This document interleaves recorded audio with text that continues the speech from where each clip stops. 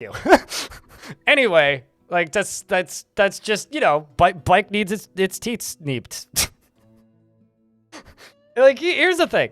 I know bicycles, and I'm actually like okay at repairing bicycles. I don't know what anything on a bike is called. So whenever I learn what a thing on a bike is called, I'm always like, huh, I learned something. You know, honestly, me too, AFTNZ. Like, wouldn't it just be great? It's like, you get a little bit of, like, shirt burn after a hike, and you're like, man, my nipples hurt. What if I could just, like, order some new ones? It'd be great.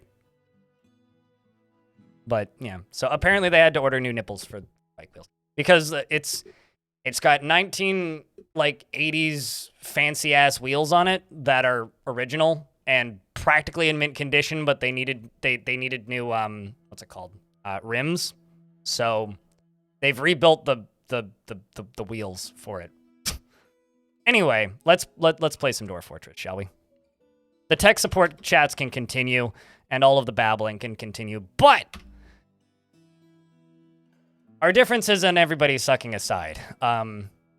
Twitch chat, time to say hi, YouTube. I do genuinely wish, that we didn't have to go through this rigmarole, and Twitch would allow me to put Twitch chat into the YouTube chat and vice versa. But unfortunately, I can't do that, so it's redundant to do it, period. It's just... It's the one wall that we still have, but hey. Don't let me tell you guys that Chatterino exists, and so does many other chat platforms that you could probably use to integrate the two on your own end. Wouldn't that be neat? Idea. Anyway, we're continuing from where we left off yesterday. So this is, once again, FireOrb.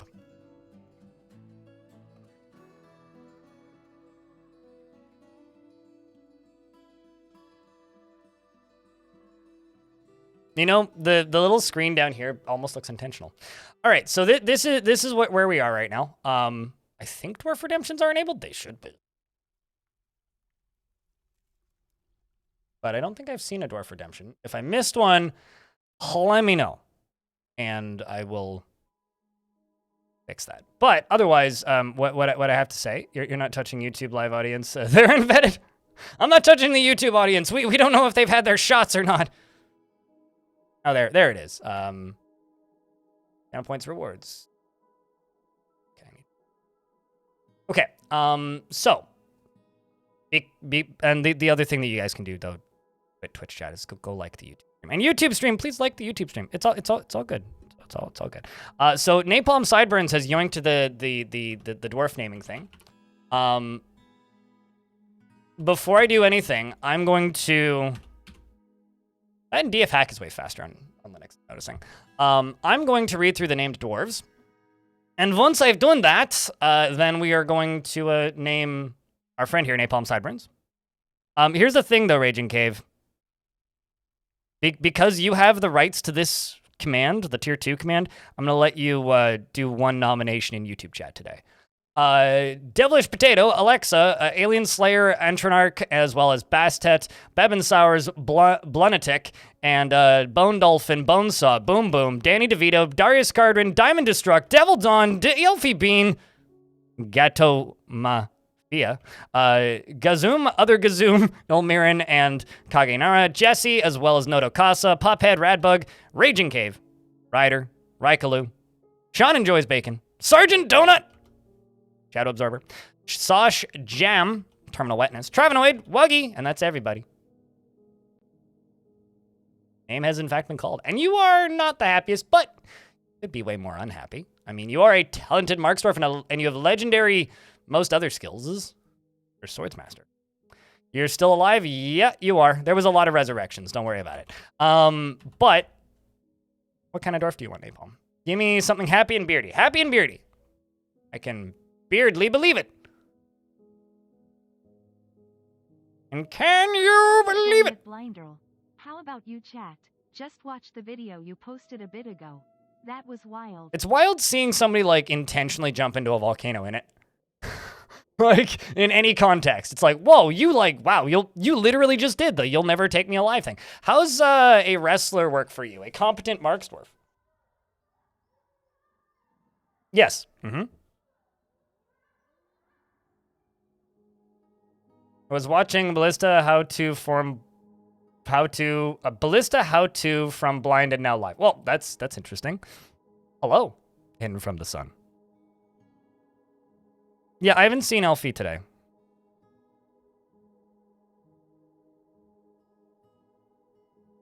I mean, JJ, do you want to help? Because, like, yeah, I can give you powers if you want.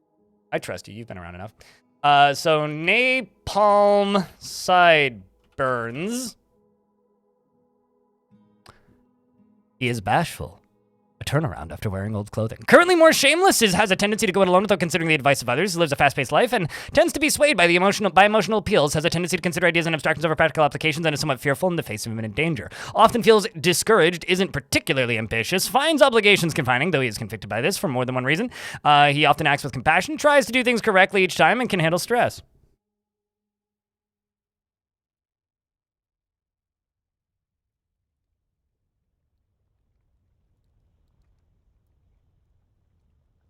There you go, JJ. You can be a moderator. Please don't ban people. He tries to do things correctly each time and can handle stress and has little interest in joking around. Also, Twitch chat, Raging Cave is nominating JJ, who I also just added to a mod as a YouTube mod. So Twitch chat and YouTube chat, does JJ get a dwarf? He personally is disgusted by merrymakers and sees those that attempt to maintain their dignified and proper behavior as vain and offensive. So this person hates rich people and hates it when people are partying in his vicinity. He's the original get off my lawn dwarf. He believes that those who sacrifice for others should be deeply respected, respects the law, believes it is important to conceal emotions and refrain from complaining, and dreams of mastering a skill.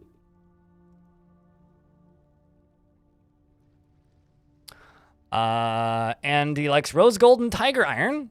He worships the deity Nish and is a member of the South Creed. Is a member of the Crafts of Influencing and remembers sleeping in a fantastic bedroom and wants to think abstractly. In fact, I think this squad I may actually give a brief. Put you guys onto no orders and take you off of training. And grab this.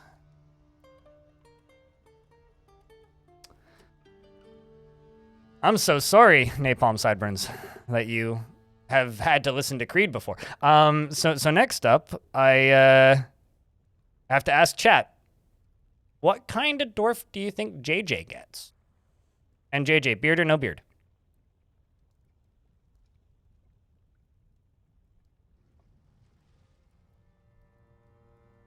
It's okay. The new moderator's worry is in the realms of YouTube, so you're safe here. Beard. So they want a beard. Chat, what kind of job does JJ get? What kind of job do you think JJ should have? What career options do we have? Well, okay. So let's just like roll through the categories then. Well, we don't really have many miners. We do have some woodworkers. We have some rangers apparently, but only one of them has beards. We have some metal crafters. We have many crafts dwarves.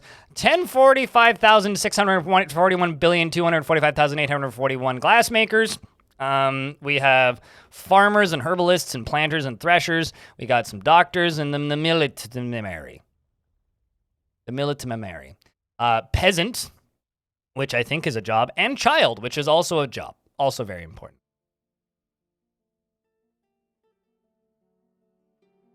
Woodcutter, hammerer, engineer, and glassmaker. Okay, so far we've got three very different requests. 4, 5 now.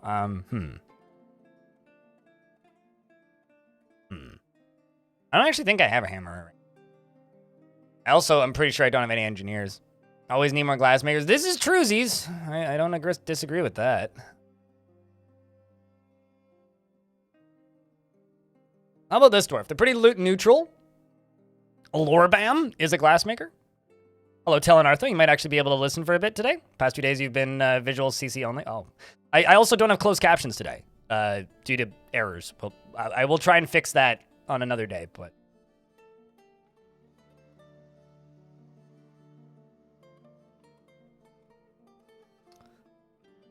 But this right here is going to be JJ. Is a glassmaker. Is a little stressed. Is currently hauling a river spirits pot. He wants excitement. He wants martial training and wants to be with friends. And he wants to fight. Which means... Can I put you into a squad? Yes, I can.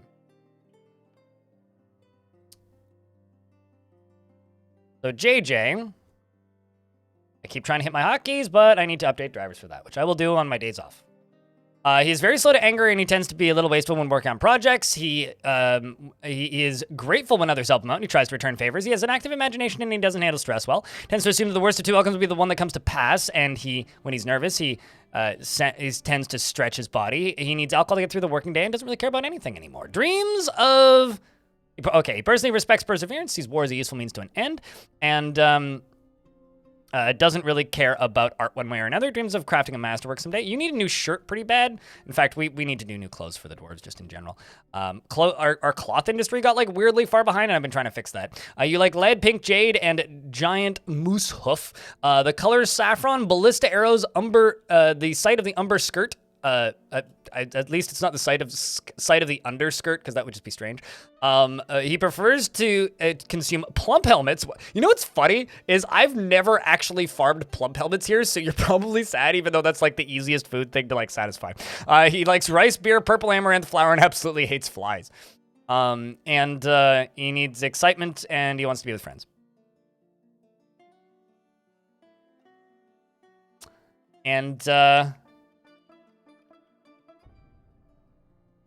Well, I mean, I can't assign a honey badger as a work animal, so unfortunately. JJ wants a honey badger, chat. I have CC on your end. Chat, do I have closed captions? Because it claims it's not working.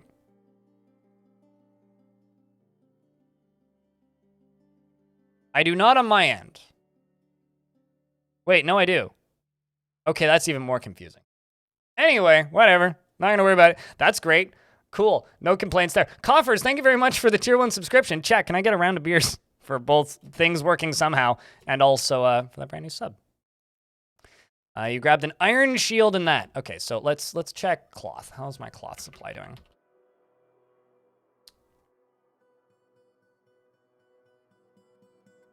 It's mysterious magics of I don't even know how the fuck. Probably, yeah, no webs are collectible. You've threaded a cloth. Okay, well. Problem is all of this friggin' cow hair thread. Which I certainly don't... Can you even do anything with cow hair thread?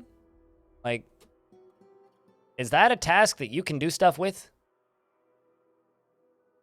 If it is, that is new to me.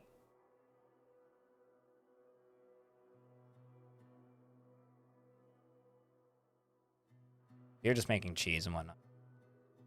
Stitches? Okay, well, that's good. I'm also going to go to process plants, which is currently 1 of 10. Do 50. How much whip? No, rope, reed. 83, plants, 253. Okay, yeah. Doing rope.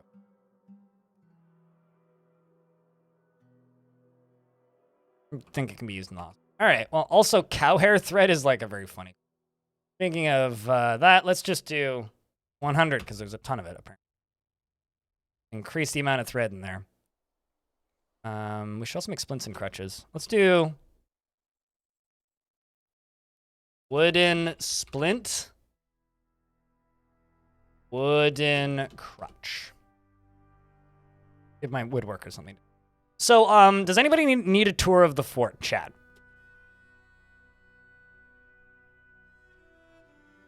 Oh, wow. Cutest Ghost is in 2 chats. Hi, Cutest Ghost in other chat.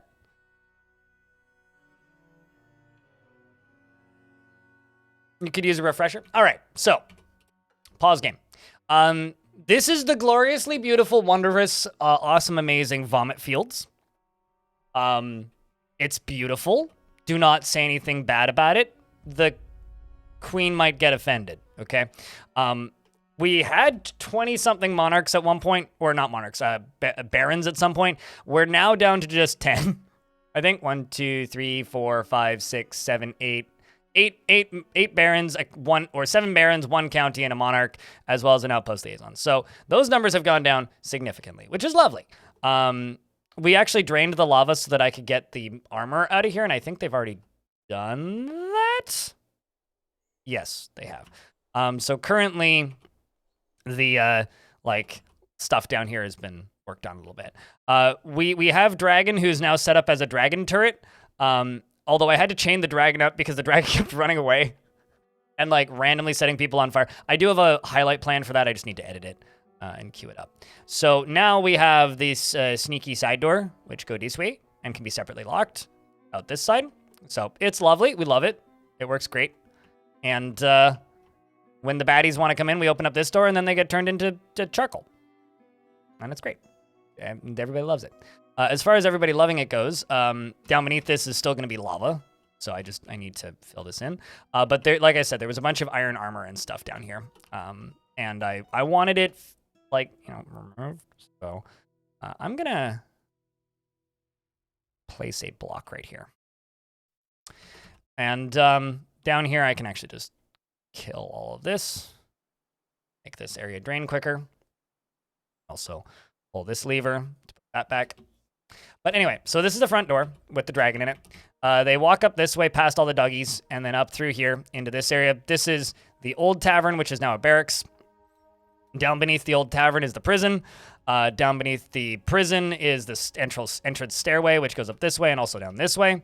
It goes into here, this lower area, all the way up here at the top. This is the queen's quarters and dining room, which used to be the old throne room.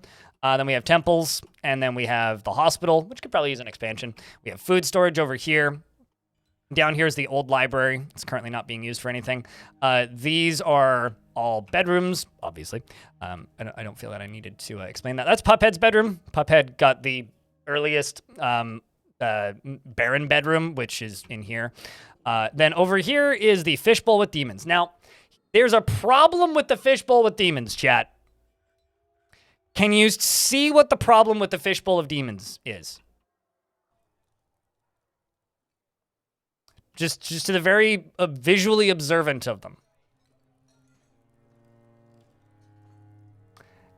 Yes, so these guys, these red spirits, have male and female varieties. And apparently, they like to have triplets. Anyway, this is the demon family. So far. So it's going to become a very full fishbowl. They also, all of them breathe fire. So that's fantastic. Anyway, the good news is they are stuck in the fishbowl. The bad news is it might be a problem in the future. Here's the thing. No matter how many of them are in there, I don't think it's going to hurt my frame rate, Shinobi. And the reason I say that is, how the heck do you have a Minecraft icon on Twitch? Minecraft 15? Minecraft's 15 years old. Oh, sorry, I just aged 5 years. Because they've got nowhere to pass to, I don't think it's going to hurt my frame rate until there's enough of them in there that they start bumping into each other. At that point, we might have a problem. So, I could also very easily make a suicide button for this fort by just simply, like, making something that would drop a brick through here and just break something.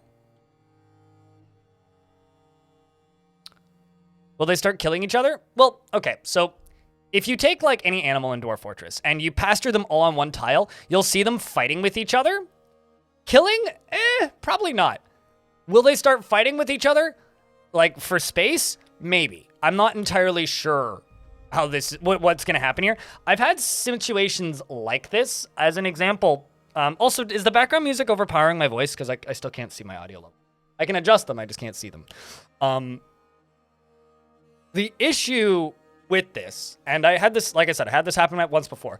But when I had this happen once before, they were all, like, in one spot, like here, basically, trying to get through a door into my fort. And they were called purple demons, and they started replicating. They were made out of amethysts, and I think they shot webs or had a poison bite or something. Anyway, they were humanoids that, like, made of gems, basically. And I had to cave in the ceiling above them to kill them because there was about, like, I don't know, 300 of them within a couple of years. Happy Wednesday, Taylors. Good to see you. But if I retire the fort, no, they won't get out into Radius. If I retire the fort and reclaim the fort, they will be in exactly the same place as they are. If I abandon the fort and unabandon the fort, that would probably let them out. Although, if I retire the fort and then visit it in adventure mode, they will still be in the sphere. But I'm not, yeah, it's fine if I retire the fort. It's not fine if I abandon the fort, basically. Which, I think that makes sense. So, right now, what we are doing is some shenanigans. First off, I need more weapons and armor, because this map still has no natural metal on it. And I haven't found any. I haven't found any aluminum or anything, which some people are telling me to look out for. It's like, yeah, I've been looking, I haven't found any. But what I have been able to do is I've been able to block off this and this. So these, or this little walkway that's full of lava right now, or partially full of lava, with the road in it, which makes it look super confusing, is the entryway to hell.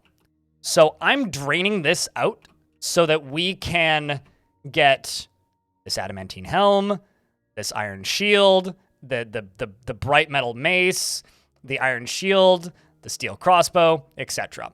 I may also try and seal off this area up here to get, you know, that copper helm, this stuff. You know, there's quite a bit of, like, bits and pieces that I really need. What if we attempt to generate Angie ghosts near the orb and hope the ghosts batter the demons to death? That sounds like gambling to me. Bright metal, yes. It's the opposite of black metal. Now, it's got materials that I harvested off of an angel and then, you know, now have the ability to use. I'm just going to suspend this, and we're going to smooth this down here. So my plan for today is to reclaim as much of the lost materials as possible. And over here, in this corner, we are digging down into hell and pumping lava out of these lower layers and working our way down slowly. And our goal is to get down to this adamantine. The Ghost Squad, if only. If only, man. If only. So that is the plan, is we are trying to dig down here and work our way into hell on the top side, and we're also trying to reclaim metal that we lost over here. We've dropped several Armox hammers into hell, which is why there's all these holes here. These guys are, like, mostly all still here, right? However, on the good side, the Armox hammers have been very effective at killing demons in the basement. So there's bits and pieces of demons everywhere from the hammers that we've dropped down. Hammers are just when you drop a block on demons. Apparently there's a word for it. I didn't know that until I did it and put a video up. But anyway, yeah, you can see all the different bits and pieces. So we've been pretty effective at actually fighting them back. So I'm rather hopeful that we can be successful in a full-on invasion. But yeah, that's it. Any questions? I think that was a pretty comprehensive tour.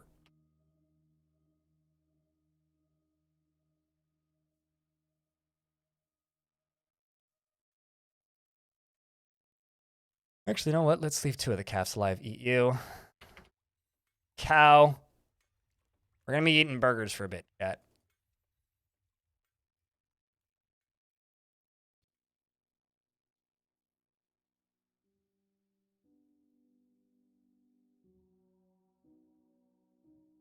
You've never seen Hell in Doridius? That's what happens when you dig too deep. This is a very endgame fort, full of spoilers, so. I guess I should put a disclaimer somewhere, but, you know.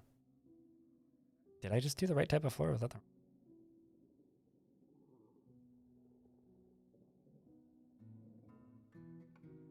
You saw a ghost kick a necromancer's arm in. My favorite ghost story for Dwarf Fortress that a viewer told once was they had a child, and a vampire, and the vampire ate the child, and then after the vampire ate the child, the player who was playing saw the vampire eating the child and locked the vampire in the room and was like, well, I've got this vampire in this room and this dead child. Can't get to the body. And they were in the process of memorializing the child and, you know, stopping the ghost from spawning. But as they were doing this, the ghost for the child appeared and then started fighting with the vampire. And because vampires are really strong and children are really weak and ghosts can't do a lot of damage, it took about a year of combat for that ghost to finally kill the vampire, and then the ghost disappeared. And I just have to say, that's wonderful. What's up, Bench? How you doing? But, The suited giraffe cheered. X100. Be a demon. Be hanging out by this hole in the ceiling. A giant hammer falls on you. How it feels to say, now this is pod racing, splat. Now this is pod. I don't know what that has to... I have a question. Did you just try and cram as many meme sentences into one cheer as possible? Is that what you just did? I think that's what you just did. But yeah, with this fort, we're just kind of sort of teetering on possible catastrophe, but I'm kind of rolling with it because I think it's fun. So that's really all. That's really all we're doing. I think I'm going to let the rest of these squads go off duty and just take a break. Who's actually training here? You? You guys are all up here. Just going to go let these dwarves do literally anything else for a bit because they all probably need a break. Yeah, you want to hear eloquent speech. Oh, man. You know, actually, because you want to hear eloquent speech, I could get you just training in the tavern. I'm very happy with my tavern, by the way. This is my tavern. It's glorious. Like, absolutely glorious. I love this tavern. This tavern is fantastic. And this is my throne room, which is also glorious. Very happy with the whole layout of this whole place. Okay, cows been slaughtered. Bunch more cows been slaughtered. Some cheese roasts up in here. You got 2 free sodas and 2 free fries. Did they give you the thing that you wanted as well? Because as long as you still got the thing that you wanted, winning. Looks like the Forgotten Beast just killed the demons just killed a Forgotten Beast. Well, yeah, definitely winning. To take the freebie. They can afford it. Hell yeah.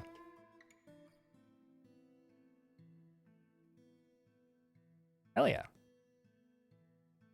You're somewhat of a poet yourself. I mean, it was pure memetory poetry. Hey, chat, just as a streamer sellout thing for a second here. If anybody's thinking about gifting a sub, Indiridius has been here a lot lately and was a vampire in our fort for a little bit and then showed up dead when I reclaimed it. Just saying, they could use some ad-free viewing. That's all I'm suggesting. All right, let's go along the top here. And also, we're almost into June, chat, which is awesome because that's my birthday. But unfortunately, or fortunately, Amazon is giving you more reasons to get rid of Amazon Prime. I would say fortunately because that's probably a good society. However, the reason is Twitch Prime subscriptions are getting regional pricing put on them. Thank you, Coffers. Are getting regional pricing put on them, which means basically for certain regions, Twitch Prime subs are going to be worth a lot less. So if you have a Twitch Prime sub, use it somewhere. It doesn't need to be on my channel before the end of the month. Because as of the end of the month, it'll be at minimum worth 10 cents less. Which is kind of okay, because I've always treated it like a free trial, but just keep that in mind. Because as of June 3rd, my birthday, Prime subs will be worth. And in some regions like Turkey, as an example, they'll be worth almost nothing. So that's done. I can now unforbid this. Probably take them a little bit because there's so many construction jobs now. But then what we're going to do is we are going to pump all this stuff out and go down in here and get this stuff from down Anthus, thank you for the Prime subscription. And Dilphomasaurus, thank you very much for the Prime subscription as well. 2 primes. Hey, look, a hype train. Magical. Thanks for the reminder. Welcome back, JJ.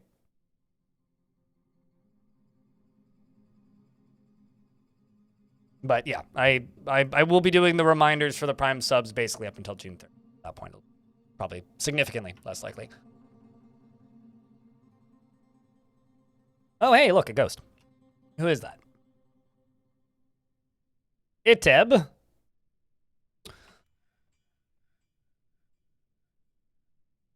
Let's go check Iteb.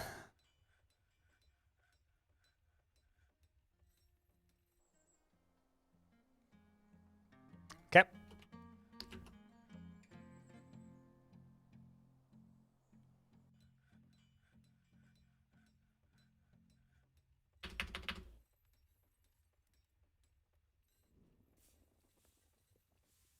was going to say, I'm not seeing that ghost.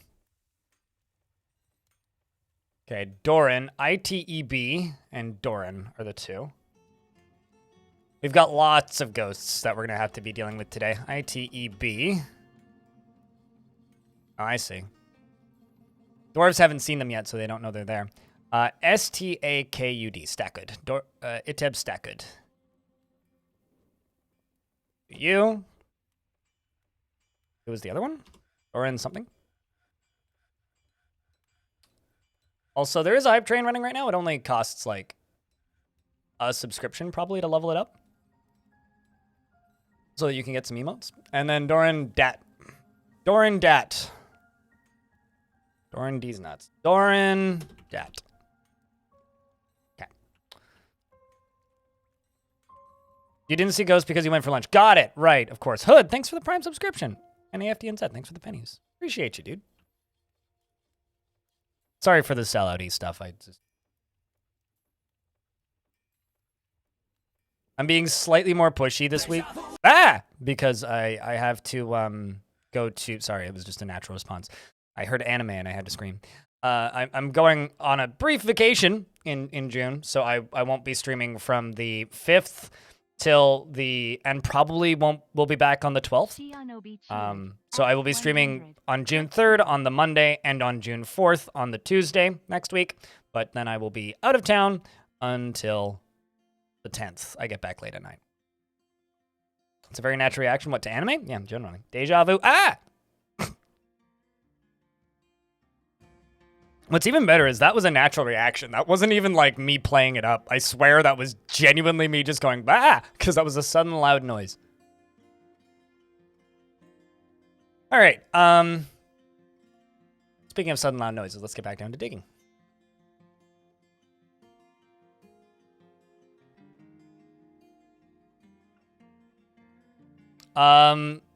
Cooler made... Okay, so... Do you know Crypt Bois, that emote? Cooler made it when, like, a while ago, like, I commissioned that emote. And after I commissioned that emote, Cooler then sent me that GIF. And when I did the charity stream as part of the Hot Potato... Blind. Hope you're well. Thank you very much for the 5th month, Tharanak. Enjoy the month of ad-free viewing and the emotes. Thanks for the Prime. When I did the charity stream, I had to redo all of my notifications for the charity stream. And then when I went back to my old notifications, because Streamlabs has completely changed their under the hood behind the scenes stuff, which is why I want to switch to just running stuff locally at some point. They changed all their behind the scenes stuff. And I didn't realize this, but when I turned off and disabled all my notifications, it actually lost the images. So I couldn't find the GIF that I was using previously. So I just grabbed the nearest GIF that I could find that seemed like it would fit, and I found that one. I was like, yeah, no, that fits. So we shipped it, and now we have this. Thank you. You've done a lot today, Coffers. Appreciate you, dude. Cough 3 rupees cheered.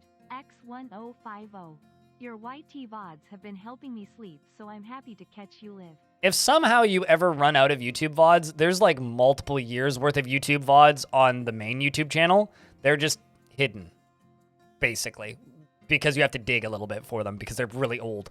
But they're all there. So if you want like another many years of YouTube VODs, we got that for you. Just saying. But thank you very much. I'm glad that the VODs have been. Yeah, well, this is slowly getting constructed. We've got a dwarf who's sunk into depression. We got a rooster that's been slaughtered, a hen that's been slaughtered. Lots of meats is on the menus, which is good. We do, in fact, have the meats! Or like Arby's or something. Now that we've done that... Ooh, actually, you know what? I know what I'm going to use the old library for. This, well, aside from me getting rid of these bookshelves and tables and such. Actually, we can keep the table. Tables are fine. This is going to become a mass memorial, I think, for slabs. Rather than just cramming them in that hallway.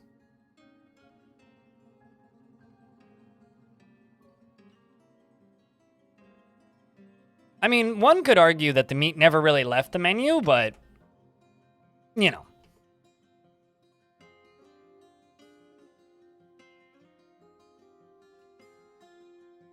The demons of Bree. Hold on. Can I... Okay, first off, I just realized that my tavern ain't big enough. I was gonna make this into a dining hall and never did.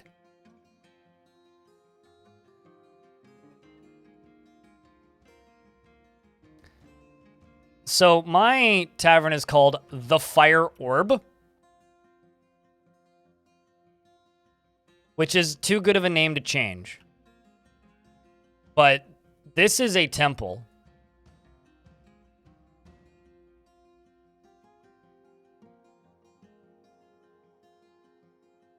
I could call it the Demon of Breeds. Let's call it the Demon of... The Demon of Birth. This is mildly disturbing in its own way. And that's it. The Demon of Birth. The Demon Fit.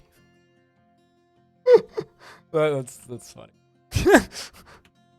It is, in fact, very funny. Chat room, thank you very much for the hype train with 5 subscriptions and $13.40 in bits. Thank you for helping me make my minimums, guys. I made them yesterday, so we all good. We all good. I gotta cave this in up here, I think.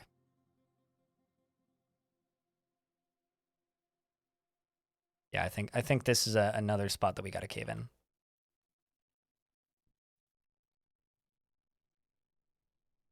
Which is pretty easy to do.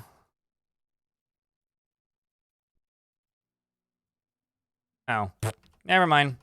Can't do it that way. Can't do it the safe way, so... Can't do it the safe way. Can't actually do it here. Although, I could do it up here. Okay, we'll do it this way.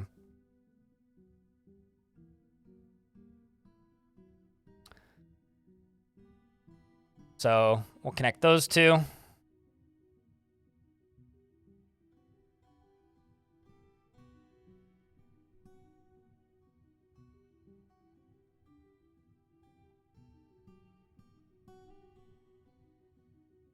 And then here, up, there. Okay. So a floor, and then a floor. I sized this incorrectly, but that's fine. All right. So this will be a very large blockage.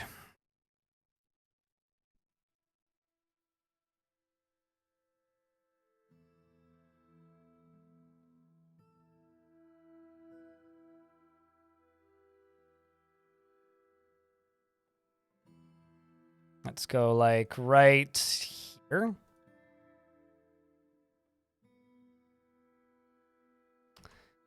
And this is going to connect to this. So we can make this work. I think birth is funnier. But yes, pregnancy is a word in Dwarf. 2 Mark's Dwarf and a Metalcraft have been put to rest. And one of my dwarves have cooked a masterpiece, and apparently an elven caravan is here to trade. I totally missed that. How? Are they not at war with me?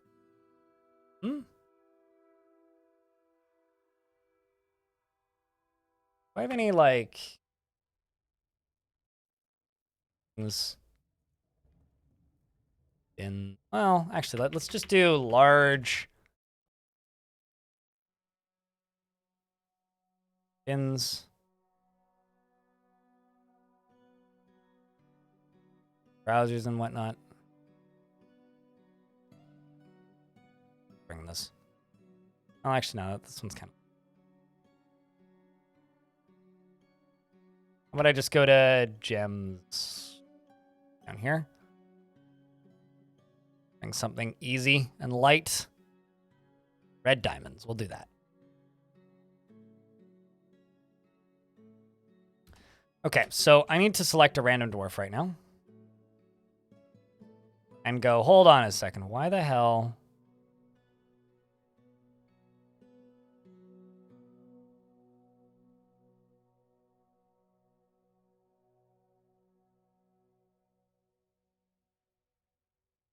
does this have a bin in it?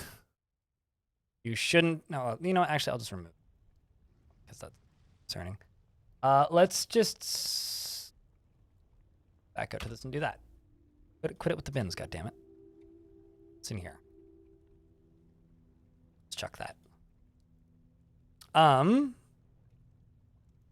Save the game. Got it.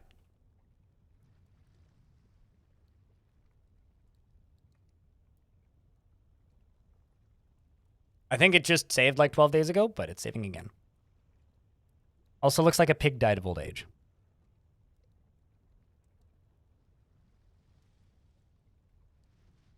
Okay, so as I stretch, they needed a stretch. I think like save should also be like save / stretch or something. It's like if I can't save, I could just stretch.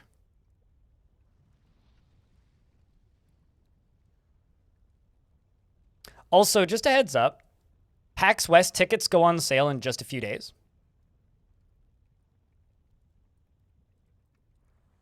Which means in just a few days, I will be able to confirm if I will, or when I will, what days I will be at PAX. Because the press badge request isn't open yet, and that opens when the badges go up for sale. So.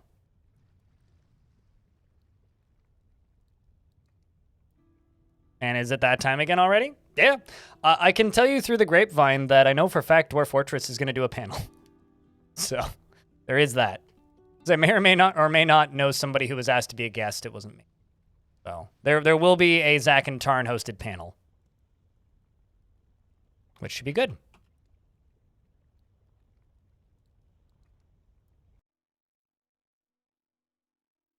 Fields should get transported down here at some point. Whatever. This stockpile is too big. I need to... This stockpile is a problem. A stockpile was a temporary solution, and temporary solutions are rarely temporary, unfortunately. Also, all of this flooring needs to get fixed. I think for... just a different vibe, we're going to do some obsidian flooring over here.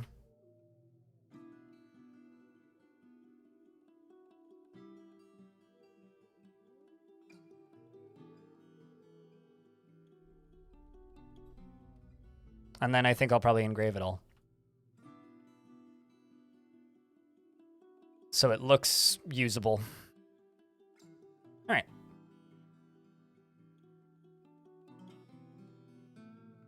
I usually record a vlog that nobody watches, so I'll probably do that again. 7 hours. Which is just like I record some footage walking around with a camera, and then you know, after I'm done doing that at PAX, I then come home and edit it a little bit and then plop it up on the internet, and then some people watch it and some people go, "Why is it here?" and then they unsubscribe, and it's fine. So I will do that again this year. And as far as the actual panel itself goes, they get live streamed, so you don't have to worry too much about not being able to see a panel at PAX because they just get live streamed. So it's very easy to just catch a panel. Or it's very easy to see a panel if you miss it live.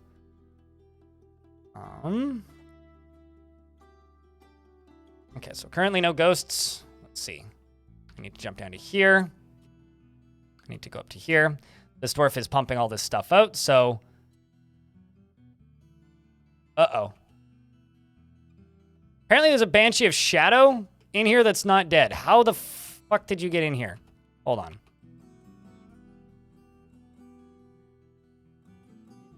Well, you can't have gotten in through there.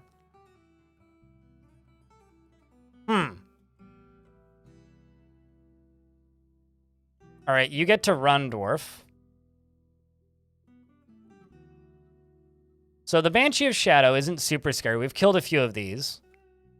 This one in particular has no kills. It's a large blob composed of ash. It has wings and it appears to be emaciated, but it's alive. And like I said, have no idea how it got in here.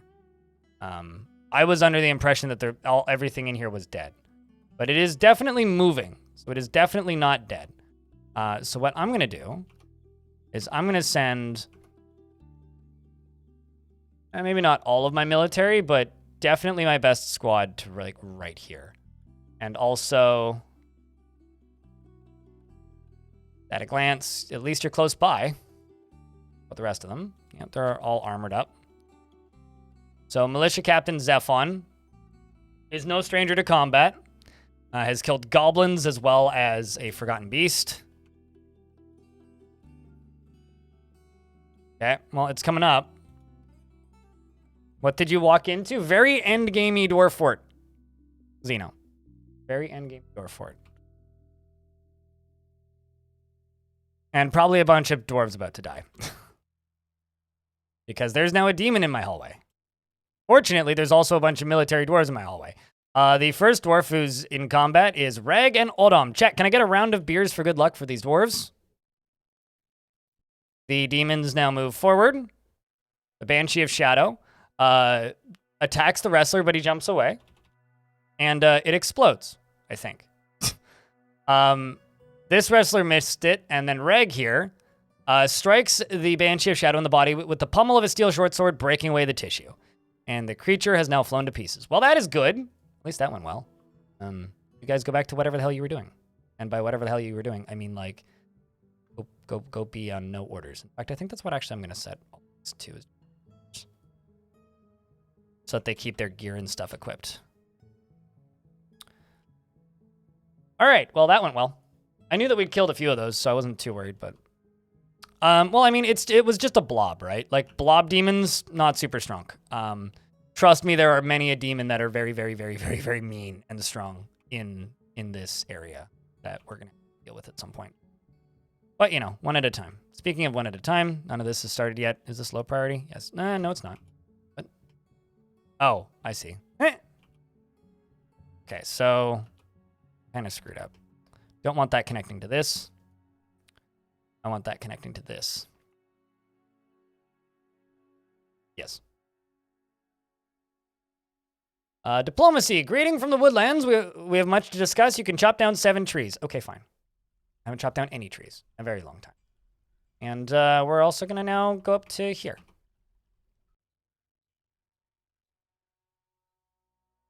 Oh, we got plenty. And they're all breeding. They're hot, single, and ready to mingle. They're hot because they are currently submerged in lava, mostly.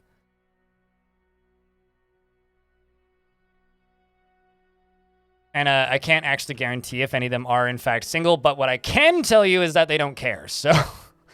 they're all very poly, shall we say.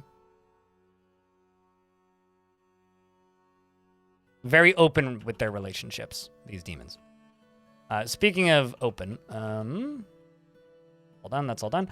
I'm going to say open says me, and me says this gate should open. Let's open this gate. Anything I'm looking forward to seeing at PAX East? There's a few games I'm hoping will be there, but honestly, I don't really go to PAX to play games. Time RL, I'm in an ad break, so I'm going to pause. I don't really go to PAX to play games because PAX is, while it's wonderful, I like going to PAX every year. All of the games that I would be interested in playing at PAX generally have demos available on Steam. So like the usefulness of PAX isn't really, am I going to go see games? It's more, who am I going to go talk to? Like, what would I be looking forward to seeing at PAX West? I'm looking forward to seeing Tarn and Zach again. getting to talk with them. I'm looking forward to seeing some people from KitFox and talking to them. I'm looking forward to running into peers from the industry and speaking with them. I'm looking forward to seeing some streamers that I know that go every year that are just friends and getting. I don't play enough new games to really be able to say, what am I looking forward to at PAX West? This thing. I mean, I would like Enter the Chronosphere to be out, but like I just played a demo of that off stream for a little bit, and that game is still very good, and I'm still very much looking forward to it. Although annoyingly enough, they got rid of the demo a week sooner than I thought they would. I thought I had an extra week, but I didn't get to record any footage of it, so I can't even make a video about that, which sucks.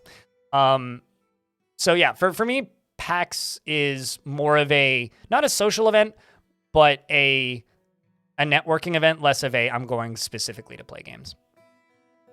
So, because most of the games that I play, I know this is going to sound kind of crazy, don't have enough money to go to PAX.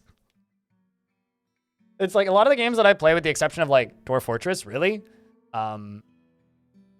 Like, you know, just as an example, Rift Wizard, developer he's an expat living abroad, doesn't live in America, doesn't make enough money to go to PAX, right? Like, and that's the case for a lot of the games that I play. Which isn't necessarily a bad thing. It just means that, like, you know, a lot of the games that I play, I will never have the opportunity to, like, interact with the developers in person because they straight up can't afford to go to the events that I go to. So yeah, this will give us some of our gear back, specifically those adamantine helms. Okay, so there's double A, there's triple A, and now there's quadruple bullshit, not Ubisoft nonsense A. What is AAA? AAA? Like what terminology would I use to refer to that number of A's? Because that's so many A's, I don't even think I'm Canadian enough to qualify. Seriously.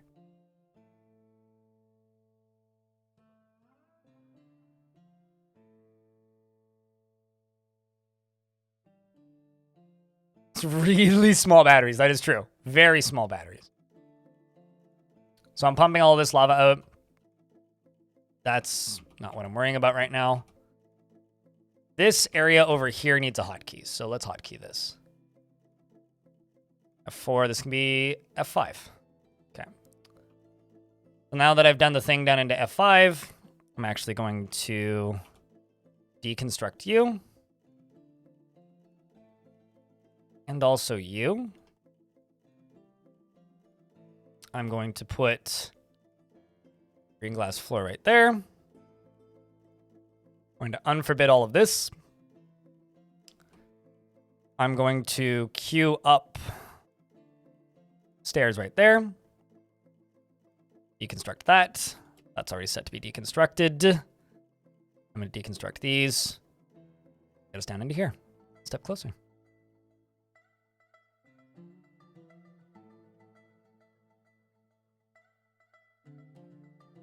Over compiling. Okay. I'll take that. So now I gotta fortify these so we can peek through. And also, as always, if you have questions about what the hell I'm doing, we're good. A is for S. No. An ass is actually a very specific genre of games Sci-Fi has. So we can't just start referring to a budget for a game as ass because that's a very specific thing. An ass game, okay, hear me out, is a automatic survival shooter or an auto survival shooter. Now, an auto survival shooter is a game that is very simple to describe. It's a game that you walk around and get upgrades and then add them to your character in kind of an arcadey format and usually get a couple selections of upgrades. And the player doesn't really need to do much, generally not even aim. They just walk around and move a character around on screen and then it shoots. The most popular example of an ass game is Vampire Survivors. So that's why Vampire Survivors is ass. Any questions? But yeah, I do think overcompensating is a garlic-like, yes. Also known as a garlic-like, yeah. It's a decouple. Okay, so that would be a decouple A game. Not to be confused with an A game, which is just a Canadian game.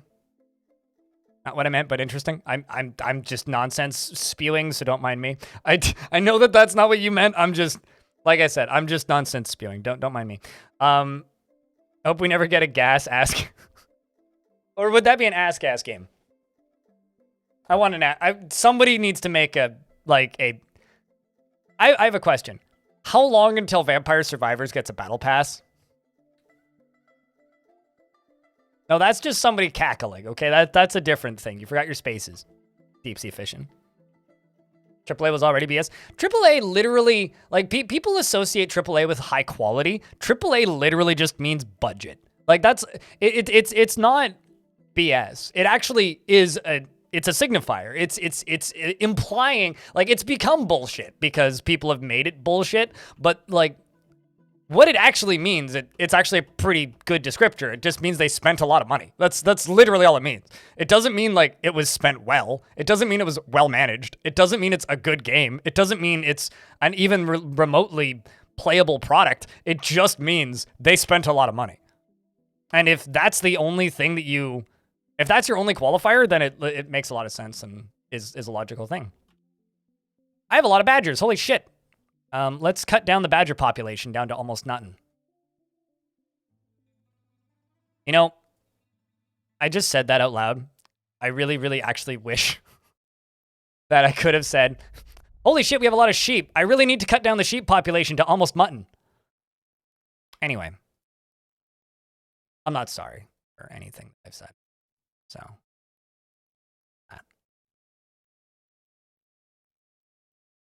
speaking of, it's, I know, it's time to trade. So let's go up here.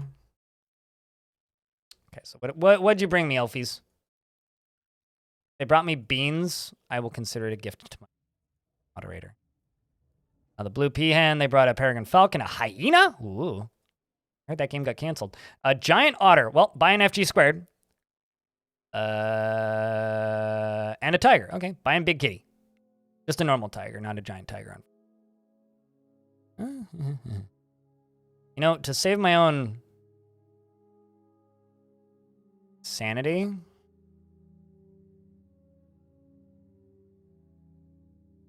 buy these splints. Okay, so red and red gem, 2 red diamonds. 2 red diamonds will do, but I have some excess, so what can I buy? I'll buy that fancy altar from them. They always bring, like, altars and stuff. Funky materials. I could probably buy these buckets. Okay, not all of them. I'll buy some of them. So their profit is 814. And purchase. What? Purchase. Did I not click it? I guess. Anyway, purchase. So we've now bought stuff from the elves. And,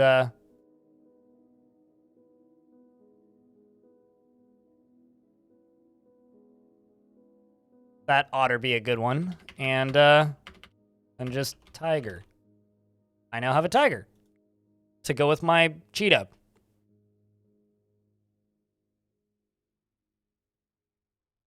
I'll bet you, chat room, that the cheetah right here, I think it probably got banned from Rainbow Six Siege. I think it did.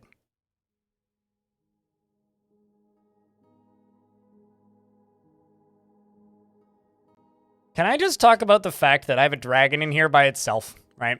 And I gave it an S box because every now and again the dragon wants to run away and lay an egg, right? But there's a duck. There is a duck here who's laid an egg. So, like, this dragon is just hanging out with a duck, because...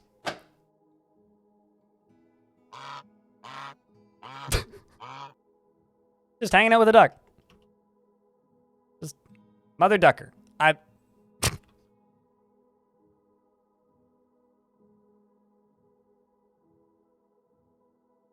Some kind of quackery going on here, let me tell you. We're gonna build some stairs, just out of green glass.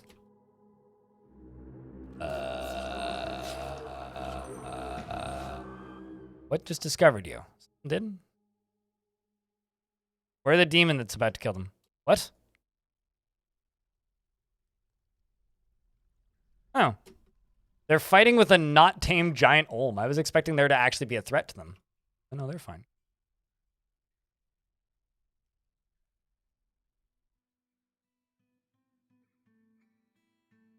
What are my kitchens doing? Just lavish meals?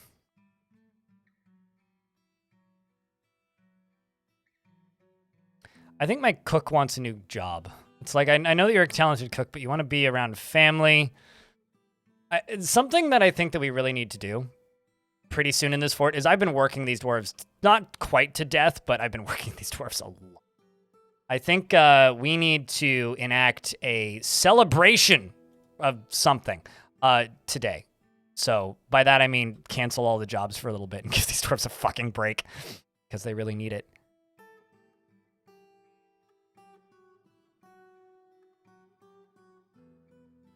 A lot of glass? Yeah, a little bit. A little bit of glass. I mean, okay, you want to see some more glass? Here, I'll show you some more glass. Look at this. I've also got this, which I actually haven't shown on stream in a while. I built a glass pyramid a while ago. At the top, it has glass statues. And, well, it's more of a ziggurat on top of a volcano. And then over here, we got this, the glass ball and also the greenhouse. But over here, we have the glass ball, which has demons in it. It's lovely. They're friendly. Just don't pet them and don't tap on the glass. It annoys the demons. Holy crap, it's a lot of giant honey badgers. I forgot I repastured them there. That is a lot of honey badgers. Anyway, hold on. Let me do a thing. Dog. I need battle pupper.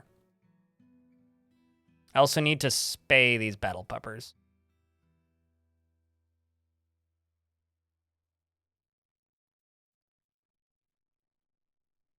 Most of them, anyway.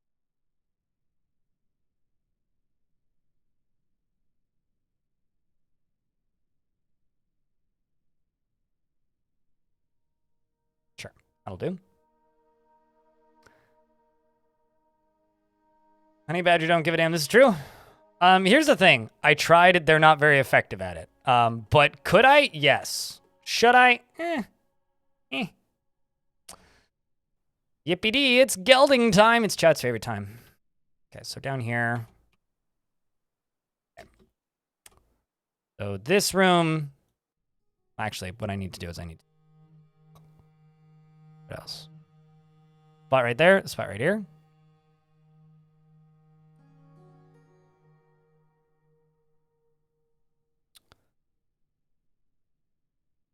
So these should all be safe. Keyword here is should. I'm also going to smooth and fortify through that. Actually, never mind. That is not safe. That'll leave me outside.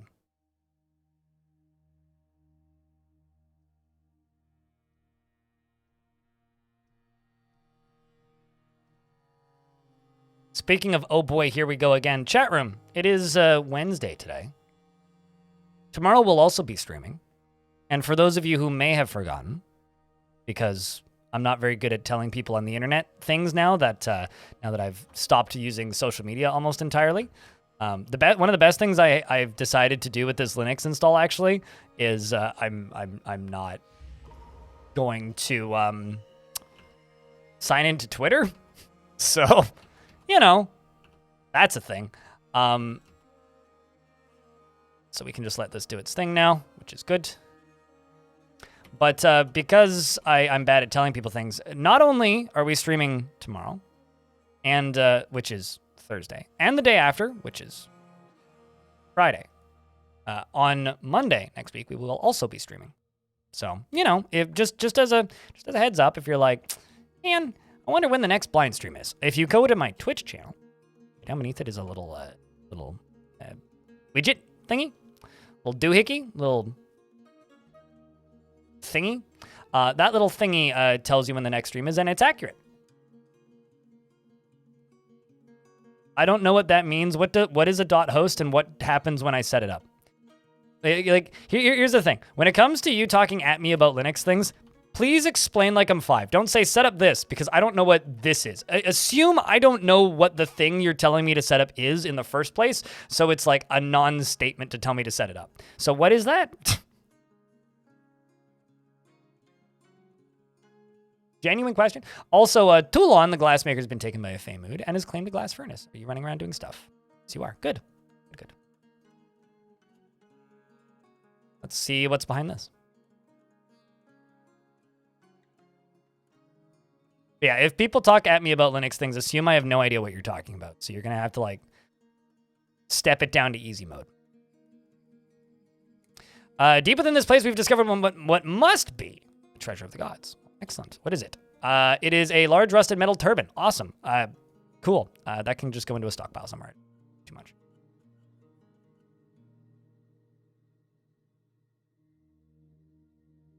So this one next. Also, bars. Copper. Let's do 10 copper picks. We check for heat. What devilry is this? Nobody died? Good. Let's check. Let's make a copper pick. And let's see how my cloth initiative is doing. Rope reed cloth 34. Okay, so let's do...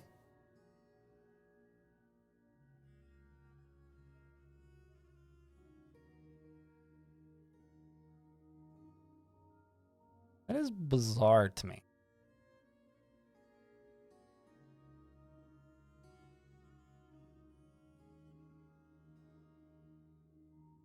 Okay, so do I have any make clothing jobs current? I do, but they're all yarn. So I'm just gonna nuke.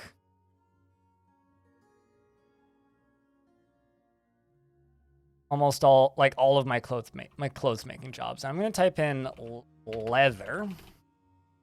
29 to tan hides. And also I'm gonna check, is I'm gonna go up to here and say, did I ever set you to not?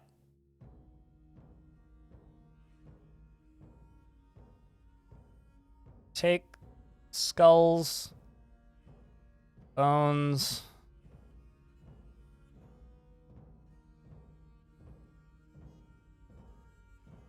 Actually, no, hide is what I need. Okay, so it's just for raw hides. Or, like, non-fresh raw hides. So that's good. And then also I need to go in here, this, and set you back down to 0.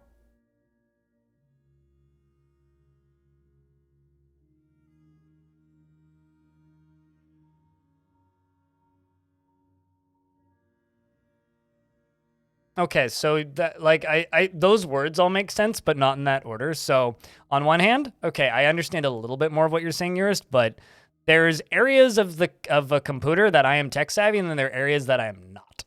Congratulations, you found one of the ones that I'm not. I'm not very good at that sort of stuff, but you know, I can learn. Not that I'm going to write. But thank you for elaborating. Anyway, I'm not using Windows, so I'm on Linux. Which is why I almost wasn't able to stream this morning, because I broke OBS somehow. Mysteriously managed to break OBS. But it's okay. I fixed it. Almost everything is working except for one very strange little quirk, but that's okay. We will live. Why did my frame rate just go down? Probably all these honey badgers. I'm blaming the honey badger. Okay, I know what a pie hole is. You know what's funny? Is it's like, I can set up a pie hole, but when people like throw like technical terms at me, I have no idea what you're talking about.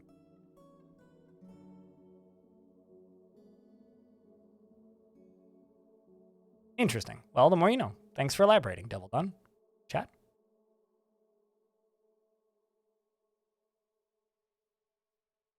We all feel slightly more educated on this day about things I didn't need to know. Or I didn't know I needed to know, rather, is or what I should be saying. So basically, I'm going to work here until I run out of glass blocks, because I don't actually think we're making glass blocks right now, although I can check.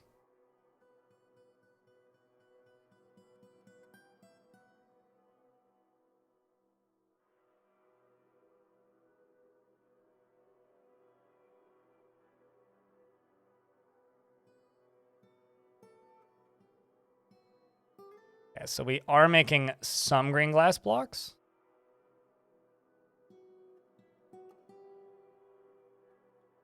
And we're also collecting sand. I'm going to get rid of all of these jobs as they pop up. And basically, my plan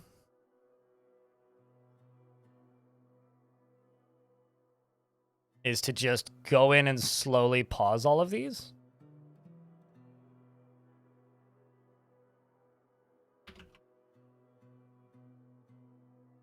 And then we're going to give these dwarves a break.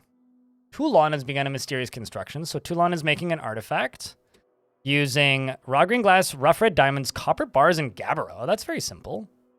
This is a glassmaker shop, and he bets on what this dwarf is making. We're getting plenty of bronze out of things.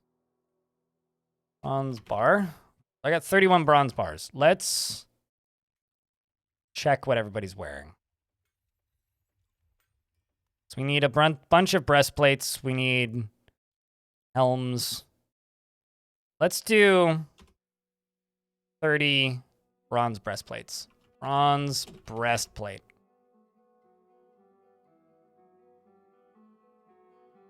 Also, who's my manager? Terminal Wetness is my manager. What are you doing right now, Terminal? You're managing work order. Excellent. Stuff. Stressed about. You want excitement? You want martial training? You want to be with family? You want to be with friends? Stack at the peasant's been found dead. What?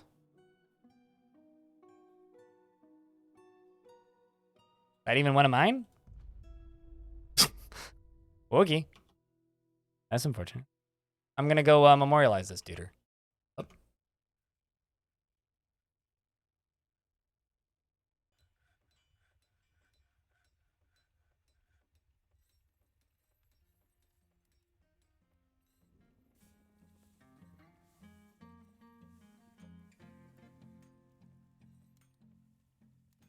Are great with numbers, but bad with names for humans. Oh no, absolutely. Like, like diving into any kind of hidden files will tell you. You just realize that you need to update your metaphor for DNS stuff. I used to describe it as a phone book, where you so you change the. Here's the thing: I'm old enough to remember phone books. Okay, I had phone books growing up. I looked up phone numbers and called them, and got yelled at when I found like the porn line.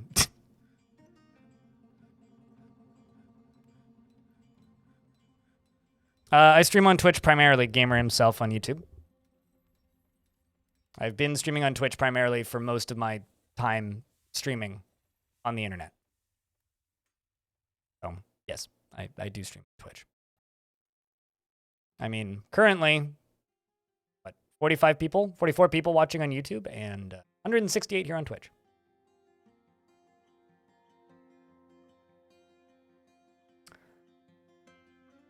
Naughty, naughty. Wait, what did I do? Oh, looking at porn? I mean, come on, I was a kid. Now I just, like, look at it legally without having to look up phone lines. Back in my day, I had to go into the forest to find porn, okay? Some of us had it hard. What are you doing? Oh, you're pen pastor. That's probably where that lies. What? Yeah, this is perplexing.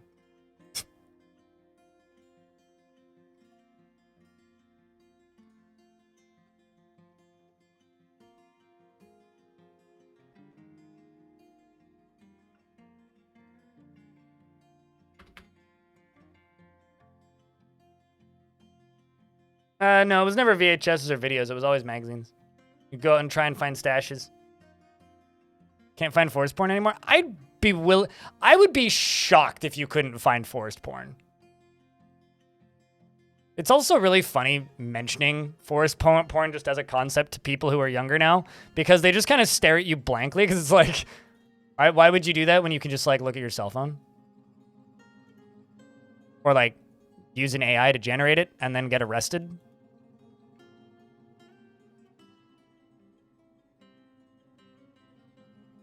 It's about the hunt. Not going to go into it more than that, mate. Toulon, the glassmaker, has created Vodnum Chiron, a green glass hatch cover, and offers it to the hot sparks. I'm going to put that right here. Oh, actually, sorry. I already have one right here. Huh. Okay, well, I'll put it right here then.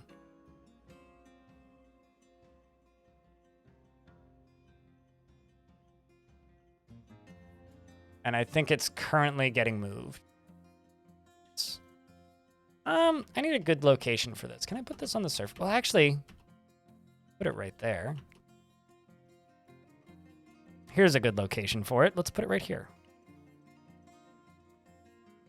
Also, this is a giant otter. Just saying.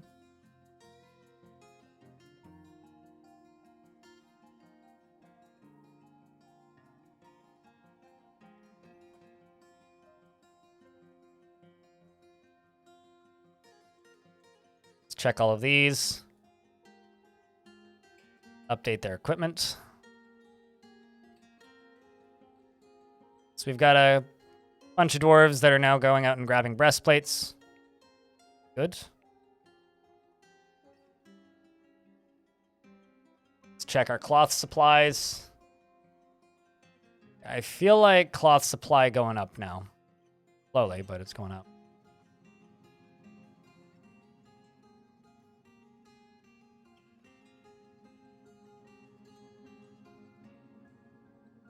I also need to check something else. So that is full.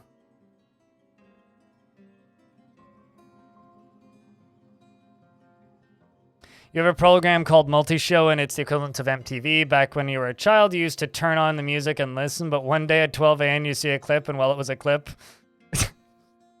You know, growing up, I would go over to my friend's house sometimes. His name was Ash. And we knew exactly what channel Girls Gone Wild would come on and at what time. We'll just put it that way. Kids will be kids, you know? And I can say unironically, good times. It was solid memories, those.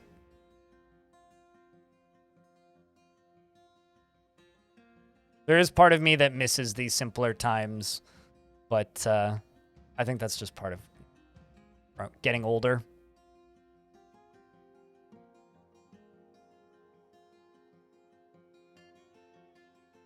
Giant otter is scary. I mean, otters are adorable. Like the animal, an otter, they are adorable. However, I completely agree. Otters are terrifying.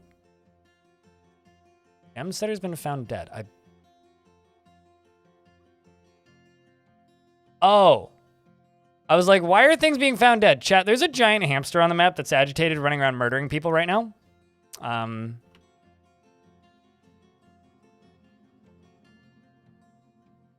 That's hysterical. Where is it? Oh, it's in a tree. Great.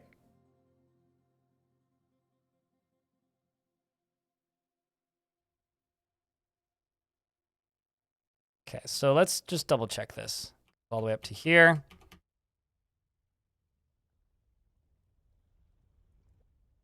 Did they add the hotkey for zooming in and zooming out in recently? Because I don't remember it at all. But it seems like it's been here for a while. Okay, let's do this. And just go... Not all the way down. Let's just go down to here.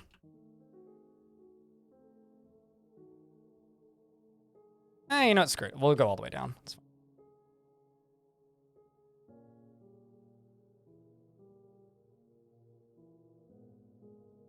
14 months already? I think we've been over this, but shouldn't I be getting a statue or something by now? A statue? Crypt, crypt rocks, crypt sellout, crypt pet moss. I mean, how about a not personalized thank you message? Also curious if I can dig around this.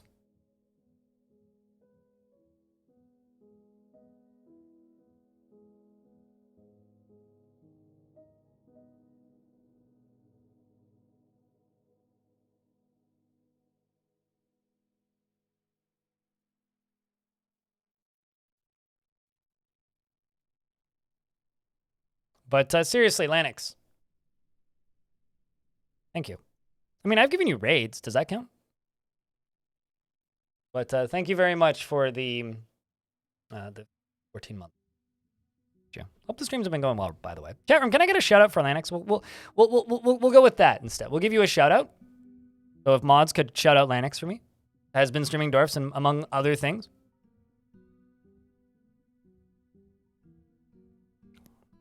I cannot confirm nor deny if they've streamed Among Us, which, or the Among Us non-existent sequel, among other things. doesn't actually exist, please don't go searching for that. I don't think I can dig down this far. I'm going to hit semi-molten rock, aren't I? I am in an ad break, though, so I'm just queuing up digging. Aren't otters killing crocodiles on a regular basis? I beg your frickin' pardon. Small ones, maybe.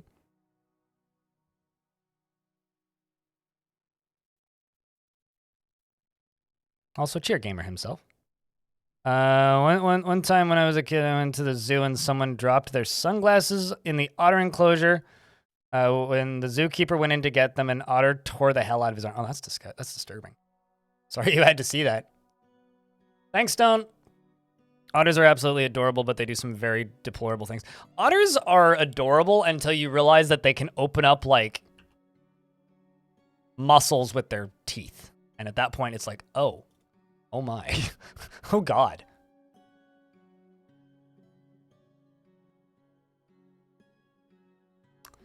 All right, so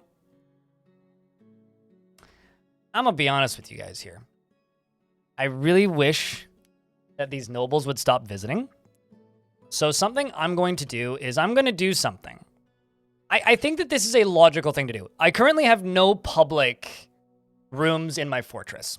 The reason I have no public rooms in my fortress is because of the agitated wildlife, and I don't want random dead bards everywhere. Right now, there's a bunch of, if I actually go over to here, there's a bunch of, but like random barons, and there's a general and various other nobles here. They keep showing up and then periodically getting murdered by agitated wildlife. And I don't really want them in my fort, because if I open up guests for my fort, then they will... If I open up guests for my fort, then they will walk inside, and then other guests will show up. I don't want that. I don't want monster hunters or anything. So what I'm going to do is I'm going to go into my game settings. It's a club? Do I have to, like, sign up for a newsletter or something? I wasn't aware that I was joining a club. I thought I was just installing some software. Also, apparently multi-threading's off. Yeah, turn that on, see what that does. If the game crashes, it's my own fault. And I'm going to set that to seasonal. Anyway, I'm going to go down to here and find me population cap. I'm going to change the visitor cap from, I think, 50 is what it's currently at. Yeah, I'm going to set that to 0. Just 0. I don't want any visitors. I need them to leave and stop showing up, because right now they're just causing me annoyance when I have to, you know, memorialize them kind of constantly.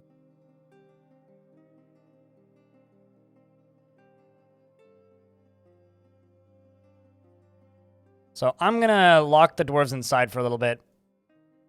And if those agitated animals try to come in, we can deal with them.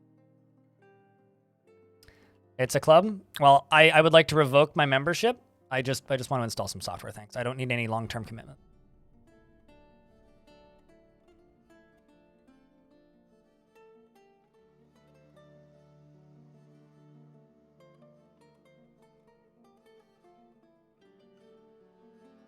All right, so we are going to drop down to here.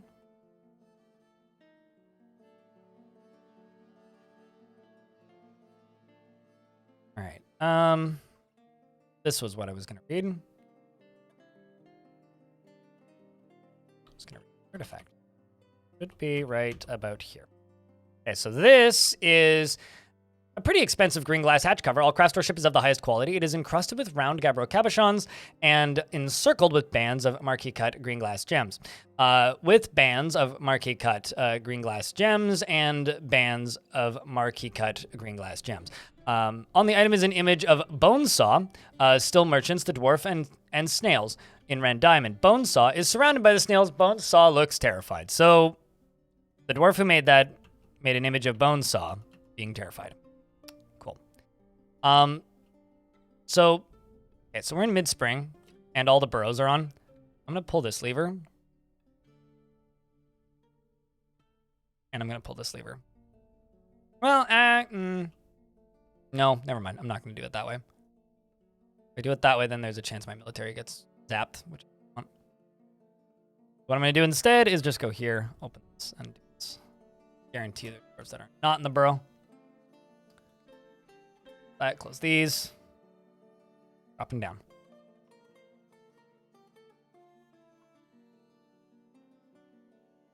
Yeah, I don't know. I feel very similarly about otters that I do dolphins. It's like dolphins are an awesome creature, but they genuinely terrify the ever-living shit out of me. Like, genuinely. Like, they are scary things. It's like, I don't want to be in the water with them. I don't want to be anywhere near them. But they are beautiful looking, visually. But in almost every other aspect, it's like, wow, I am terrified of you. Like, what's the creature you think is cool as hell, but you're terrified of, Chad? More than teenagers? Teenagers don't actually scare the living shit out of me. That song is just a bit of an earworm.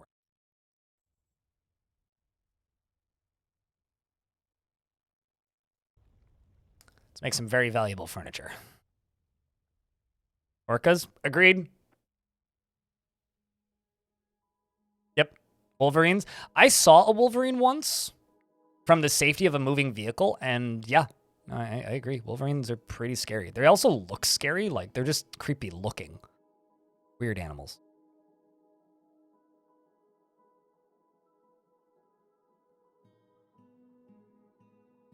So we're making copper picks and bronze breastplates. Grab all these dwarves. And go equipment and say update. Sweet. It looks like everybody now has shields and breastplates. And also, there's some more helms because of those ones that are now available. So next up, we're going to do gauntlets. So let's check bars. A little bit of iron here. Sell all of this electrum and fancy stuff down at the bottom. We have one bright metal bar.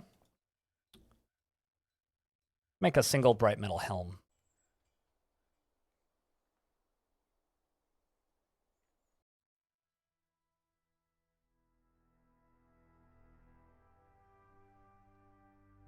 And let's go. Do I use multi-threading? I basically haven't turned it off since they added it.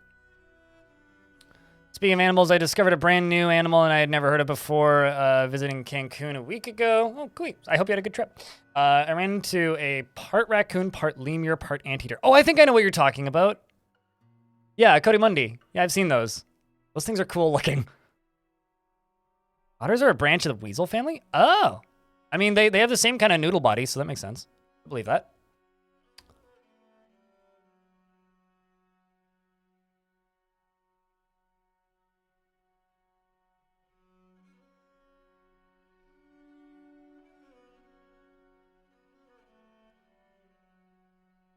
Destiny Llama 2, The Reckoning. Thank you very much for checking out some gifts. Appreciate you. Hey, you got Imgram. Imgram's 10th month. Haven't seen them in a while. Hope Imgram's been good. Thank you much, dude. I can't count the number of times I've seen Sly Blue Cat get gifted subs now. Last time I saw them here. Not too long ago. But I feel like almost every month Sly Blue Cat gets gifted a sub. The Twitch algorithm just likes them. Okay, so I'm going to just delete this stockpile, which I realize is going to actually end with a lot of stuff getting spread around randomly. But I need some smaller stockpiles. This is getting a little silly. I'm just going to go wood stockpile right here. Put the wood right there. A lot of this stuff is random clothing. A lot of it's clothing that needs to be thrown away as well. Check a random dwarf. We desperately need trousers and robes. Let's actually jump to the queen. She's the one most in need of clothing. Yeah, okay, so we need cloaks. Cloth. Let's check. Better silk. Oof, God.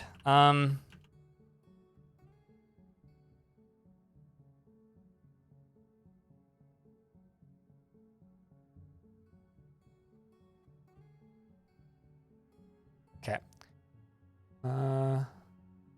All these process plants jobs going.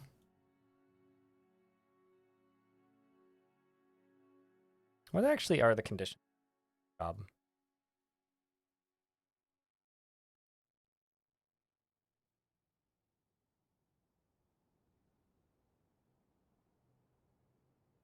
All right, well. We'll basically be doing that forever now.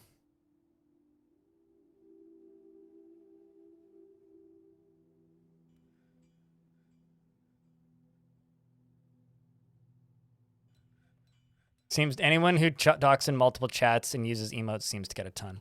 I mean, that makes sense. I could like understand that. Putting it simply, like I get it. Let's see if I can get some pigtail farms going down here. But, you know, one thing at a time. But down here, slowly progressing.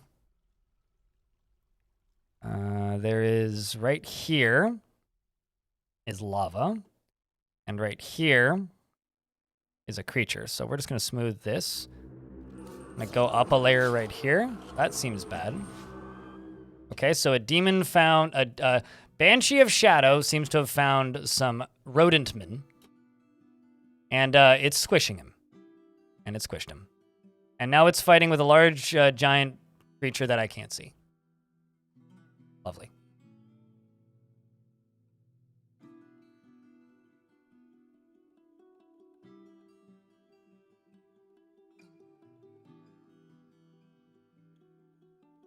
Oh, you got the 3-year badge? Yeah, I guess it's been 3 years, man.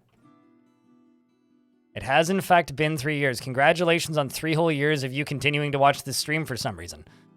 But no, seriously, thank you for hanging around. Thanks for all that you've done with the... I don't even know if you realized at the time, but the unintended viral marketing campaign of Gremlin for Mayor not only kind of became a meme, but also... like, genuinely helped my stream a lot. You know, thank you for all that you do. That's a lot of tickets, Devilish Potato. Twitch fat cats hooking up other cats. I mean, it's just a priority algorithm. It's not really Twitch fat cats. Also, Twitch is very much like a shoestring operation. Like, I love Twitch. But when it comes to, like, big tech and this kind of social media, like, they're really small and scrappy.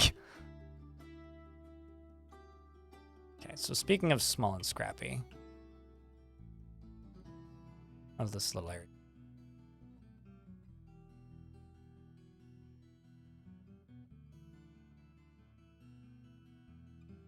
Okay, so yeah, I can't dig through that. That's what I thought.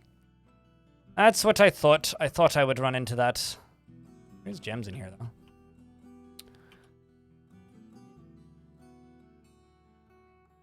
Was a lot more tickets at the start of the stream. I'll be honest, I kind of just tune out when people are like going for tickets and stuff. Kind of just tune it out because, I don't know, it's just not really super relevant to me to know. No, but it's still kind of fascinating when I see how many some people have. Okay, let's just do this one first. For one afterwards.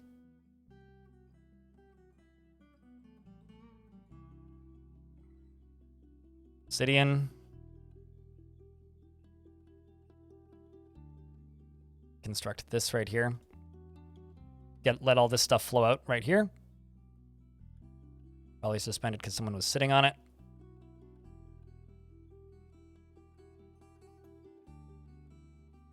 Heavily invested in tickets. Thank you for using /me. Now I just realized something else I need to update my secret plugin settings for FFZ. So this should release this lava. Ooh. Deep within this strange place, we've uncovered what must be a treasure of the gods, which is a large flowing metal high boot. Craftsmanship is of its quality. I'm going to, because I can't melt that because it's a god treasure, I'm just going to put it up here.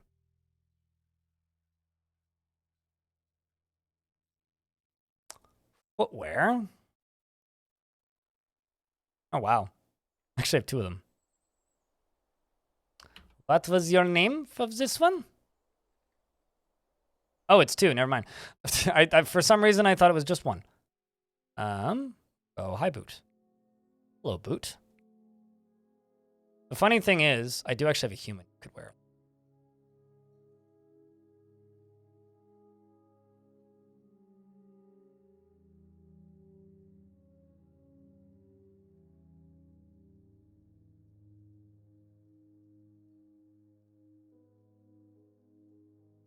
Yeah, those shouldn't fall. I mean, they might end up down in here. It's fine. We'll get them out regardless.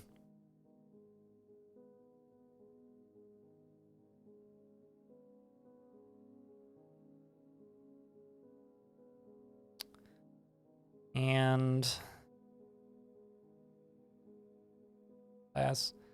what I'm going to do, I think, is dig through these, put a pump right here.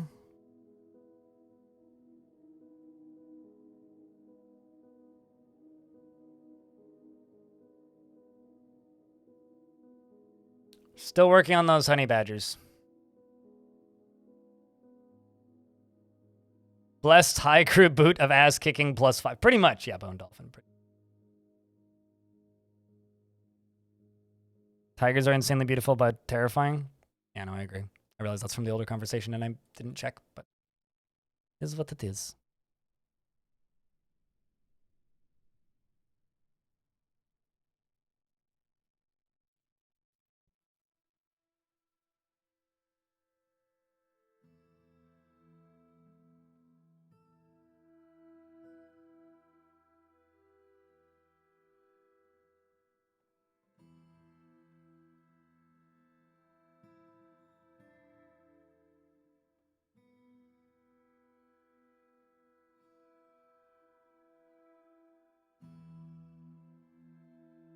If you gamble one, you can only make one. Yeah, because my bot isn't capable of doing less than, like... My bot isn't capable of that level of maths, shall we put it simply. It's not capable of giving you 1.7 tickets, so it just gives you 1. And it's also not capable of rounding, so it just gives you 1. So the minimum you should invest is like 3. Technically, what I would suggest. Actually, no, I don't need to do that. It's right there. Speed my time up a little bit. And then right here, we're going to fortify. And also this needs to be drained. So let's go up here. Construct that and let that in. And then we'll do the same with the water. Something evil is emerging from the newly exposed pocket. Well, fortunately, it's not actually emerging. What is this? It's a large sauropod with lidless eyes. It has 2 short horns, and it is slavering. Beware its poison sting. Well, that's excellent, because I can just send the Mark Swerves right down here, and they can just pucker it full of holes, and it can't sting them. So, go get your gear. Marksies. Sorry, AFTNZ, you just missed it. 47 minutes early. I mean, the bot typed it in. A devilish potato.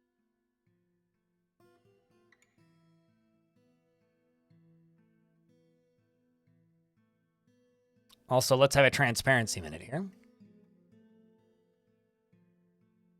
For full transparency, chat, I am $38 below my minimum required threshold for revenue for the day. Where's the stream? I might start updating you guys on that. Yep, then this amount of money away. Dwarf Fortress hat is cloth helmet of exceptional quality. True, definitely. Would not disagree with that. Would be impossible for me to disagree with that. I'm kind of tempted to just let this thing in, but I also don't really want my dwarves to die. Oh, there you go. Firing bolts. What are you doing? This is a fight. I must press on. The flying cowbone bolt strikes the horned demon in the rear leg. The scale and bruises the muscle. Now injured. Good. Getting hit with, well, okay, it's getting missed a bunch. Llama Bone Bolt tore it. It actually bruised the heart. It's now fallen over and has been hit by another Llama Bone Bolt. Don't you ever let anybody tell you, chat, that bone bolts are bad. They're very good, actually. Like, surprisingly so. Demon was bleeding briefly. Hit it in the body. They hit it in the lower body. Unless they have, like, really good armor on. Yeah, they can be kind of bad. We have no crimes, apparently. Do I not have a captain of the guard right now? I do have a captain of the guard, and he has an office. Oh. Force of habit. I see. Well, it's okay. You're allowed to still do the manual stuff and not let the bots do all the things. Also, Walker Loco over on the YouTube stream. Hello. It's good to see you. You've been doing well. Feels hopeless. Feels hopeless. Feels hopeless after experiencing trauma. Feels hopeless. Feels hopeless. It's just getting torn. Torn left and right.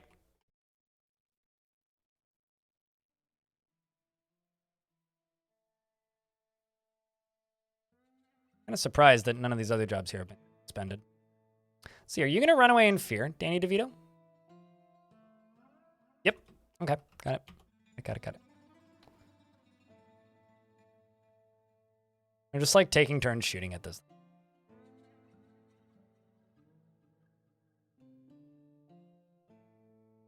Right rear leg is torn open. Can't stand. I think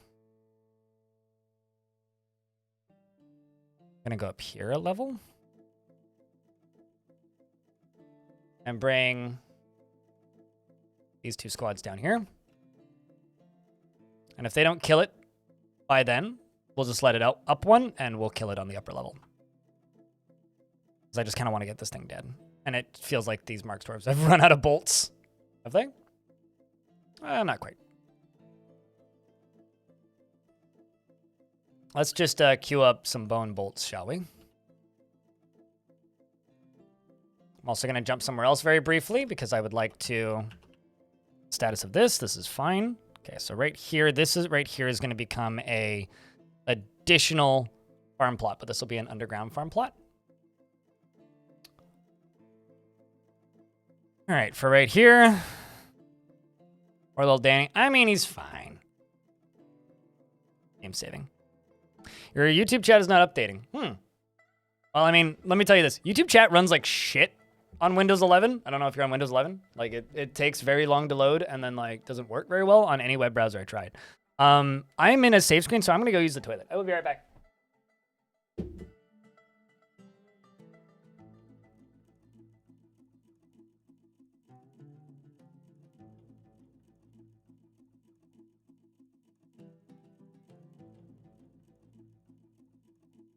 Let's take a lovely fruit, the tomato. Remove everything that's good from it, the seeds, the vitamins, the nutrients, everything that's good about it, and just jam it full of shit, garbage, shit sugar, and put it in a shit bottle that sounds like shit when you put it on your shit. It's shit! Stop eating ketchup! Cheese for everyone!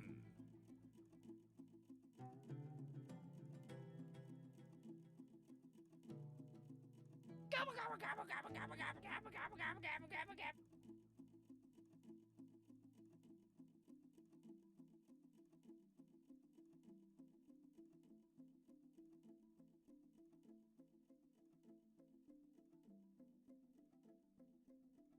Ah.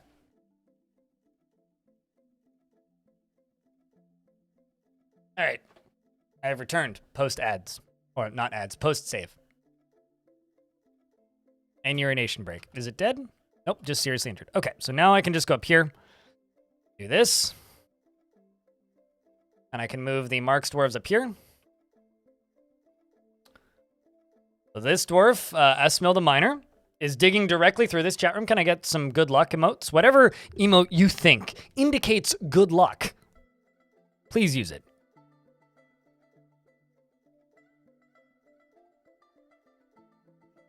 Period, but the game was focused, so it anything.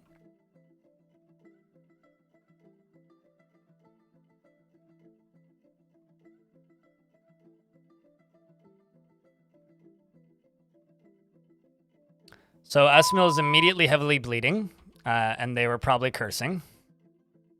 But they must have gotten a hit in that, or they just lost an arm. Whoa, did you kill it? Wow. So Esmil, right here, this little dwarf managed to kill it. Also, heads up, the Dwarven redemptions are up if anybody wants to become this dwarf. This dwarf is satisfied at work, but is bleeding and not dead, which is impressive, if I do say so myself. I'm going to send these dwarves out to go do other thing. Rolf, what kind of dwarf would you like? Would you like this one that just killed the demon, or would you like something else? Fortunately, this dwarf didn't lose a limb, they're just really badly broken.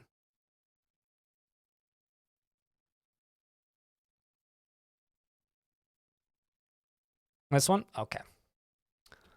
Rolf. Demon Slayer. Or whatever. How about Horned Slayer? I'll call you Horned Slayer. And whenever you walk around town, people randomly scream at the store, "Fucking Slayer!" And it's kind of strange to you. She's not driven and rarely feels the need to pursue even a modest success. She is a friend. She is not a private person and freely shares in details of her life. She is somewhat scatterbrained and can be very happy and optimistic and prefers that everyone lives a fast-paced life. She is slow to trust others and often feels discouraged, is curious and eager to learn, and has a calm demeanor. Generally finds herself to be quite hopeful about the future and talks to herself when she's nervous. She needs alcohol to get through the working day and doesn't really care about anything anymore. Dreams of raising a family and personally hates those who wield power over others, thinks there is something deeply wrong with people that persevere through adversity, and values decorum, dignity, and proper behavior.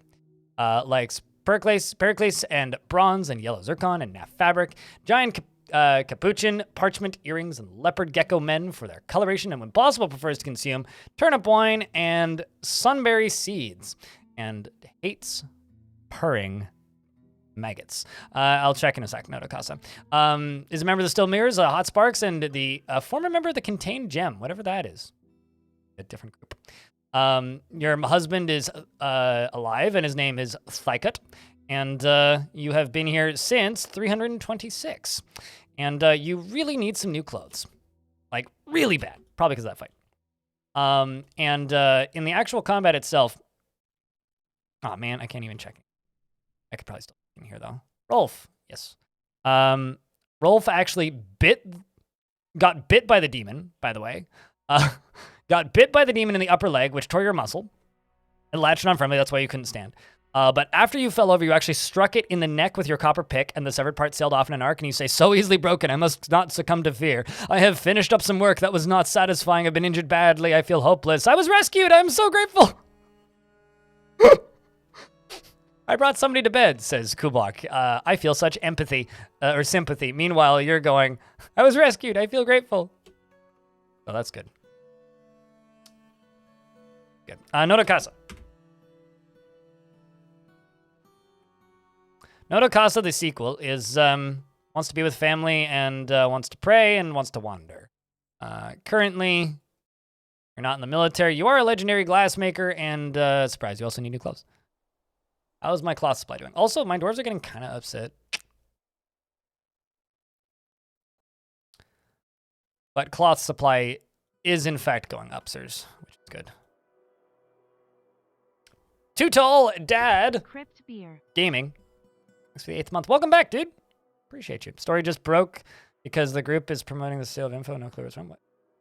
What happened, Montecore? Oh, Ticketmaster is hacked and 500 million people's info's for sale. Cool! I wonder if mine's in there. Probably. Can you, do you have a source for that you could link? I'd like to save that for later. Maybe it's time for me to go buy a Delete Me subscription or something. I'm not a fan of Ticket. Turns out. Surprise.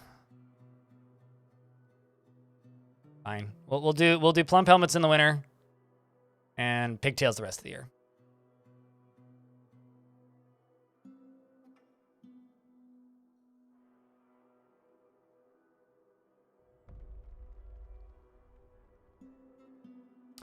Cool. Well, which means mine's probably in there. Awesome. Thank you. Save for later. We'll seek updates.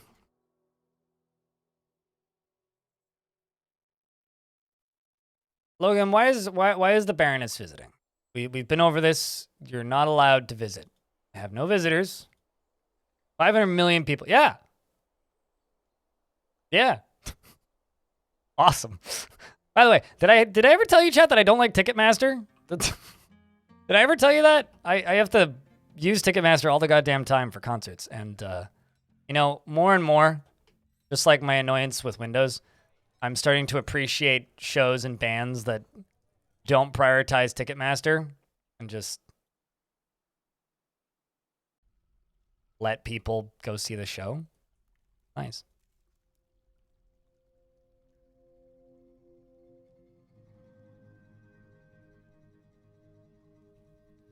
Oh, totally. But that's still a lot of people. Montecore. Probably doesn't remove you from those kinds of databases. No, but it would remove me from the ones before they get hacked. The other ones before they get hacked. That's the words I was like.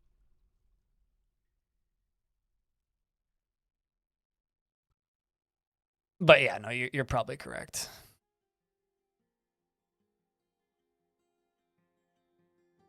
Yeah, just because there's been worse breaches doesn't make a breach less bad. That's all.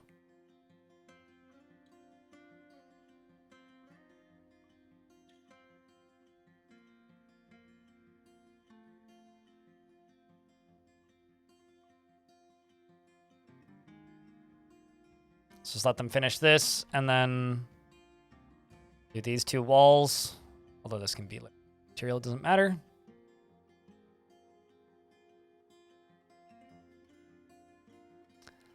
This lava out and into here.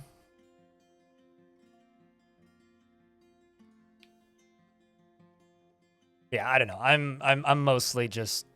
I have a weirdly large amount of energy today to the point where I'm almost wondering if I accidentally doubled my. Okay.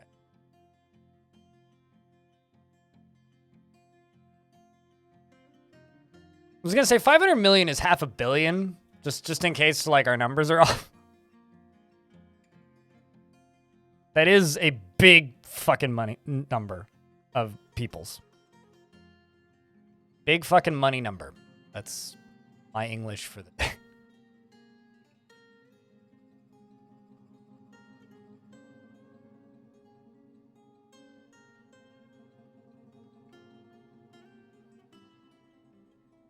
Why address is so important while filing information?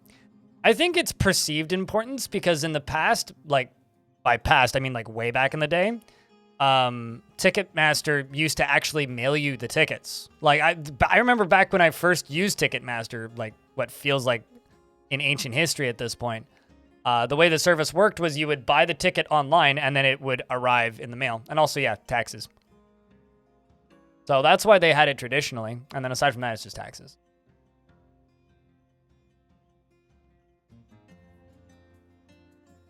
So, you know.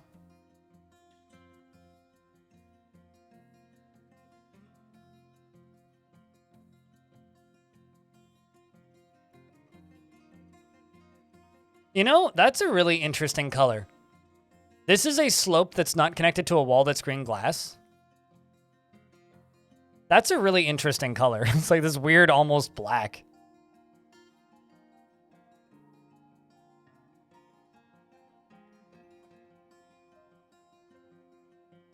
So let's pump this lava out of here first.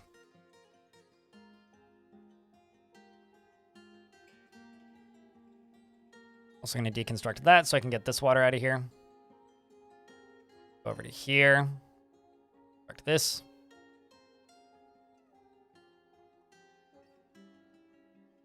The only tickets you get in the mail are offers from the rave where it's like $5 at the door. Oh, okay.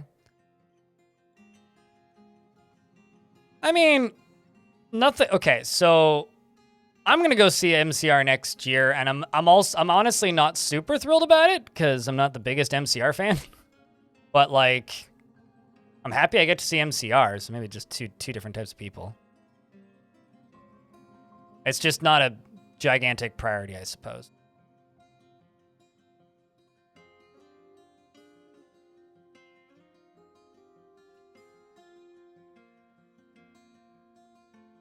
Okay, so the other thing that I should be checking on is this. So this, as a reminder, is going to seal off this, which is going to allow us to get a bunch more of this stuff. Although, actually, I should drop it right here. Get that copper helm.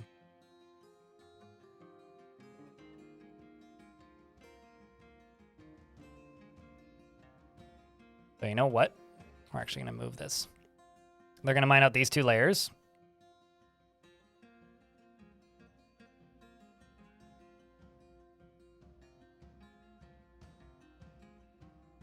So you going to fall from right here. Right above you, we're going to do that. Right here.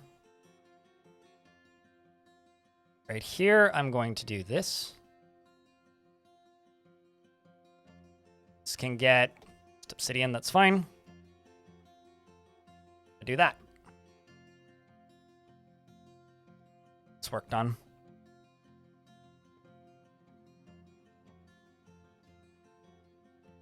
So we've ejected a bunch of lava. Means I can start building down. Once there is an open tile somewhere. Or I could start digging. Yeah, well, humanity will be at 8 billion sooner rather than later.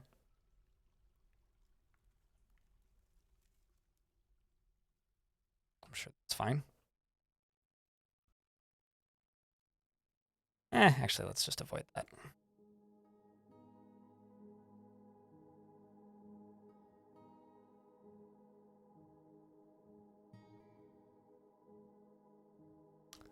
And there's a ghost. I think just possessed napalm sideburns.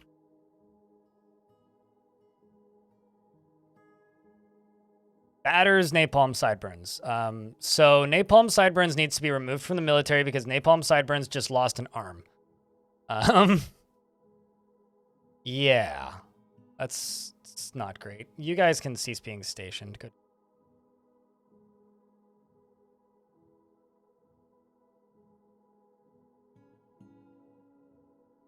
Actually, nah, you can still hold a crossbow. You're fine. No longer in the army? Mm-mm. That's all I have to say to that is nope.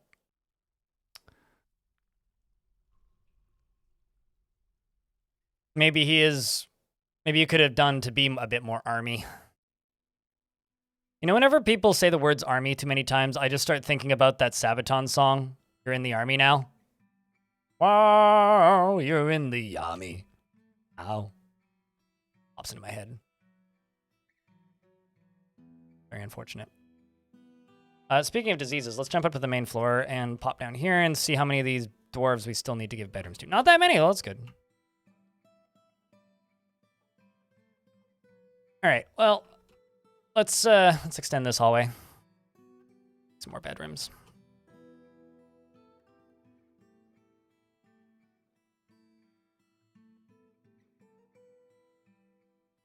Yeah, pretty much. The inhale is necessary. I will be honest, it's been too long since I've seen Sabaton. They're one of those bands that I want to see like at least once every other year if possible, and I haven't seen them since pre-pandemic, so it has been a while. I would like to see Sabaton again. They're just so much fun. Although I get to see Unleash the Archers on Friday, so this has been a really busy concert month. I mean, just a few weeks ago, what did I see a few weeks? I saw Dope Throne. I saw Psychedelic Porn Crumpets. What did I see last week? I saw somebody else last week, and now I'm trying to think who it was. I could go through my photos and check.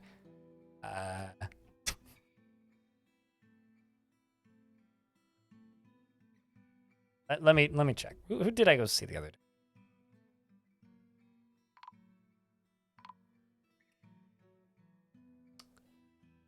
Two dwarves are found dead. I should pause the game. But yeah, I saw Psychedelic Porn Crumpets. Saw Cannibal Corpse. Oh, Unprocessed was the other one. Yeah, and then next week I'm going to go see, or this Friday I'm going to go see Unleash the Archers. Do I wear hearing protection? Absolutely. Every single show I go to. So what the hell just happened? I beg your pardon?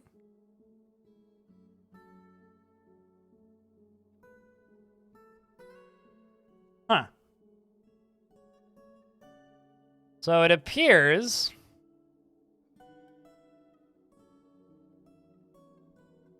that we have a really big fight happening. Where's the queen? Kind of hearing protection do I use? Expensive earplugs with sound dampening and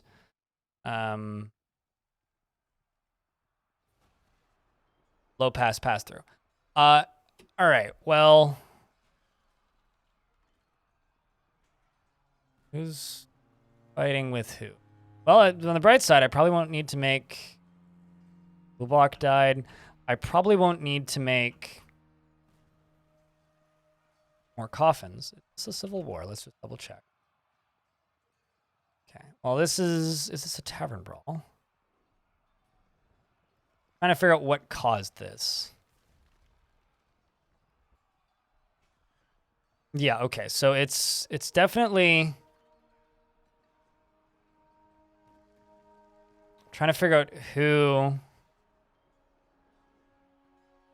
is interrupting these jobs. Like, who started this? Interrupted by a glassmaker.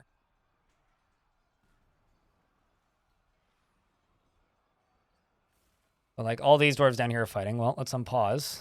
See what happens. Military getting involved? Just like it.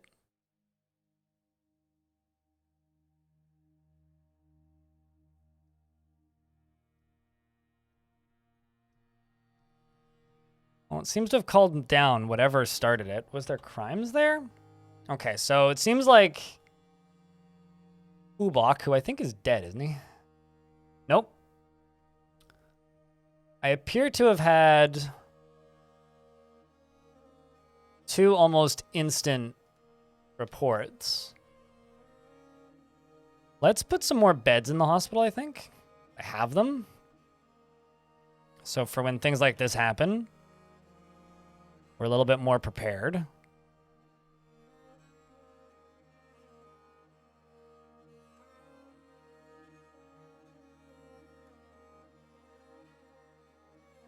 But ay.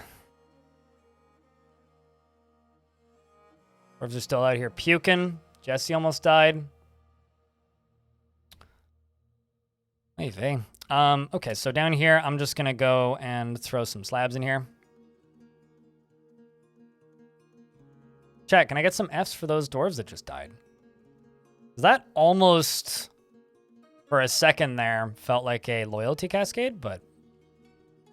Or something akin to that, or like a big tavern brawl, but I think it was actually just like 2 tantrums that happened simultaneously that went violent.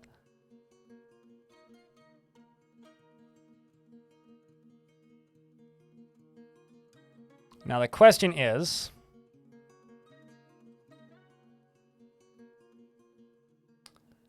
Urvad, my doctor, is resting. I'm actually going to remove Urvad from being a doctor. And I'm going to give it to somebody else. Let's say Hagenara. I also need a diagnoser. I'm going to give to Bebin Sowers.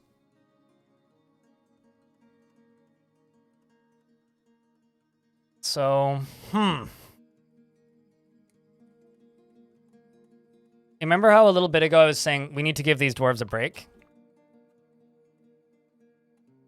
Olan the Miller's been found dead. Where was that? There's still combat log? Oh boy.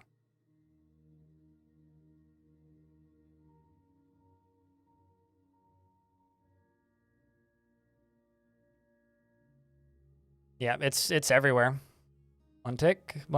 As punching the blacksmith. Okay. Well, this is really, really bad.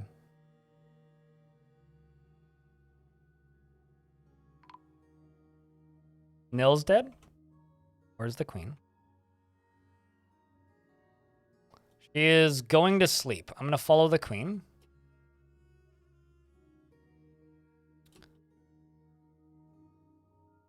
Is walking through the mess. Lost 4 dwarves so far, which is, if that's all that it is, that's not too bad.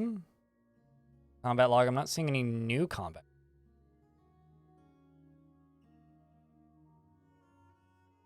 Queen is asleep.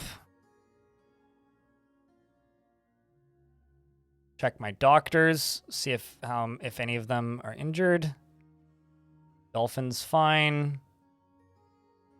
Bevan Sowers is resting. Okay. I need a secondary diagnoser.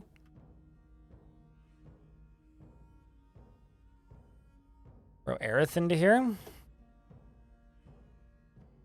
seem to have missed some stuff. Well, I don't know how much you've seen today, but this just happened. The most crazy things that have happened today are like dwarves dying of ghosts, basically, fear, and some agitated hamsters, but nothing crazy has happened today. Not yet, anyway.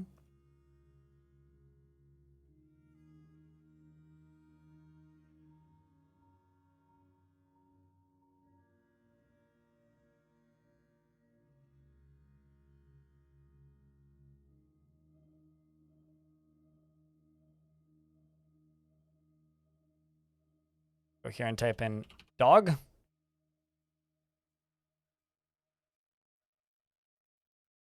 I'm literally just gonna slaughter the last of them. We can get more dogs. Or not slaughter, but geld the last of them. Hey, Salvadaddy, what's up? I hope things have been good. Also, thank you to the almost 200 of you watching here on Twitch, as well as the 45 watching on YouTube. Of course, you know, if you want to help the stream out at no cost to you, tell a friend about it. People where they send them my way. It really does help, and it does go a long way. Okay, so over here, I'm going to go grab this, just in case they don't get buried for some reason.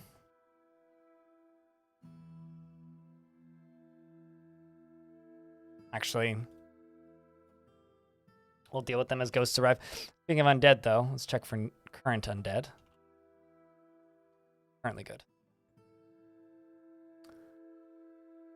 Just stepped in when you got into the car after the funerals. Well, hopefully your day improves. I went to a celebration of life this past weekend, and it was rough. There, man.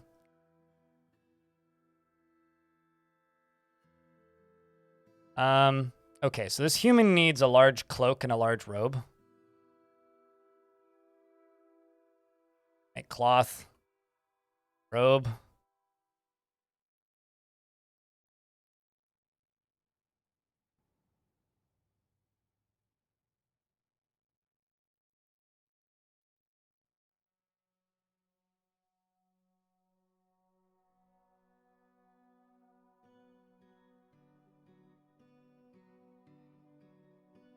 Everything else you're good? Okay. The next thing I need is I'm just going to go select a random dwarf right here. So shirt, sock, hood, robe, trousers. It's mostly just the robes and the shirts that I'm seeing that are destroyed. So let's see. Check my cloth count. 206. Let's just do cloth shirt and cloth robe. I'm just going to make 80 of each.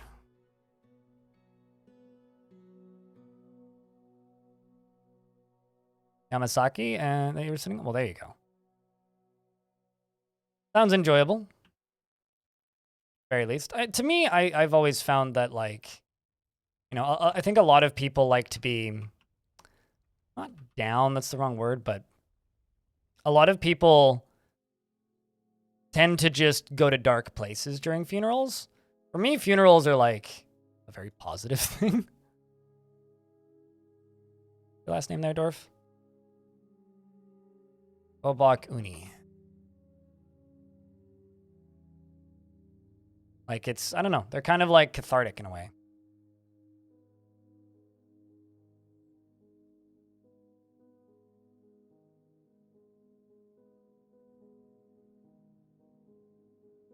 That poor dwarf. This one right here is Zusteth, Ustuthshaz.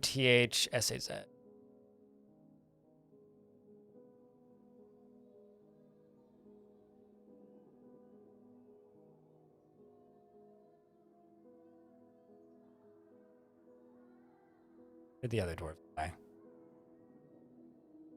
Sure, we'll spot them eventually. Oh, Kavish. At least you lost a lot of teeth.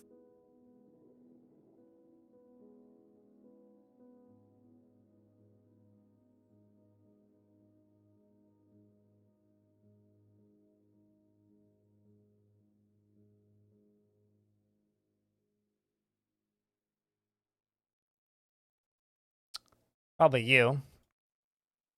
You're not dead.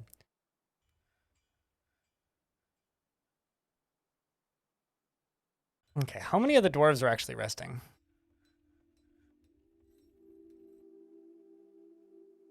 Pretty good number of dwarves are injured. Nil. Leno.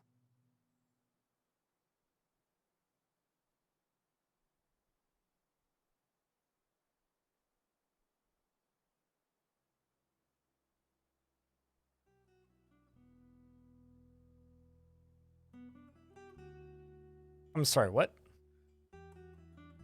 This dwarf was lying about their last name. Leno Fight God, I think? Unless I just assigned the wrong... Oh, maybe I assigned the wrong dwarf. Let's try that again.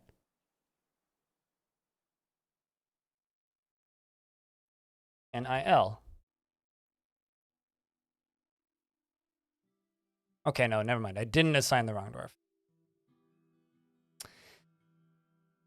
You're off to the after party for a few more. Just don't drive home from that. No? But yeah, you have fun, dude. You're just hoping that everything's going easy. Funerals are never fun, but also kind of cathartic in a way. But yeah, nothing super crazy aside from OBS decided to break again this morning. I think I broke it. I'm assuming it was my fault. Diamond lost some teeth, which is fine. Okay, aside from all the blood that we need to clean up in the hallways now, things are mostly okay.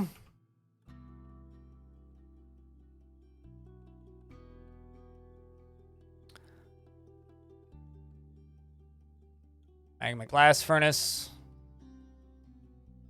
You know, I'm actually just going to do this. Let's forbid all of the magma glass furnaces. This is the easiest way to do this. I forbid all of them, and that'll stop all of those jobs.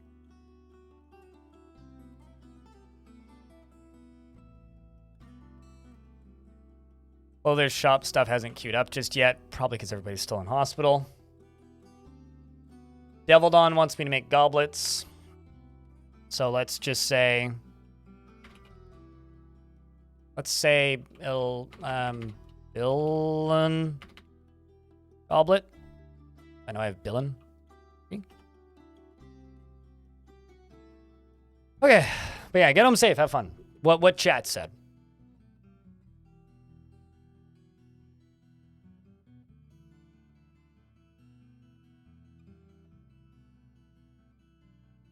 What's the current goal? I'm trying to win against hell. And also, the demons are multiplying. So I'm just gonna say that as a fact because it is. These things keep having triplets and such. I mean, that one's got 6 children. It's 1 year old. No, this one 2 years old. It's 5 children. 3 years old. 3 children. 220 years old. 8 children. You know, they're also all in here. I don't know what I'm doing with them. So currently I'm just trying to invade hell and win. As far as like outside of that goes, I'm not really sure, to be honest with you.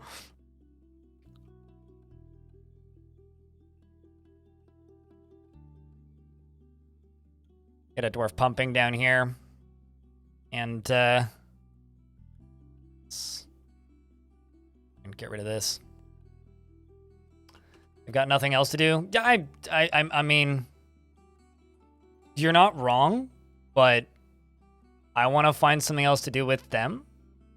So Kagenara's just running around, filling in the wounds, helping out. What else do we need? This spider silk rope. Cloth. How are we doing on cloth? 12. That and I'm trying to actually sort of recover my cloth supply because cloth supply is like weirdly fucked up right now.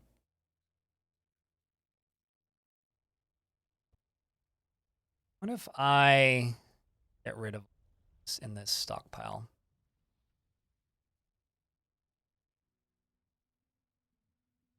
Just have a thread stockpile and then a cloth stockpile separately.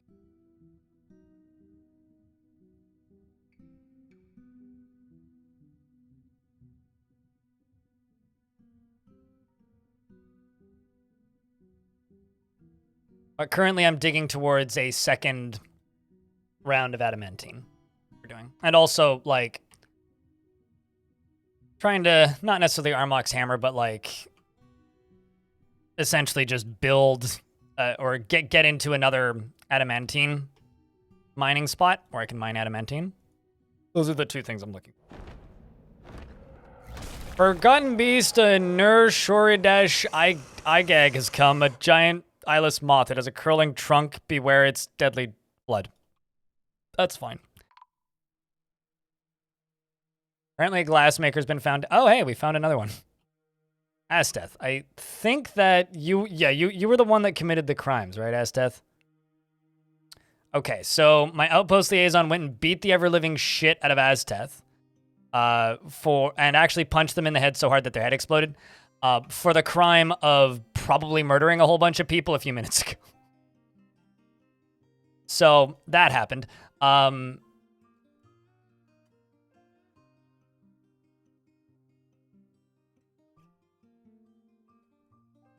Think it's you? Yes. Dread Justice. I mean, Sauce Jam may no longer be in the military, but definitely did a good job. So another thing I'm actually going to do is I'm going to go up to here, and I'm going to set this as visitors welcome and see if I actually get visitors, because I have visitors disabled. So if just these nobles walk in, that's totally fine. Like these people. But like, we'll see. Keep an eye on it.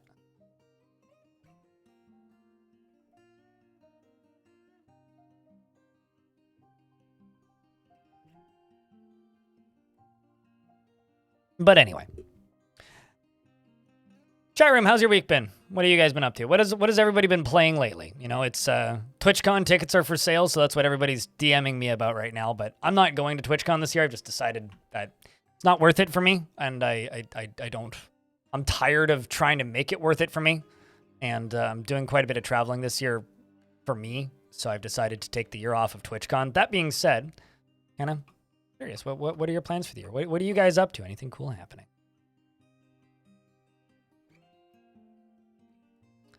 We're making stuff for the human, but we're also just making smaller stuff.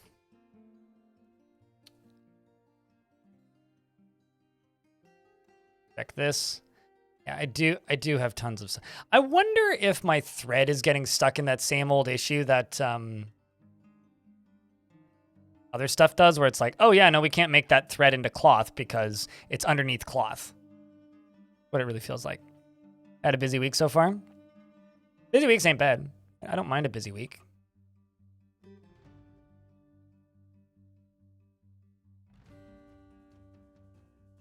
I'm also going to make 25, I think, wooden wheelbarrows. I'm in an ad break right now. Been remodeling your garage, boating, and playing DF. What you remodeling your garage into? I've always wanted a garage because I feel like a garage would be a really... having a garage would be a really, really, really nice thing just because of my job. Like, I'm kind of envious of people who have garages, actually. Like, very envious of it.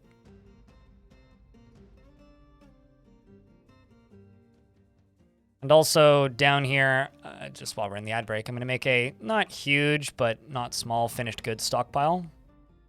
Should be somewhat limited. We'll just set this to everything right now, and then I'm just going to scroll down this and say, no barrels, please, no buckets, no sandbags. Actually, maybe not finished goods. We should go, not furniture, rather, just finished goods, yeah. see. Let's not put books. Let's not. Well, actually, yeah, let's put books because then we'll. Let's not put goblets. Let's not put gems. Let's not put. We'll put ring. Let's not put toys or totems. Everything else though, and also nothing made of metal. Moving at the end of August. I mean, downsizing is healthy. I actually really like downsizing. Something I genuinely kind of enjoy doing.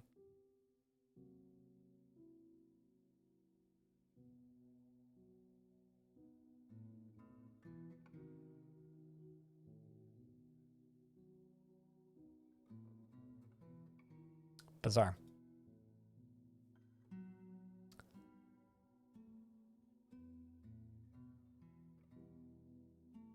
Setting the garage up to be better project workspace and hangout space for neighbors to hang out.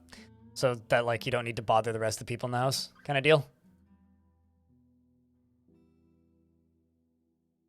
I mean, I respect that.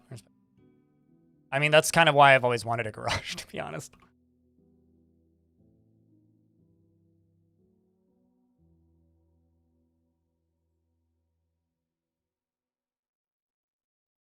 Okay. Out of thread, what are we doing up here? Processing plants, animals, you processing plants, doing that. Cave dwellers, which is fine. But chat, how are you guys feeling about the fort right now? I mean, it's I've talked about this many times, so you guys are aware of this natural phenomenon of blind. It's time to make a new fort. God damn it. Which is just when people stop watching the stream as much because I haven't made a new fort in a while. How are you guys feeling about the fort currently? Are you guys still entertained by it? You guys enjoying it? Because I think this fort is fantastic and I kind of don't want to stop playing it. But at the same time, you know, I can see this. You like the more mature forts? I mean, it lets you see some crazier shit, right? Kind of right there with you to a degree.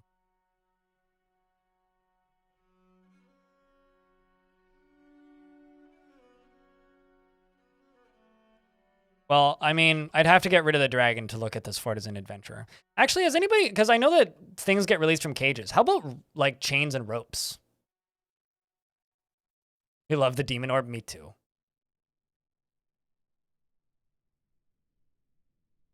Like, right now, I'm going for more adamantine, not because I necessarily need or want more adamantine. I'm going for more adamantine because I have to. Because, like, it is literally the only source of metal that I could possibly get for this fort.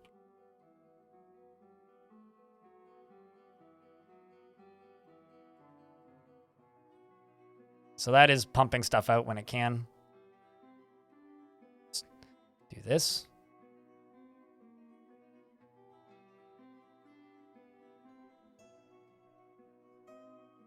A palace in hell. Whenever I hear word of thing in hell, I just think about Alice in Hell. Good song. Tavern Keeper withdraws from society. I would too. How are we doing here? Making those wheelbarrows. Good. How are we doing on bars? Might be out of bronze. Yeah, we're out of bronze. Okay, so let's go here and get rid of the bronze breastplate. Cloth clothing. Still trying to make yarn robes. Currently cutting gems. Currently processing plants. Preparing lavish meals.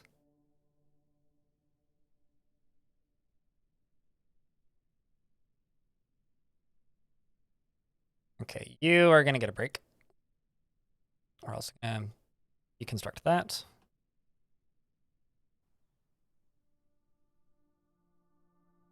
Taking a nap in an odd place.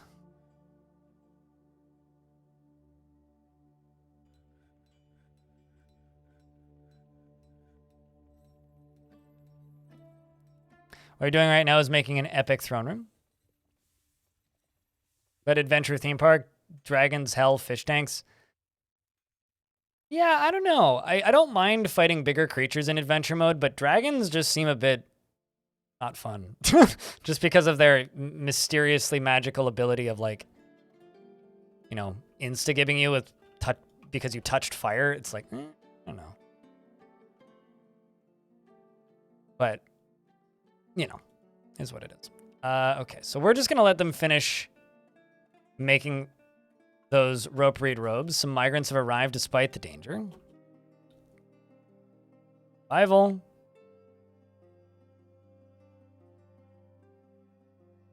Also going to just set all these to melt, because that's a bunch of human stuff. They're already in conflict. Awesome. Ah, giant flies. One of them is getting bunted or punted into the water and is dead. The giant flies, well, despite the danger, hey? Danger indeed. These two managed to kill them. In fact, this dwarf here kills both of them, from the looks of things. For only a dabbling soldier, that's quite impressive. Another one falls in the water. Goodbye, Olan. This one down here has fallen down. Olan has climbed back up and out. Were you the one that killed the others? No. You the one that killed the others? No. Killed the others. You, maybe? Yeah, okay. So this is the one that killed both of the others, who did manage to climb out. Is now doing handlebars on the trees. Another dwarf fell in. Also a goose with them. They've all dove into the water because they're very smart. The agitated giant fly is drowning. Most of the dwarves have managed to climb out. There's one up in a tree. Come on, just get a fly swatter. We just need an agitated giant fly swatter is what we need. The fact that this flying creature is drowning is really funny to me because it's lost the ability to fly. They broke its wings. I mean, bugs are very weak in Dwarfort.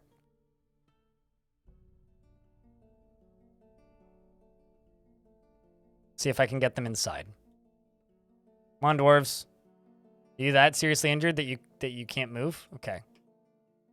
Also a very scared alpaca.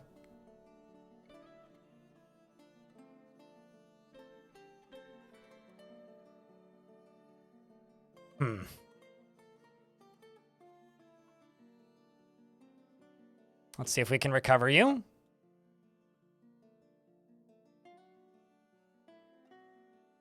Definitely took care of those flies. The fact that they're fighting with giant flies in and of itself is kind of funny.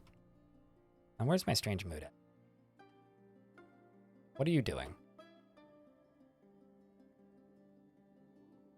Oh, legendary glassmaker and all the glassmaking shops are forbidden, so can't use it. That's funny. Let's unforbid you.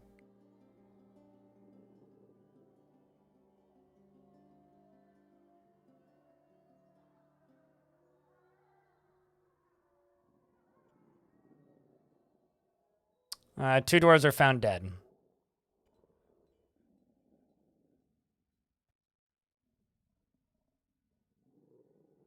Tier this one. And Kubuk.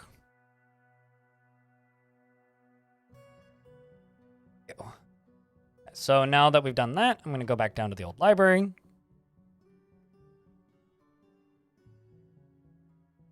None of those to place right now. Good. How many demons have we created / killed today? We've killed one. I don't know how many we've created, but there's a lot of... I'm not really keeping count or track of those. Hold on, did you not get a tomb? Did.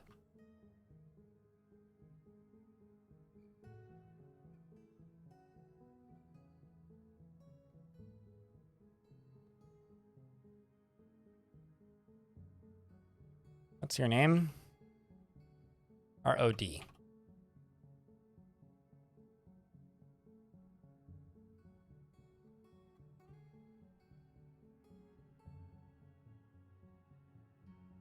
Which should make them like deal with you. That's so many. Yeah, they keep having triplets. Like I'm not joking. They keep having triplets, man.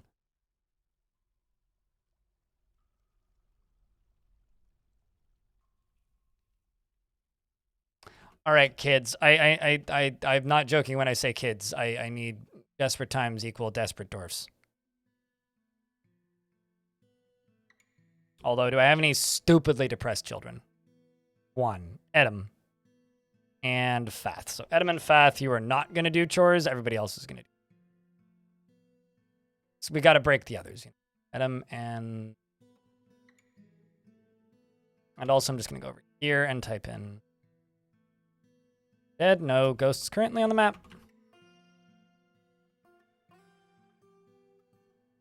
And also, I'm just going to check and double check and triple check and make sure.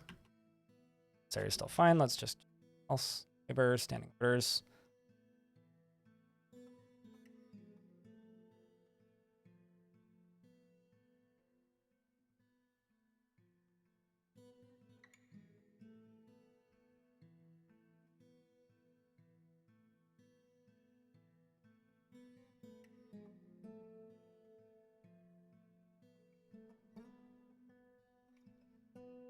You got raided by horses. Oh, like agitated wild horses? 'Cause that's kind of crazy. So for food, I'm actually going to pause this job. Give the cooks a break. I pause the brewing jobs as well. Brewers a break.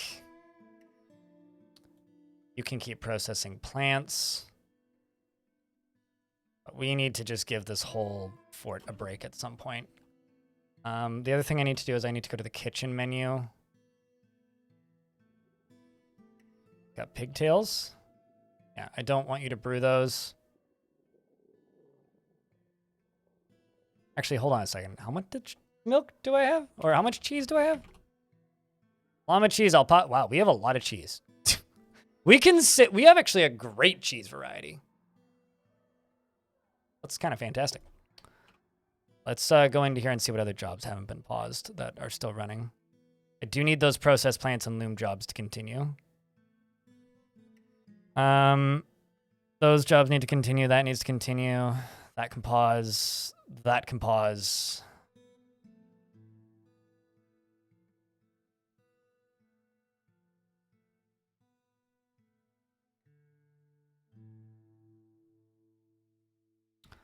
Olan as well was found dead. Reason drowned.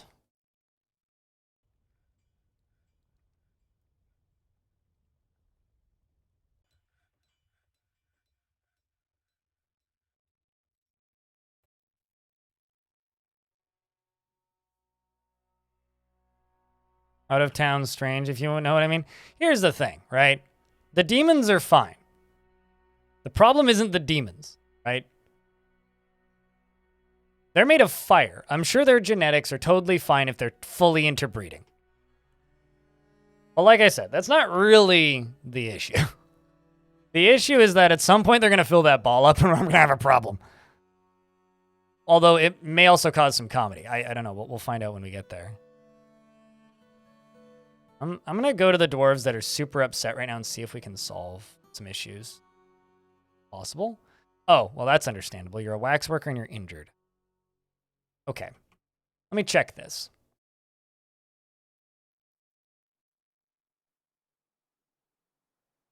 Okay, so currently there's 2 agitated parrot mans, an agitated giant hamster that's stuck somewhere, and an agitated giant grasshopper that's stuck somewhere. Okay, what about the parrot people?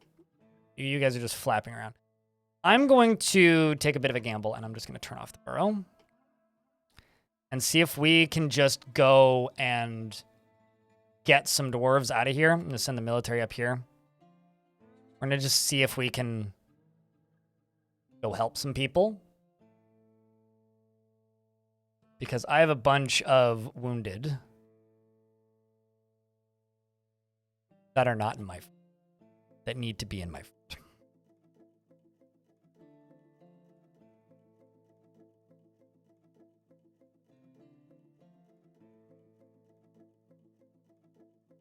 Also, hello, King Cook, by the way. Unfortunately, King Cook, I just got to let you know that your dwarf didn't make it. Your dwarf has unfortunately passed away. I would just like to inform you of that. So I'm very sorry for your loss. We all are, in fact. But you've left a single parent alone. But unfortunately, it happens. Sad times, but can't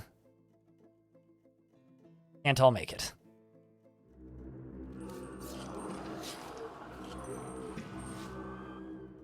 It's Forgotten Beast fighting with Cavern Dwellers. The dwarf has phased off into Depression Land. And our Tavern Keeper has begun a mysterious construction, which consists of lychee, some schist, mica, copper, opaltite, raw green glass, and dog leather.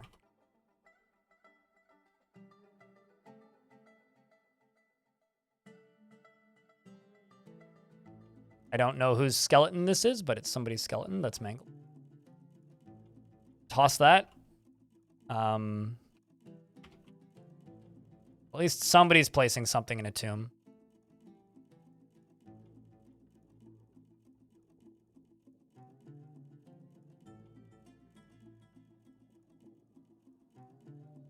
The stakes were really high. The stakes were so high, we couldn't even reach them to put them on the barbecue. That's how high these stakes were. Devilish Potato is going to go pick up equipment. Ebo_indie dev cheered. X100. What is your favorite game mechanic in Dwarf Fortress? Okay, so I am very curious. first thing I have to P.S. say... I love this game too. First thing I have to say is thank you very much for the first bits in 2 hours. And thanks for the first notification of money in an hour. But my favorite mechanic, probably just World Gen. Can I just say World Gen? Like the history generation? Like how believable it makes the whole world? Is what I would say. The Tavern Keeper has created Mamo Tmeng, a green glass grate, and offers it to the hot sparks. All right, so because you're the Tavern Keeper, we're going to put it in the tavern that you keep. Question is where? Maybe like, put it right there.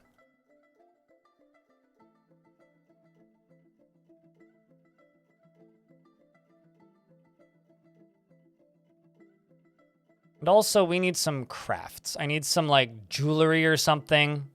Something that dwarves can acquire. So, chat, what things should I make that dwarves can acquire? Please don't say something that can only be made out of metal, because metal is a very, very limited quantity right now. You get stuck in World Gen for hours.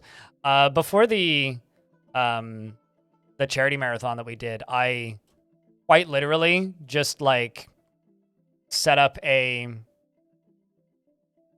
Or I had to generate, it was like 30 worlds or something to get one that kind of fit what I was looking for. And that was a really fun process of generating world after world after world after world after world. I have tables and chairs currently. 4 green glass tables. 1, 2. 1, 2. Crowns and amulets. Crowns specifically stools. I don't think they can make stools. Also going to let them do some engraving.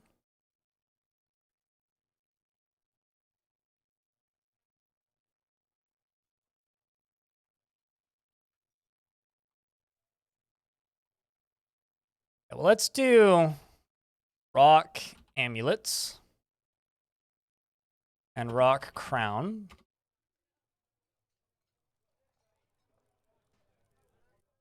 Let's just make 80 of each.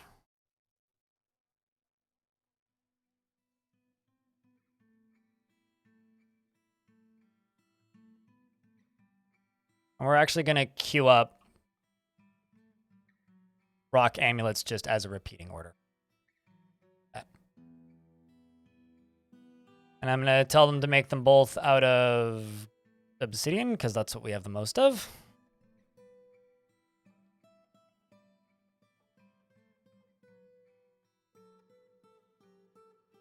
Wonder, actually.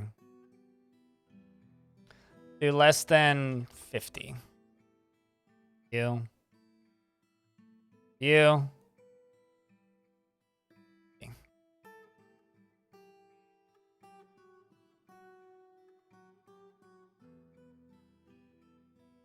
So this, which was made by my tavern keeper, is a green glass grade. All craftsmanship is of the highest quality. It is encrusted with cushion schist cabochons and studded with copper and decorated with round green glass cabochons and encircled with bands of dog leather. This object is adorned with hanging rings of glass and menaces with spikes of green glass, mica, and lychee wood. On the item is an image of blank. The item is an image of cardinals and schist and bone saw. Sorry. On the item is an image of Bonesaw, the dwarf, and giant cardinals and schist. Bonesaw is embracing the giant cardinals.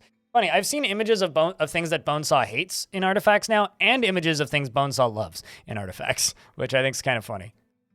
Like, everybody knows Bonesaw, and everybody likes to kind of poke fun at him, but this dwarf decided to be nice today.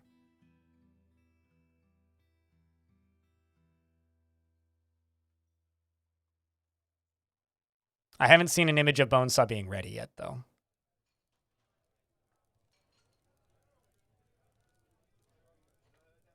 Okay, so we've got, once again, a library up here at the top, and I'm basically going to do two things for the next, 40 minutes. I'm going to memorialize dwarves that have died. Kokoroko's just risen. R-E-A-A-D-D-Y-Y-Y-Y. Is he? Really? Okay. Well, good to know. And then the rest of it is just going to be trying to let these dwarves socialize and take as much time off as possible for the next little bit. Because, we need dwarves to be able to, make merry and whatnot. I'm also going to disable all of my military for a little bit. I'm actually going to take them off duty, which they haven't been for a while. So I'm going to let them drop their armor on the ground and, do unrelated things. Do you have a bedroom? You do. So we're just going to give these dwarves a break. Because honestly, I think they've earned it. They get to go pray. They get to go hang out with the queen. They get to hang out in the tavern.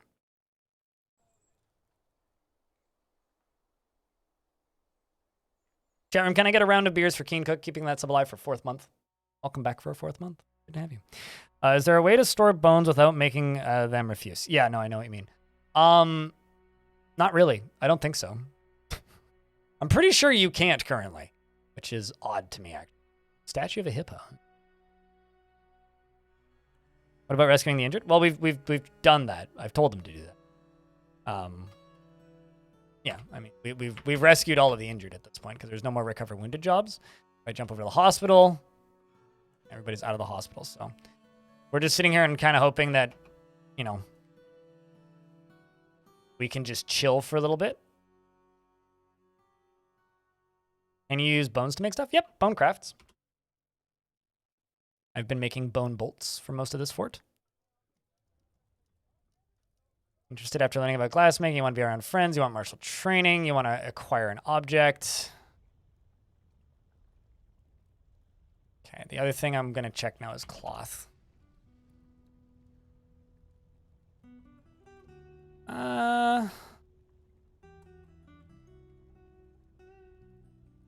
Let's make silk socks. Let's do 50 of them. Not gonna lie, this is actually a fort right now where I really wish that we had like some sort of silk dispenser.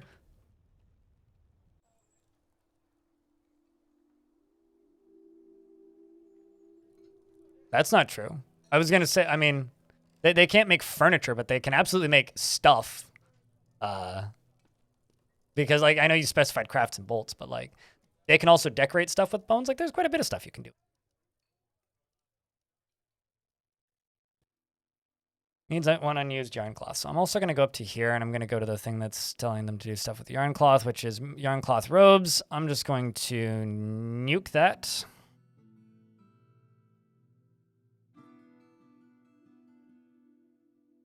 Back into here. Pause that. Pause that.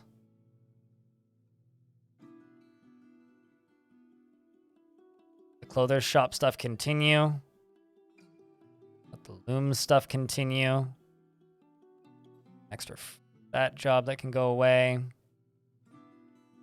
I'm just going to stop them from rendering fat. Fine.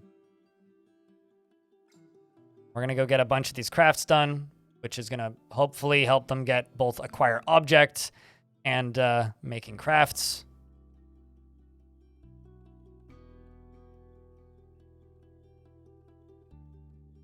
These are most of my crafts dwarf shops up here.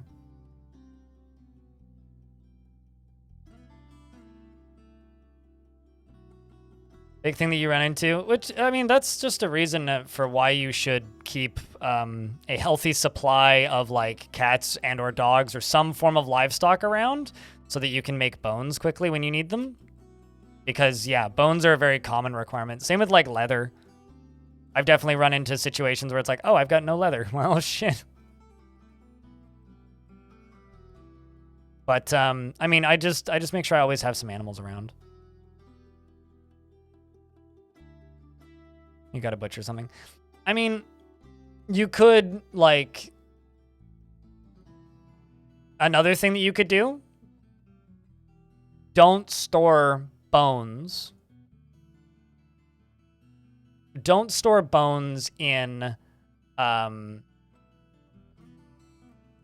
what's it called? Do not store bones in a refuse stockpile. Don't put them into stockpiles. Just let them sit in the butcher shop.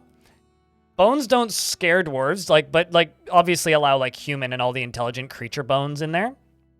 Bones don't scare dwarves, so you could just leave them in the butcher shops, which I've absolutely done before on forts where I'm doing a lot of like crafts of that sort, and it is pretty effective from what I can tell.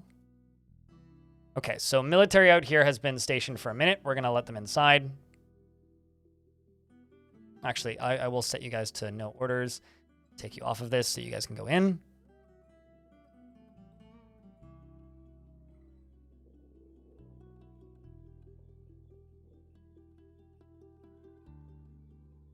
One's cleaning. Oh, most of them were just cleaning. That's actually kind of funny. Storing an item? What item are you storing?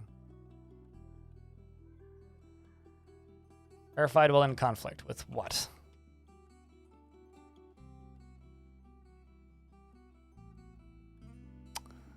Well, I would like to put you dwarves back inside, so let's see if you make it in.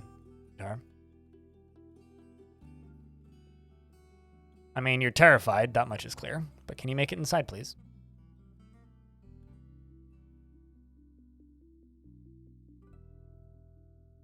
Yeah, quantum stockpiling bones is another way you can do it.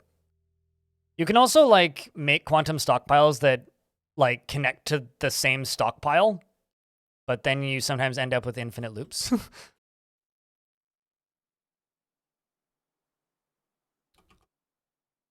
Ah, is it this that they're fighting with?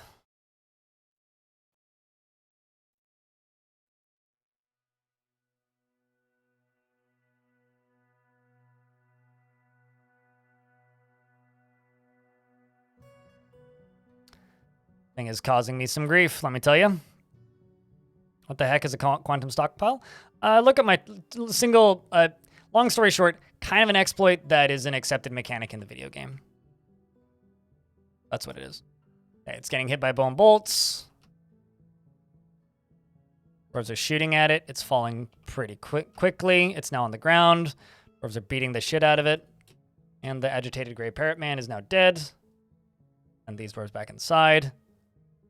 Extra dwarves inside now.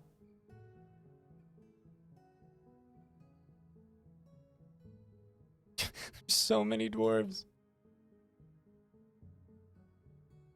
Woodcrafter Rimtar, who did to let us know that this creature was here in the first place. Random cats. It's a feature. It's been a feature for almost as long as the game has been 3D. Optron. So since like 2008. Been a feature for a long time.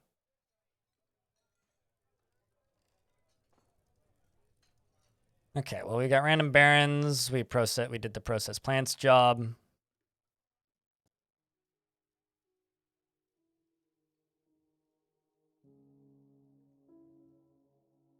I mean, a lot of dwarves here really want to but yeah.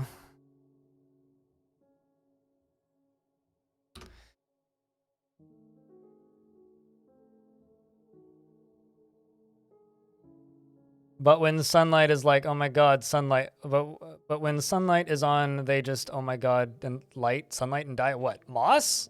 I mean, that's why I love the rainforests that I'm in, or that I live around. I mean, I live in like the Pacific Northwest, right? So it's like, it's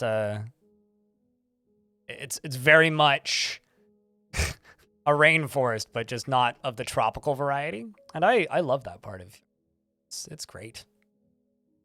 The fact that we just have moss forests like everywhere.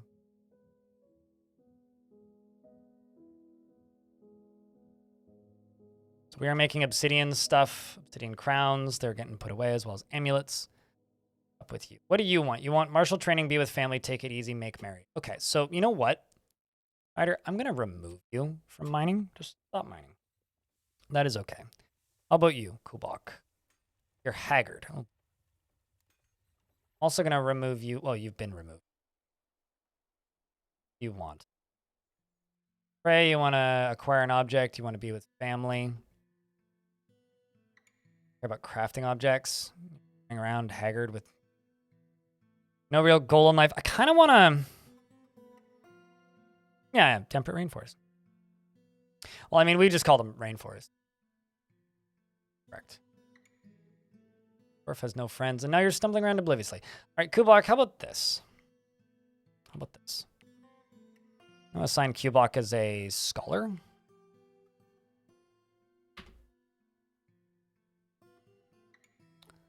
Let you go learn some things. A thing or 5.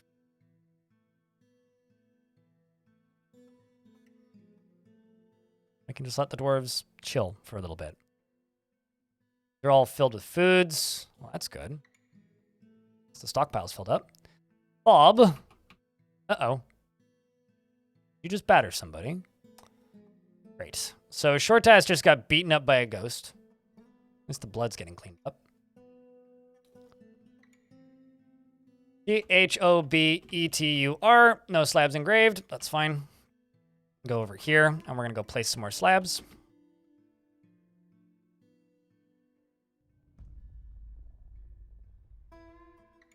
But yeah, if you want to learn about quantum stockpiles, I have tutorials on how to make them if you're curious.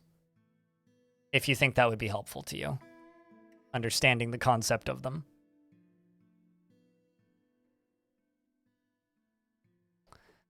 Placing a bunch of those. Yeah, basically we're giving the dwarves a break to try and like stabilize moods, because right now things are actually like kind of bad mood wise. And also, why do I suddenly have so many depressed dwarves?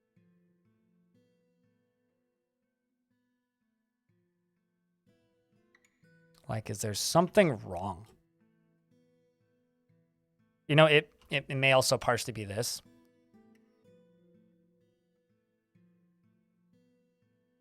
I'm just going to do this.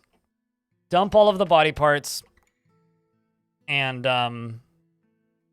dump all of the available corpses. I don't care if they belong to my dwarves or not. Just dump them. Get rid of them, because I do not need dwarves seeing, you know, these bits of things everywhere. We've given them enough time to bury them, and if they can't, it is what it is.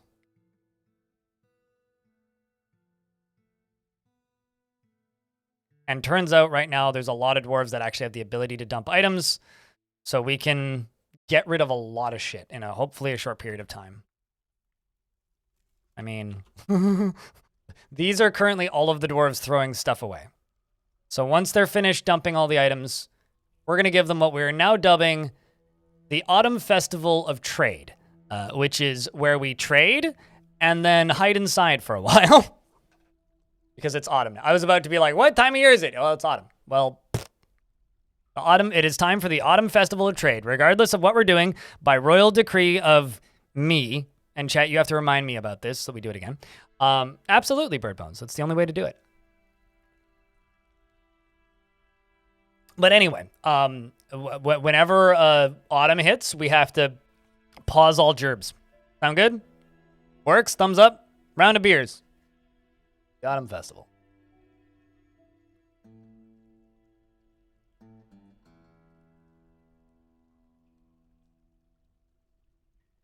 Also, I've noticed something a lot recently. I've noticed people following the Twitch channel who I haven't seen around in a while, who previously followed me. I just want to say, if I upset you or said anything mean to you at some point that made you stop watching me, I'm very sorry. I'm on pills now. Things are slightly better. Generally in a better headspace. I'm just saying.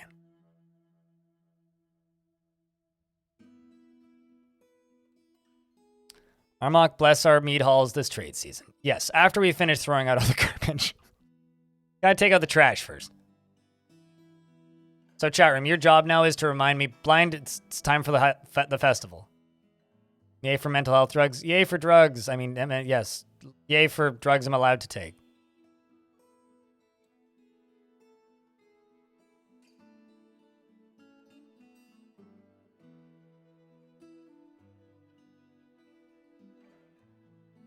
Actually, I'm mildly curious. How many dump item jobs do I have? Oh my god. Well, actually, this isn't going to take too long. Just everybody has to dump two or 5 items. That's pretty okay. Be a lot worse. Is there anything else I can pause in here? All right, I'm going to leave the make sock and stuff jobs. And I'm going to leave a few of the process plant jobs, but everything else is just going to be left. Yeah, the clothes shop can be left. These are probably getting pretty low. What is the number of crafts or something? Yeah, we're almost out of the shirts. We're working through those socks pretty quick. I think I'm actually just going to cancel the crown's jobs for right now. We'll just let those go. We are now in the festival. You must have deleted me and now found me back. Well, welcome back, Alamar. I wasn't talking about you specifically. You are the 4th one today I've seen. For whatever that's worth. It's just always fascinating to me that it happens. Always like, well, was it an accident? Did I set you? What happened? Did your account get hacked? But we have a demon count of the fishbowl. Okay, well, we'll call that part of the festival tradition, is that I count how many demons are in the fishbowl. 1, 2, 3, 4, 5, 6, 7, 8, 9, 10, 11, 12, 13, 14, 15, 16, 17, 18, 19, 20, 21, 22, 23, 24, 25, 26, 27, 28, 29, 30, 31, 32, 33, 34, 35, 36, 37, 38, 39, 40, 41, 42, 43, 44, 45, 46, 47, 48, 49, 50, 51, 52, 53, 54, 55, 56, 57, 58, 59, 60, 61, 62, 63, 63. Oh, you deleted everyone. All right. Yeah. Good to know. Welcome back. Like, sometimes you just gotta unfollow everything. I do have a window to replace, though.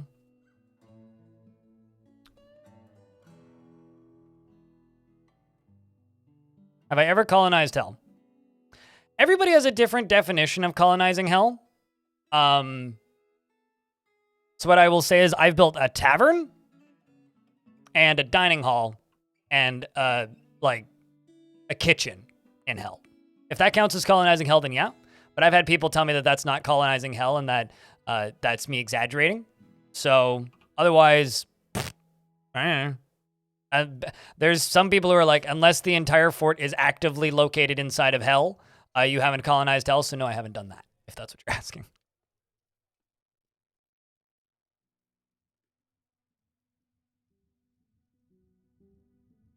I mean, right now we have access to hell, and we're trying to build in it again. That's the goal of the fort right now. I mean, I have a fishbowl with demons in it. To me, that's more impressive than colonizing hell. Colonizing hell just takes a really long time.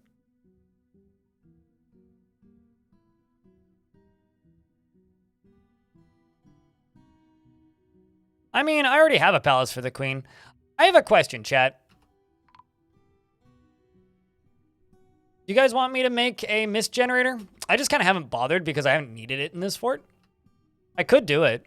I've just been kind of avoiding using mist generators because I do genuinely think they are overpowered as all hell. But I could make one. Should we?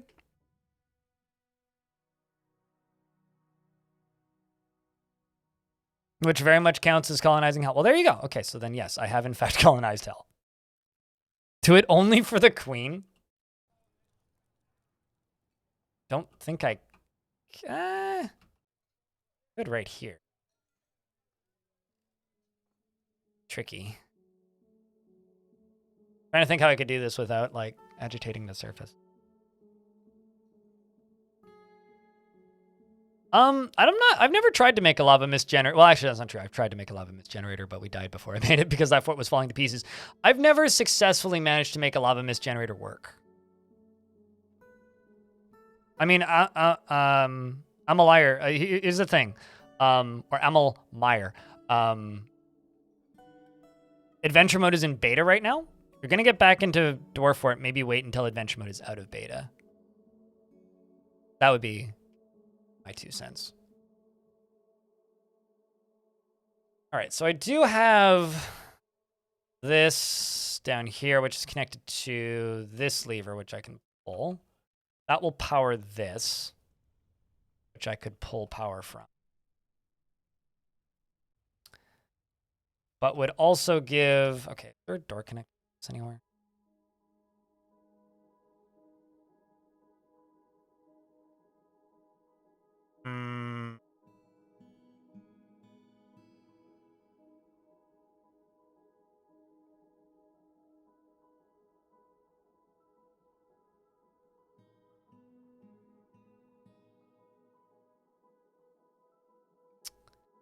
I have to be careful with that if I decide to pull power out of that. Simple version. Because demons have access to the caverns.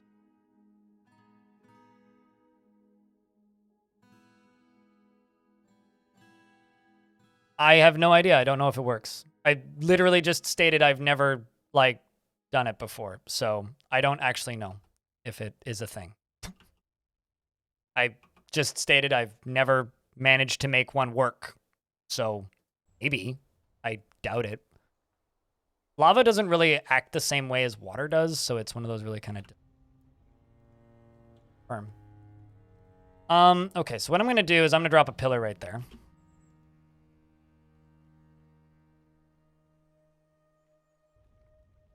There's a nice little side job that we can do pretty easily. Oopsies. I just opened a stream I didn't intend to open.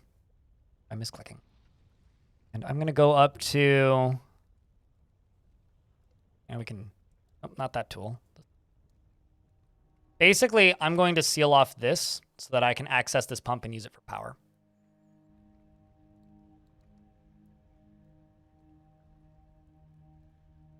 Although I'm not entirely... Not going to be producing enough power.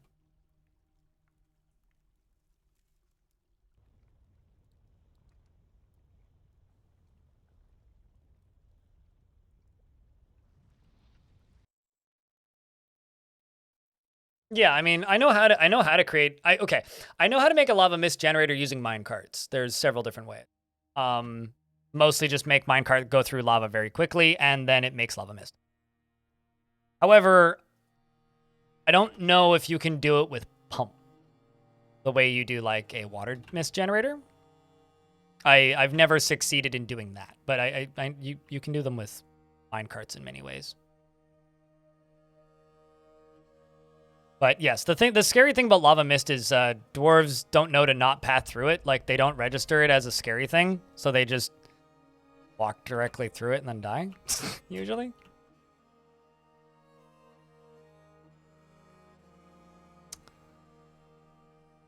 At least this will give me access to this pump.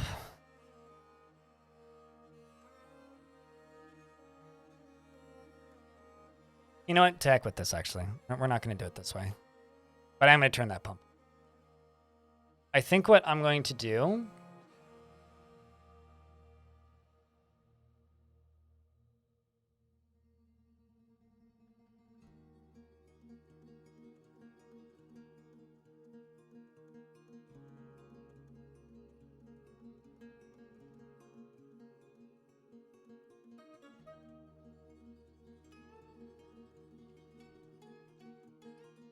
Okay, so this area is very easy to seal off. So what I think I'm going to do is I'm going to do this.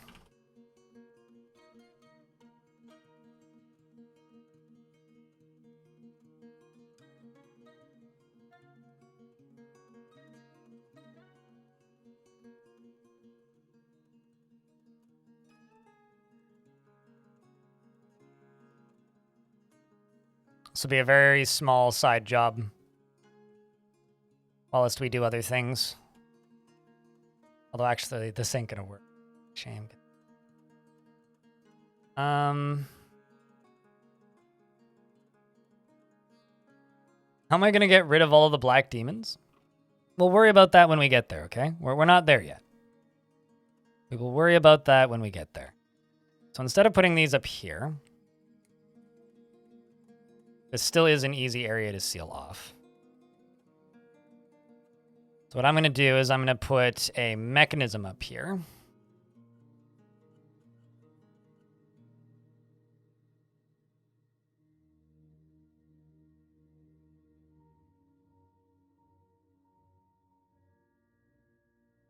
I really kind of screwed up this entryway's ease of building stuff like this. Put it right.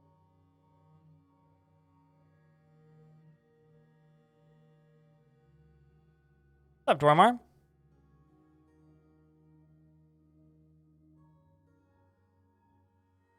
Yeah, I guess we'll do her like right here. This will be a good spot. It's also pretty close to the surface, so I can enough do what I gotta do.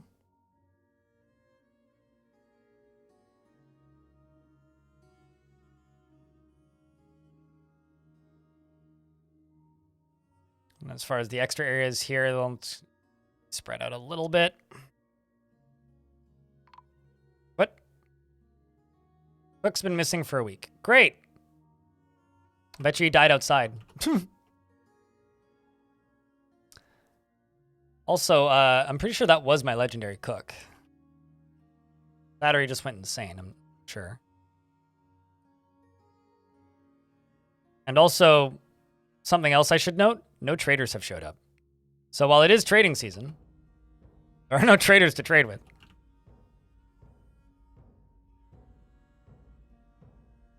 It's like I do it right below here, but this is not a good spot for this. Hope all is well with my garden. My current gardening escapades have been pretty successful, although I don't want to like jinx it because I haven't been there in a few days, which is a little bit concerning because it's been extremely cold, like abnormally weirdly cold. Like to a point where I'm genuinely a little bit worried about my garden. So I don't know, cross your fingers and pray for my garden because guys, I'm worried about my garden. I'm really, really worried. Very kind of concerned that my tomatoes might die because of how cold it's been.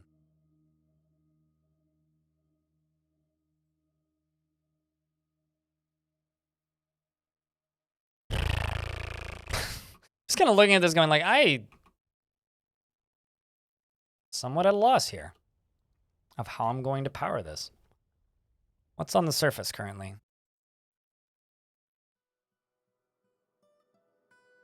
Agitated giant hamster. Where is this? So there's a parrot woman. It's like, I ain't even religious, but fucking pray for my garden, people. Basically is where I'm at. But cross your fingers at the very tomatoes survive, because if they don't survive, I will be really...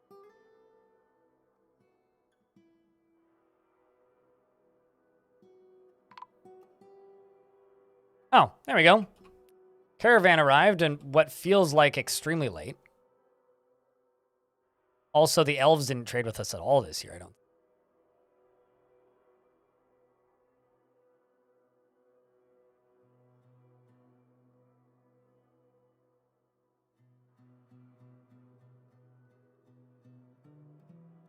I like that books are a forbidden export. That's good. For once, I very much agree with the export rules.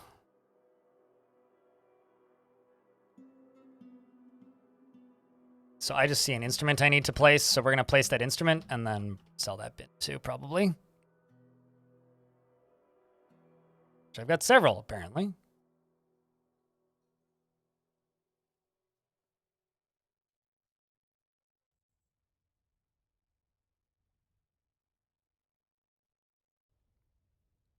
But it is finally a great season of trade.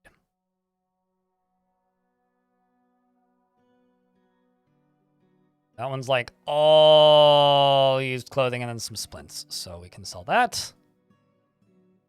Called junk bin, not finished goods bin.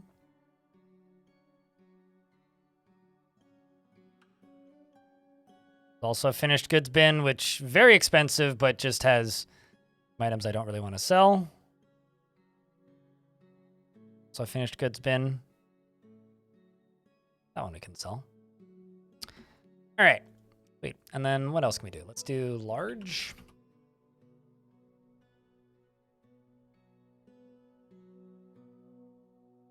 I want to just throw this brilliant cut emerald in here as to sweeten the pot a little bit.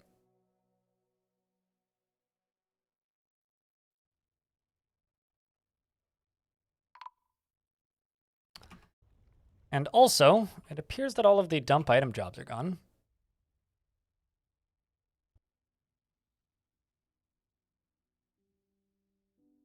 Would you give people the knowledge to overthrow you? What do you mean? Like in reference to what? Precisely.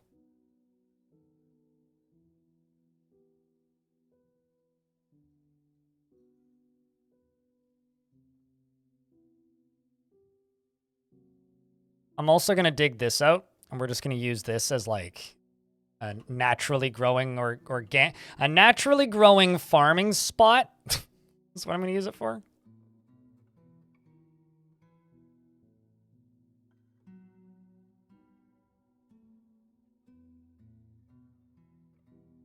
Oh, yeah. Okay, there you go. Banning book sales.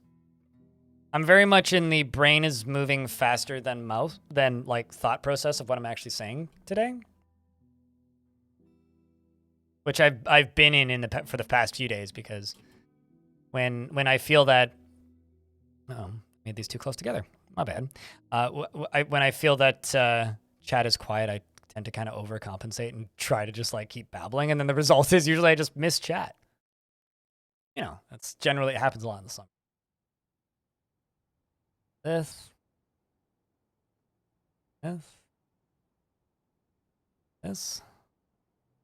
Down to here. Down. I realized that I said that we would be doing only minimal jobs, but these are very short, small jobs, and this is for the betterment of the fort and the benefit of the Festival of Trade. God damn it.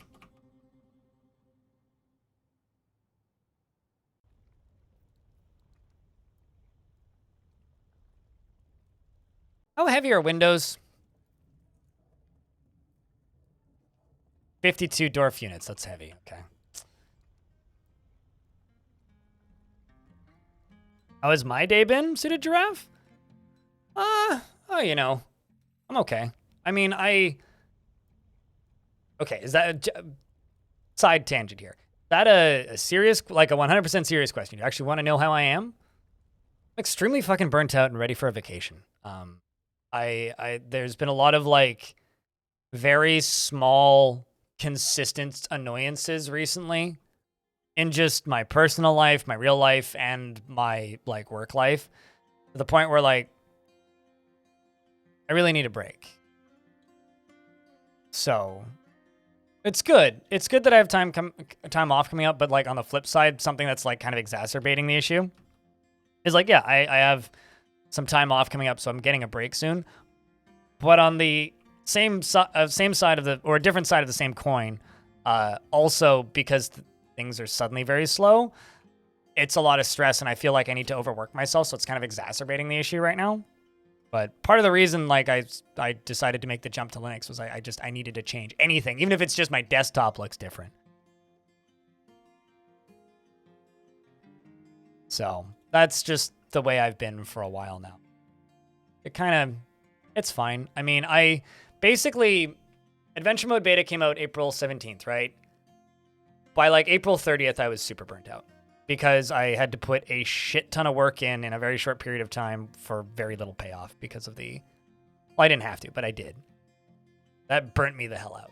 So, and I've just kind of been that way ever since. And combine that with also just like, holy shit, I have a lot of annoying ass responsibilities around the building because like I'm on Strata and stuff I got to do, and we're dealing with a cockroach problem. So there's a lot of like annoying ass real life stuff too. I just kind of want to run away for a bit. It does smell minty in here, yeah. Minty fresh. Minty fresh clean desktop. It's a pleasant place you've carved out for yourselves, they say.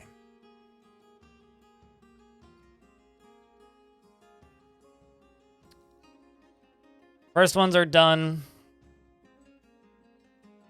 We're just going to do everything but the bins for these guys, and that gives me not a ton of trading value. But, throw a bin in here, which will give me some more. 1,000 in trading value. I'm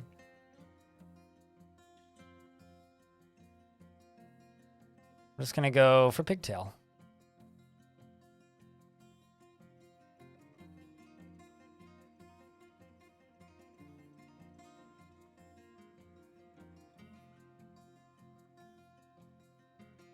I mean, silk would also not be bad, but also need some of that llama yarn or llama wool cloth, pigtail cloth, and that should be right now.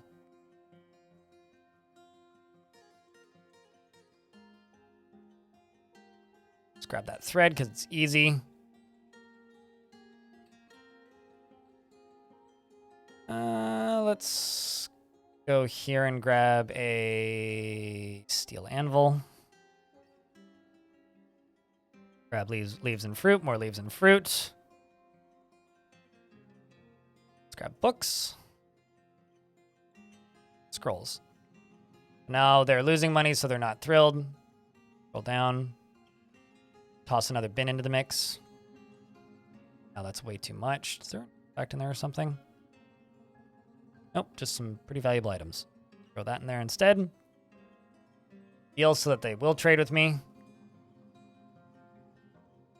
gonna grab that display case for funsies, because I never make display cases. And can't afford all the cheese. How about the splints? Nope. How about giant bat bone scepter? And well, actually no. Instead of that, we're gonna buy these bolts. Those are actually useful to me.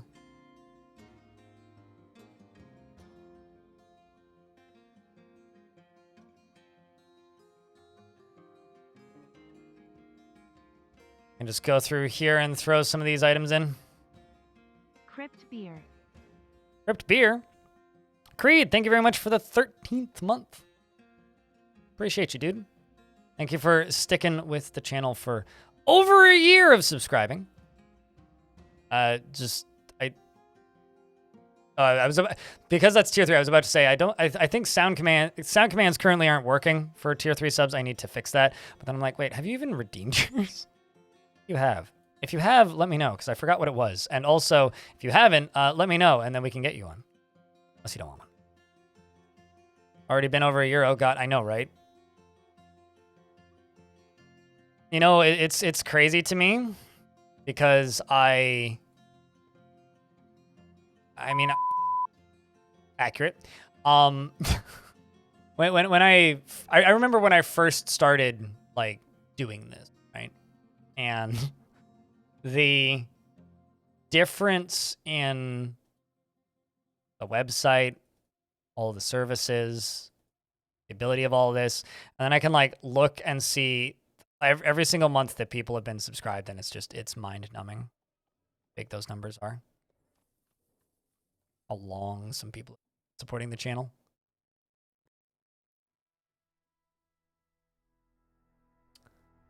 Okay, we'll just mark all.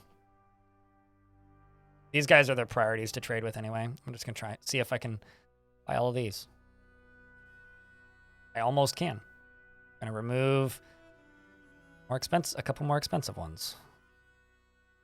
Spider silk, okay. Giant cave spider silk, okay.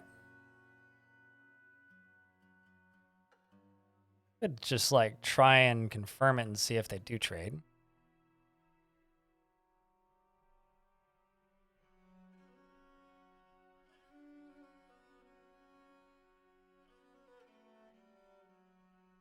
There you go. Trade. Done.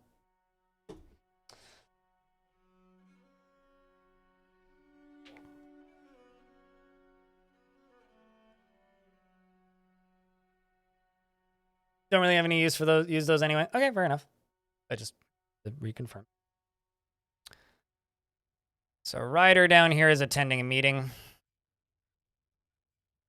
Want to make Marion take it easy. Ryder, I'm going to make you into a tavern keeper.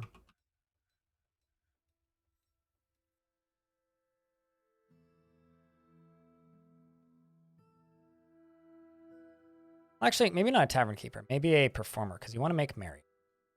You can go dance with Danny DeVito.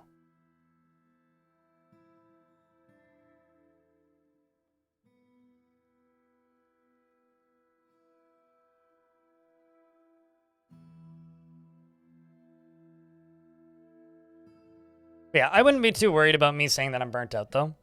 Because I know for some people that's a cause for concern. I've been in like a periodic on and off again burnout for, I don't know, 10 years. So it's not too strange for me to be a little bit burnt out. Never feels good, though. I'll say that. Never really feels good.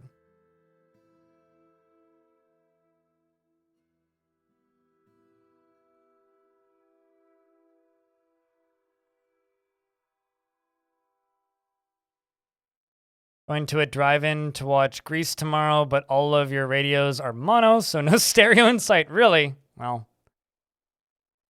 car doesn't have a radio that's stereo? It's kind of surprising to me.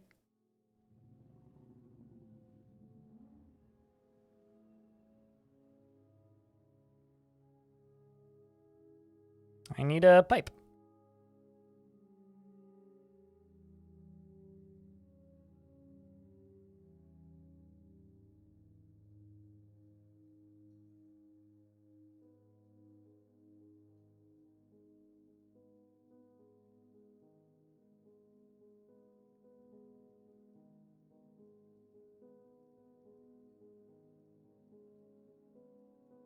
Okay. So it's got to be external or really loud. Yeah. I mean, I have like 8 stereo radios around here, but I'm a unique person, say.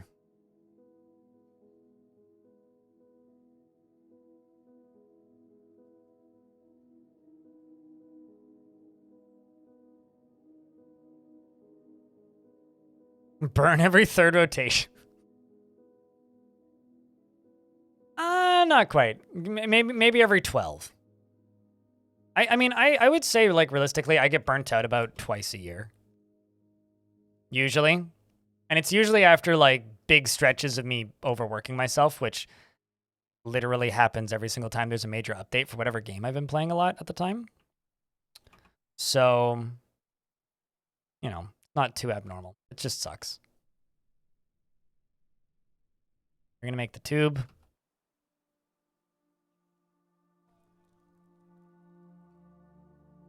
Oh, we got a dwarf here making a tube. Gonna be with family and be with friends. Your husband and only daughter are dead. Wow. All of this dwarf's friends and family are dead. I'm gonna take you off of jobs. Like, go do something else.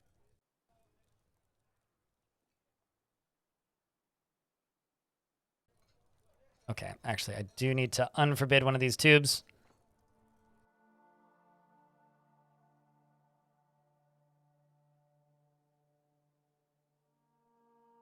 I feel bad for dwarves. Where it's just like, you want to be around family. Oh, look, you have family. Oh, they're all dead.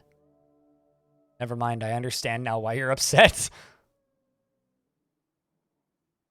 Okay, so now that I've done that, I'm going to put that here. I'm also going to go one layer above this and go down one layer through here.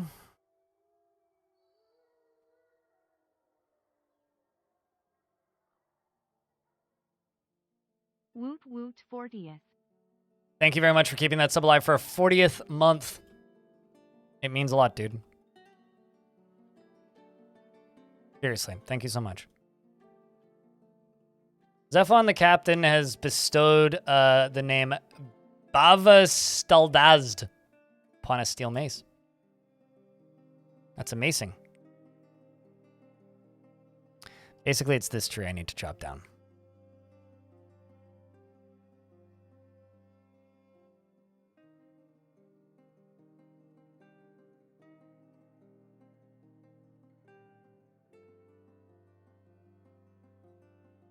And fell tree.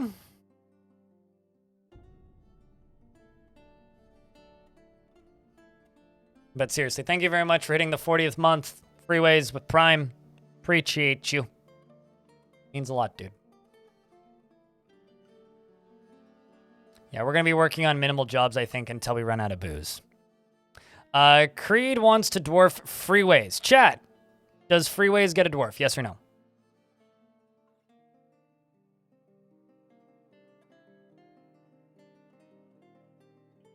What do we think? You'll allow it? All right. What kind of dwarf does freeways get?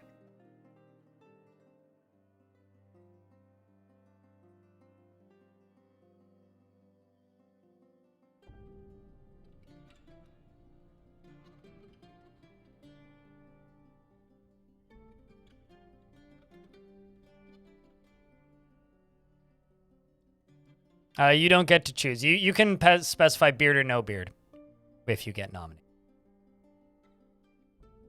That's it.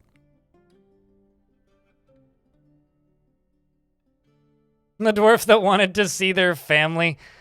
Ouch. In Unib? Or the one that just got added as a bard, I guess? This one? What do you think, chat? Anyway, do you want a beard or not? Freeways. Because I could save you from this one if you do. If you don't care, your options are way wider. It's up to you. What do you think?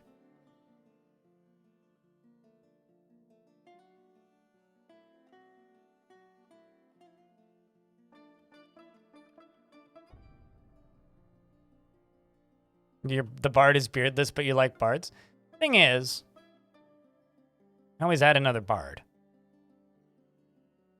In fact, I could give you Fath, this dwarf. Fath is a baron, even.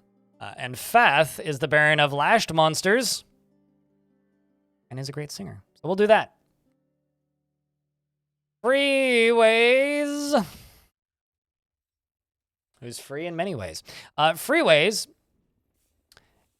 is naturally trustful of everybody, has a very calm demeanor, and prefers to present himself modestly. He could be considered rude.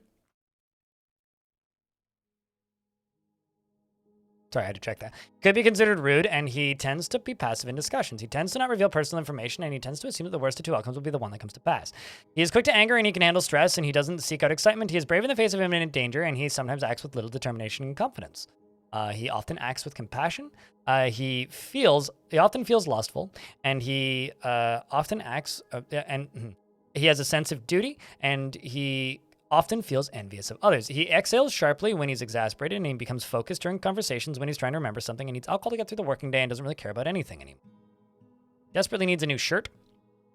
And he dreams of crafting a masterwork someday, and personally finds the acquisition and use of power abhorrent and would have all masters toppled, is an absolute believer in the rule of law, would have the world operate in complete harmony without the least bit of strife or disorder, strongly values tranquility and quiet, finds maintaining decorum a silly and fumbling waste of time, and finds leisure time wasteful and doesn't particularly respect commerce.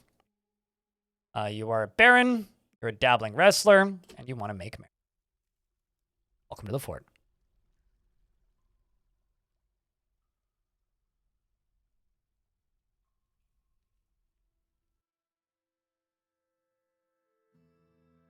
Thought I saw a, what's it called? Scepter? But I didn't. I feel so bad for that stupid dwarf. Baron of Goldwet. Been visiting here for a very long time, but...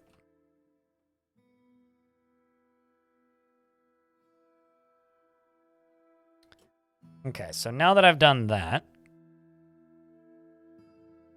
I need to put this in the burrow.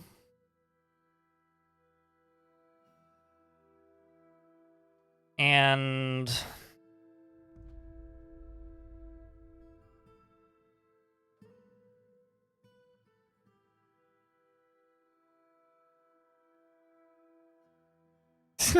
this is awkward. These elves have made my life really difficult here because I can only chop down 7 trees or something. Well, let's get these. We'll put these into the burrow as well.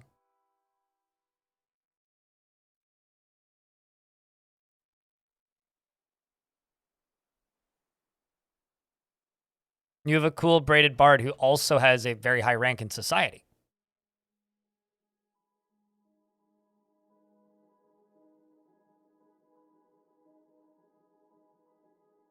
Okay, so what I'm going to do is I'm going to do a windmill right here, I think. Then one right here. And one right here. Do here first. Also, I'm going to move these dwarves over here. Get out of the way.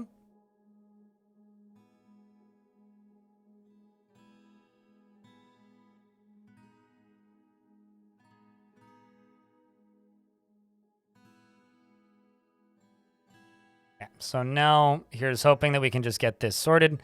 When this gets dropped down right here, it's going to lead directly to this. Right? And then this is going to get a gear assembly on it.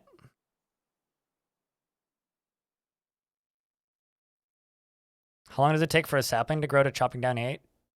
Isn't it 2 years? I think it's 2 years. I want to say we figured figured out that it was 2 years during Long Death, but I could be completely mistaken. Let's see. Can I see right here? Yes, I can. You get placed there. Get placed there. Well, we're gonna risk it. These guys are cheating. At least they can shoot at the enemy up outside if they need to.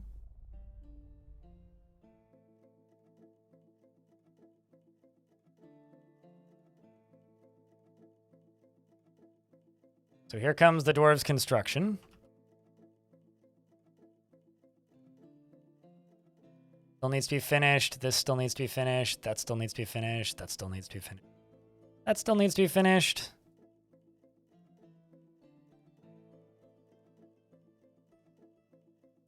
Yeah, I'm pretty sure that was something we figured out during Long Death. I have a vague recollection of that.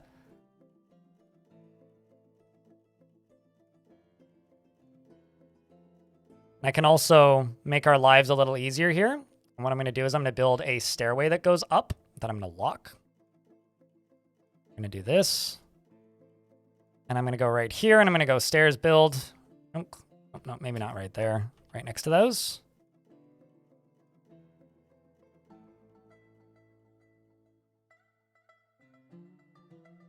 So let's say rock hatch cover, and let's just do 2 of them.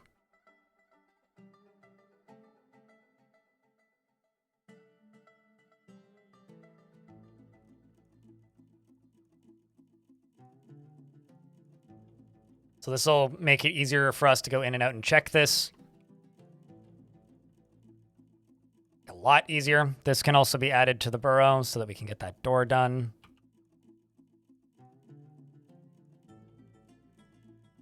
Current run has just entered year 102.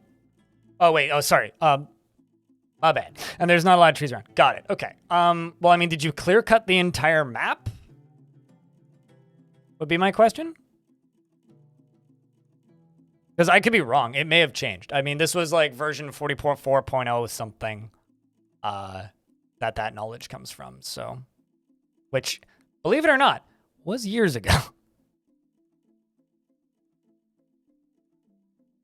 Weren't many to begin with? Gotcha. Yeah, well, if there weren't many to begin with, you chop them all down, and I would just say go down to the caverns. Also, bad news, chat. What's the problem here? There's no. So that's a bust.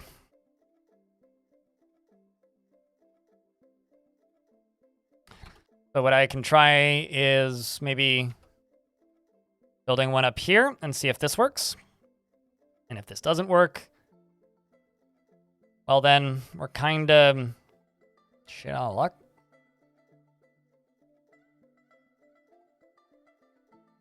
What we're going to do is we're going to try this. What do you mean by too many trees? Question mark. Oh, you, like around here? Yeah, yeah, that's probably what's happening. Is they won't work because there's too many trees in the general vicinity. But I will be back in a second. We're just gonna let the dwarves build these in the burrow. I just have to add this to the burrow briefly. I will be right back. I'm just gonna go use the toilet. I gotta piss. Also gonna grab water. Seconds, Jack. Can I get a round of beers?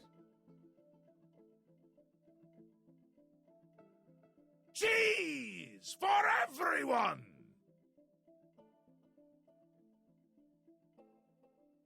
Gobble, gobble, gobble, gobble, gobble, gobble, gobble, gobble, gobble, gobble, gobble, gobble. Flobberdobberdoggadoggies?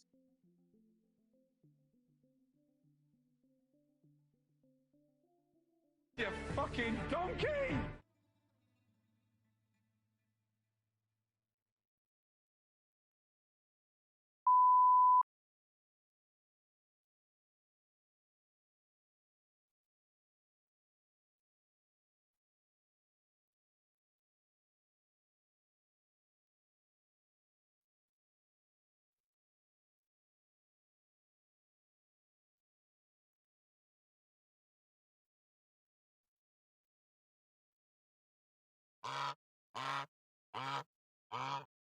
The he has a sword one is broke because I can't find the sound file. So I know it got backed up. I just don't know where it was saved.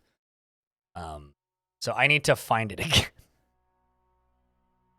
Is the problem.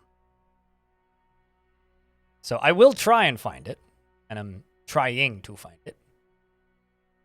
So yeah, these trees were acting as walls, I think, and so when they're acting as walls, dwarves can't access them. So here's hoping that these up here will work, because otherwise, my only other possible source of power is the caverns, and well, I mean, I could use this right now, but that would be super ugly. You know what? To hell with this whole idea. Well, actually, let's see if there's wind. But I've just completely changed my mind of how I'm going to do this.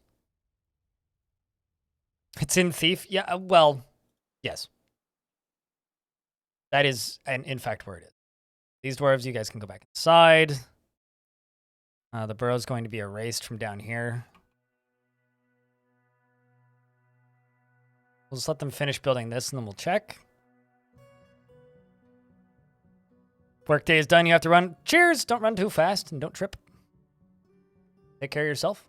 We will see you when we see you, dude.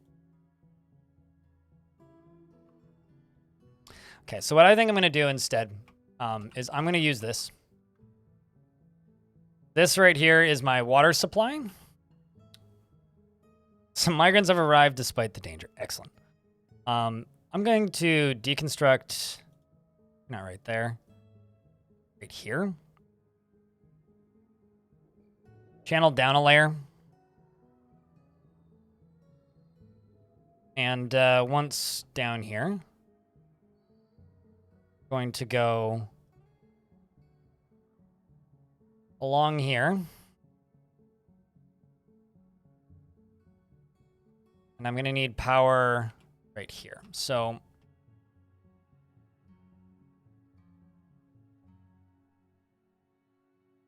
yes, this could work. So basically what I'm doing is I'm manufacturing a river. Crypt Pet Moss. Stealth CT, thank you very much for the 9th month. Welcome back. Good to have you. Appreciate you. Thanks for coming by. Hope you're doing well. And thanks for petting that moss. Is there a way to see a biome? Jump out to the world map and then hover your mouse right next to it. But is there a way to see what was in it? No. You'd need to retire the fort. But you could do a hard save, retire the fort, and then take a look. It's pretty easy to do. Basically, it's something that you need to already, like, have confirmed, essentially.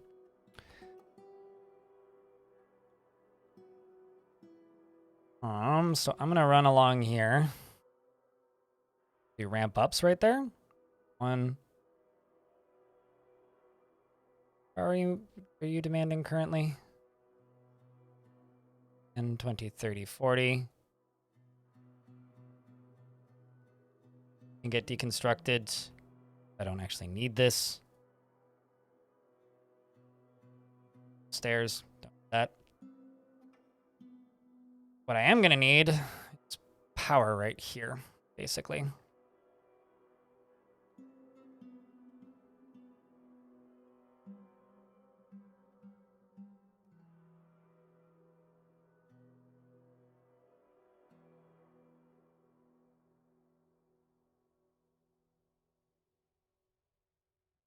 So we're about to build flowing water into this fort, essentially.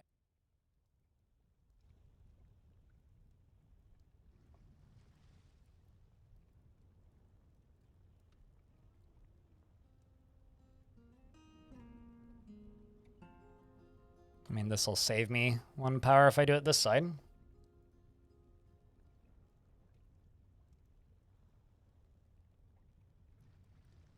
Although, I want to build flooring here first, so let's just build flooring. Do with it. Also, it's 2 p.m. Wow, time flies when you're having fun. Let's get rid of this, and instead just channel this out down here. This will just make it easier for me to build it more than anything. So that's all done. Here I can go. Yep. 1.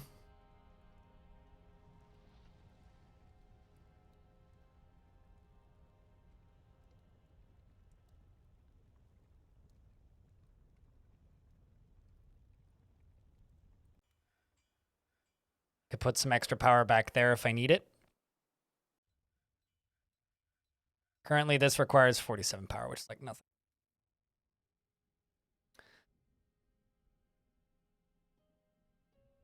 But something I like to do is just take a screenshot of the biome before I embark on it, which I know doesn't help after the fact, but that's something I like to do.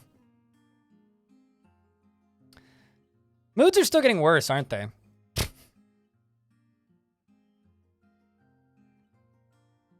Pretty bad, actually. Are there any undead on the world right now? Or visible currently? Nope. Are there any labs I haven't placed yet? Let's see. 1. Problem is, like, yes, labs get rid of ghosts, but they don't actually fully solve the issue. The issue being that dwarves get really sad when they see, you know, monsters and scary things. They also get really sad when their friends die. And they get even sadder when their friends die and they have to, like, wait for their corpse to decompose. So you still get all of the negative moods of them being forced to endure the decay of a friend, which really sucks. We are very much in that situation currently. Also, hey, Boom Boom. Hope you're doing well, dude. Hope you're making it through the week in stride and getting ready for the weekend. Around because the selection said no trees. Because the embark selection said no trees. Yeah, I mean, it might have said sparse. The thing is, like, the UI isn't super clear for embarking. It's kind of hard to tell if, like, an area is listed as sparse or not. Which kind of directly leads to you, like, makes it very easy for the player to accidentally, like, how do I word this? It makes it very easy for the player to accidentally embark somewhere with no trees and not realize it, I guess.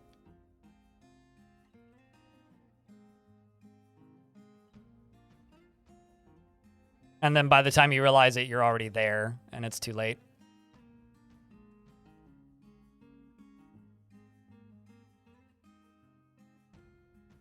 So now that we're doing that, I'm going to go here and we're going to build a water wheel. I think I may actually end up building around these water wheels. Make like a little cage or something out of glass windows. Could make this look pretty cool because I really don't want them to topple it. That is not what I wanted. I wanted a floor.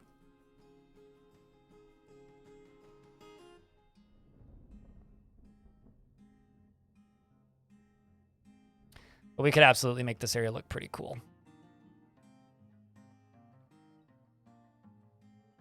1, 2, 3, 4, 5, 6. That could be another one. Don't need to do that one immediately, though.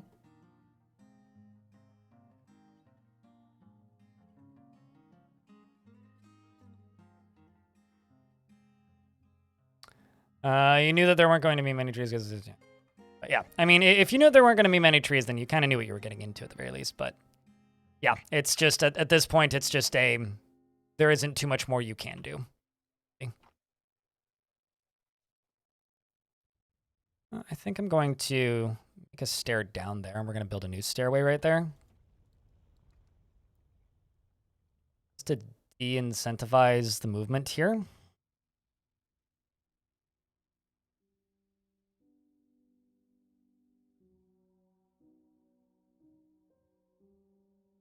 Cap there and there. We're just waiting on all these rocks to be gone and also the last of this mining to be done. Taking a little bit, but they'll get to it. I'm sure they'll get to it. I love how these dwarves are just using this as a shortcut. That's kind of funny to me. Like, very funny, actually. All right, let's just cut this out. The only dwarves I want coming down here are the ones getting these boulders out of here.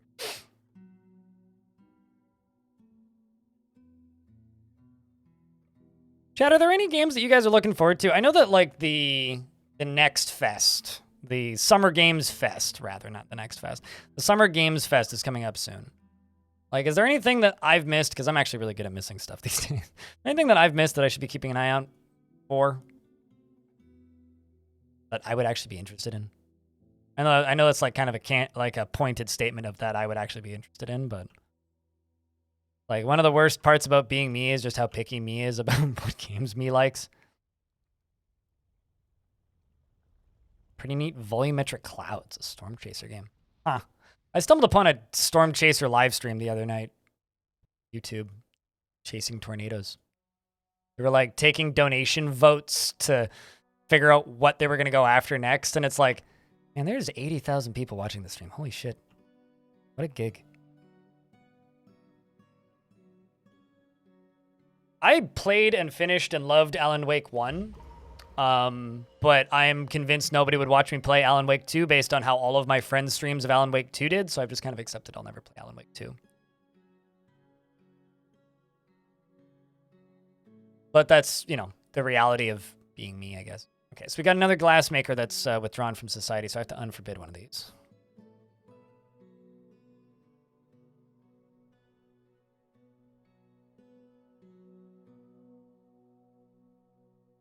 Reed Timmer.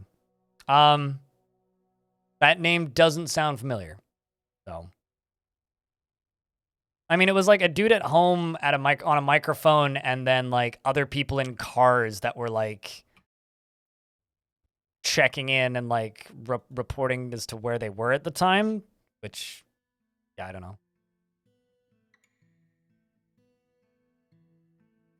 Like. With Holland. Yeah, that sounds familiar. It was on YouTube. One of the craziest ways I've lost a fort. Golden Gizmo, are you still in the chat or are you in an ad? If you're in an ad, let me know. Don't say anything. If you can hear me, let me know, and then I'll. You play as a kobold in adventure mode. You don't want to. You really don't want to. You can make it work, but you really don't want to. Burr seems like a good order for these dwarves, or like a decent doctor.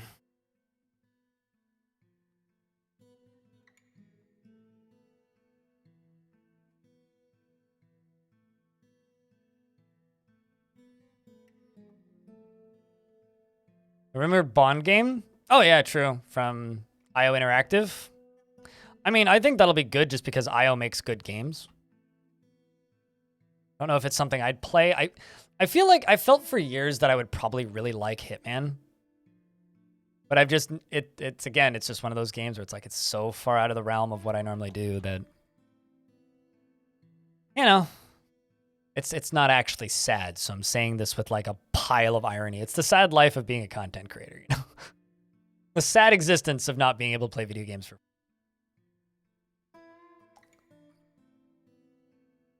It's not actually sad, so please don't take me too seriously with that statement. Okay, so we've got obsidian boulders that really need to get out of here. What stockpile are you?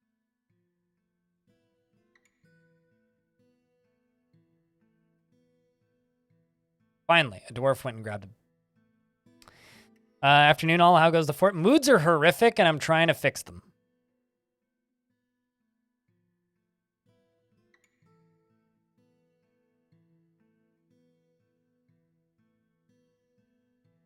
But I'm assuming that you're through the ad now. Craziest way I've lost my fort, Golden Gizmo. I had a... I mean, there's the classic, like, you know, a big scary creature shows up and there's a sock stuck in a door. I had a steel forgotten beast that was a horse that shot webs that showed up once.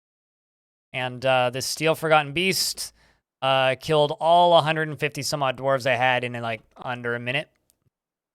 And it got into the fort because the first dwarf that it killed was in the doorway that I was going to lock to slow it down so I could close the gates before it could get into the fort. That's pretty crazy. I don't know. I don't really lose forts in crazy ways. Oh, actually, there was one time I got attacked by literally Godzilla and Mothra in the same minute. I got a forgotten beast that was a giant lizard. Or actually, no, it was a titan that was a giant lizard. And then I got a forgotten beast that was a giant moth. Within minutes of each other. That was pretty fun. But I didn't lose the fort to that. You're looking forward to Streets of Rogue 2 hides? Why would you hide over that? What's Streets of Rogue 2? Is it because it's called Rogue?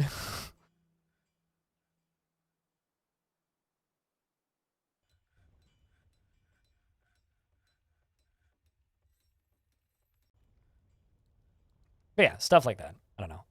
I have less stories of how I've lost forts and more stories of how I've not lost forts. Because losing forts, I usually do it on purpose, and it's usually not that crazy. So.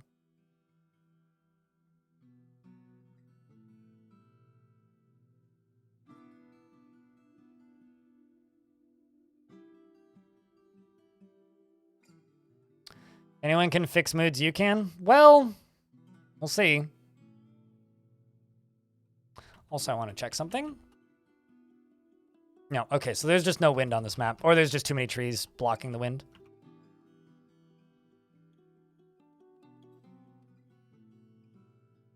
I had a pretty crazy event that happened after I lost a fort once.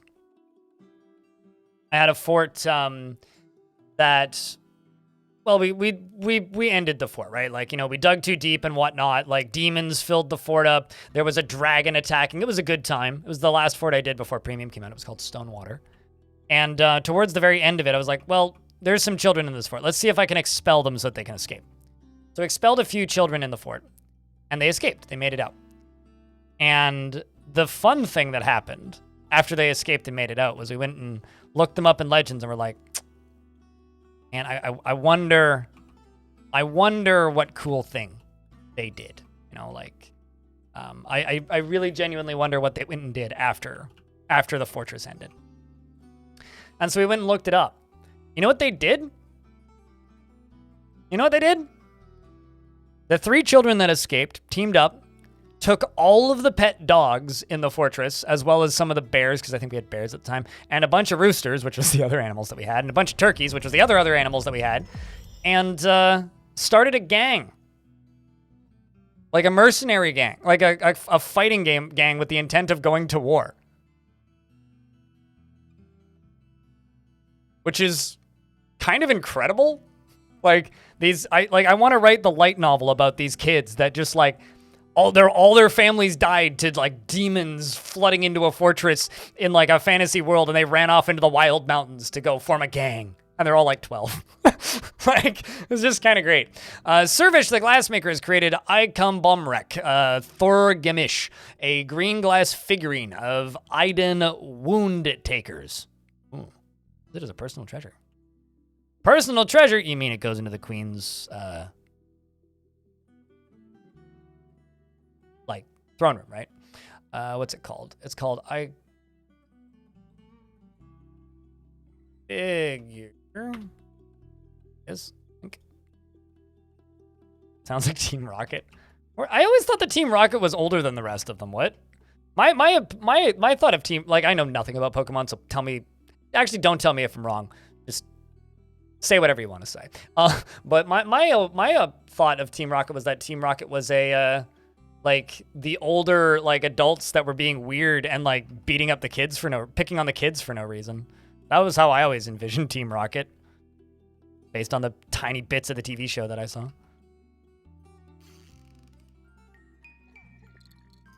Glassmaker's giving birth to a boy.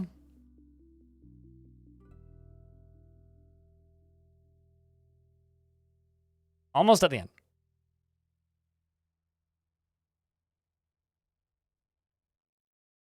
By falling a log in 2 separate saves is a common. How many trees did you cut down, Zereza?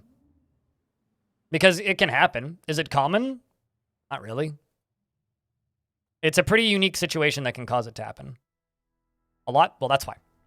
If you clear cut very dense forests, what can happen is, because I have a very dense forest on the surface here, if say I do this, right? If I chop down only one tree, it's going to fall away from the dwarf that's chomping it down. But if you look up, these trees are all varying heights, right? And most of these branches become logs. If a log here, say, falls into this tree right here, then if a dwarf goes and stands here and chops down this tree and steps back right after they finish chopping it down, even though this tree will fall this way, this log will go straight down. So if you clear cut a huge area in a very small space really quickly, you're almost not guaranteed, but you're gonna probably get a couple casualties because they don't have time to like, you don't have time to spot where the branches are, and there's dwarves running in to try and pick up logs that are already on the ground. And even though the tree that's actively falling can't kill dwarves, a tree that has previously fallen can. So if there's a bunch of dwarves in the vicinity like grabbing logs, that can happen. It used to be a lot more common because all falling logs used to be able to kill dwarves, but now it's just that like weird eccentricity that can happen when you have a bunch of dwarves in chopping down a bunch of trees in one small space. So that's why. Hopefully that's helpful.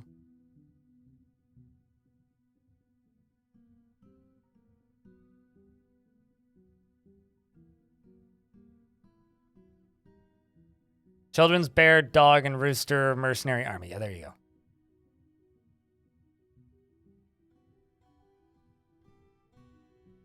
I mean, not really. Just don't click, drag, clear cut 50 trees. Just don't do that. Like, space them out a little bit. Because there's very few situations in Dwarf Fortress where you actually need to chop down like 50 trees. Because each tree gives you like a dozen logs. And because each tree gives you like a dozen logs, that's like a dozen beds. And the only things that need to be made out of trees are beds and charcoal for certain like metal working stuff. So the vast majority of the time, you don't actually need to be doing stuff. Rave Rumble. What kind of dwarf would you like?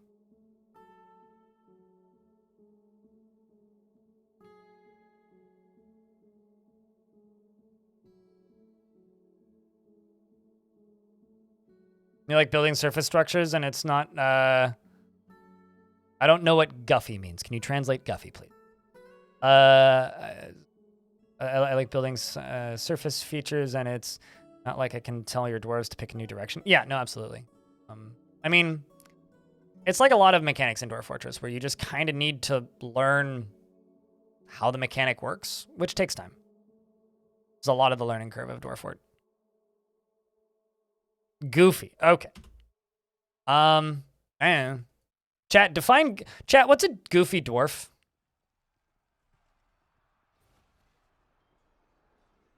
Also, it looks like we're fighting with giant thrips. I'm just gonna do this. Get all this. Go back inside, dwarf, please.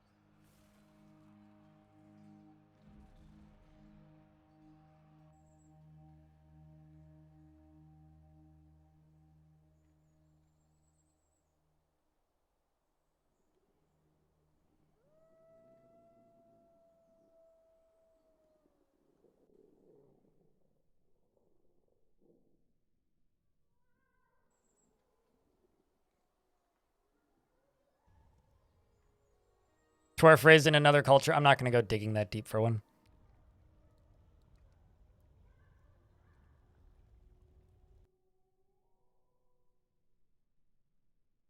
They're standing too close. They drop logs on each other. Yeah, that's what I'm talking about.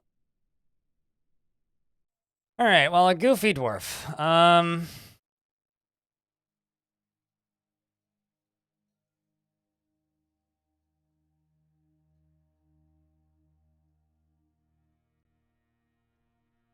A dwarf stoic. That's not very goofy.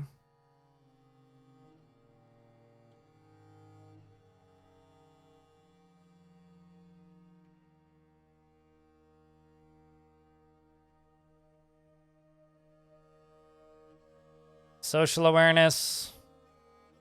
Flow to hate. Cruel. No comedians around here, eh?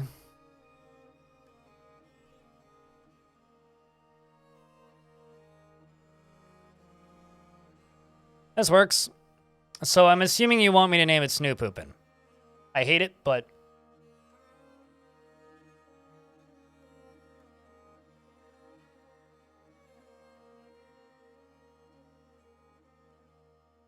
Well, we'll make it work.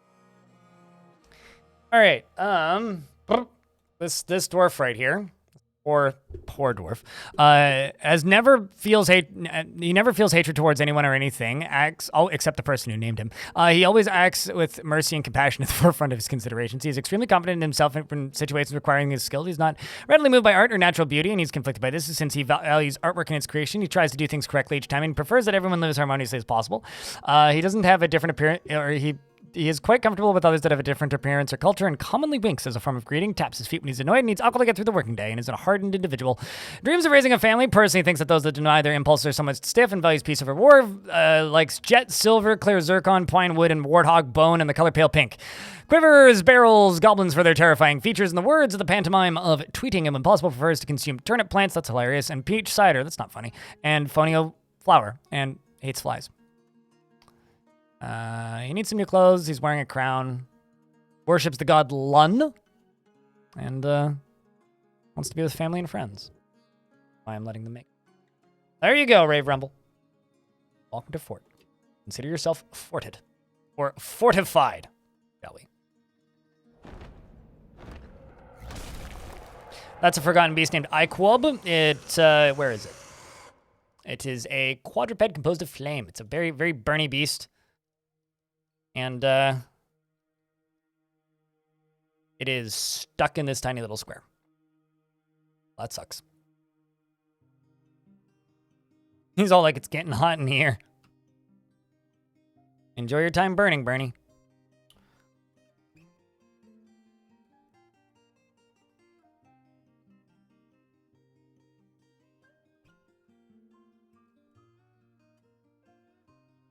So reality is, I'm just going to forbid these boulders down here. So that's what we're going to do. So it's going to take them too long to haul them all out. I'll let this dwarf get whichever one they're going for. Which one are you going for? Yeah, that's always, like, made me squint a little bit. The fact that, like, you know, fire things can burn down wooden walls and floors, but can't burn down other things? Actually, you know what? Let's just do it this way.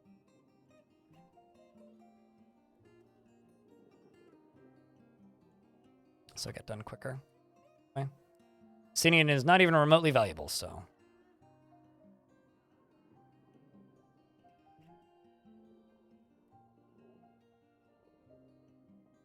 Especially when trees are really close, like directly next to each other. Really? Oh yeah, no, intersected branches are very dangerous. They can also, you can sometimes also, if you have intersected branches, end up in a situation where a tree collapses, and the collapsing of that tree, you can end up in situations where two trees are intersected, and you chop down one tree, but the tree next to it is actually holding it up, so it stays there, because it can't fall. So then you chop down the tree next to it, and then they both crash down, and that can kill dwarves too. But that one's much less likely and considered a bug, and I think has been fixed. Question mark?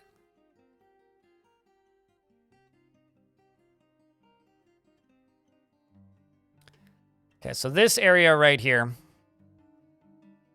needs a lever.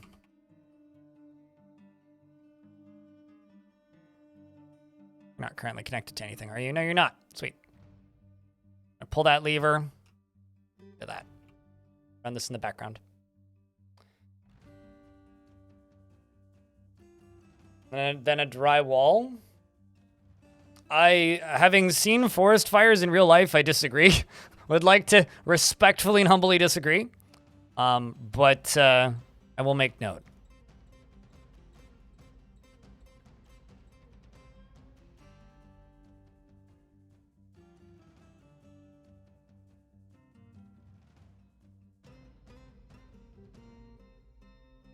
Dwarf is coming here. Really hoping you'd do that. There you go.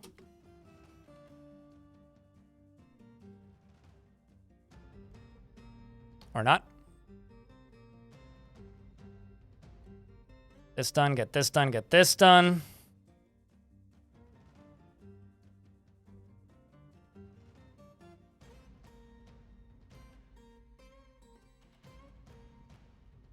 Also gonna wall this off now, because this is gonna leave an open hole. Demons can come in through, so as soon as this is done, being hooked up, this, which needs to get pulled first, then we can go about the rest of this. Are you going to go pull the lever? Nope, you're going. I've been distracted by trying to make dwarves less pissed off at life for a while. Trying to get these boulders out of here.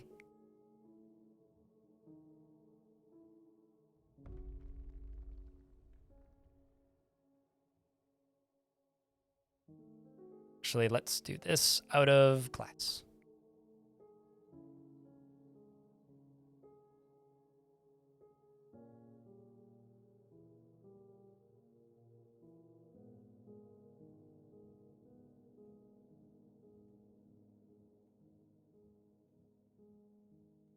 Yeah, I did. I recall mentioning that quirk at some point in a video, so that sounds correct.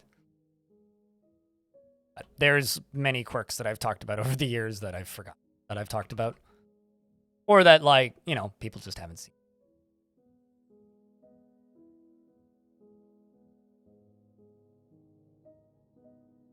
Your fort has 3 to 4 migrant waves with not a single child.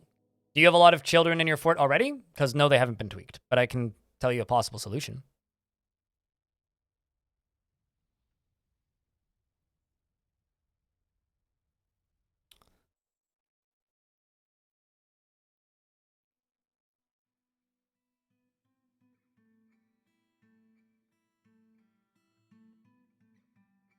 Zero children, 43 dwarves. All right. I mean, no, the numbers haven't been tweaked. But that probably just means that you're in a pretty, well, isolated area, likely. But no, I was going to point out that the game has a like a child cap, which is in your game settings, which is right next to the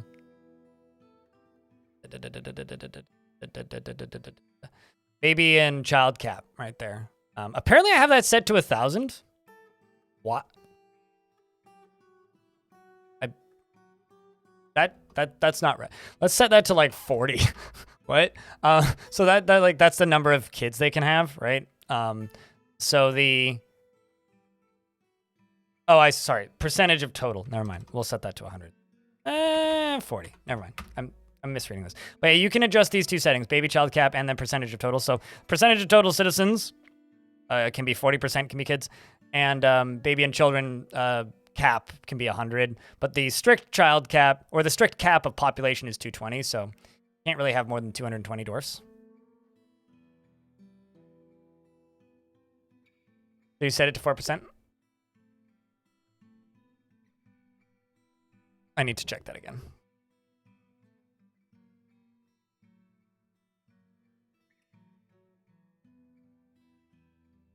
One thing you kind of learned about Dwarf Fortress recently is that you can decorate items. It's a shame, however, that it's so complicated to get what you want decorated to be decorated. Also, not sure if claimed items can be decorated. I also want to decorate clothes before they are claimed. I'm also not sure if claimed items can be decorated. I don't know. 1,000 is 100? Okay, I clearly don't know how that works, but.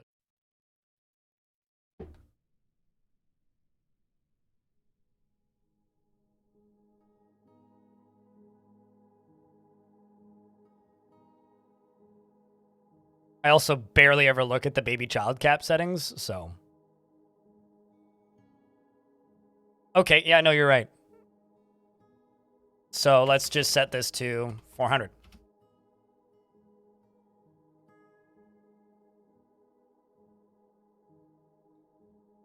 It's probably just sitting on the default because I don't think I've ever actually changed that. Jesus, fuck, there's a lot of those.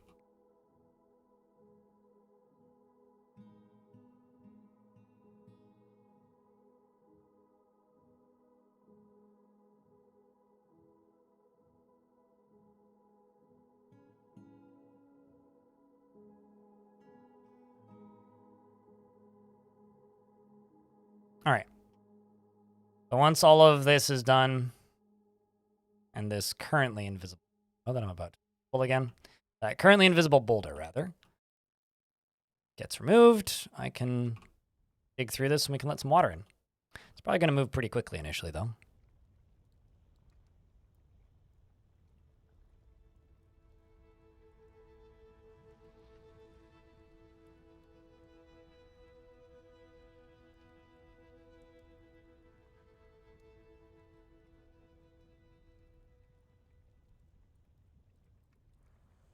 And you know what? I'm actually just going to put floors right here, and I'm going to put glass windows around. Here. What? Right while I was clicking. That's rude. Hold on. The symmetric realms are attacking me, so we get to see if my dragon can do its job. That's cool. Kafit. Some human. So these are the symmetric realms, a human civilization that are very intermingled with elves and some goblins. It's mostly humans and elves, though. So you've got all these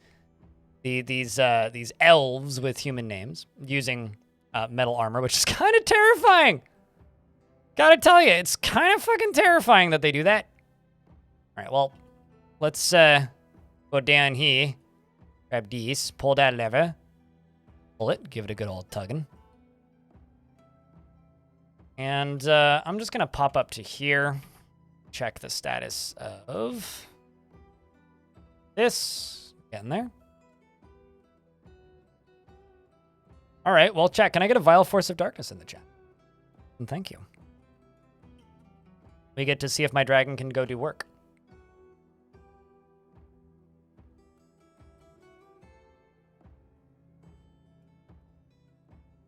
Because I stated how in the sentence of which I pointed out that there was elves wearing metal armor. Were you listening? I guess not. So this is a sorry. This is a record player. This is a human faction, not an elvish faction. They just happen to have a lot of elves living in the human faction. That's it. Clear? Yeah, you just arrived. Ah, okay. Well, usually if you see elves wearing armor, it means they're either Dwarven Society elves, Human Society elves, or Goblin Society elves. One of them. One of the three. I was gonna say one of the tree and like make a bad joke out of it, but like, eh.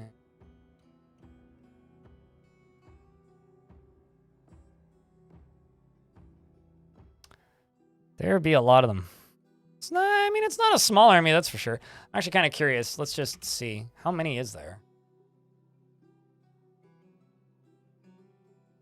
21 elves. How many humans? 99 humans? Not that many.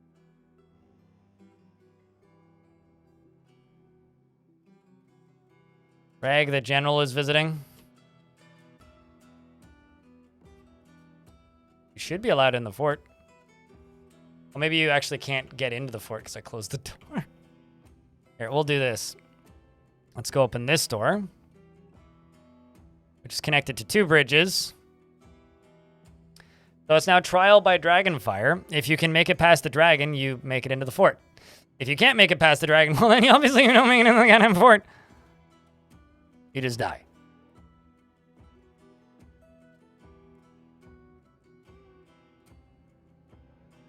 So anyway, I started blasting. Okay, so I'm gonna get my dwarfs to get the little dwarfy butts up there, except for you in the middle there because I'm stupid. Down here, check this. Is everything out? Just where are you?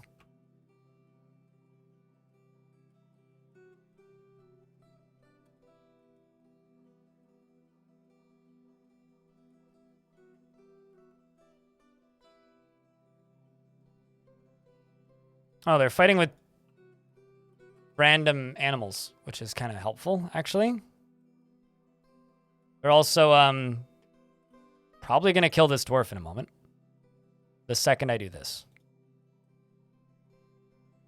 I honestly say go get him, because he's haggard. Yes, he's a baron. Yes, he's been one of ours for a while, but, like,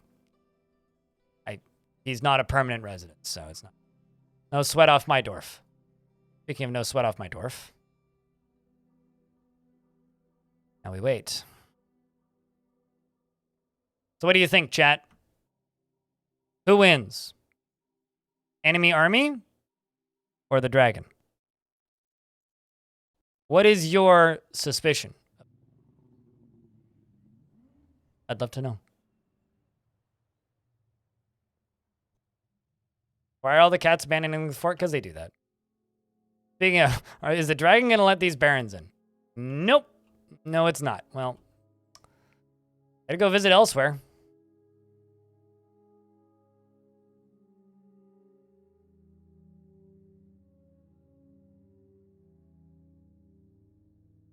What in the world just happened? What? Why is there fire there?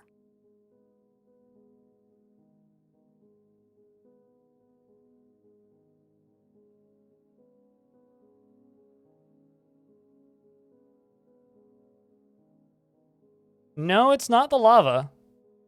This lava has been here for literally years. It's not lava. There is no lava on the surface. This is 2 levels down. So no, I can tell you for a fact it did not come from the lava. But there are fire-breathing demons around. Arson, yeah, definitely. Well, I can tell you for a fact it did not come from the lava.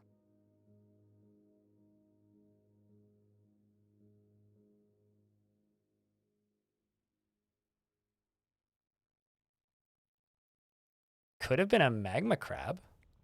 Oh, there's a magma. Okay, that makes sense. It doesn't spit. But yeah, it was in fact a magma crab. Lol. That's very funny.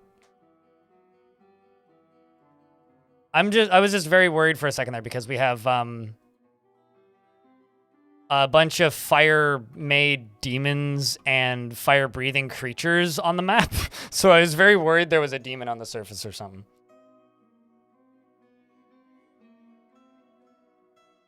You know, they say arson, and I just assume that you're talking about pirates burning stuff down because arson! Anyway. Do that. Does that count against the tree count? I have a question. I'm going to answer your question with a question. When fire burns, do the trees fall down? Someone boo this man? I mean, it only costs you $10, so. Here, I'll boo myself. You suck. Happy? Okay, so we're waiting for 14 seconds for the ad to end.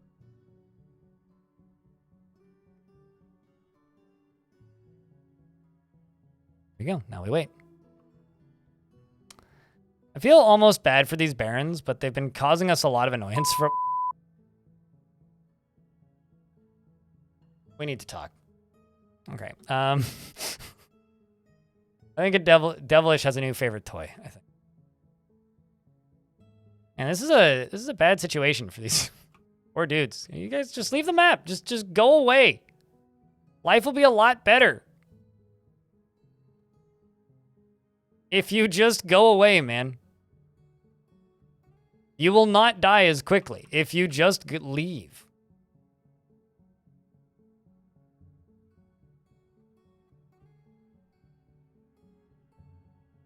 The thing is, they could totally just, like, walk around the dragon.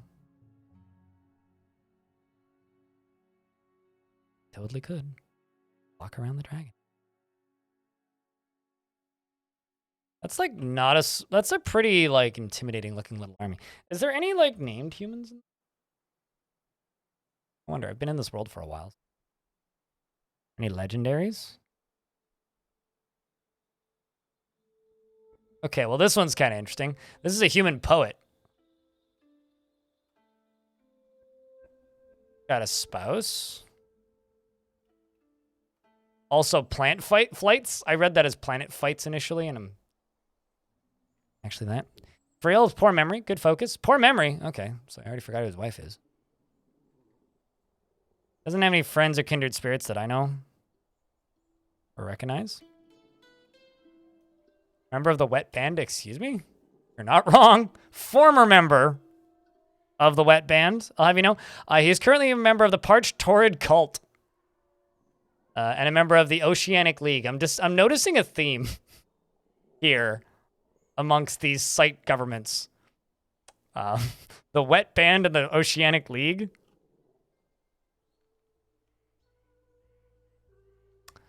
So there's just a magma crab here just like firing globs of lava at these dwarves, and they keep dodging. And they managed to kill it. Well, good on you, Deucim. Now you should leave. Also, they managed to kill Reg. It was that other baron. But yeah, anyway, to answer your question about does this count against the tree count? No, because trees don't, like, get chopped down when they burn. It just burns their leaves off. Sometimes it can cause them to collapse, but that's pretty rare. So the simple answer is no, it doesn't affect the total tree count.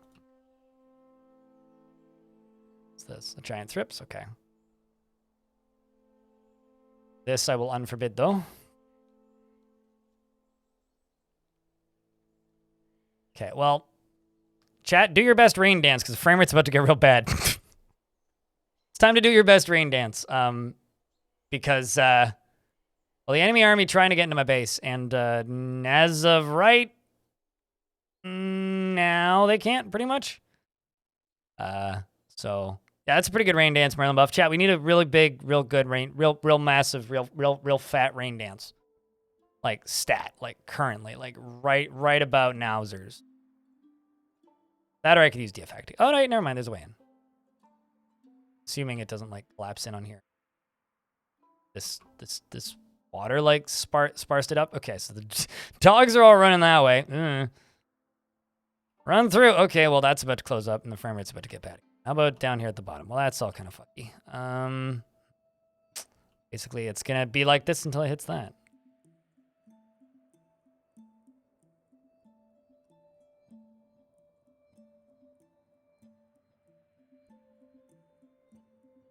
All right, let's see. Is this dog able to make it to the Durgan? Hey, chat room. I want you to dance. I want you to rain dance. Entronarch. I don't know if I'm allowed to call you by your old name. I'm going to cheat. Extinguish all. This is just gonna... Oh, hyphen ALL. Extinguish all. Just...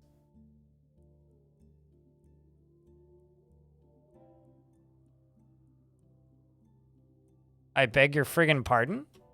Dragon, you've got one job.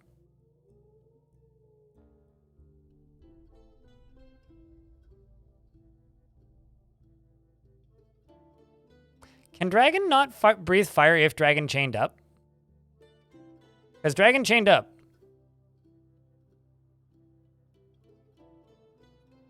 Anyway, great rain dance, chat.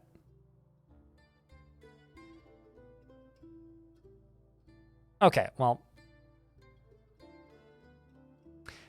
Can I just say I think it's hysterical that, yes, they can in fact do that. The first thing the dragon sets on fire is one of my own dwarves, I think. Or one of those visiting barons, and a stray cat. Good job, dragon. You did a great job. Yeah, definitely. How's the demon fighting going along? Well, I'm breeding them. Not intentionally. There's a lot of them, I guess. So, could be worse, but could certainly be better.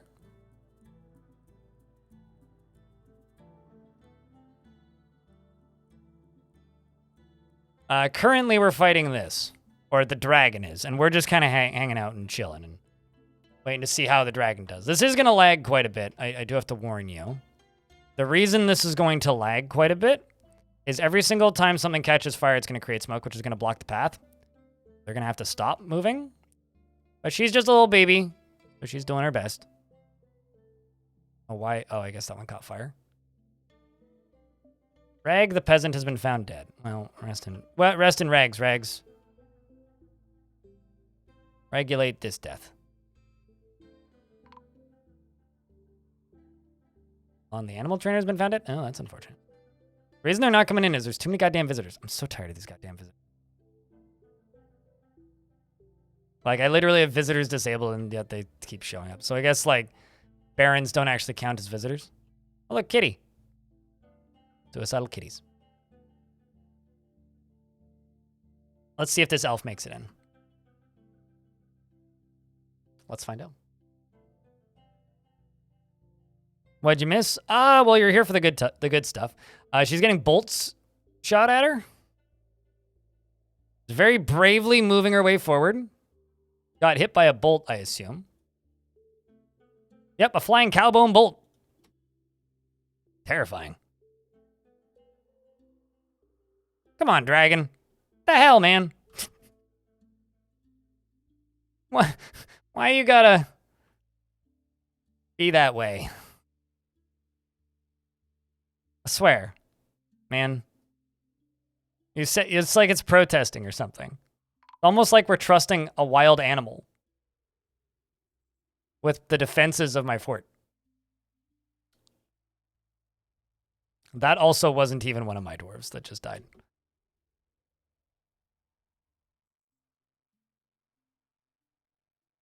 Having bolts fired at it, bolts fired at it, bolts fired at it, seriously injured. Come on. Dragon! Dragon, why do you suck? Okay, well these are my war dogs. Dragon.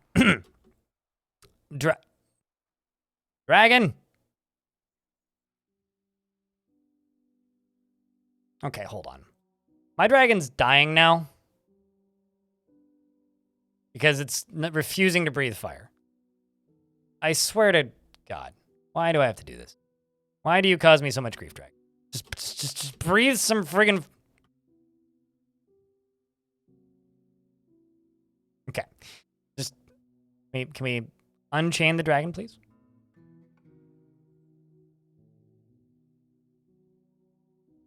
No? She's sitting on eggs. No, she is not. It's not even claimed. She's just sitting there. Feed alcohol so it can burp. If only it was that easy. Well, this one just dropped a shield after being hit by a bolt. Bismuth bronze bolt. At least my mark dwarves are doing some work. It appears that they actually managed to kill one of my tigers. Kind of sucks. But, you know, we killed this person. Dropped a bunch of stuff.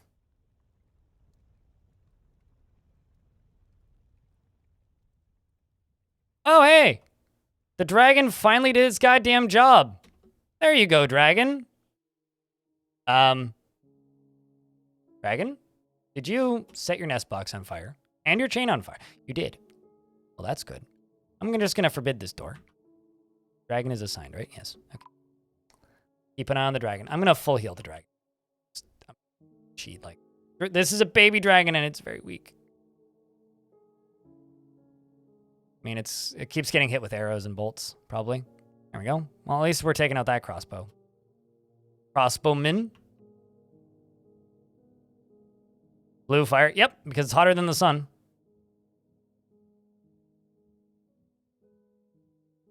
See what else dragon does. I am just under the assumption right now that my dwarves are capable of winning fights. They end up in. The problem is if my dwarves run all the way down, they're almost guaranteed to die. Because the dragon is going to set my soldiers on fire.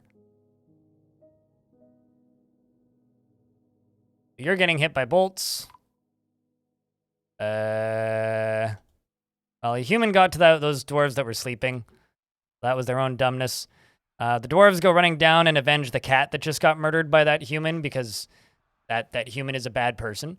This human swordsman, who looks suspiciously dwarfy, has in fact killed several dogs as well as Kubak, Whip, Wandered. They rip him to shreds, as is expected. Alongside another one that's coming up. The dragon is apparently just fired out another blast of flames, which is good. It's very good. All right, chat, we need to encourage this dragon. Can I get a round of beers to encourage the dragon? Please? This dragon desperately needs some grand encouragement. There we go. Look at that. See, it's working. You just got to keep encouraging the dragon. You just got to keep encouraging it. Like, just keep the beers coming. Because it's clearly working now. Get him, dragon. Just got to keep firing out walls of fire. And everything will be fine.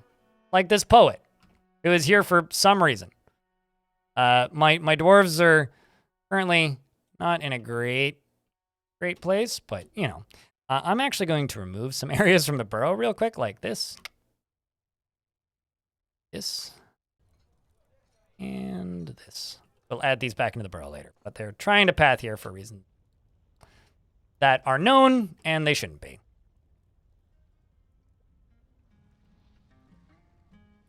Dragon is okay at this exact moment in time. Oh man, I should have a break here so that they can stand there too.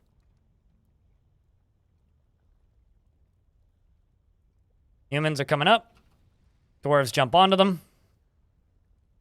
Up here we have Suxul, who's currently stabbing the human in the left leg with his iron spear, fracturing the bone through the large bronze chained leggings. Very ambitious little dwarf right there. Several more humans coming up to murder the cats, primarily, I would assume. The dragon is, well, waiting for Idu Zamillinith to die. Is it the smoke that's blocking the line of sight? Smoke is blocking the line of sight for them. That's why they keep pathing back like this, which, like I said, is actually really good because it's splitting up the fights for us. So I would say that is like a massive net benefit for us. All of my dwarves just dogpiled a human right there who's now dead. Thought that there was more of them, but I guess we already killed them. Convenient. Say. But yeah, no, it's actually, this is really good because it's giving us breaks in the enemy army. Breaks between chunks of fights, you know?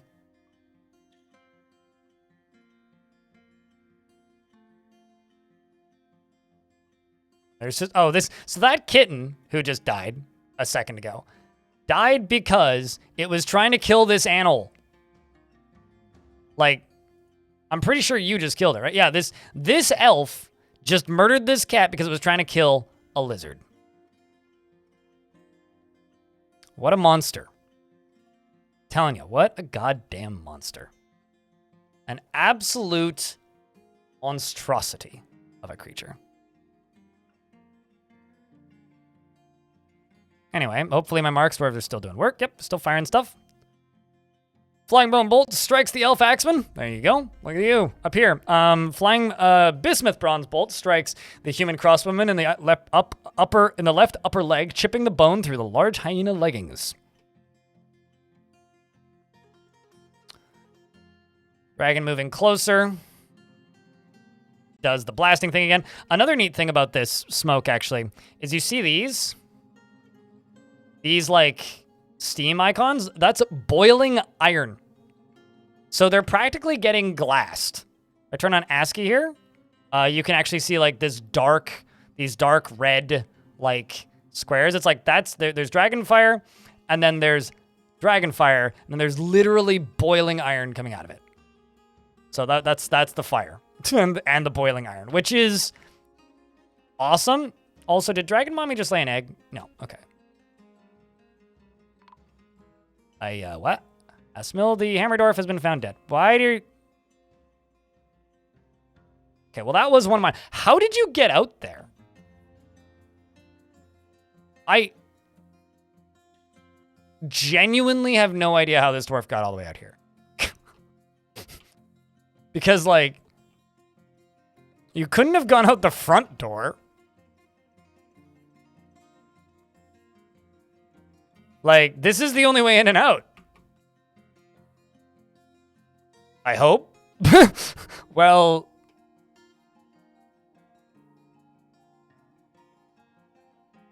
Huh.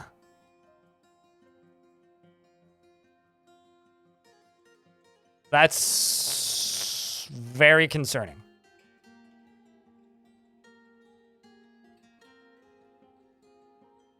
Huh. Okay, well, I'm just gonna hope they don't get in whatever way that dude got out.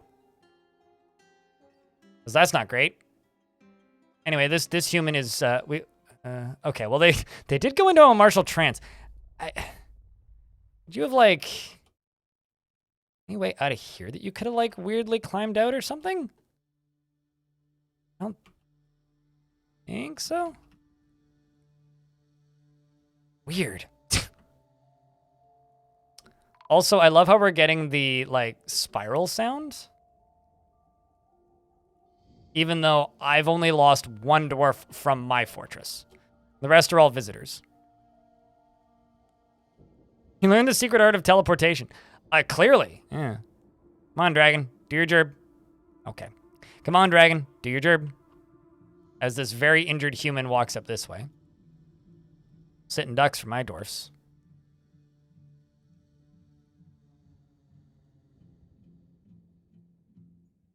Yeah, I'm currently just worried that, like...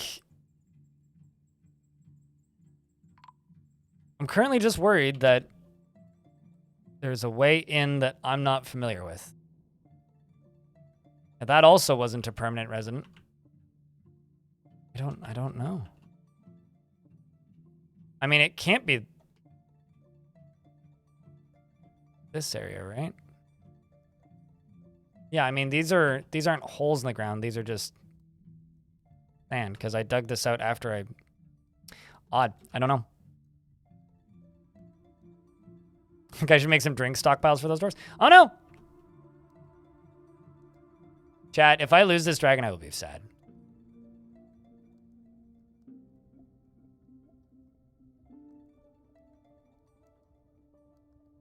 One is a hole in the ground. You saw green glass? No, I mean, the green glass is above the ground. Here. I'll do it in ASCII. It'll make it clear.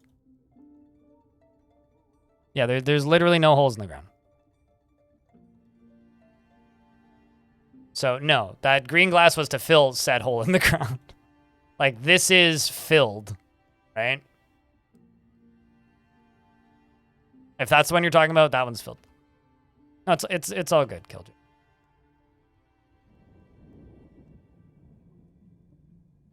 Let's, let these dwarves patrol between here and here. But they could go get drinks if they wanted to. I don't think they...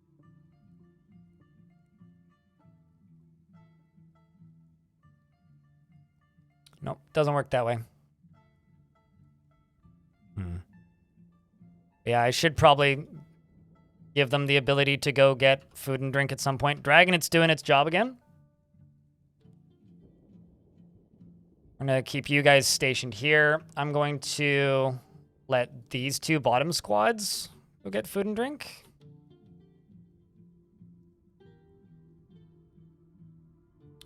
Dwarves are fighting with those ones that have made it in. A million cats are trying to escape the horrific prison that I've entrapped them in.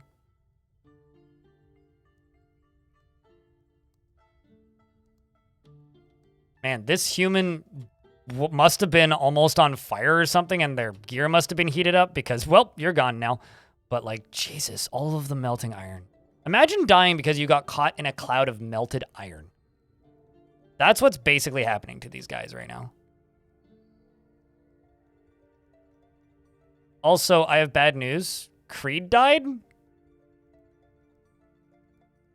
So, Creed showed up as a visitor, apparently had become the Baron of Goldwet, and then died. I really wish I could just stop these, like, barons from showing up.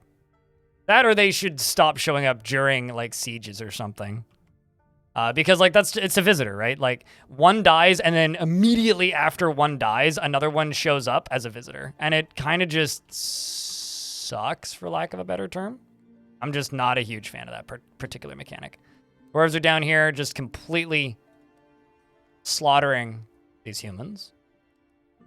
The town here, the Spearmaster, was stabbing the human maceman in the right upper leg with an adamantine spear, fracturing the bone through the large chain leg. I go, excellent. Training, and also excellent. Not only training, but also more gear for us. My dwarves are coming down pretty quickly, which is slightly concerning because I don't actually want them crossing that line. Don't do it. Dwarves, don't do it. Don't do it, dwarves. You don't want to do it. I really don't want you to do it. I really don't want you to do it, so back up. Okay, so now that you've done that, and they've all, like, run away, I need them to regroup up here. Oh, that could have been real bad for a second. Caught them right before they got caught in my dragonfire. And more bolts are still flying. I'm kind of amazed they haven't run out of bolts yet, actually. Although, a lot of them have. Let's check. Some of them have. Let's ask them to go get new stuff.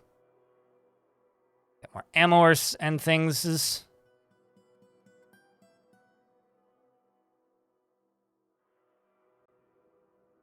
EFT Breakout. Is that like your name on YouTube, Real Chainsaw? Also, hello.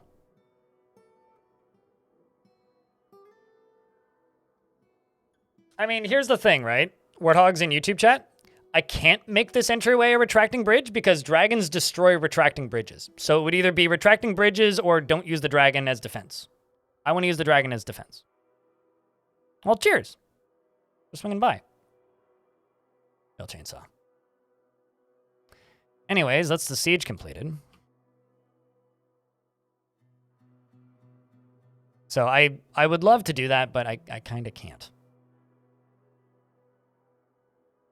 If we check up here, it appears that the last of the enemy army is no longer here, so I can clear all of these dwarves. Let them go back to whatever the hell they were doing. Lost another merchant, which is probably just another baron that got torched. So these humans are just standing here waiting for the smoke to go away. How did I put the dragon in there? It's trained. And it's pastured. Here. Although it may go running elsewhere in a moment.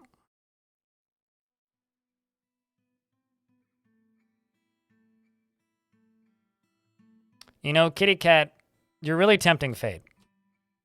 Like, really tempting fate. Like, really tempting fate. I still would love to know how that dwarf got outside, but I guess we'll never know.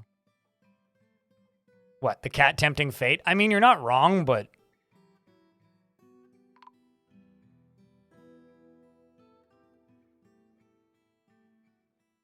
I smell the merchant was found dead. Yet another one. This one of mine. I think that's one of mine. cards. That is not one of mine. Let's go over here, grab you, pull this. Thank you. I mean, the siege just ended. I appreciate the luck wishes, but, or the well wishes, but fortunately we'll not be needing them. Or we have survived.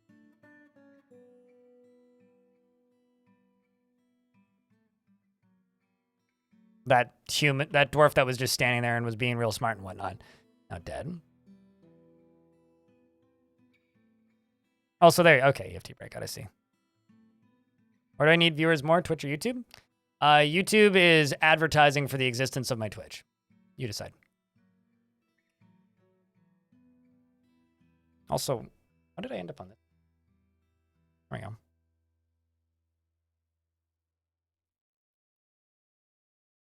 Something happened. I hit the wrong button. What happened? How's the Linux going? Mildly frustrating, but fine. Mildly frustrating in that I'm still seeking drivers. But fine is in that, you know, getting there. For board games later? What games are you going to play?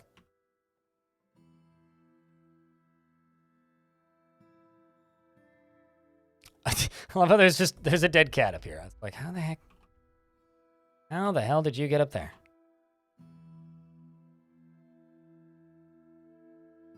All right, well, let's see. Actually, you know what? Let's send them over here. They can just get there.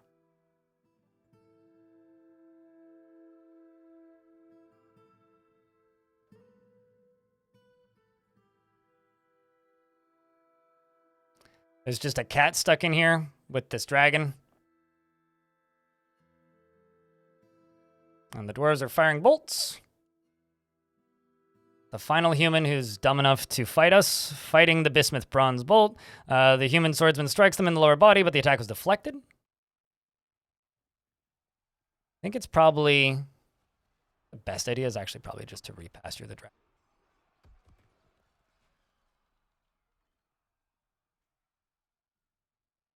I'll let them finish this human up. Pause game. It's not letting me click that button for some reason.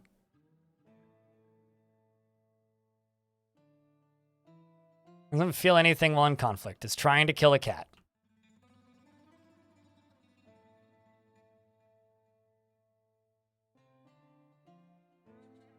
Dwarves over this way. Maybe it'll just dodge. What, Bastet? Human must be pretty bad at dodging. It's also got some decent armor on. I mean, we are firing bismuth bronze bolts, so it's not nothing.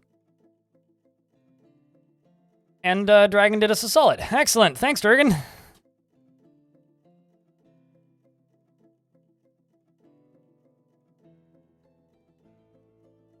Oh, shit. I didn't realize that well, I'm smart. Napalm Sideburns, get back inside. Also, Napalm Sideburns, I need to rescue you.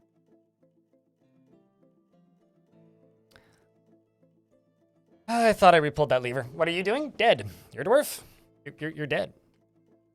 You've been dead for like 3 days.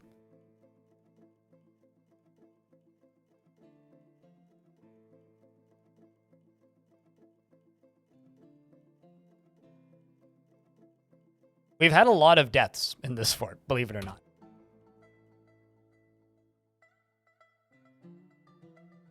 Also, I hate to break it to you. If you ask for a dwarf, you have to check in like relatively frequently.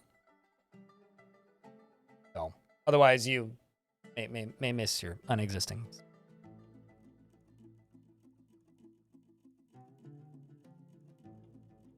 You're not going to be here long, but you have to comment on the title and your limited experience to you if it works better on Mint.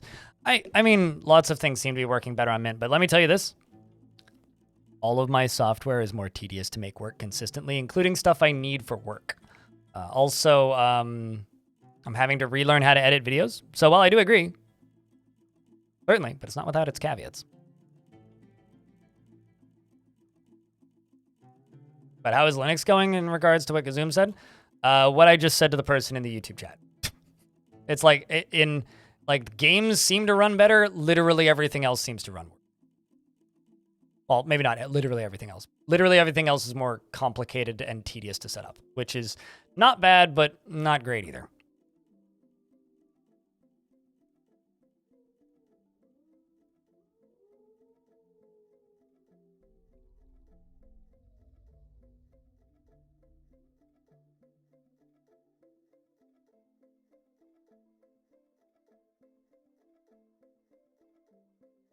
But I'm not moving off of it, so it's fine. There just isn't much I can do, but that is the honest answer.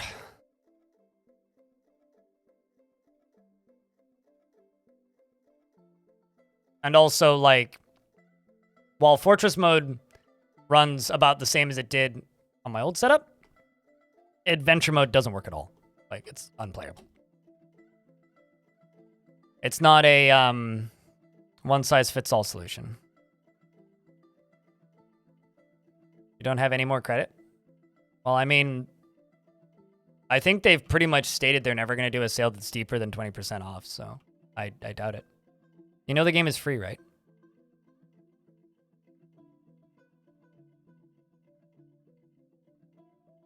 Set all of my soldiers to off-duty.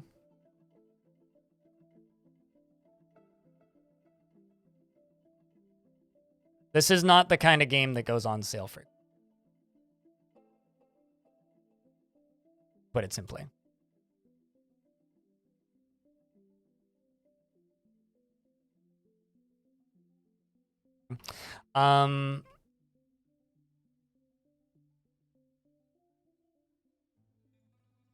Also, if you don't have any more credit, you definitely shouldn't be buying games.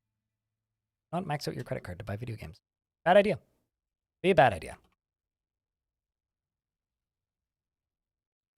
Yeah, I guess the thing that I will just simply remind you about is that you can go try the game for free on the Bay12 website. I recommend doing that. I don't get the joke, but okay. Haha yourself. Very funny. Hysterical. All right. Gathering plants. Actually, I don't need this gather plants job. Side, are you injured? Yes, you are. We need to go save you. Also, Napalm, if you could show me how the hell you got out here, that'd be great.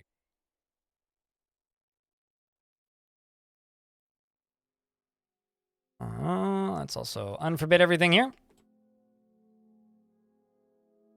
I mean, the free version is the same game as the Steam version. It just looks like this. This game, not the original game. It's getting updated. It has the same UI. It just... But I can pretty much guarantee you this game ain't going to be 50% off plus anytime soon.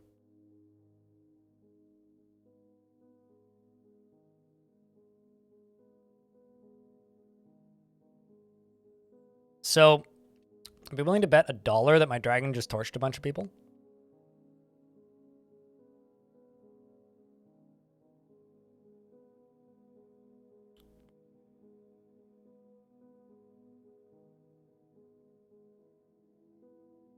Yep.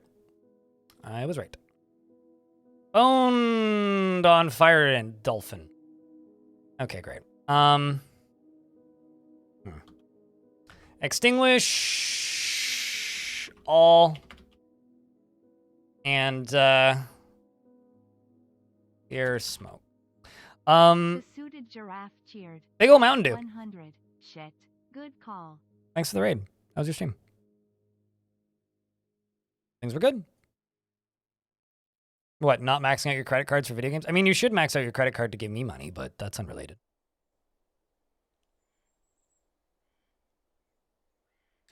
You know, honestly, when there's like a certain thing that I just refuse to do, devilish, and that's when somebody says, when this game is on sale for X amount off, I will play it. It's like, okay, well, number one, it's unlikely to happen, especially with this game. And two, it's like, who cares? It's not going to be on, it comes across as begging and never looks good or sounds good or is fun to respond to, so I just don't. So, don't humor them.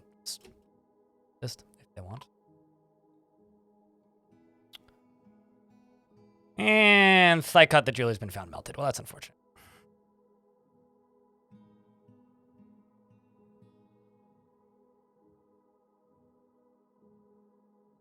A historically accurate painting.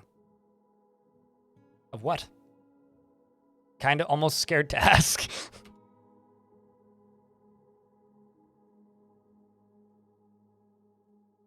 It's oddly fitting that the Duke of FireOrb is going to go pen pasture my dragon. Also, when did I get the Duke of FireOrb in? Huh. Interesting. And how are you an acting citizen, but not listed as a noble? Anyway, an Etten has shown up, a giant humanoid monster with 2 heads. That's mildly annoying. Battle of Stone. Okay. Do an MS Paint or something, or was it an actual painting? Like a Bob Ross kind of thing? Fun. Where'd that Etten come from?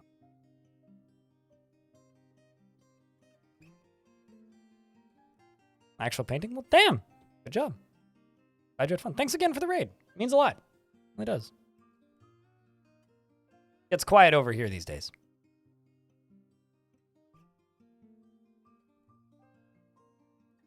But yeah, anyway, to kind of jump back to the previous subject, the thing I have to say is, chat, if you guys want some manic randomness and variety streams, go give a big old Mountain Dew a follow. Thank you very much for the raid, Taylor. And the thing that I have to say is, like, when people use the not excuse is the wrong word, but when people start just talking about how, oh, I would play this game if it was on sale, is like, it's the most non-discussion thing ever. It's like, well, okay, so buy the game when it was on sale. So what's that relevant to anybody? Speaking of manic randomness, what, the fact that there's a dragon just underground? Anyway, the dwarves just started smacking it. And one of them, in fact, bit it. Somebody else punched it. Yeah, and says I was injured badly. Get him, dwarves. Punch him. Creature is winded. It's fallen over. Dwarves are just punching it. Cat even scratched it. This kitty's helping. Look at this. Erish is helping. See? Cat scratching it. Good time. The cat is scratching the Etten in the lower body, bruising the muscle. So, yeah. Anyway, apparently I need to pause everything and also check. Can I get a round of beers? It's good luck for these dwarves. All right. Handshakes might symbolize religious people's twerking obsession. This revelation caused the twerk cult to shake devastating goblins by their ankles and spank bald dwarfs. This spanking continued until you... I was going to write something more mean in the direction of people for making me read that, but it's over now. And they killed it. That's lovely. They actually ripped both of its heads off. Or no, rather, bolt teeth out of both of its heads. Where's my dragon? I really need to know the whereabouts of this dragon. Okay, it's getting pastured. We're good. Dragon's going back to where dragon's supposed to be. Or dragon at home.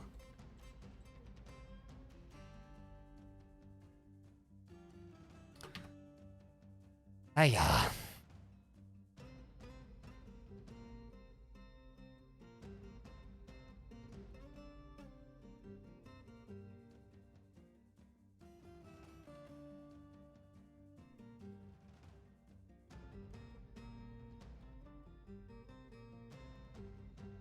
Okay.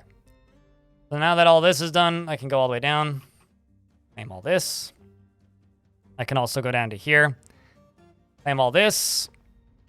And I'm going to go across here, and I'm going to set everything that they were wearing to be melted. That is meltable, anyway. Most of this stuff we can't wear.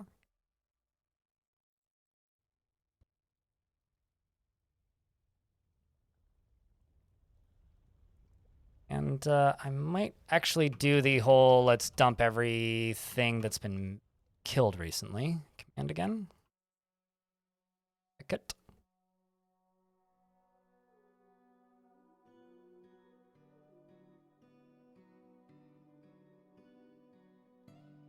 And now let's go to here and then type in body, or corpses rather, not body parts. Corpses. Just fucking get rid of all of it. And body parts.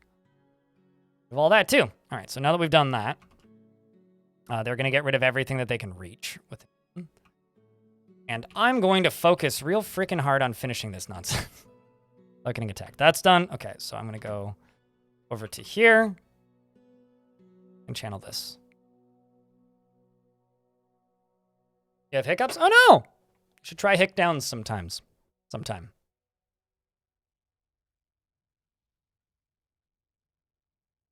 Was there a save reload? Nope. The dragon did not die. The dragon just got very heavily injured.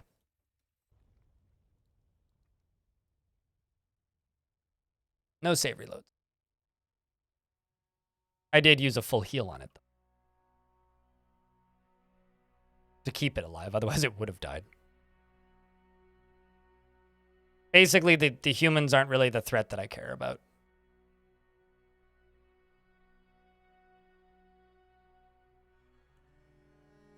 I'm gonna sleep, Groot? You snooze good, dude. Thanks for hanging out, man. Sure, that's fine. It's definitely fine. Ah, it's Cavern Drill. Still would really like to know how those dwarves got outside. Okay, so this should fill up really quickly. Nope, it didn't. What? Why you no power? Oh my god. That's annoying.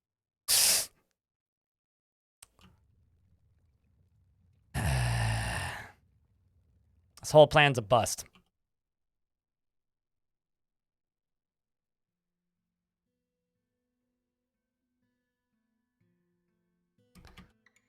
Unless...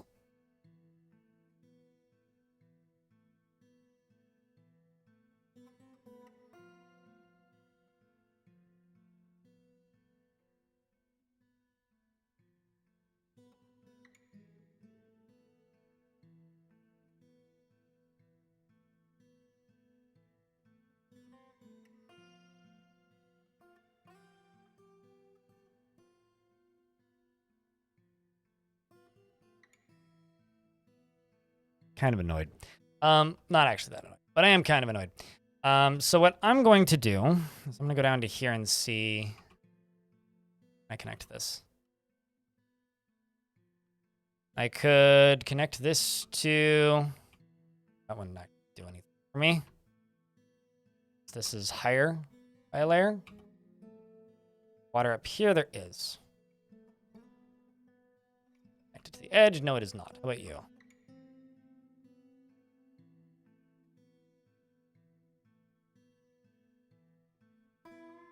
All right, we're going to do something really silly. Well, maybe not really silly, but I'm going to do something that I would describe as kind of silly. Don't worry about this area. Let's go. You are that. This goes up here. Okay. You go all the way up to the top right there. I'm going to dig this down to... We're going to dig this down here.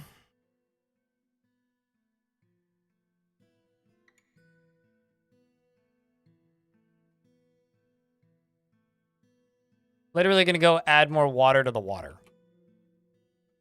That's what I'm going to do.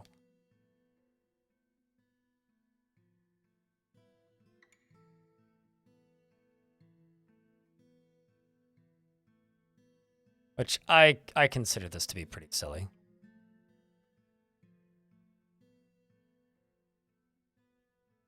Go down via here, maybe?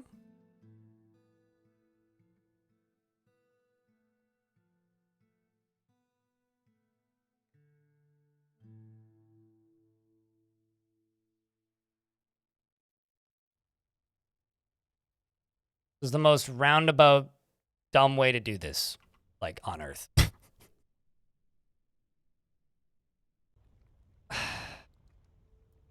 There has to be a better way. Has to be.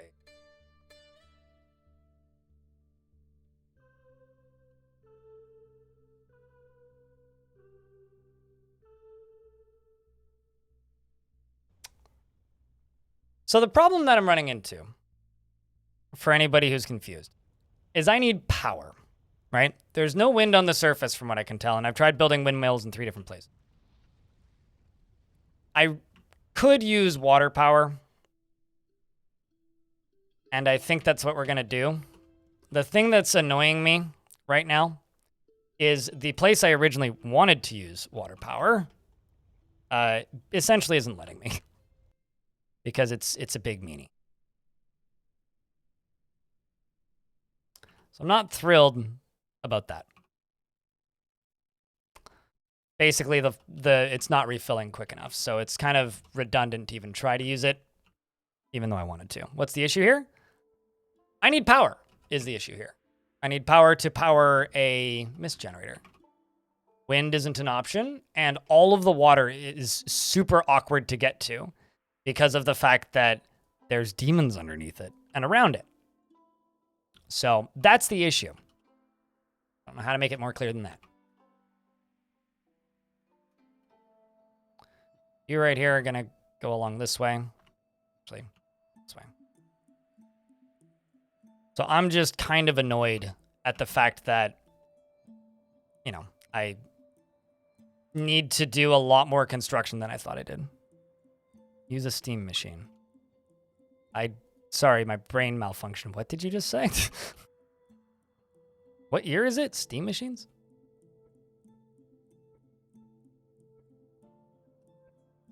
Because your name is Vapor? Is that what this is? It?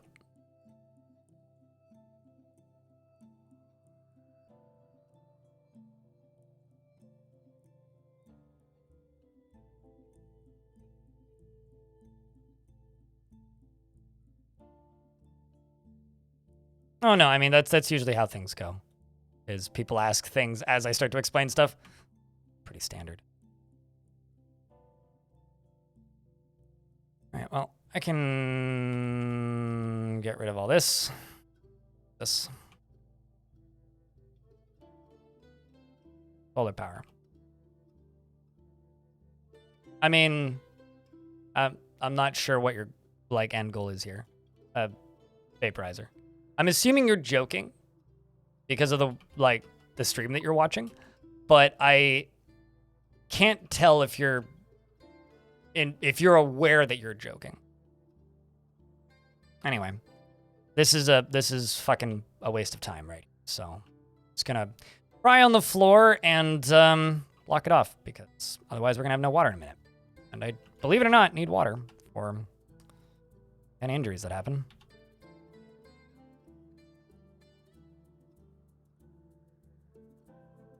Thank you. Your joking is unappreciated current.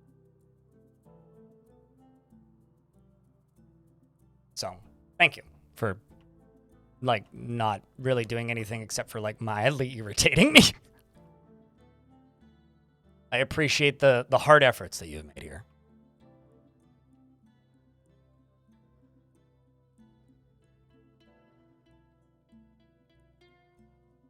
Swear to God, Spectrum is literally the most notorious spam call company. Oh, that's us locally here with TELUS. That's what TELUS does. TELUS is pretty terrible.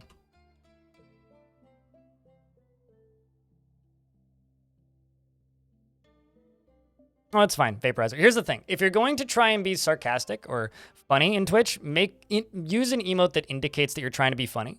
And the small smiley face is the opposite of that. There is a subtle art to trolling, and we welcome it here. However, you have to actually be funny, right? If you're not funny, then you've missed the whole point of making a joke. So, John enjoys bacon. The child has been found dead. Ah. Did it finally happen?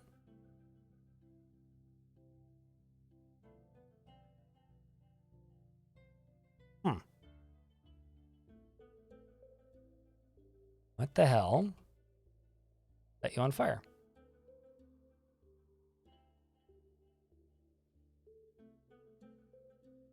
No combat logs with them. But you are very much on fire.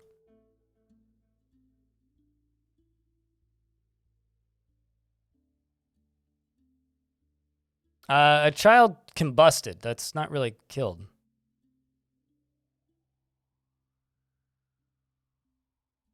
I mean, it's possible that could have been lava mist, but that is very unlikely.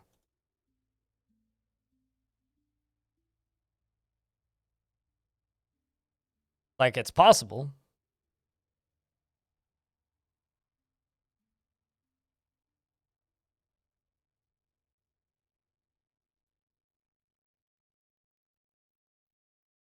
So the developers of this game, number one, I'm pretty sure are watching right now. They might be, but the developers of this game have said before that the kind of idea of the era that Dwarf Fortress takes place in isn't like, how do you put this?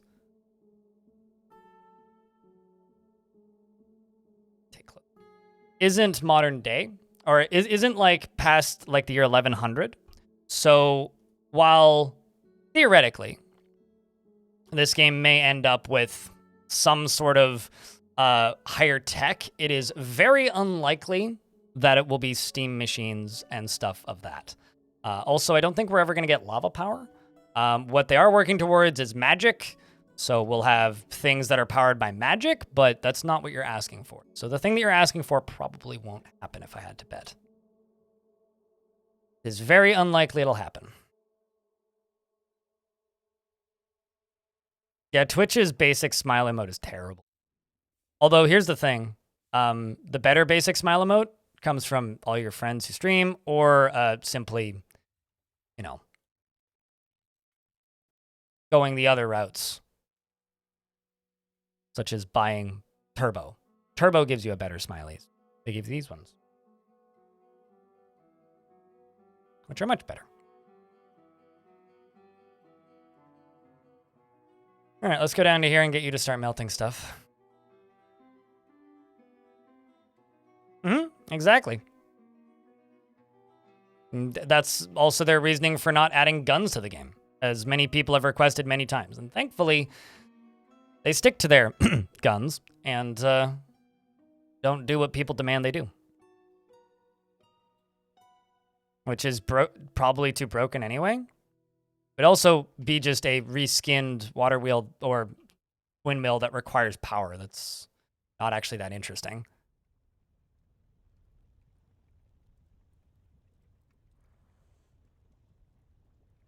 That I can just leave as is. Why do people want guns in DF? Because people want guns in everything. Because people are obsessed with guns for some bizarre, unknowable reason.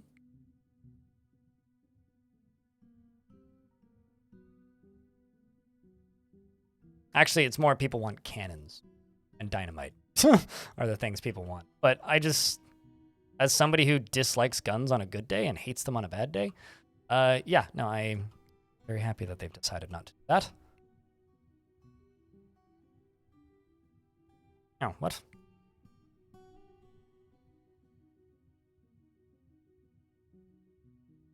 Was Warhammer? Fuck Warhammer. Sorry to all you Warhammer fans, but there are other fantasy worlds out there. Warhammer exists. If you want Warhammer, go play Warhammer. Yeah, I think minecart shotguns are significantly cooler than the idea of just having cannons. I mean, single-use metal balls sounds awful to me.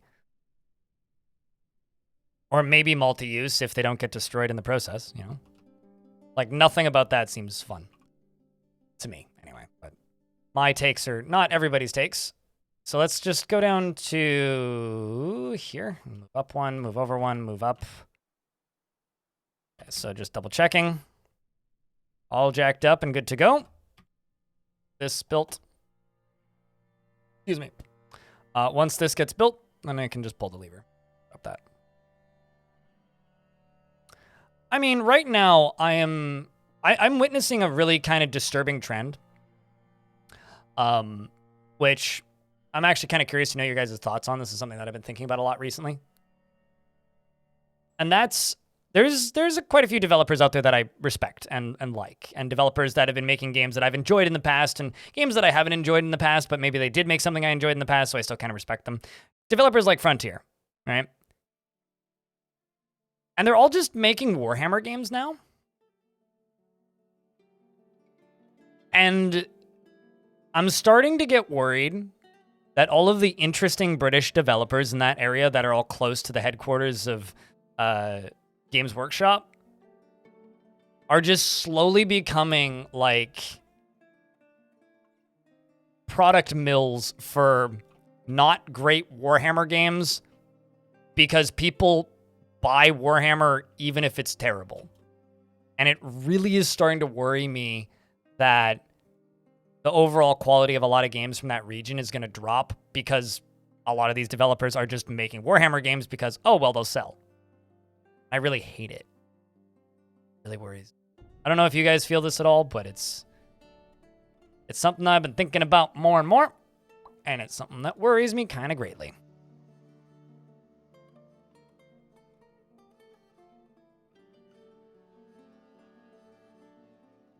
So right here,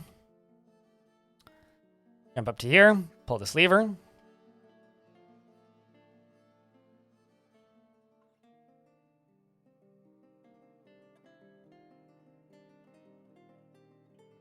No, I mean, I'm worried it's going to take developers down with them.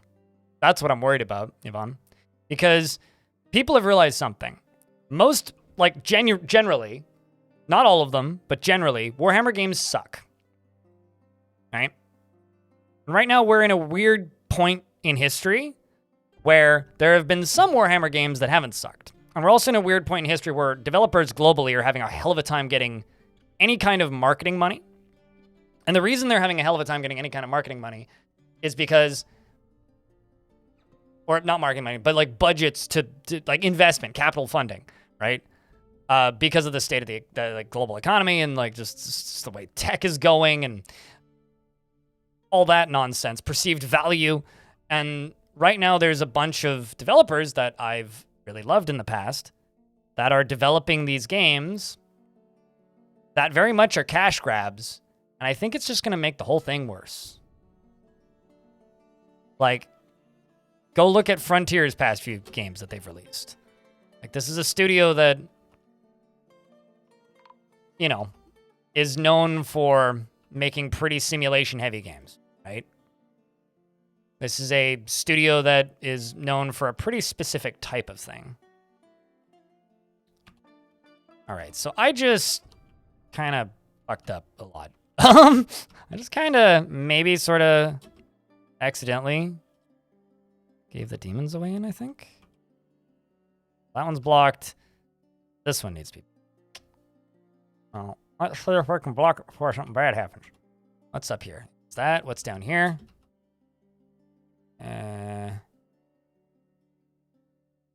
Okay, so basically, I need to block this.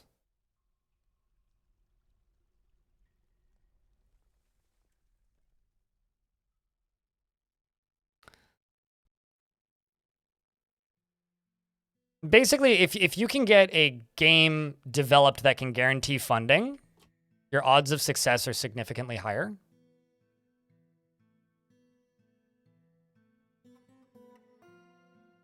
No, totally. But on a video game side of things, Wizards of the Coast is like,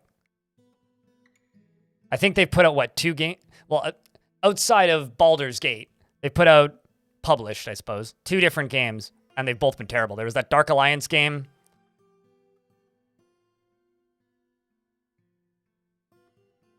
Elite Dangerous was cool, but it's very much at end of life now.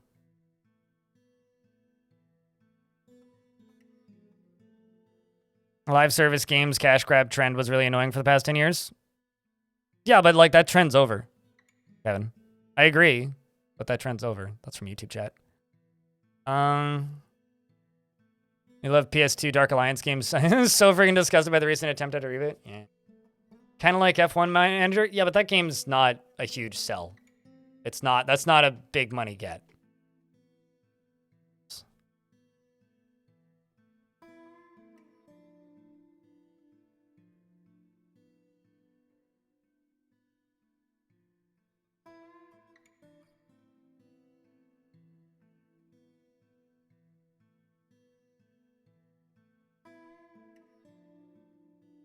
Now come the elitist opinions. How so?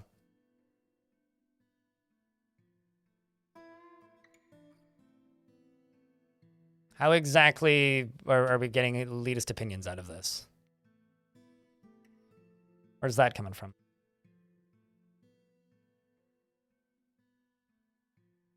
How is anybody being elitist in this conversation? You haven't played anything else except for PoA and Dwarf Fortress for quite some time? Yeah, I know the feeling.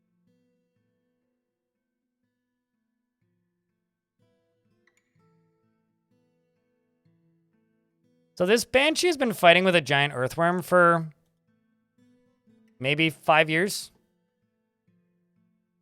And the combat log is literally just the Banshee of Shadow pushes the giant earthworm, bruising the fat. Like, it's just bouncing off of him.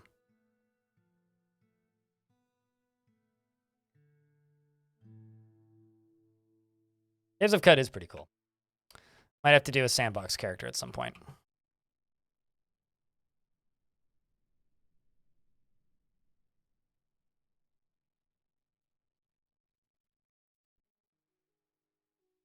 Please don't play unhealthy amounts of video games. Only play healthy amounts of video games.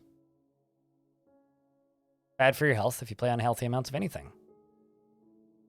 It's very cool, but I would actually say Caves of Cut is harder to get into than Dwarf Fortress in a lot of ways. But why are all these moods just accelerating to terror?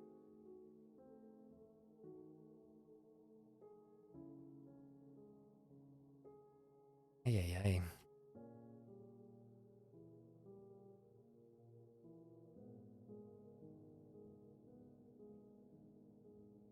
I don't know if I agree with you that that's elitist, but all right.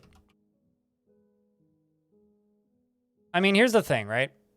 This is what happens with anything that people are self-described fans of. If you're a self-described fan of a thing, there's a dwarf fighting with a giant hamster. If you're a self-described fan of a thing, you are naturally going to have opinions of what you think that thing should do. Just human nature. I don't think that that's elitism. It only becomes elitism when it is being used as a negative, really. But, all right, different definitions, I suppose.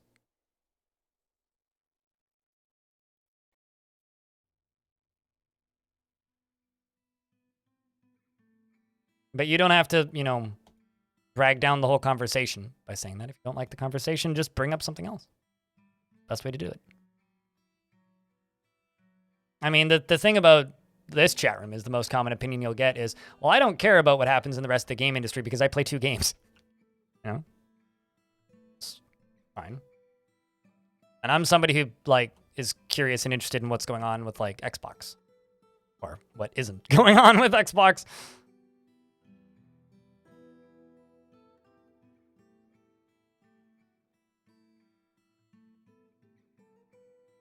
AAA is burning? Not really. What's happening is a great filter is happening, essentially. This happens every... Oh, hey, neat. We passed my daily minimum by $4. A filter is happening, which happens every couple decades in video games, where a whole bunch of studios get too big and bloated, sell off a bunch of stuff, manage them poorly because, it's the natural state of things. Why are you outside fighting with an agitated giant wren? Why? Why are you doing that? Oh, because it made it into the fort. Got it. Where is it? Gazoom44 cheered. X100. Thanks for the $1. Appreciate you. I'm just going to put a squad right here.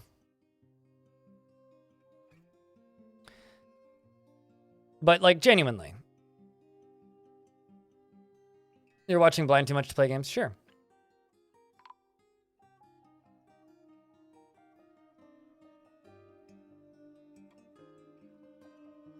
And the glassmaker's been... Oh, okay. That's the agitated giant wren. That's a problem. There's multiples of them that are a problem.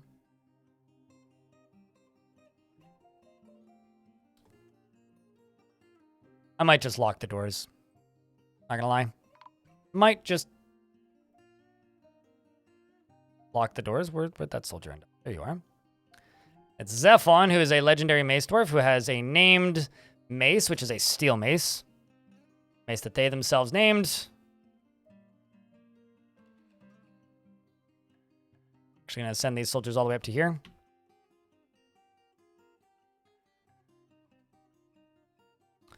This dwarf here, Zephon,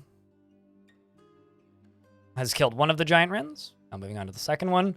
It's not even a contest, it's just bashing them to death. Dodging literally everything they're capable of putting out. Turning around, going after the one behind.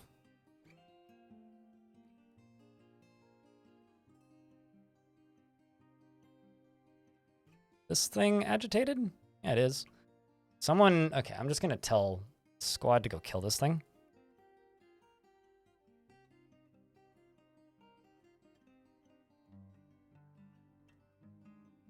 It's kind of fascinating how sometimes dwarves will just completely avoid the agitated giant creatures. Stabs the agitated giant wren in the head with an adamantine spear. Okay, well, I'm glad you didn't have the intention to bring somebody down. But, like, think about it this way, right? People are allowed to discuss things, right? And I think everybody, to a degree, backseats things that they like, you know? It's the same reason you have armchair, like, sports coaches, you know, and for sports teams, and why guys are, like, if you turn on any kind of sports talk radio, you'll get just, like, these people calling in saying, like, oh, you know, if I ran this team, I would do this and all this nonsense. And it's like, well, okay, but why? You know? And that happens in games too. And the reason it happens is it's a fun discussion, right? It is fun and entertaining to discuss the way you think things should be done because it's a fun hypothetical, right? I don't think that necessarily equates to elitism.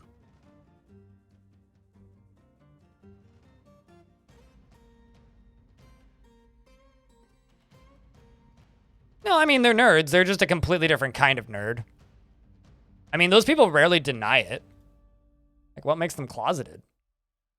They're just a very different kind of nerd than, you know, the traditional definition of the word nerd. Although, fuck if I know what the traditional definition of the word nerd is. I mean,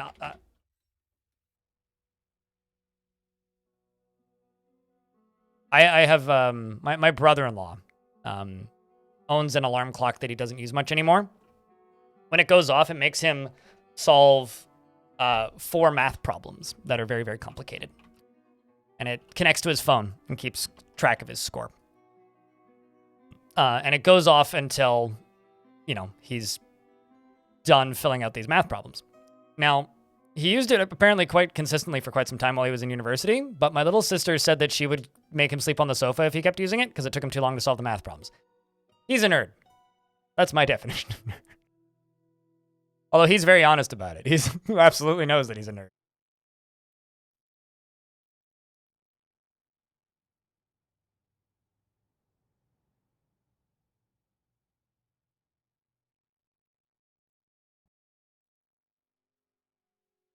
Yeah, well, I mean, I think of the word nerd as like an affectionate way to refer to somebody who has an annoyingly obsessive hobby.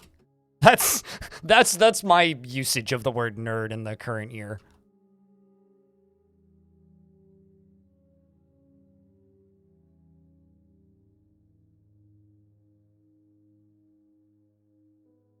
Although something that I do use that's kind of derogatory is like the whole concept of like cosplaying as something, or like pretending to be something that you're not.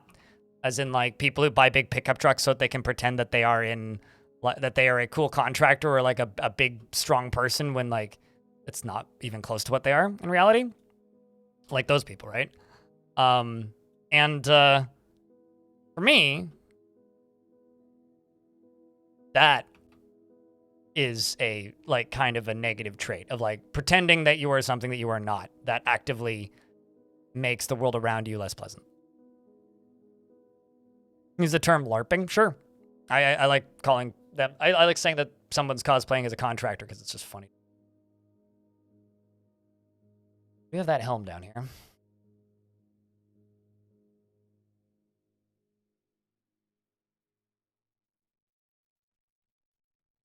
Man, I've gotten so sidetracked today, it's not even funny. Not even funny.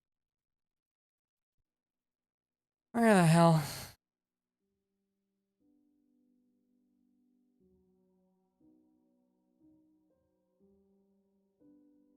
Yeah, but you're not pretending. You're actually going to work.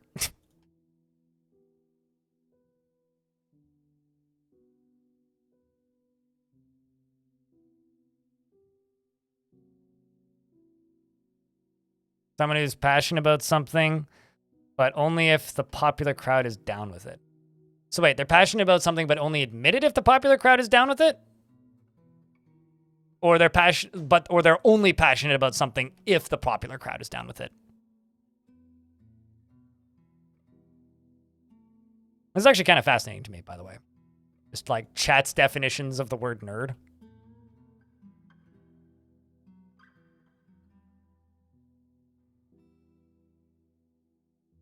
Man, Dwarf directory's lonely today. It's just me. You were less stressed at work once you started treating it like a LARP. I got less stressed at my old jobs when I realized that, oh, they need me more than I need them in a lot of ways. But I was fortunate in that I was in a valued position.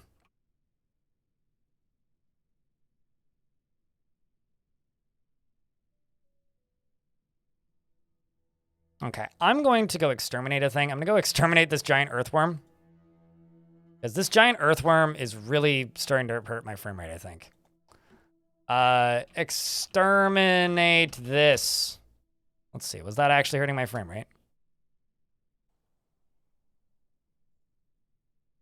A little bit.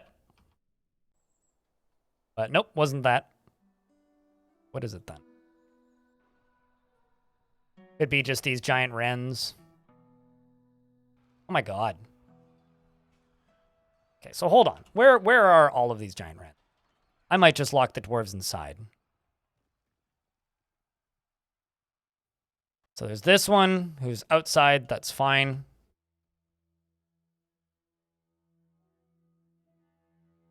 And this one that's inside. That's not fine.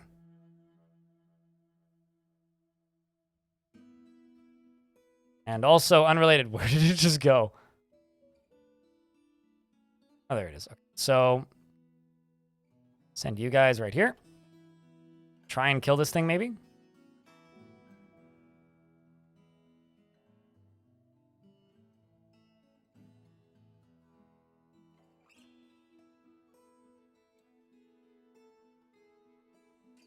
we kill this birdie, please? Or try to, at least.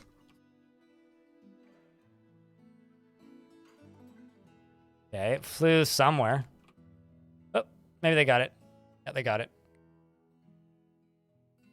Hallelujah. Uh-oh, did I just crash the game? Felt like it. Nope. Okay, what's happening? Our stuff burning?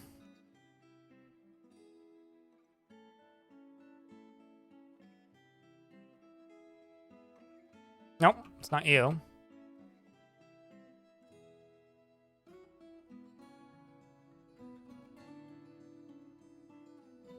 See, do I have job cancels? What's going on? Whenever the game gets really laggy, I'm very worried I accidentally just unleashed the horrors of hell.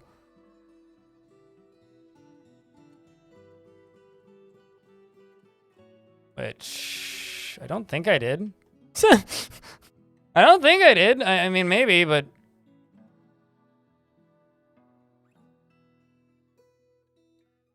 okay. Well, let's.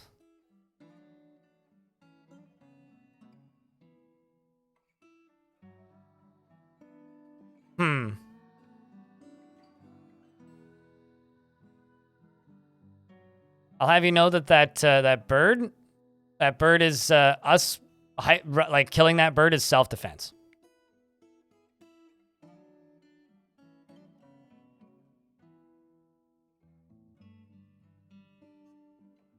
Okay. Well, what I'm gonna do is this. Everybody should be locked inside, right? Right. Right.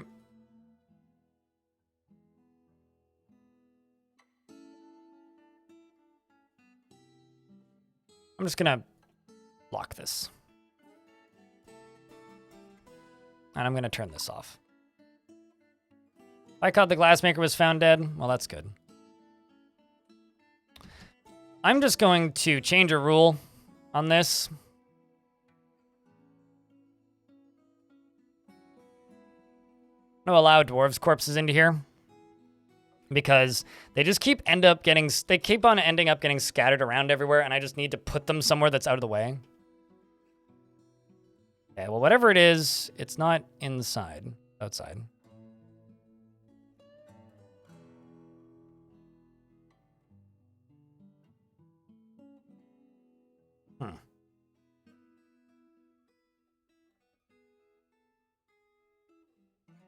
Well, at least the frame rate's going back up.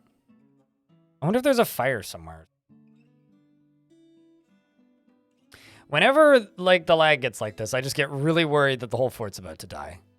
Like, what may have just happened is all of hell may have decided to path somewhere, and I won't know unless I go all the way.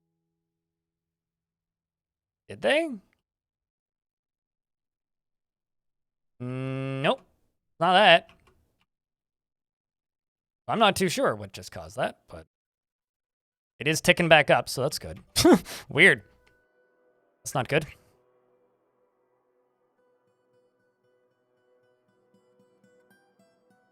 But anyway, trying to catch up on chat here. I guess get less passionate about something the more popular it gets. Does that make me a hipster? You get less passionate about something the more popular it gets.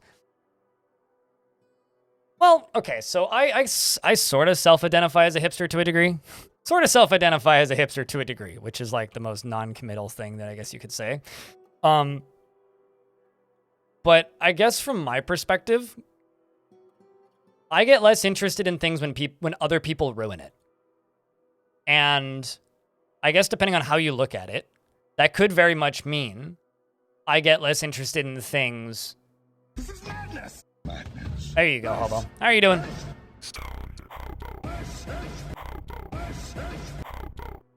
And to a degree, you could point at that to mean that I am a hipster. But the way I guess I justify that feeling to myself is I get less interested in things when things become very, very widely popular. Because what often happens is the people making the thing make it worse.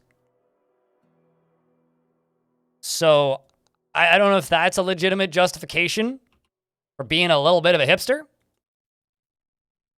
But it does genuinely drive me nuts. Because I'll be here being excited for a thing and looking forward to a thing. Yeah, exactly. They start trying to appeal to a lower common denominator or a wider possible audience. We found more treasure. There's a thin pale metal mace, which I can't use. Sure, because it's thin. But I can inflate the value of this room. So that I think is like the closest thing to that I'll get. Where I enjoy things less when they become too widely marketed. Actually, I think it's more marketing that does it for me.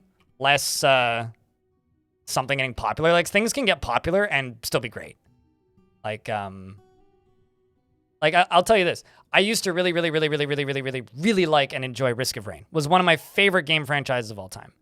We've unleashed a Echo of Forgotten Divine Retribution, which is a wicked guardian maceman. A feathered humanoid. It has 3 long straight tails and a distinctly depressing moan. Ugh. My girlfriend in bed. Wow, my ex-girlfriend in bed. It finds black feathers. Its black feathers are downy. It was created by a dwarf, the dwarven god Umgush, were-flooded, and is part with misery and torture. That's a lot to unpack. What are you wearing? Oh, it's small. That's interesting. Glowing metal. Ooh. I'd like to make a glowing metal sword. But, yeah, I personally really enjoy Risk of Rain. But Risk of Rain 2, I was very skeptical of. However, fortunately, I actually ended up really liking Risk of Rain 2. But Risk of Rain 2 hit a point where it got sold. And it was bought by Gearbox. And around the time that acquisition happened, I went, well, I still really like the music. But I'm probably never going to play a Risk of Rain game again. Just ever again. because as much as I loved that franchise to me is very much connected to the people who made it and the small team that made it. Like, that's part of the game's, I think identity is maybe the wrong word to use, but like it's part of the reason I like it, because it was created by a small team. It was a runaway success. They were students. Like, it's a weirdly, like, it's a fun story to look back at. And this has cheapened it a lot, you know? Like, there is a mobile app that is terrible that's a gacha game for Risk of Rain now. In fact, I wonder how long it'll be around, because I never hear anybody talking about it. And so, like, does that make me a hipster or an elitist, or does that just mean that I have good taste? I don't know. But somebody who thinks that they have good taste is generally a hipster or an elitist, so.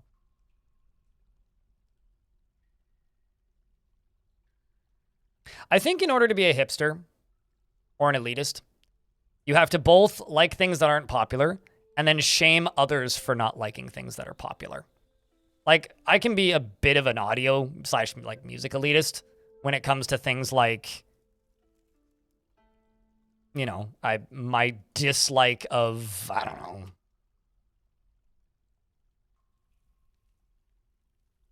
Imagine Dragons. You know, like stuff like that. Does that make sense? It's like, I very much dislike Imagine Dragons. Very much. Like, incredibly dislike Imagine Dragons. But if somebody likes them, I'm not going to take that away from them. That's silly. Okay, so how are we doing with the prep for this? Doing all right. All right. Well, you down here, we're going to smooth you. Not all three, just the one.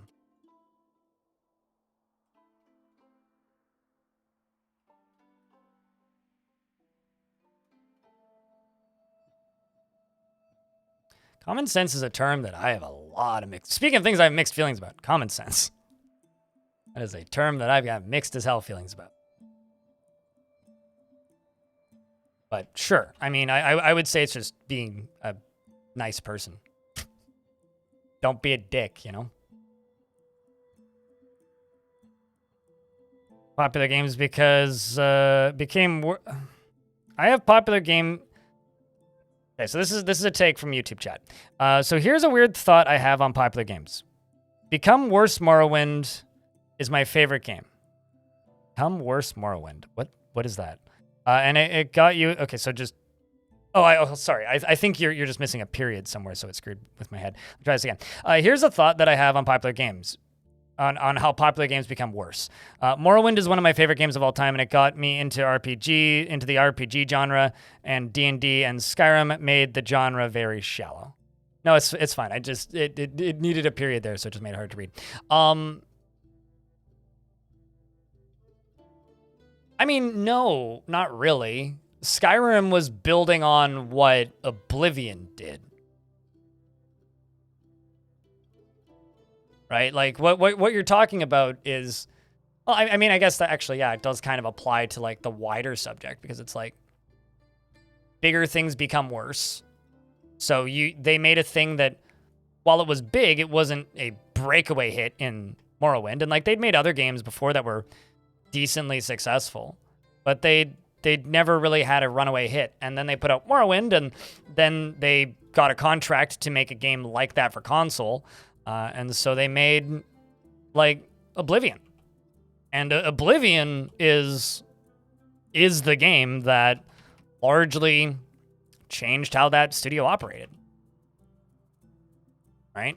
And it never really went back after that. Oblivion was great. I'm not going to be that guy. I'm not going to be that guy. Not going to be that guy and say that thing was bad. Not going to be that. I was just saying that I'm not going to be that guy. Not going to be that guy. Not going to be that guy. Not going to be that guy. Sure. Fine. You can say that.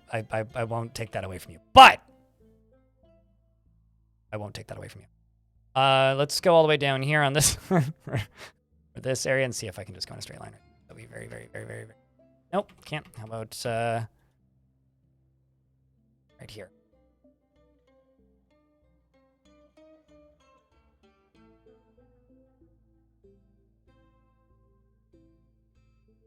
Didn't like Oblivion as much as Skyrim? I didn't like Skyrim. So, you know, we all have our opinions, right? You started with Skyrim? Oof.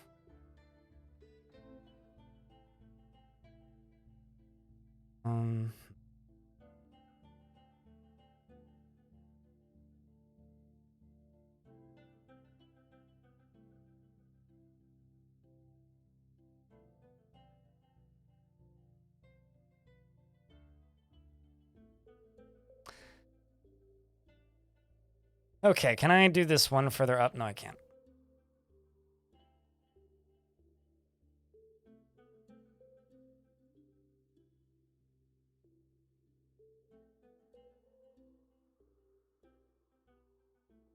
Yeah, I don't know. I think that, like me being silly aside, what Morrowind was a successful PC RPG.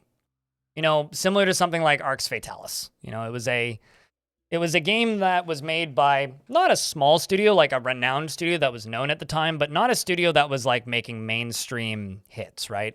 But it was a studio that was aspiring to be making mainstream hits. And when Oblivion came out, Oblivion was an attempt to take that format that they'd had that had garnered a very niche, passionate following and translate that to consoles. From what I can tell, that was the entire goal of that process, was to transfer that format of RPG or adventure game or whatever you want to call it to consoles. So if you're making something specifically for consoles, and it is that particular format, a format that traditionally never worked on console, you have to not dumb it down, but simplify it in a lot of ways, because the game would never work on a console. Morrowind was also on consoles? Certainly. But Oblivion was designed for consoles first, right? So yes, Morrowind was on consoles.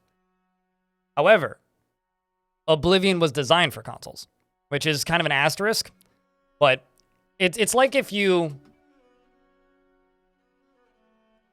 Like, you can take a game and make it work on any platform, right? But when Oblivion came out, consoles were huge, right? Xbox was the biggest thing in the world. If you played video games, you probably had a PlayStation. Or you had an Xbox. Microsoft threw a fuckload of money at Oblivion, or not at Oblivion, but at Bethesda to make a game for consoles first. I think if you make a niche product from a niche market, you need to keep that market. If you expand out and try to be more crowd-pleasing, things don't go well for sim racing, Project Cars 2. Yeah. Or like even the Dirt Rally games, or even the Dirt games, but they managed to like get that audience back with Dirt Rally, which is interesting.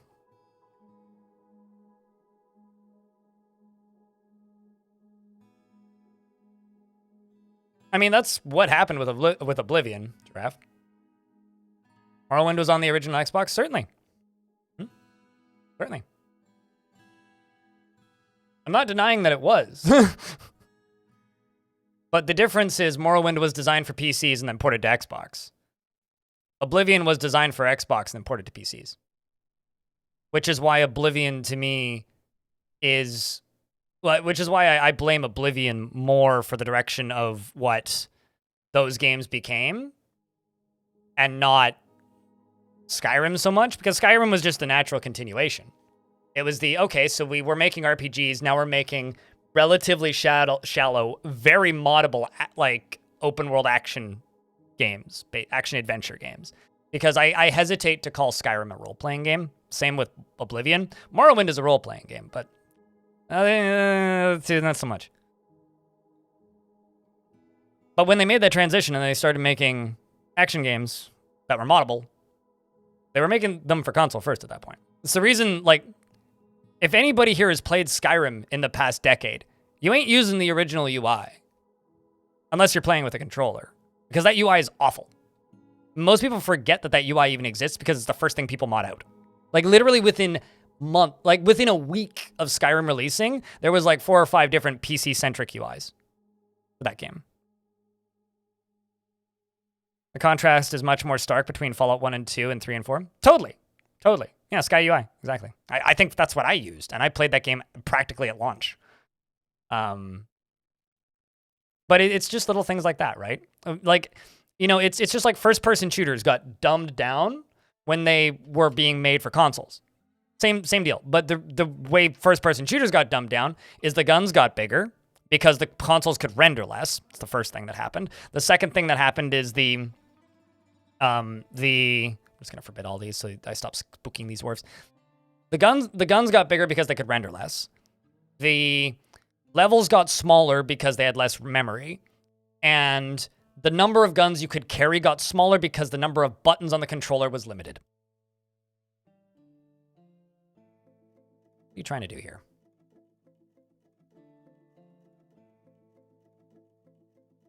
There you go. Yeah, like the field of view went from like being, you know, 120 wide to down being 60 or even 40. Like I remember playing Call of Duty Modern Warfare and being like appalled at how tight the FOV was. Like genuinely, it disgusted me. And like, is that mean me being elitist? It's like, no, not necessarily. I'm just used to a different platform and style of gameplay and style of game design. But if the thing that I want isn't being catered to anymore, then I'm going to become a backseat elitist about that. And I'm going to like feel resentment towards that thing because I feel like the thing that I liked was taken away by something that is inferior, right? And I think almost everybody's experienced that to a degree. To have an unplayable game of Crysis. True story, Crysis 1 is one of my favorite games ever made. I fucking love that game. There's no other I've never played another video game where I could literally grab a chicken, throw it so hard at a man's face that he flips over, does a backflip and dies, then I pick up his body and throw him at a chicken and the chicken dies. It's great. Great video game. Set that game on easy, maximum strength, jump into space. It's fantastic. But I did play it 8 years after it came out, so yeah. But no, I agree, Alexa. I mean, like, but that's why all those changes were made for consoles, right? It's because they wanted them to run well on consoles. Because consoles an all-in-one solution that it's not your fault if it runs like ass. So they have to make them run. So they had to change the experience from what people who were used to it at one point were used to.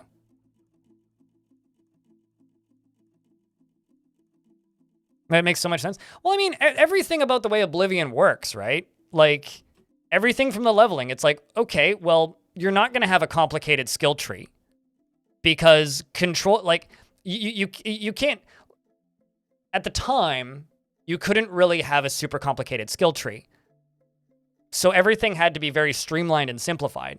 Because if you did have a complicated skill tree and things weren't streamlined and simplified, then that would be too much for, like, the simplified control set of a controller. Yeah, absolutely, Alexa. But it takes away from the experience of playing the game on a PC, right? Which, at least in the case of somebody like Bethesda, were the people who originally helped them get their start, right? You know? I mean, this has even happened to like a slightly lesser degree with people like CD Projekt. Ever liked consoles yourself? I mean, I like consoles for certain things, but I've never really owned them. They were always things I played with friends. So we're about to have a little conflict here, so I'm going to read these combat logs. So we're letting out this Wicked Guardian Maceman. This Wicked Guardian Maceman is a small feathered humanoid.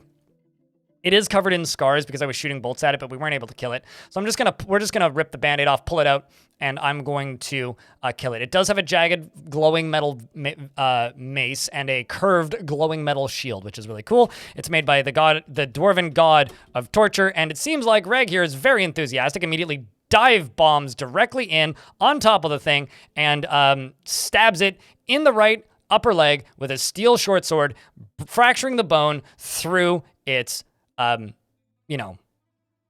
small, frilly, screaming mouthed skirt.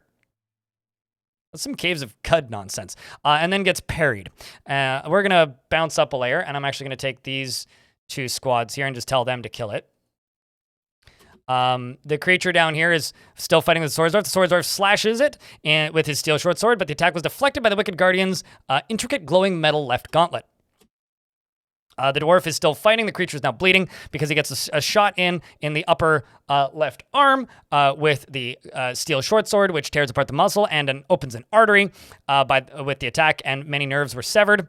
Bits and pieces are now flying up, which is good, and flying out of the hole. Actually, you know what I'm going to do? I'm just going to take these squads and be like, yo, guys, go stand like right here, please. And it appears that our dwarf down here has killed it by himself.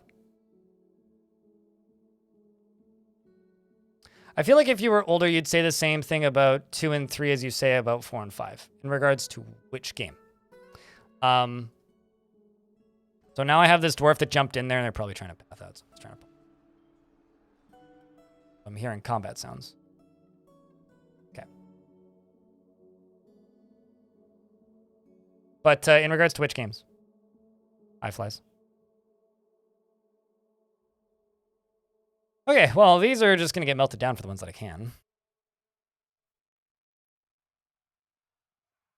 You want to be able to play a game horizontally on the couch. Fortunately, in the modern day, you don't need that. You don't need a computer to do that. Or you don't need a console to do that. So this dwarf is just stuck down here. So you struck the Wicked Guardian Axeman with a bronze shield, and the injured part is smashed into the body. In an unrecognizable mass. He killed it with his shield. I'm going to name Reg the Wicked.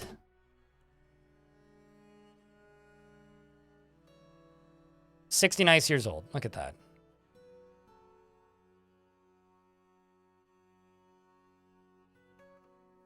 And the drastic change of gameplay?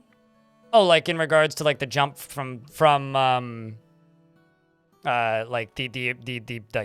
like the first 2 to then Morrowind to then Oblivion. Yeah, I know what you mean.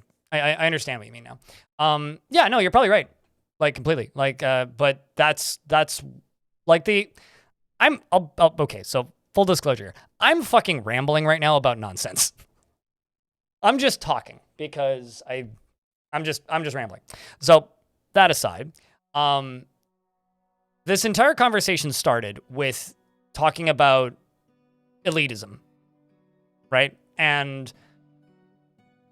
elitist behavior and being a hipster and gatekeeping. And I know a lot about video games, so I end up talking about that kind of specific subject when stuff like this comes up. So all I'm really trying to do is just talk about that.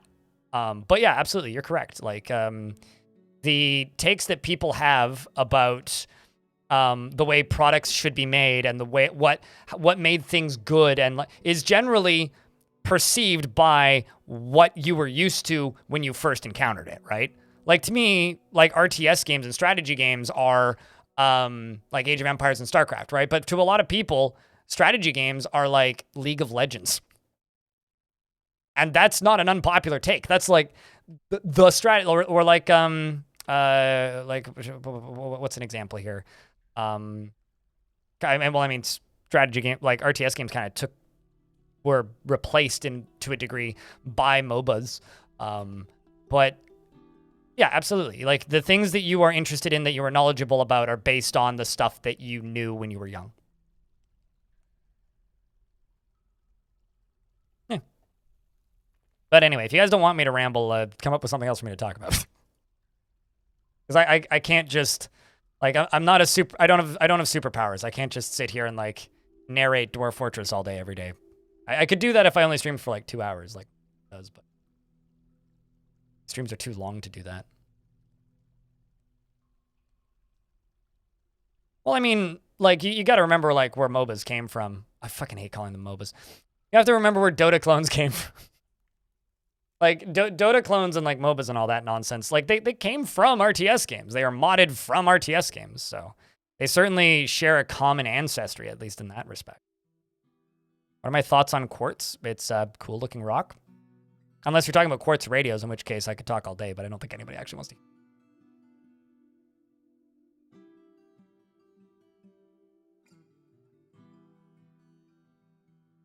You don't understand the appeal of MOBAs? It's a different kind of multiplayer game. Is Doom a Doom clone? You should watch, maybe you do, maybe you don't. There's a YouTuber named Ahoy who recently made a video called What Genre is Doom? You should watch that video if you want to both laugh, but also understand the pain that I feel every single time people try to explain to me what a roguelike is.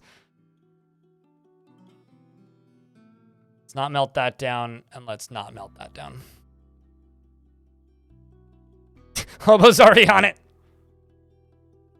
Hobo sends me a DM whenever a new video of his is about to come out too, so, you know. Are you telling me I'm getting... Okay, I was very worried for a second there. I was getting screaming mouths. Bars. Okay, so let's check on our future power here. Here. Okay, you know what? Screw it. I don't need this water. Or I don't need these boulders. So let's just get rid of these. I'm going to fortify this. All those are built. Cool. Right down here, I'm going to remove a bunch of this. And I'm going to build over top of these with some glass. Something evil is emerging. Oh boy, another one. Oh boy, what's this? It's a mole monster. Holy moly. It's a mole twisted in humanoid form. It appears to be emaciated. Beware its noxious secretions. Oh boy.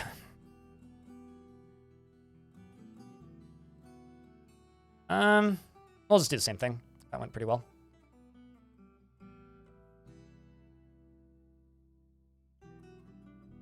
Here be dinnert. Enjoy your dinnert.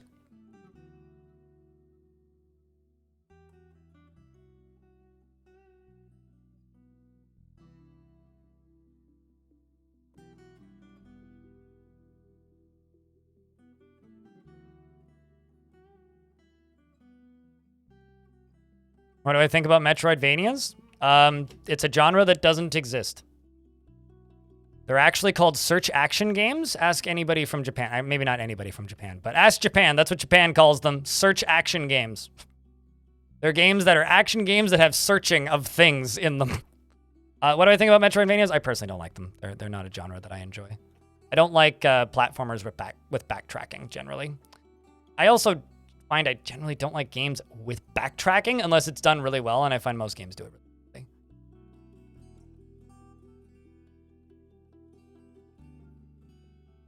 So I don't like them.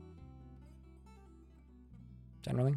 I do call them Metroidvanias, but it is genuinely the dumbest name for a genre in existence next to roguelike.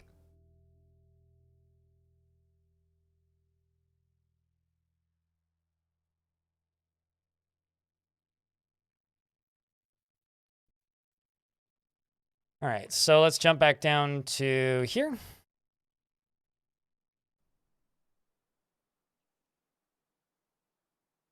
Why there are horrors in the walls? Because the developers of this game got nervous about the existence of RimWorld and wanted to throw some unexpected challenges into the end game so that people didn't think the game was boring. That's why. Which, well, they did. I don't think they add much to the game, but they did. What do you think about Metroidvanias, Drutchill? What do you ask?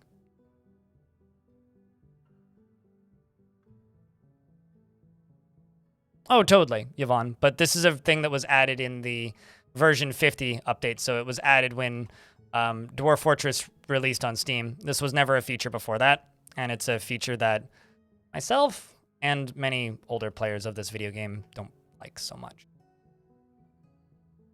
Like, I played this game for multiple years before I learned that... What are you running from? Red in conflict. I mean, you're obviously seeing this. Oh, I see what the problem is.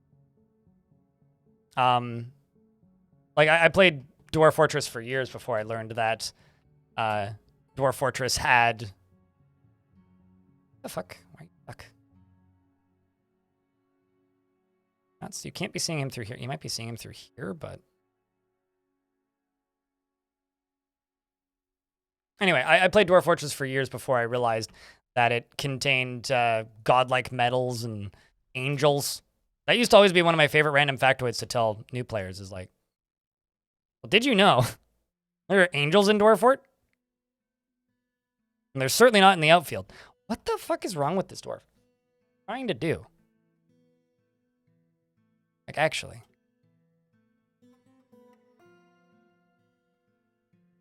All right, well, here's hoping we can just deconstruct this.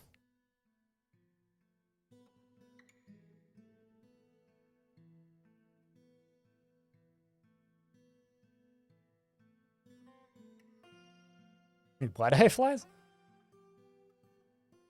Actually hate dying in the game, in games, so that, so at least to say Metroidvania is not your genre. Yeah, I mean, I don't mind dying in games as long as I feel like I learned something from it.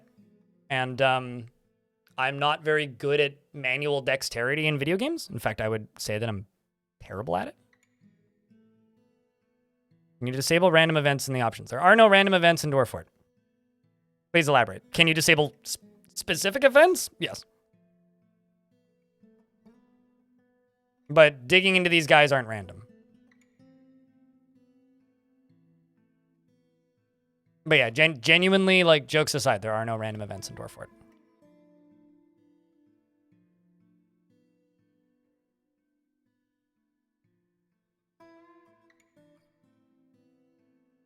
Are you trying to, like, go down this way? Like, what the Let's just... see if I can... Okay, I see what's happening. These... Are you in a squad? Let's let this dwarf...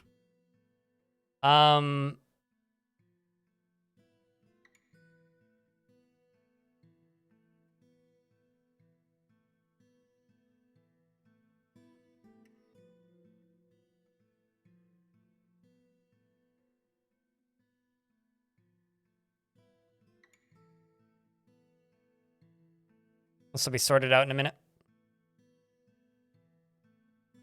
This dwarf is going to die in a ridiculous manner because of this. I don't know about ridiculous, but...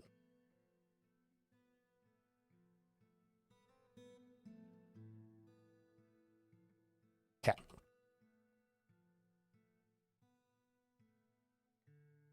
Okay, so Dastot immediately dives in and tries to do what that other dwarf did and dies. Well, that's hysterical.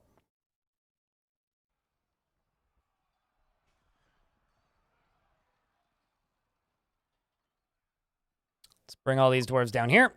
Dwarf jumps out. Tekid here is now fighting with the creature. The mole monster climbs out, scrambles out even, has now killed a single dwarf. And once again, it has noxious secretion, so it can spit acid. It has killed 2 dwarves. The dwarves are surrounding it, and, well, there's Boom Boom, who's been running back and forth and crying. I mean, you may have just predicted a dwarf's death, my friend. Boom Boom is exploding into itty-bitty bits and is nauseous, faint, and bleeding heavily because currently he's getting repeatedly, like, struck by the creature. As for my military dwarves, they're fighting with the creature and actually getting some misses in, some punches as well. The Spearmaster right here, Catan, is stabbing the monster in the lower arm with an adamantine spear, which is chipping the bone. It is bleeding heavily. The dwarves are continuing to fight. Boom Boom somehow has refused to die out of sheer insanity? I'm not sure. The creature is still bleeding. It's actually striking at the wrestlers, but they're blocking it. And Spearmaster has stabbed it once again, which has broken one of his bones. My military is currently being told to beat the crap out of this thing. And they're still continuing to try and fight with it. It's bleeding, and the creature has fallen. It appears that Catan the Glassmaker and Legendary Spear Dwarf took out the creature.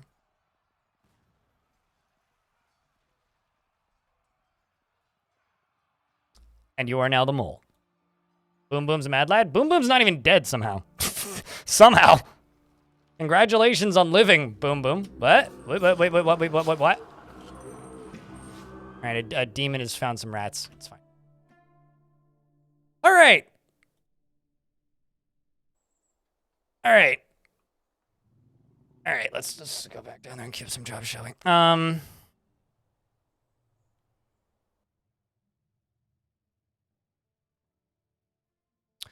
Dig out that, which should be fine. These I can unforbid. Those I can unforbid. That will get tossed. That's a shoe. How much did you lose? Boom.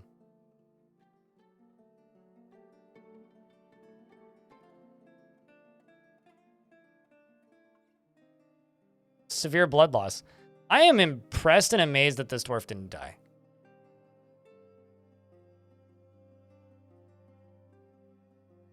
I'm going to be generous here and say that I think that this dwarf is smashed open.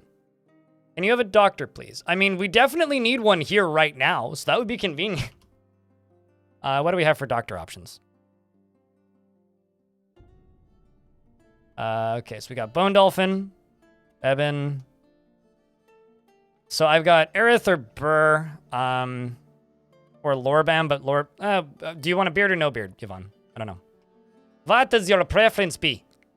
If you want beard, we can get you beard. If you don't want beard, we can get you not beard. It's up to you. Entirely up to you. We're going to unforbid all of these. So let's go all the way down to the bottom of this. And let's go right here.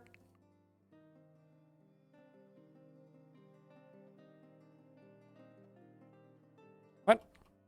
No access to logs.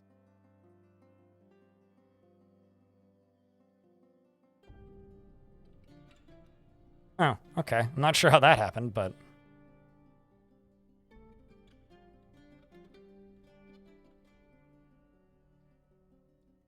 Is your dwarf still alive? I think so. Yes. No beard? I mean, it doesn't matter to me. I can appoint a new dwarf. There are dwarves with the skills that... Why are you drowning?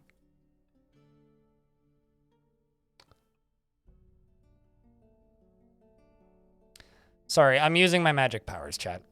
I'm kind of frustrated with this fort right now. I like this fort a lot, and we're going to keep playing it, but damn, I'm quite frustrated with this fort currently.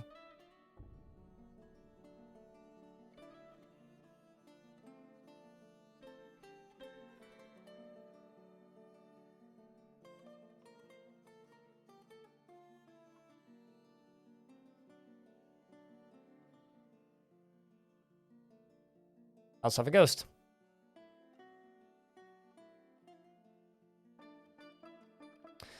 All right.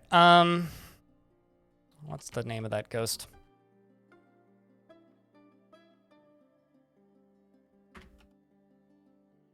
Zaten Lolo.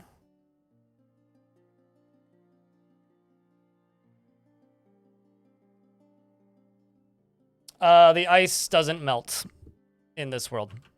Rather, there is no ice, is maybe the better thing to say. There is no ice on this map ever. It's scorching hot, actually.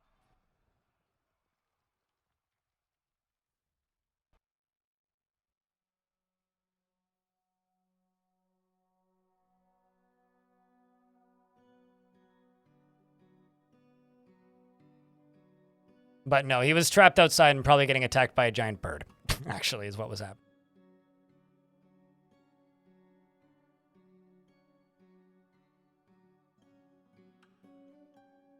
Anyway, kid's dead. Bembul's dead. Rest in peace, Bembul.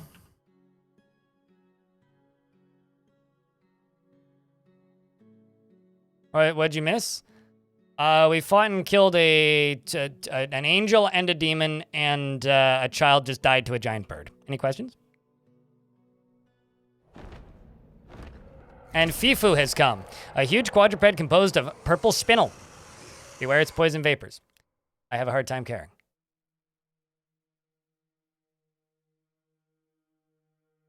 Gazoom, there have been two of you for a while. I accidentally let you have a second dwarf, but I haven't renamed. I felt that would be mean. All right, so, doctor. I will give you Burr, because they are listed as a doctor, and you specifically said doctor.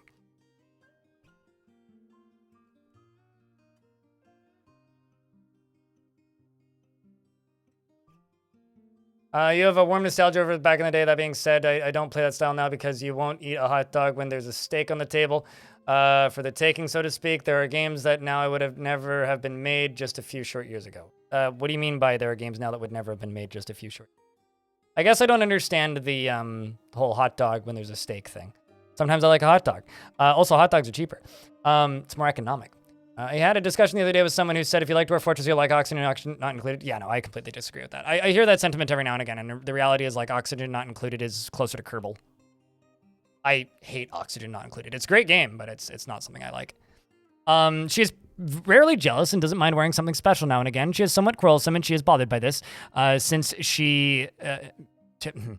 she is somewhat quarrelsome and she is bothered by this since she values friendship. She isn't particularly ambitious and she has a tendency towards forming deep and emotional bonds with others. She has a calm demeanor and she doesn't mind a little tumult and discord in day-to-day living, and she tends to be a bit stubborn in changing her mind about things. She stiffens up when she's surprised, and she mutters under her breath when she's annoyed, and she needs alcohol to get through the working day. She doesn't really care about anything anymore. Dreams of crafting a masterwork someday, and personally values romance and respects perseverance, and likes Realgar tin and lace agates, as well as giant ren leather. Well, that's oddly specific. Demon rat tooth, which is a real type of rat, not a demon. And greaves and bracelets and dogs for their loyalty, and the words of the West Silvers, and the sight of the diamond silver, and when possible prefers to consume spotted ratfish, guava wine, and barley flour, and absolutely hates cave spiders. Metroidvania equals hot dog. Dwarf Fortress equals Wagyu steak. I don't know. Like, to me... one is a lasagna. Like, they're not even in the same category. Like, that's just... I don't know. There's a lot of opinion in there. I'm not going to devalue the design of a Metroidvania game because I personally enjoy a genre more. Apples and oranges. Yeah, exactly. Or less like apples and oranges and more like apples and, like, Nesquik chocolate syrup. Anyway... so you're a member of the South Creed, which is one of the most popular religions. You have one friend who's a glassmaker, and he's still alive, which is a good thing. On the fort.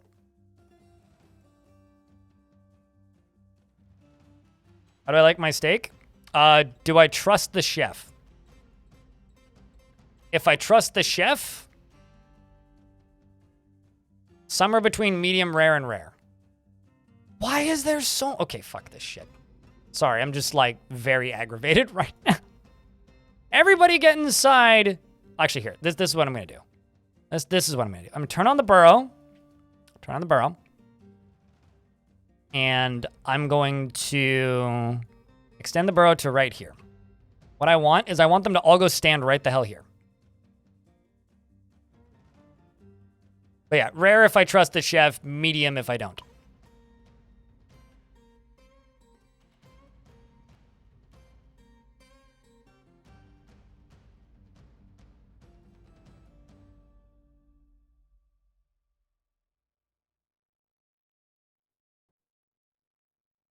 As the chefs intended it to be, is your answer always?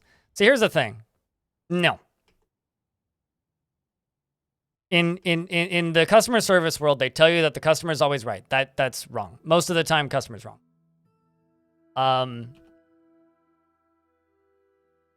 And in the cook's world, chef could suck. All you need is a crappy chef, and congratulations, you got a well-done steak. All right, so Zatan, we already have you, I think. Just gonna do the boring, tedious, slow stuff. Waiting for these ads to end.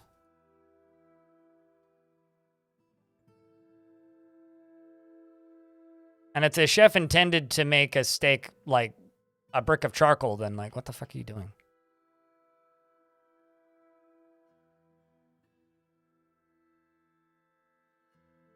Well, the problem is customers always right gives people way too much freedom to be in ours. That is the issue with customers always right as a philosophy.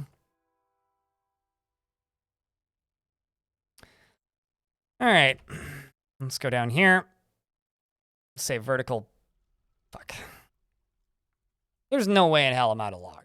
Am I really, truly Absolutely 100% you out of logs? No, I have logs. Okay, so why? What? Dwarves. Please. Oh! Okay, I understand the problem.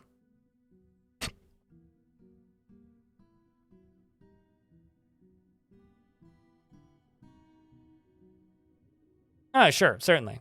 But the problem is the quote's been misquoted as long as quotes can be quoted.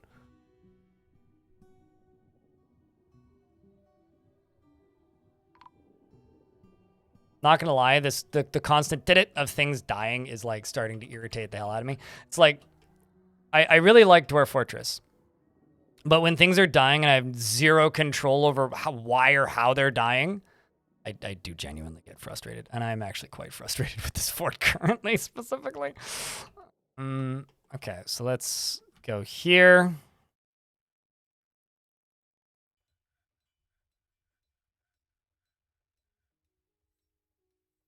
Horizontal axle to there.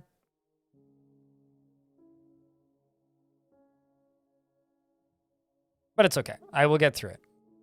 I just need to see these moods starting to turn around. It's just, we're getting there.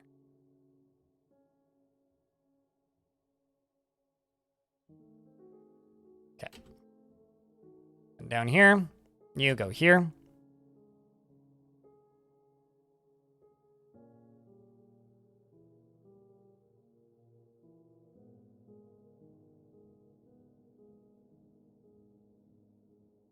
It's done, that's done, sweet. Fresh fort? This fort? No. Right now, number one, no, I'm not retiring this fort. The reason I'm annoyed with this fort isn't because I want to stop playing it. When I'm annoyed with a fort, it's because I want to keep playing it, and the fort is refusing to let me do what I want to do with said fort. If that makes any sense. So no, number one, no, I'm not starting a new fort today. Absolutely not. And two, no, I'm not starting a fresh fort. Don't even ask. It's not even worth it. I'll be honest with you. How do you like your steak is a strange question for me. I don't like steak that. Like, I'll eat it. And every now and again, I'll buy myself a steak and remind myself that I don't generally like steak that much.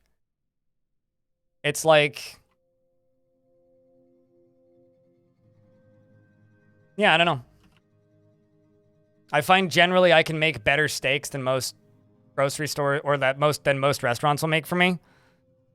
And unless it's literally made perfect, I kind of don't want to eat it. And most of the time it's not made perfectly. And there are more efficient and better ways to eat red meat.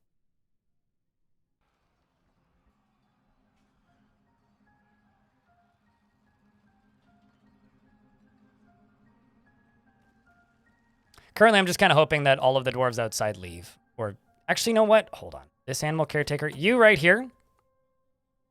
Sweet, you're dead. Excellent. Excellent, excellent, excellent. That's totally fine. Phew. Okay. But no, I'm not absolutely not going to retire this fort. Unless literally everybody has tuned out while I'm not paying attention. No. But yeah, no, not going to retire this fort. I'll retire this fort when people don't want to watch it anymore. And I want to play it still, so I'm just annoyed that it's not letting me do what I wanted to do. Okay, so you link this to that once that's done.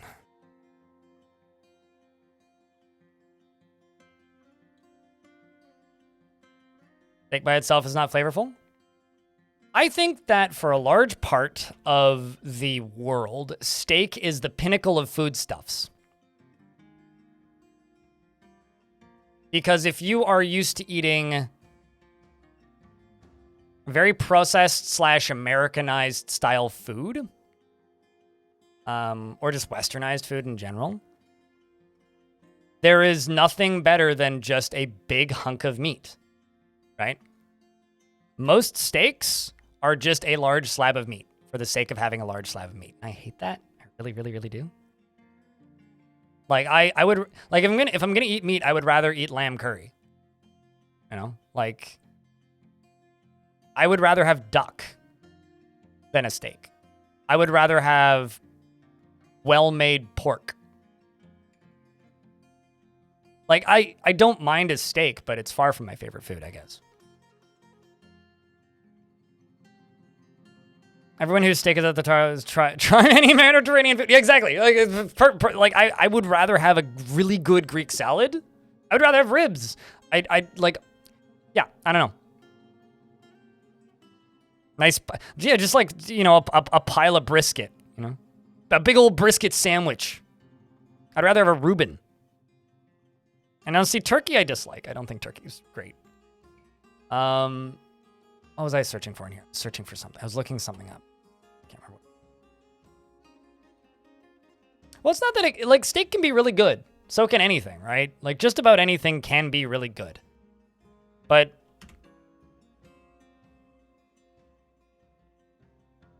I think for a long time, for a very long time, steak has been a status symbol, right? It is a status symbol that says, I can afford this. And that is a really big deal for a lot of people, and that's very important for a lot of people. Being able to say that I can afford this is a big deal. And at this point, it's even more starkly obvious because of how fucking expensive red meat is. At least here.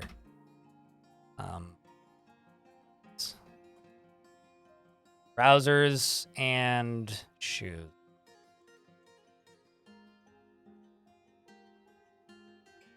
But the reality is it's terrible for you. Like, just red meat in general is bad for you. You shouldn't eat it in copious amounts. It's like caviar now. It's just a flex. Absolutely. So I think that there is a allure around steak that it's this... Like, I'd rather have a lamb shank any day. There's this allure around steak that it's this pinnacle of foodstuffs. And if you can afford to eat steak every day, you've made it. In reality, it's like... You could do better.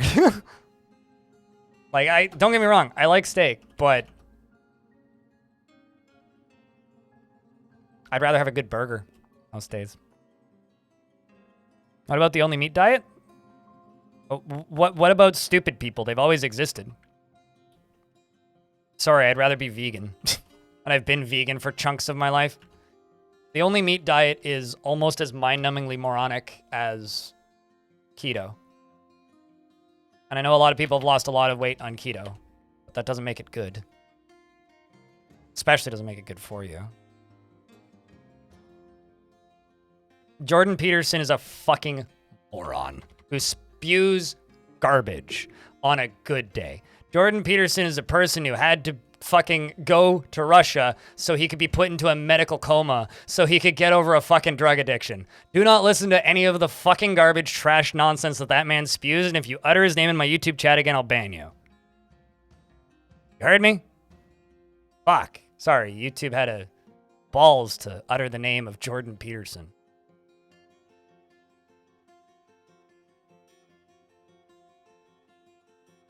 "19 years in July. Hey, your veganism can drink. Don't need your leaving. Bye. See you, nerd." Sorry, incel landed in my YouTube chat. We had to remove him. You probably also think that Ben Shapiro's good at arguing.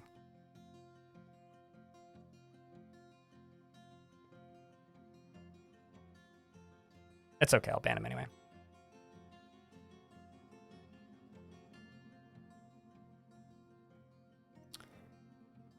All right. The only thing good that Jordan Peterson ever did was say stuff that's so moronically stupid that he becomes a meme. And then it gets photoshopped and like edited into Command and Conquer levels. That's the only good thing he's ever done. Is be so moronically stupid that you become a Command and Conquer meme. You don't know who that is? He's a self-help guru moron who pretends to think he knows what he's talking about and is a constant fascist dog whistler. If you want to know who Jordan Peterson is, go watch some more News' video about Jordan Peterson, or be me and have to debate with a friend for years about why he's a moron, and then finally that friend agrees with you, and it's very, very, very pleasant. He's also Canadian, which I'm ashamed to say. He's the stupid person's idea of what smart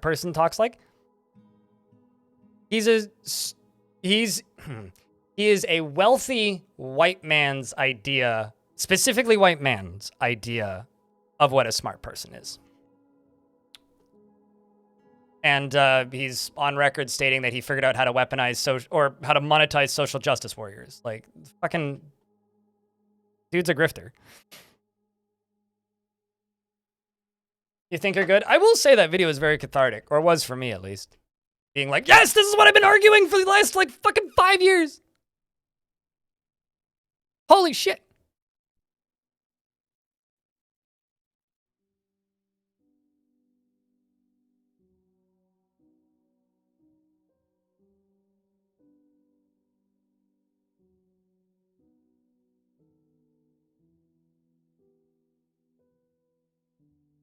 Thank you, Master Spike. Yeah. That makes him by definition a neo-Nazi. Sure. All I have to say is if you really want to know who Jordan Peterson is, go look up his professor reviews. The reviews of him as a professor when he was a professor in Canada University. Because they're basically all like, well, he was really, really, really, really good at like putting on impassioned speeches about things, but like constantly made shit up. Which is really like kind of funny when you think about the kind of person he is. Like, genuinely, I think it's hysterical.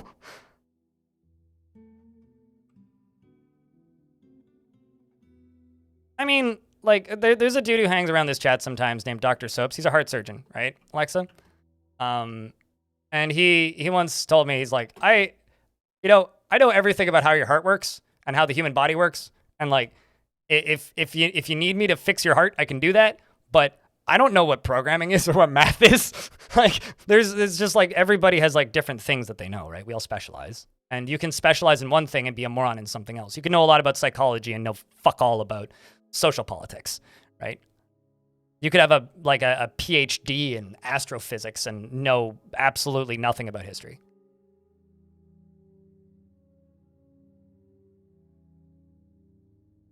No, absolutely. I completely agree with that, Twerk. Yeah.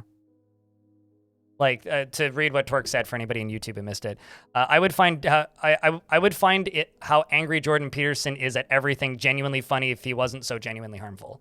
Like, there are things he's said in the past that I've heard him say where I crack up because of how obnoxious and hysterical it is. But at the same time, it's like, you know, what are you're not, you are doing so much damage to so many people that I can't even acknowledge this as funny anymore. Also, I was looking this up. That's what I was looking. Dwarf.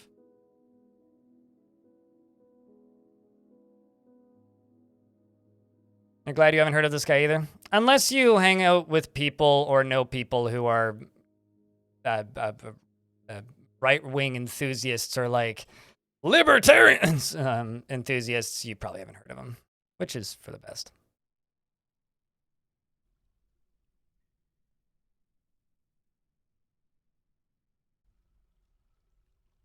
Oh, game's paused. Why is that not like popping up?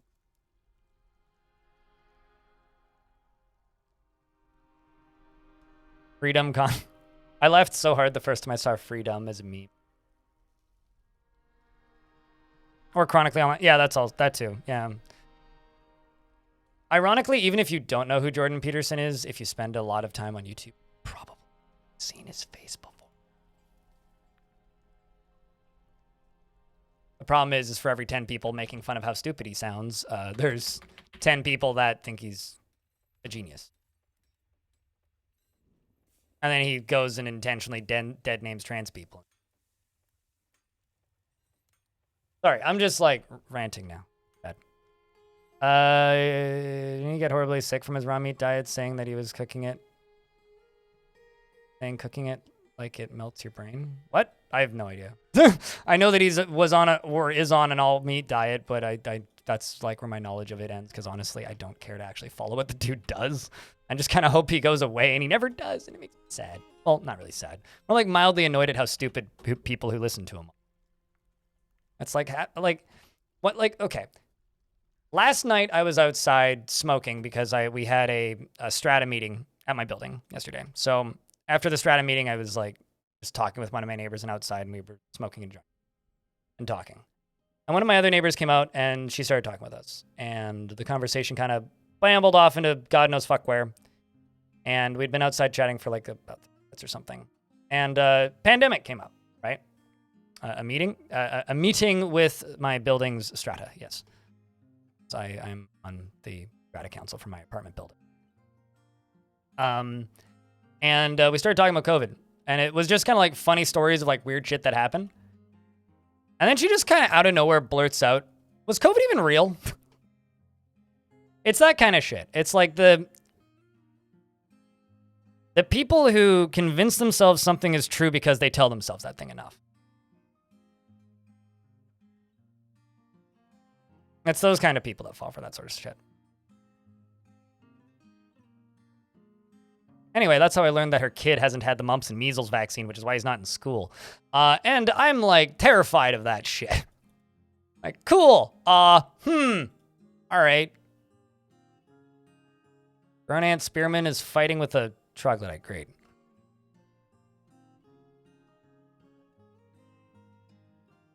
This stuff is flowing, which is good. Start getting power pretty soon. Only taking me like a year in game. Yeah, it's the thing that I blurted out randomly, Urist, is the locking himself inside. Honestly, Gaia, here's the thing. This is on YouTube chat.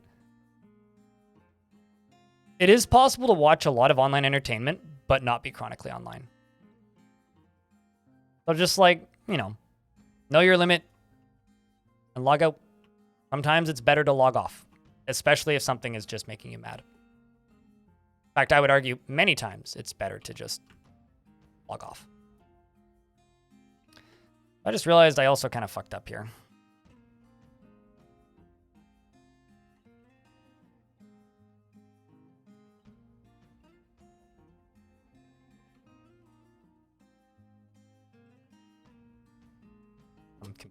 Where the hell am I? Here. Okay. So you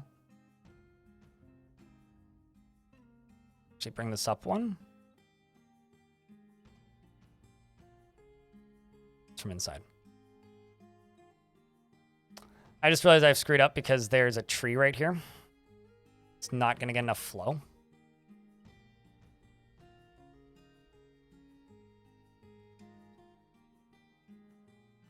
You are correct, Keyleth Dragon. Yes.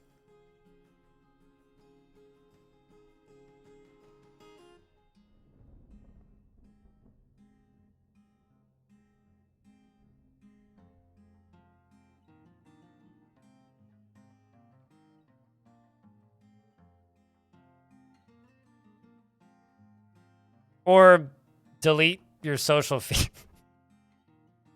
I am the influencer in the room, and my influence on... If I can influence society into deleting Facebook and Instagram, I feel like I've succeeded in.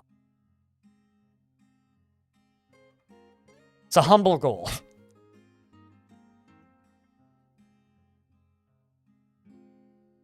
You did that too? Delete social media? There you go.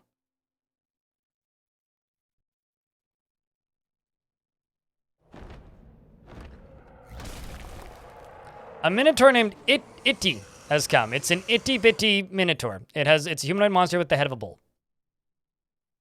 I don't think I have any dwarves on the surface, so it's probably not going to do too much, but do you have any family? Doesn't have any family. It's killed an unknown creature. Elchat, should say. A monster with the head of a bull. Completely wrapped in our own appearance and abilities. Well. Carry on, then.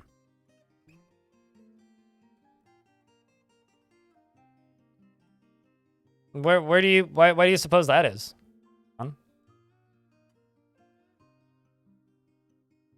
Because, like, I'm not a fan of Facebook, but I would be surprised if it did not continue to live much longer. So what makes you say that they won't?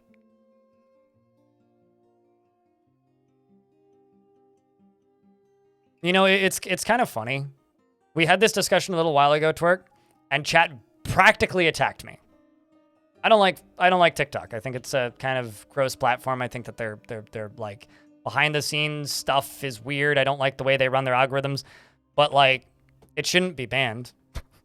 And me saying that it's banned is like, and people getting mad at me when I say it shouldn't be banned, it makes me want to joke a little bit. Okay, no, please don't delete Twitch. Okay, and don't delete your YouTube, but like definitely delete Facebook. You know, it's please stop predicting my future. Alexa, I don't want that anymore.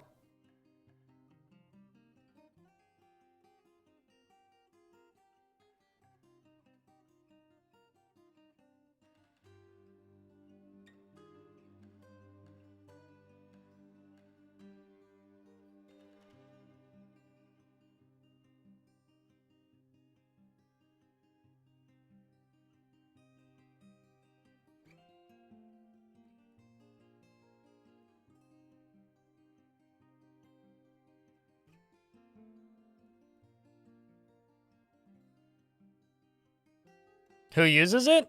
Moms and bots. Whew. See how quickly this dude showed up? That's terrifying.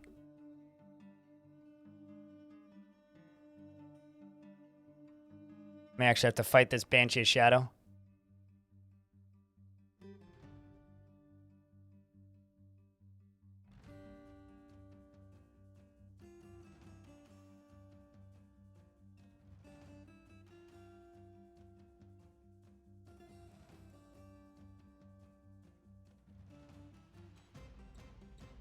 Let's see where it goes.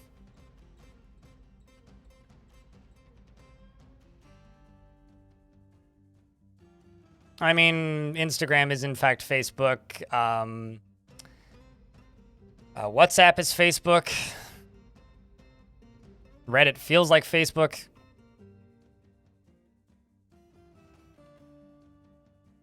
God damn.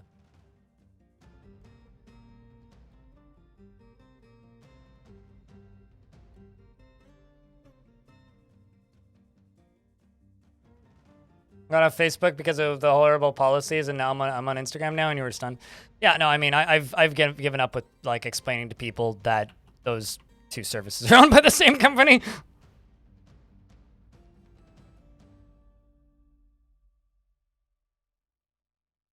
Turns out rebranding is a very effective way of like convincing dumb people that you've changed your ways.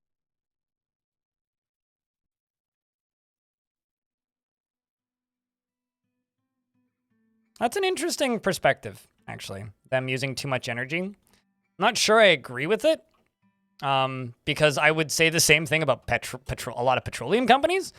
I think at the end of the day, they make too much money. Like, it doesn't matter if the service itself is on the downtrend. It's like, they do just make too much money.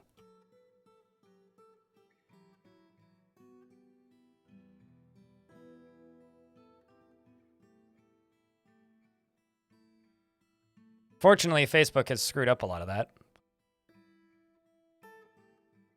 I mean, the only reason Facebook still exists is because they still own things, right? But they don't really need to continue existing.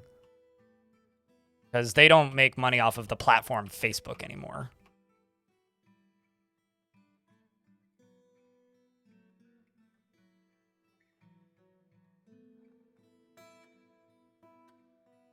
So this is...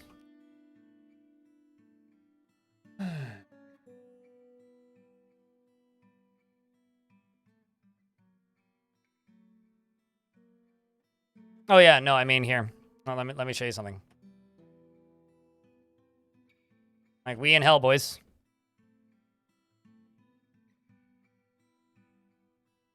Sounds like you're trying to sell me a book. I don't want to be sold a book, though. I'd rather just hear the take. But yeah, no, I mean, I don't doubt it. Okay, so since I'm up here anyway, double this up.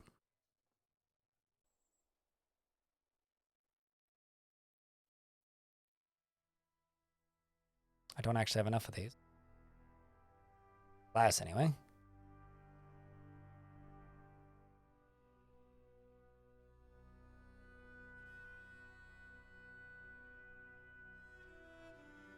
I feel like today's stream has been painfully boring, so I hope you guys have been enjoying. I just feel like I've made almost no progress versus the past few streams where things have been like pretty accelerating pretty quick, whereas today it's like I just kind of hit a wall.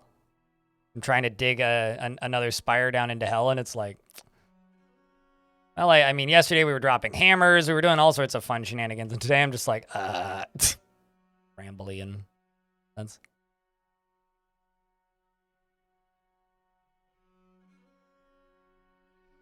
Only 8 hours. No one watches DF? You know, too real, man. Too real. You gotta be so real on me like that. Stream has been great. I'm glad you're enjoying it.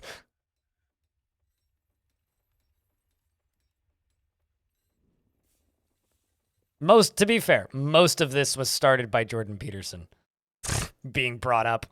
Invoking the name of Jorbston. Or Jorbitson.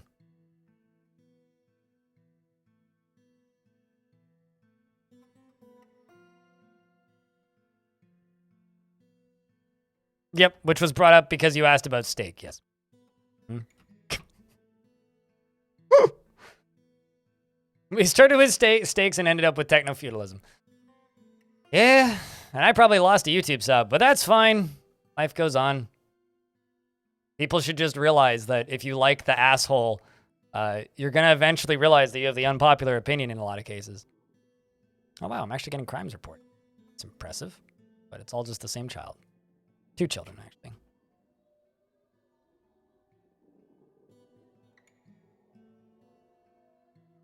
Okay. How's this doing down here? That to get down to 1.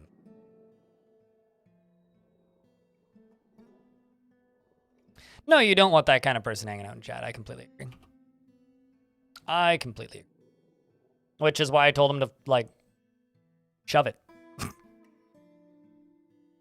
It leads to Peters. You know, the funny thing is, people who really like Jordan Peterson would probably also heavily defend the daily consumption of steak. And they tend to.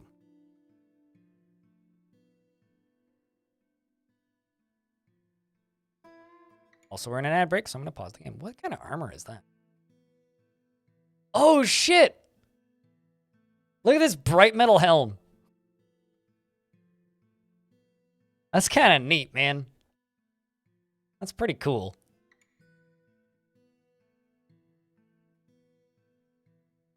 I remember reading once that 75% of all steak consumption is done by 12% of the population. Wow. I understand and, like, acknowledge that 97% of facts are made up 86% of the time, but, like, geez. If that's real, that's crazy.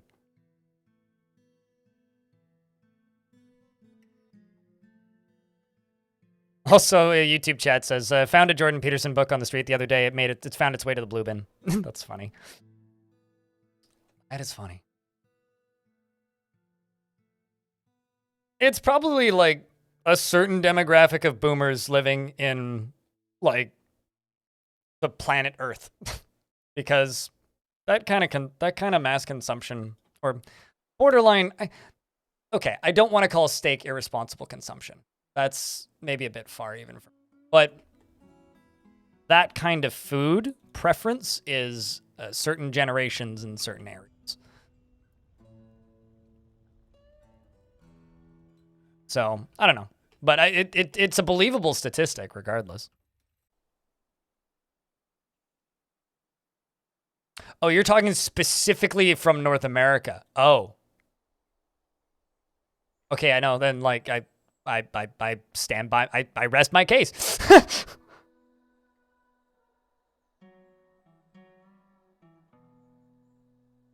Sure. Yeah, totally. Master Spike. Nope, I am not Orthogs. I don't use, that's why I was amazed when I saw it, is because I don't use exploits. me, it kind of defeats the purpose of playing a video game. Aside from, like, me full healing my dragon.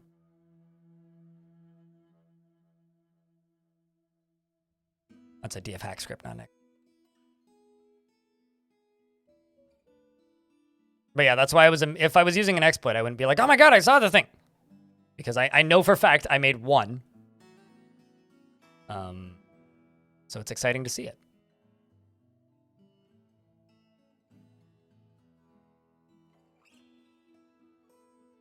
See, I also practice what I preach in real life. I don't use the infinite money glitch when, like, I play video games, and I also don't use the infinite money glitch in real life, which is why I don't make Asmongold style React videos.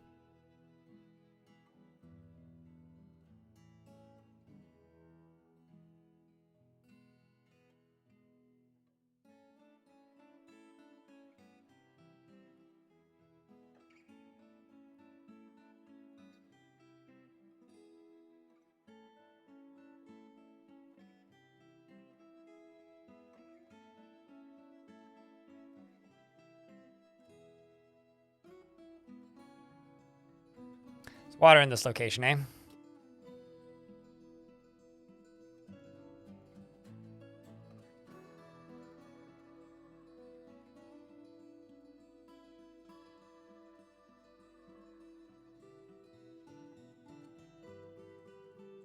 What's Asmongold?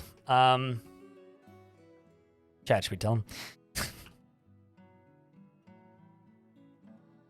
You know, this has become one of the most tedious power setups I've maybe done in years in Dwarf Fortress. Purely because of the way like, the current status of this fort's existence. It's not bad. It's fine. I'm getting through it, but jeez, man.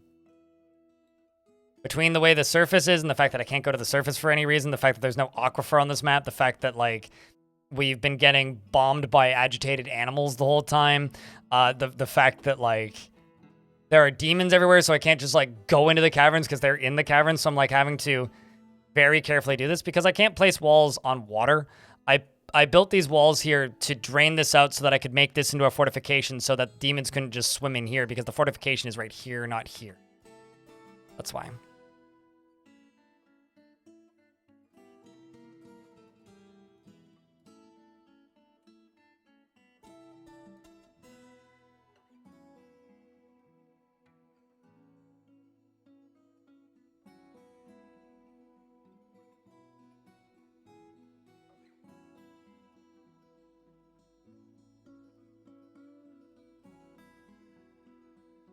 And a lot stacked against you. Yeah, sure. But yeah, no, I live life on hard mode in a lot of ways. I mean, come on. I'm over here making Dwarf Fortress content when I could be, I don't know, what's a more popular video game that people play?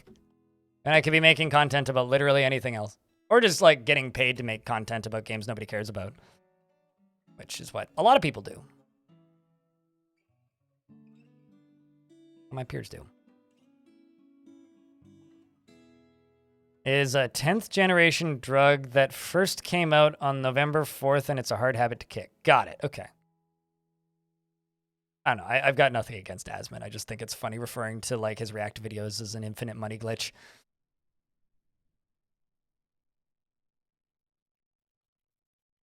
You know, fun fact. I used to get offered a lot of Raid Shadow Legends sponsorships, like, weekly. And they'd offer me, like, make up to $1,800, but there's always a lot of awkward fine print where it's like, okay, so you're not actually, is what you're saying.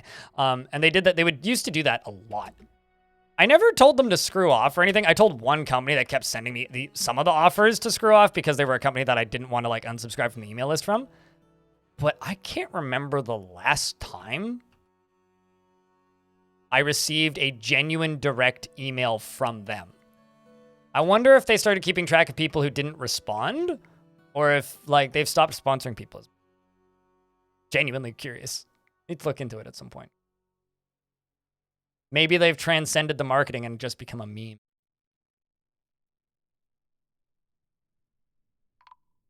They've rated their last Shadow Legendary pretty much. Ravesh has been found dead. All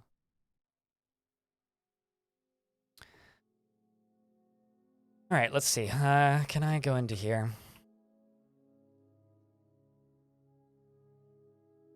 I don't know. When it comes to sponsorship money, the thing that I always like to remind people is that I was once offered $60,000 Canadian a month to stream crypto gambling. I said no. And based on my maths, I would have been able to stream that stuff for a good 3 to 4 months before it got banned on Twitch.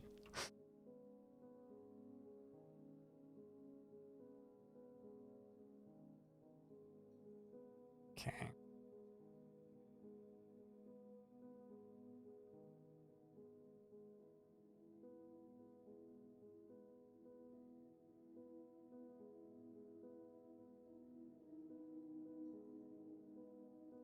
All right, so all this is done, which means I can just go pull this lever now.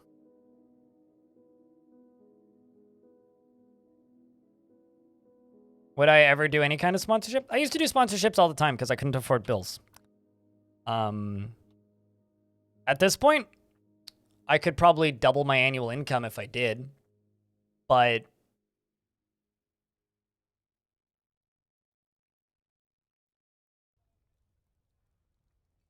it's a complicated question. Probably not, unless my income tanks.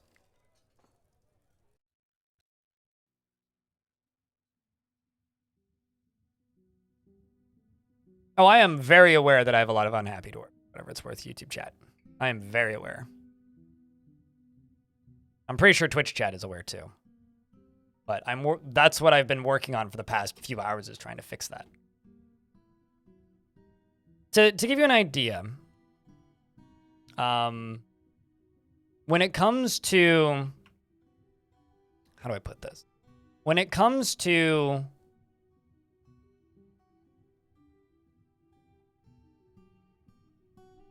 sponsorships, you have to put almost as much time into trying to get them as you do actually doing them, if not more. So if you want to consistently get sponsorships, you have to do something very specific, which is you have to sign with a marketing agency. Back in the day, you used to be able to just email people and ask. And you still can, but the amount of hours you have to put into, because most of them go through specific agencies or through specific sites, you're only getting like a percentage of the money, not all of it. So there's that. That's the first bit. The second bit is a lot of the time you just kind of have to take what you can get. And this is where you guys come in. The reason I don't like doing sponsorships isn't necessarily because sponsorships suck. It's because I feel more consistently stable not doing that. To give you an idea, I will go to channels. I surf around Twitch pretty frequently, right? Look at what other channels are doing, see what other bigger channels are doing. You know, I do research about my peers, if you know what I mean. And I'll see a channel with like 1,800 viewers. And they have half my sub count. And I think to myself, I'm like, okay, well, they're probably making like $100 a day probably in ads, but like, why is their sub count so low? And then looking into it, it's almost always, oh, they have like 5 sponsors. So they're getting a monthly salary of like let's I'm gonna throw out a fake number and just say like $8,000 a month from several different sponsors just to run these sponsorships all the time, right? And that's great because the audience doesn't need to pay money, the streamer gets to make money, everybody wins, right? But then you have periods of time like the past 6 months where suddenly all of those sponsorships disappear and all these people freak out. Most of the revenue drives up and then suddenly they're like, ah! And because they're used to having a consistent paycheck. I would rather be crowdfunded to make less money overall, but make less money consistently, than be heavily sponsored and be subject to my entire business falling over if there's a recession. If that makes any sense. I have more faith in 1,000 people giving me $5 a month than a company giving me $3,000. I'll be honest with you, I have absolutely no idea and don't really care. So did Giraffe. Okay, so now this stuff's running, which is good. Got power. 400 power. Sweet. So now that that's running, I can go up to here.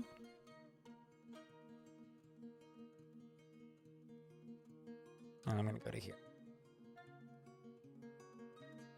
We're going to move my magma forge here, and we'll use a steel anvil this time.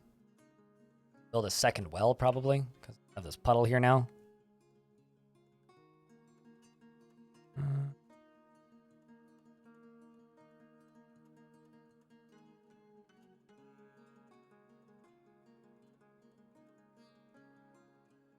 If you don't know what Bad Dragon is, don't Google it with Safe Search off. It's a dildo company.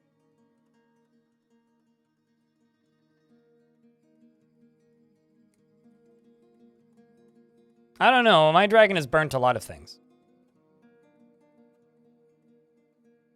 I don't know if I would necessarily say that dragon is entirely good. Killed a lot of my dwarves. A good couple of times. Including the king, even. Very specialized company. I mean, you know. There's a will, there's a way. There's a need, someone will fill it.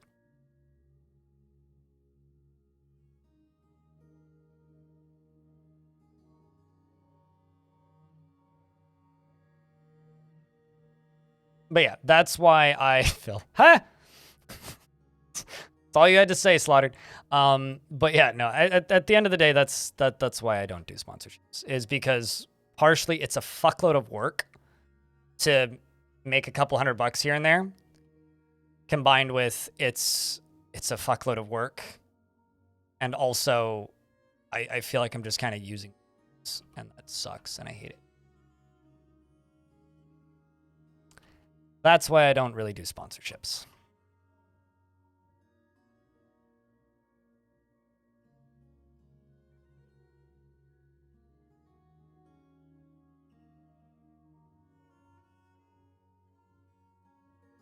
They want to be family. You want to hear eloquence. Man, hear eloquence. You know your dwarves have been overworked for months and months and months and months and months and months and months and months. When you see hear eloquence as a serious need. Like God. We're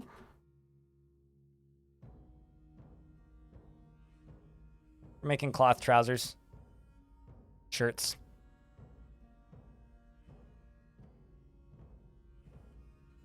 Oh, fuck. Many people do, frequently, and enjoy it.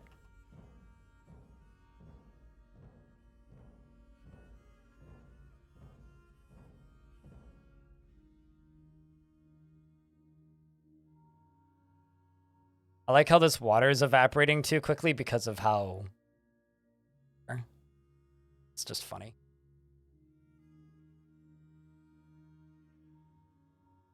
Around in here.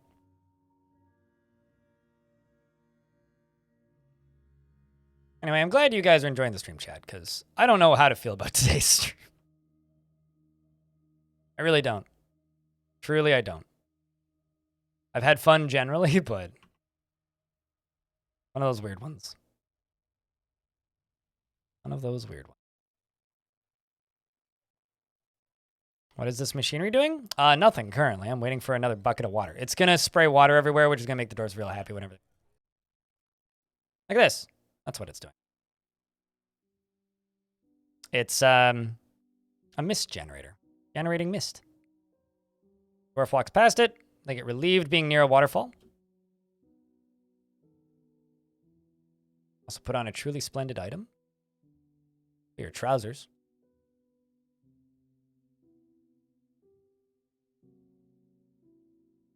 So that's what this machinery does. It sprays water everywhere. And cools the dwarves. I'm happy.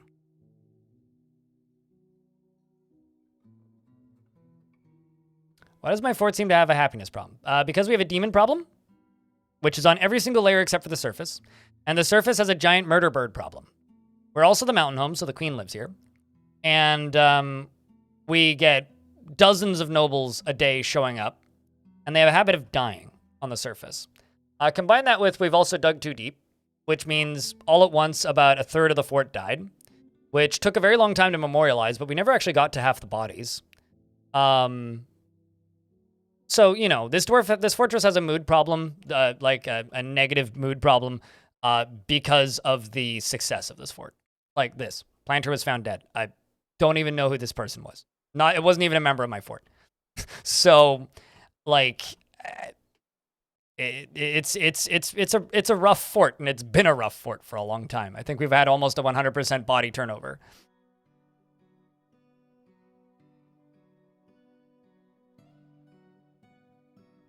You started a game on a volcano island and found yourself never getting traders past the first one. Yep.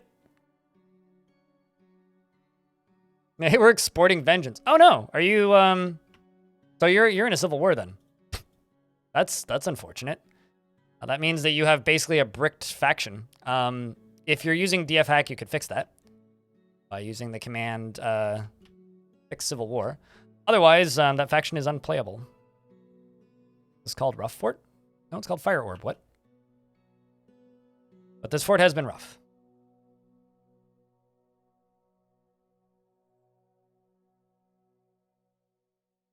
Still FireOrb, yes. Still Demon Ball.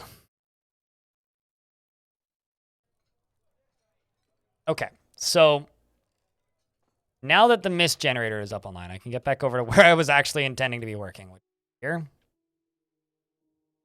And I need to dump some water there. No, that's a water source. I need a Pitts Pond. This one.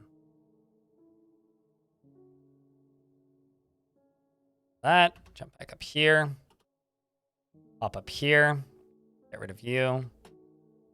4 and 4. Sweet. Let's get rid of you. You and you. We're good on buckets. Just going to spray water everywhere. Dwarves are going to get happy thoughts running through.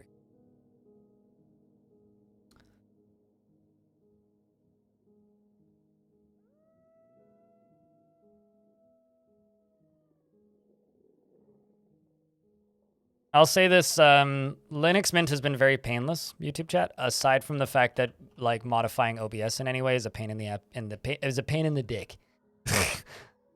Which is a important piece of software for my job, so, you know, that's annoying. But it's... Tis largely okay. All right, so I'm also not sure why the frame rate's so low right now. Probably got something to do with the...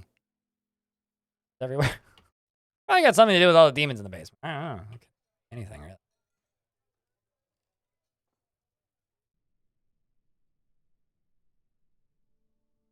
Yeah, it's not bad. It's just 2 days in a row, three days in a row now, I've had weird problems with OBS. So once I figure out how to make OBS stable and stay stable, I will be very... Also that too. But them exporting vengeance, I don't think is related to them not being able to reach you, right? I could be wrong, but pretty sure that's not related.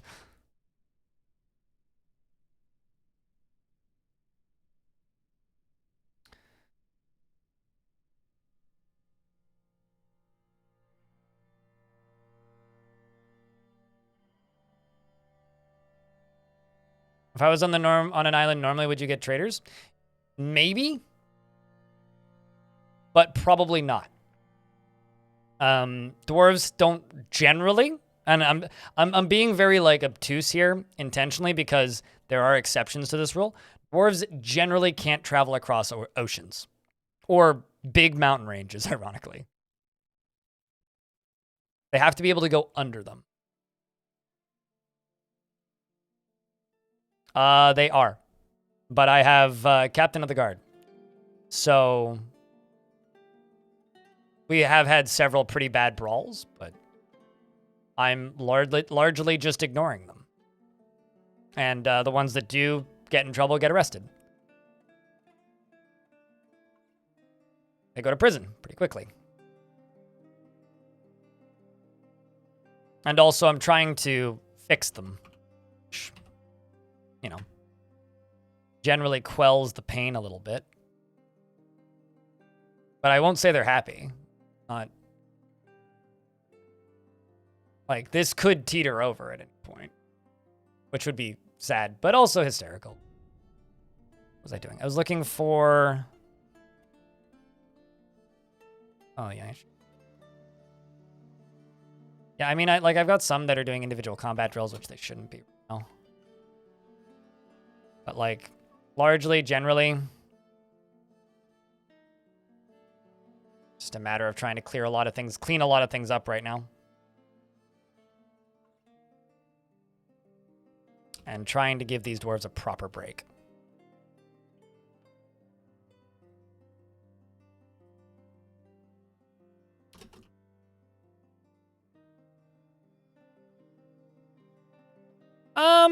I mean, I will be completely blunt with you. I haven't free-falled anybody into a volcano. Like, at all. Aside from that one dude, once. That one time. And you know what? I almost felt bad about that. Anybody filling a pond? Sila. Giant otter, yeah. It does look like it kind of looks like a weird salamander to me, honestly. We bought it from the elves. Hey, diamonds have been put out.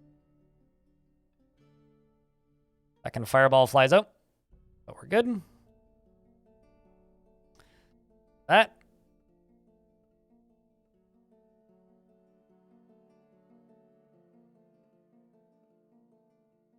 Something else right there. I just ignore it.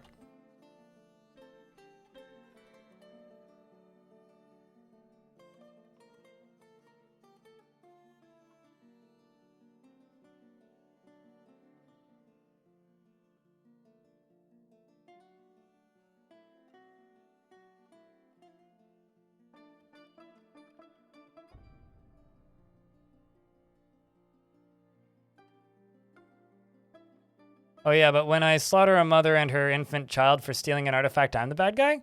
See, I would just banish them to die in the wilds. I'm not saying I'm a good guy. Also, the one time I dropped somebody into the volcano, they were a zombie. So, I would argue you are the bad guy. But what's wrong with being the bad guy? Everything needs a bad guy. Where's the fun in the storytelling without the bad guy? Sometimes you want to play the bad guy.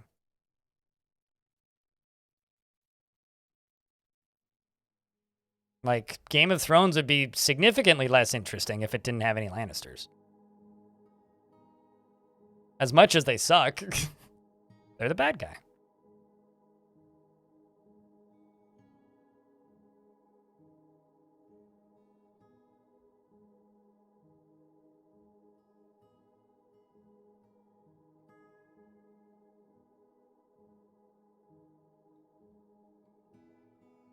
This is probably going to insta-give somebody, right?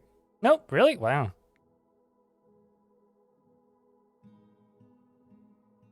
Are you going to go suicide yourself? Nope, you didn't. Pressed.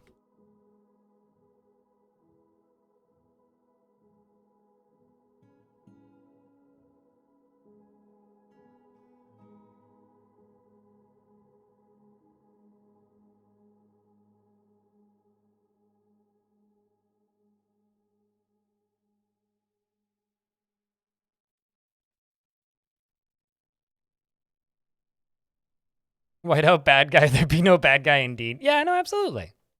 I mean, I'm being completely sarcastic. Don't be a bad person. But it's fun to play the bad guy, especially when it's made-up fantasy.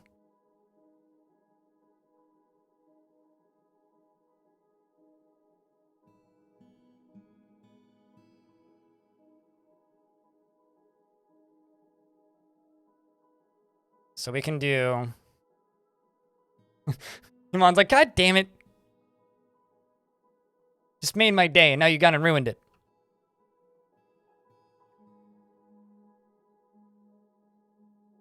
Some leather worker was found dead? I, again, don't even know who that is.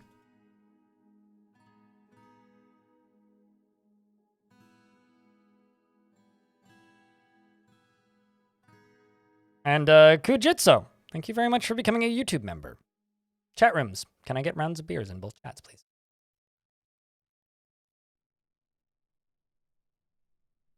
And thanks for the first notification of money in 2 hours. Appreciate you. Helping streamers stay above minimum wage.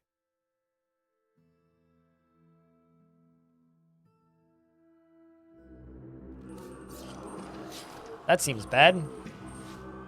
Okay, it only seemed bad.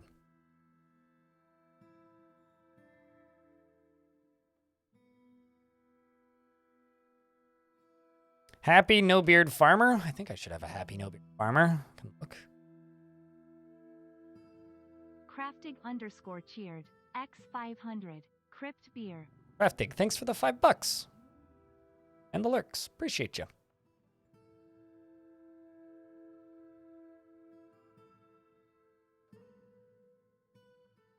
Does a thresher count as a farmer to you? They are a legendary thresher. Seriously, thanks for the $5. Jack, can I get a couple more beers? Thank you.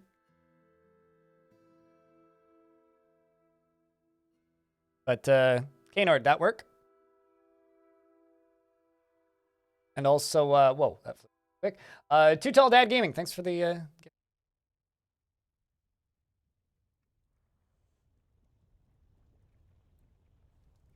this expert thresher, legendary. The suited giraffe cheered. X400. Suited giraffe just had to remind everyone. I'm still here. Thanks for the $4. Appreciate you, man. Appreciate you greatly. Almost hype train. He is shameless and absolutely unfazed by the thoughts of others, is truly fulfilled by assisting those in need, and does not often feel envious of others. He rarely feels discouraged and is grateful when others help him out, and tries to return favors. He isn't given to flights of fancy, and he chews his nails when he's thinking. He needs alcohol to get through the working day and doesn't mind being outdoors at least for a time. Doesn't really care about anything anymore. Dreams of raising a family, and personally finds the acquisition of power over others to be abhorrent and would have all masters toppled. He doesn't particularly value the truth, and he doesn't care about art one way or another. Dreams of raising a family. Likes claystone, bismuth, and sunstone, carambola wood, and blue shark leather. Bronze colossi for their height and the sound of the ivory diamond, and when possible prefers to consume Fonio beer and absolutely hates hamsters. Welcome to the fort. What do threshers do to become exactly to become legendary? They become legendary skill at it. It just means they've maxed out that skill, basically. Craftig, thanks for the 5-pack of gift subs. Holy shit, cheers, dude. What? You caught a bunch of people in there. Umstein knows. You have a pet turkey? And, whip wine roast and, any interesting things that you're a part of? No, not really. For the faction. It's a ton, Craftig. Greatly appreciate that. I'm in an ad break, so I'm going to wait for the ads to end.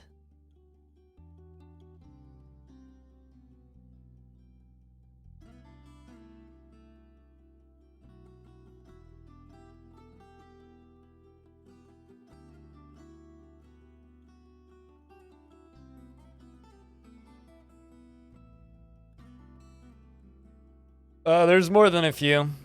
Warthogs. Same. That don't require the Civ to be dead necessarily. Lanix, thanks for gifting us. And starting the hype train. Appreciate you guys.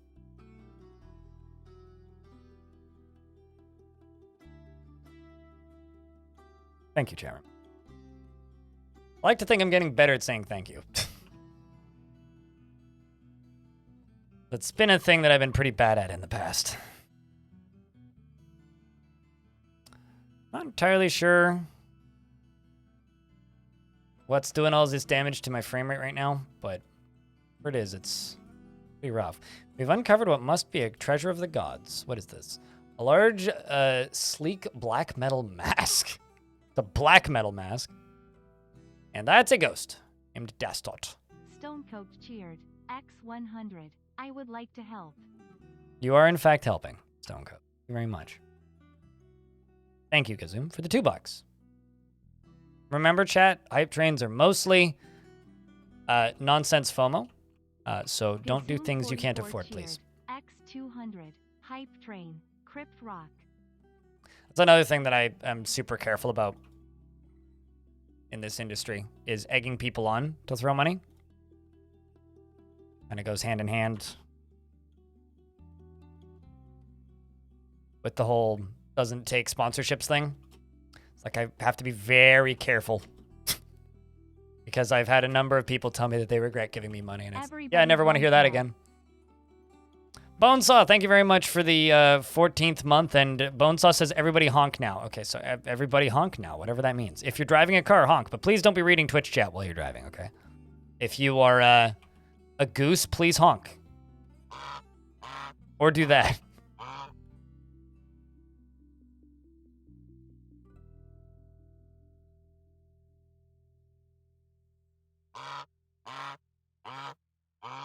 Minnow Guy cheered. X100. Hey, Minnow Guy, what up?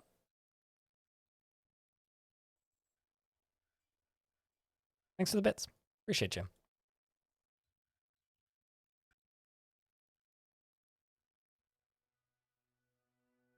Here, I can, well, I can honk for you, I think. There you go. Why would you tell a streamer you regret giving them money? I'll tell you this. There was a person who hung around this channel for a while. Cramp, thank you very much for being an absolute fucking god. It's that time. I don't know. Is it? What is that time? What time is that? It's 5:44 currently. It's that time. But thanks for the 5-pack. I had a person who gave me a pretty large sum of money in a pretty short period of time. Who then, like, reached out and said, sorry, I haven't been around a lot lately. I don't have the funds to keep, you know, doing what I do. I'm like, well, you don't need to. You can just hang out. Like, that's fine. And his response was, okay. And he came back the next couple days, and then he threw $100 at me and then deleted his Twitch account. That's enough, like, implied regret alongside of people actually, like, throwing it out as an insult. That, yeah, I have to be very careful. Lazy Man, thank you very much for the 5-pack. Seriously. Remember, chat, don't do things you can't afford. I name a dwarf Brandon. I don't name dwarves unless somebody either gets nominated or gets the Twitch chat redemption. So weird. I mean, websites are designed to be addictive, and I would say Twitch is not too dissimilar from that. People with poor financial patterns. Like, you know, there's all these stories of people bankrupting themselves on OnlyFans, right? Like, Lanix is trying to dwarf themselves. So chat room, does Lanix get a dwarf? Lanix is trying to dwarf themselves. What do you think? Do we dwarf the Lanix? But seriously, Cramp and everybody else who's taking part in this. They're giving you money. It's a person recognizing they have a problem and controlling themselves. Yes, but if you have stuff like that happen to you around your business enough times, eventually you decide that maybe I should approach the way I communicate my business, which I do, since that stuff's happened.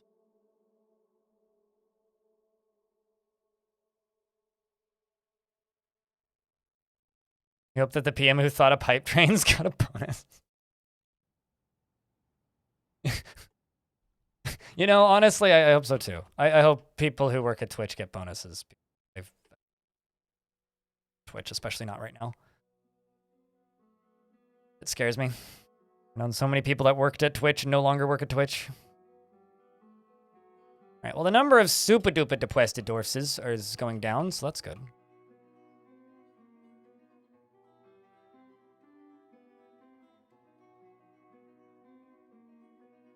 Oops.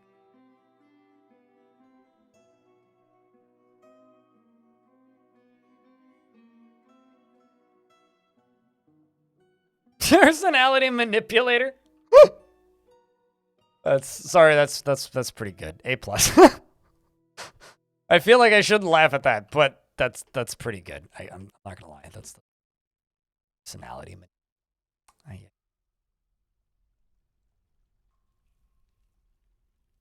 Isn't that just like a more brutal definition for influencer though? Or is that a thought manipulator? Thanks.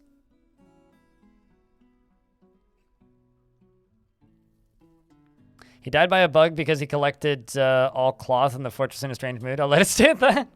You know, what's funny is I know what causes that bug now and how to avoid it, but yeah. So Lanix wants a dwarf.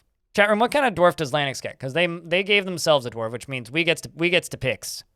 So So what kind of dwarf do you think that Linux should get? Chat. Also just going to double check they don't currently have one.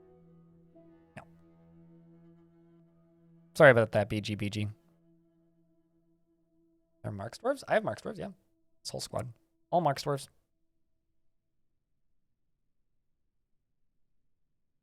That is not currently named. Do I even have one? I have one Baron remaining.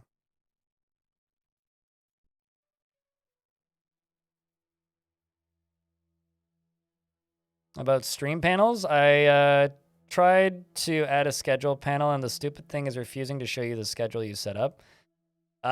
Go to the technical support of the panel that you are using, or look up a YouTube tutorial, is my advice. Because I set that shit up once, like, years ago and haven't looked at it since. So I have no idea. I also don't know which one you're using, and they're all different. There's a lot of them. You had an expedition to start off with a queen the other day, but you've never had that since. Oh, that's probably because the queen literally just died, like as you. Have you been killed? No, you got demoted. Actually, I don't think you've been killed. Although I've seen multiple artifacts with pictures of you. Yeah, there you are. You got demoted when I reclaimed this fort, which is odd. So I guess you're English.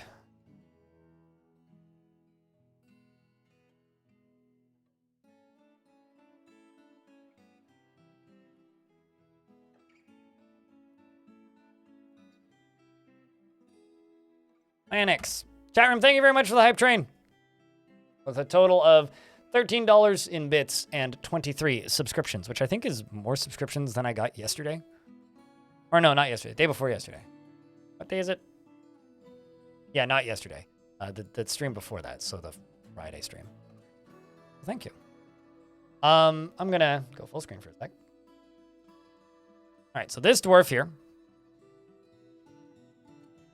never feels hatred towards anyone or anything, is gripped by crippling shyness, and is impervious to the effects of stress. Often feels sad and dejected, is very quick to anger, and lives a slow-going and leisurely pace. Generally acts impartially, generally acts with a narrow focus on the current activity, and is quite ambitious, and has an active imagination, and takes help and gifts without feeling particularly grateful.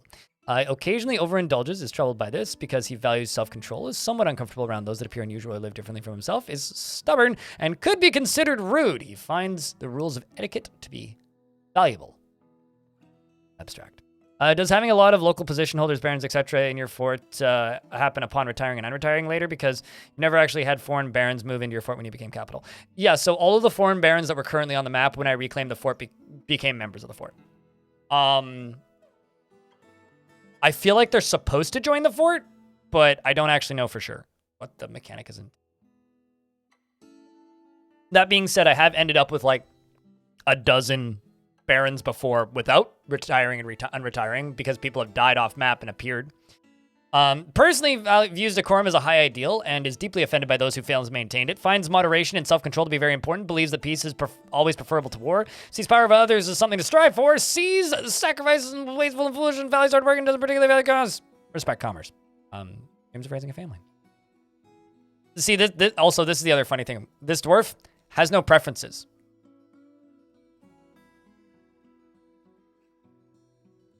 It feels like it should happen, given they tend to repeatedly visit the monarch entity. Anyways, they don't stay though. They show up and they leave constantly.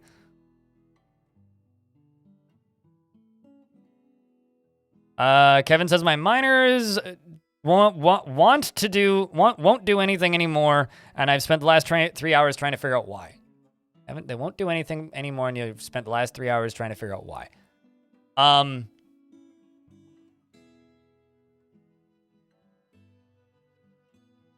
3 hours? Really? Take some screenshots of them, stick them on my Discord, and go to in the DF questions room. Like the layer that they're on, the layer above them, the layer below them, and see what they're doing. Because I guarantee you the fix is extraordinarily simple. That's almost guaranteed to be the classic, like, wow, I feel stupid that I didn't think to try this thing earlier kind of situation. That's almost always what that is. Don't spend 3 hours trying to figure out the problem. Just like join a Discord that can help you and ask for help.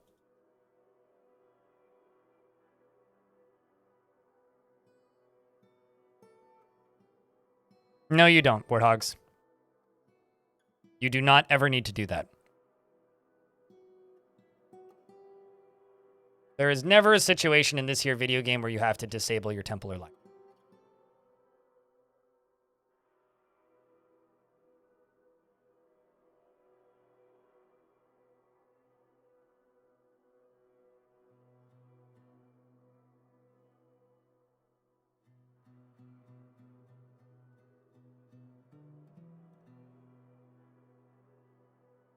Sure, but you don't want to get them out of there. You might just be mining on too low of a priority. As an example, if you click here and they don't mine, set it to priority number 1, because it defaults to 4, and 4 is lower on the priority scale than praying. So if you want them to mine now, set it to higher than 4. Also have to make sure that everybody has a pick. If they don't have a pick, then they can't mine.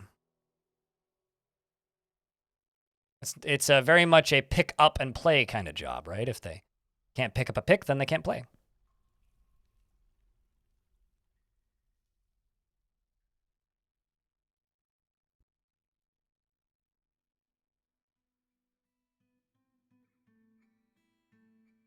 Higher is lower, and 1 is the highest priority. Also what Salty said. 1 is the highest priority. But yeah, if you're running into problems like that, just join my Discord. It should be in the description of the YouTube stream to the YouTube chat. How many demons are we up to now? I'm just gonna use this. Exterminate. 78 demon 6, which is the fire demon.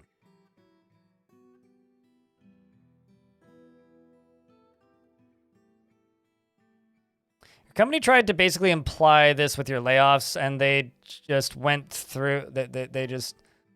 They just went through and Cyril punched the doctor. Thank us, shareholders. And who cares about you? You know, I would think about the shareholders if their name was true and they actually shared.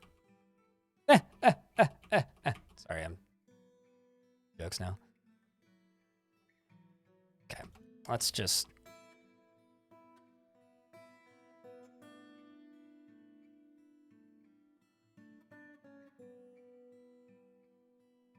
Trying to make a more direct route into this area. Have one.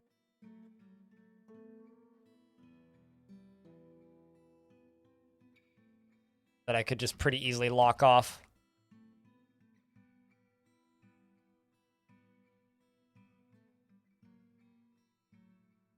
So speaking of, I should turn up the priority here. 2.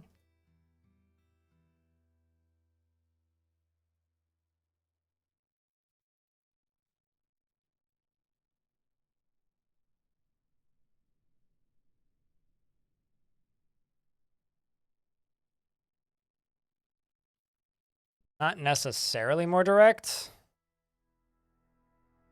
Might help.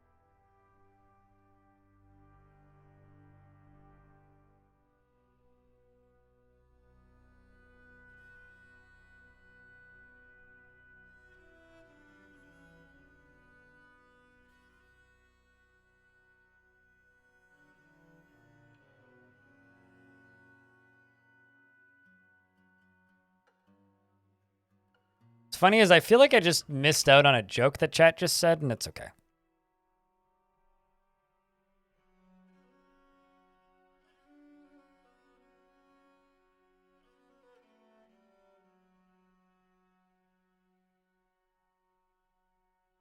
There we go. That'll help.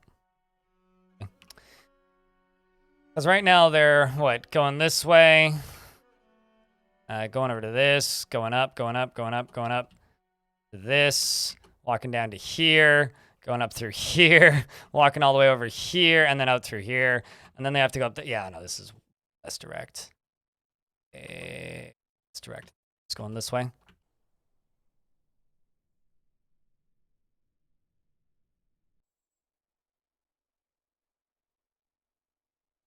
right, well, that'll get done pretty quick.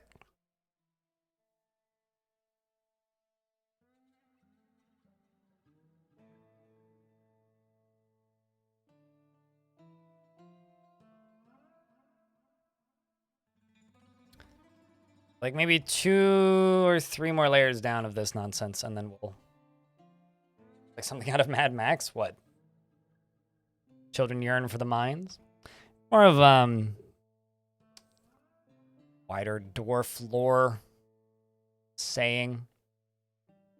I don't know how much I like that saying, but it just kind of disturbs me. But it is amusing in a dwarfy kind of way. Speaking of Mad Max, I should go see that new Mad Max. Has anybody seen that? It's in theaters now, isn't it? Yeah, it's been in theaters since the 27th or whatever. Yeah, thank you. Me too. Exactly. I kind of completely missed that movie even came out because I don't get YouTube ads. It's kind of the last place I used to get ads about new films. And I have YouTube Premium, so. Sweet. We're finally finishing up some clothing. New one of. Hey, you're good. Yeah, actually, YouTube chat is correct. The children don't yearn to mine. They yearn to play in the mines. Make believe, specifically, because children do as they pleases.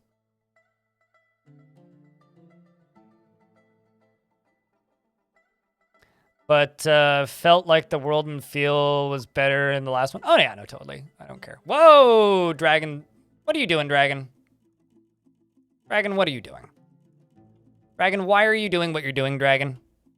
Did you lose your training, Dragon? No? Who did you just burn? If anybody's wondering why the moods are bad in this fort, this is what... He sneezed, yeah.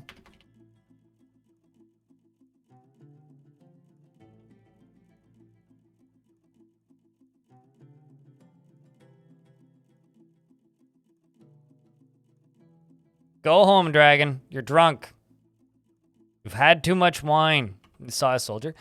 Probably just saw a random baron. I mean, all my soldiers are off duty currently.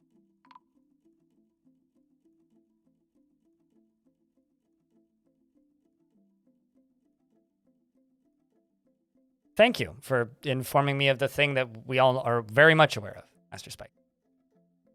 We all know. Although I may have to clear the...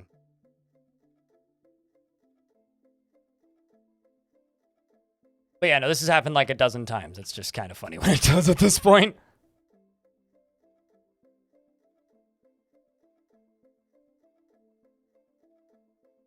Although apparently tamed dragons are now neutral with military. At least they do us the service of, like, cleaning up its own mess, you know?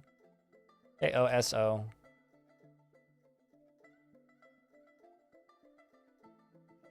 Okay, you. M-E-B-Z-U-T-H-K-O-N.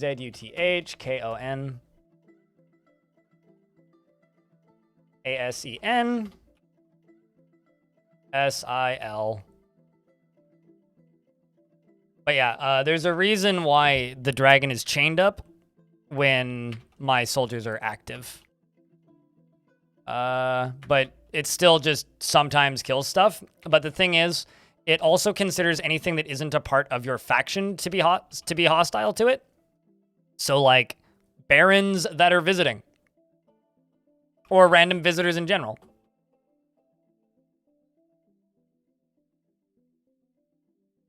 What?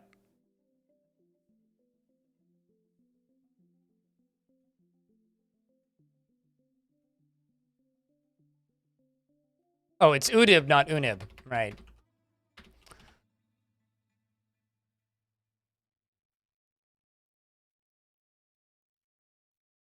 No, they are not adult at birth. They haven't been adult at birth since halfway through last year. It was when they added the sprites for baby animals. Dragon's got a baby variant. Yeah, it's sick, just like the dragon right now, which is why you keep sneezing on my dwarves.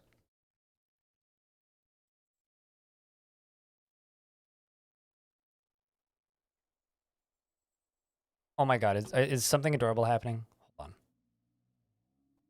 Did you kill your... Oh, man.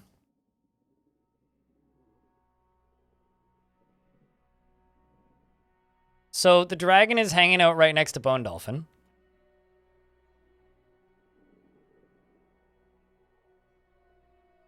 Dragon's wanting to say hi to it wants to see his friend. It's literally trying to find his friend. Well, I mean, it's not sleeping, but it was hanging out with its master or whatever. Kept getting into random fights with weirdos. Oh yeah, no, like if they will go kill every single like bard or random visitor in your entire fort. They will kill every single one of them. Every single one of them for like in cold blood for no reason. It's especially dangerous with dragons because of collateral damage, which I would actually argue it's hysterical. But why is there a dwarf in that creek? Ooh. Okay, hold on.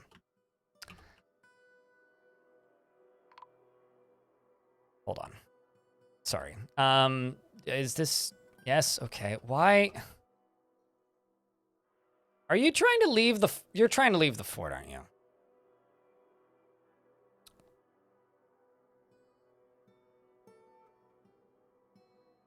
I'm just gonna hit this button.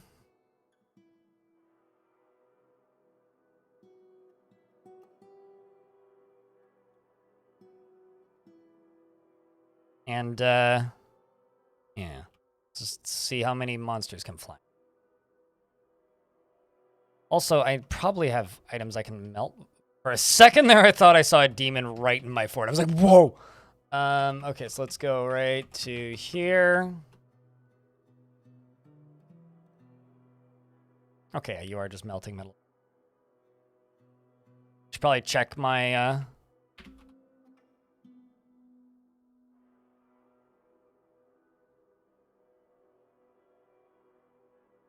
number of items that are... Bars that are available. Bars!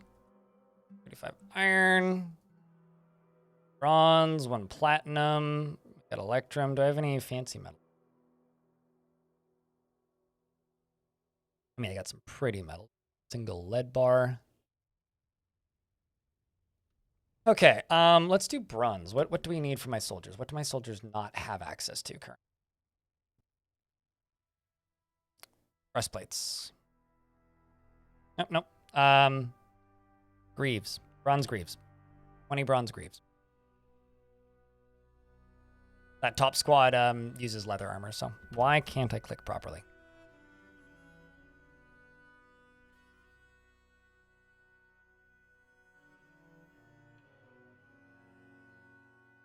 You assume I didn't start this fort tonight? No, it would say new fort in the title if I did.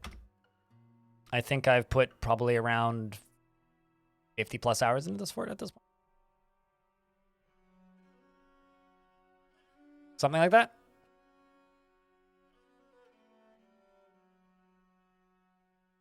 But no, if it's a new fort, I put the words new fort in the title.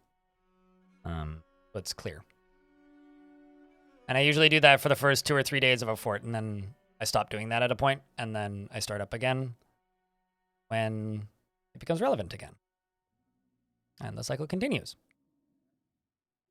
And there are some people that refuse to get spoilers of any kind on any type of content. And they watch when I make the new fort the first day and tune in the second day and maybe the third day if I'm lucky. And then they stop tuning in by the fourth because they get behind. It's 4 hours or whatever. And then they just go watch the VODs. And then I'm like, well, I'll see you in a month.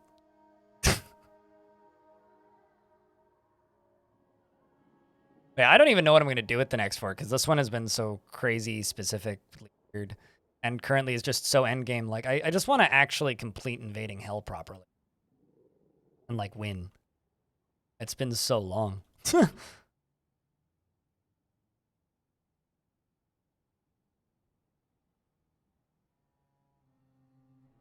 They're probably just coming here to grab these. Okay, yep. Where are you going? Puphead. Where in the Dwarf going?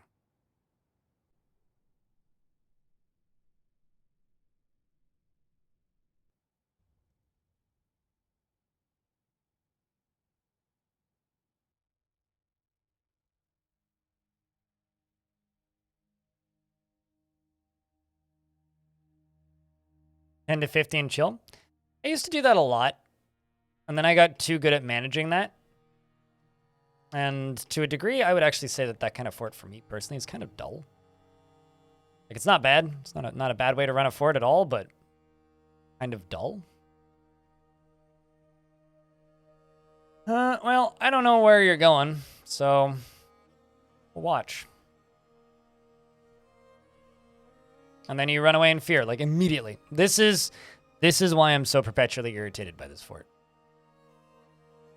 I can tell you this. I ain't doing a fucking Untamed Wilds fort for a long goddamn time. You guys can't make me do it again. Do not generally enjoy Untamed Wilds. Oh, actually, I know where they're. Makes sense. Oh, no, they're not trying to get me. Well, then I don't even know. What the hell? They can't be trying to get me. There's nothing stopping them.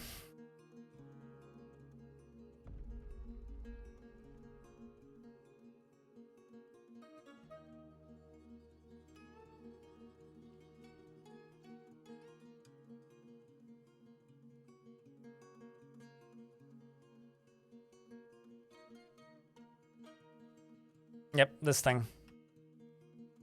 Just this giant bird who's currently fighting with Edom, who's probably going to die. Right about now. Oh, okay, now dead. Okay, and then more dwarves come up, and then it continues. Great. It's great. It's awesome. I love it. And then this happens. Every single time. Remember, they're in a burrow.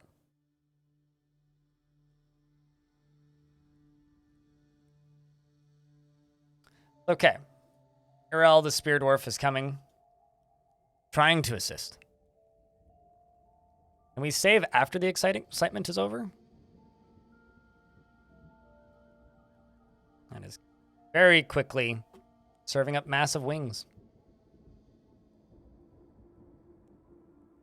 Oh, also there's a...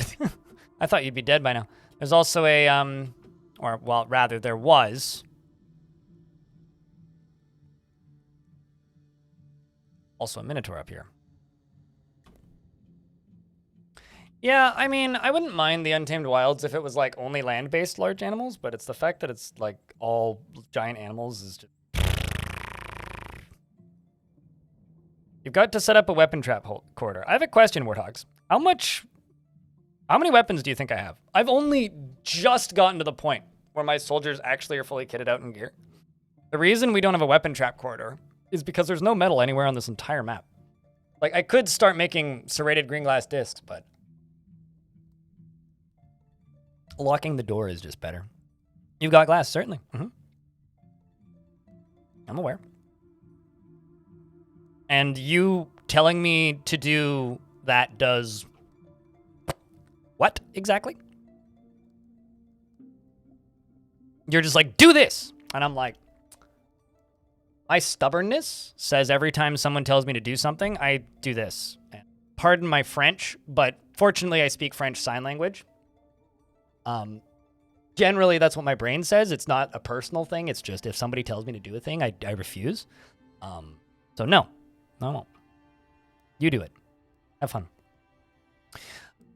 I will say I fucking hate stupid goddamn fucking massive goddamn stupid pieces of shit fucking Untamed Wilds maps. Anyway, sorry. I had to get that out of my system. It's out of my system now. Okay, so onget, Sak, Zul. It's okay. I will, like, come up with ideas on my own in Fort. EDEM, KO. Amber. ID row. Okay. All right. Well, now that shit's done. I'm just going to sit here and scream silently into the void. And now that I've done that, where the hell are most of these people? In the fucking burrow. You've got one job. It's very simple.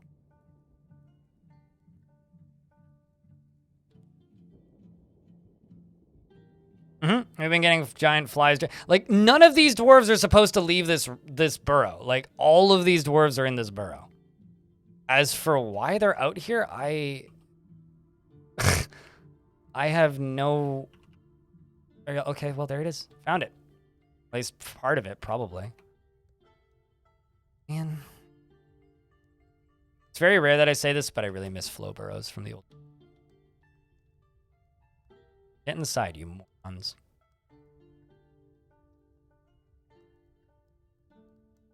Except for you. You can leave because you don't live here.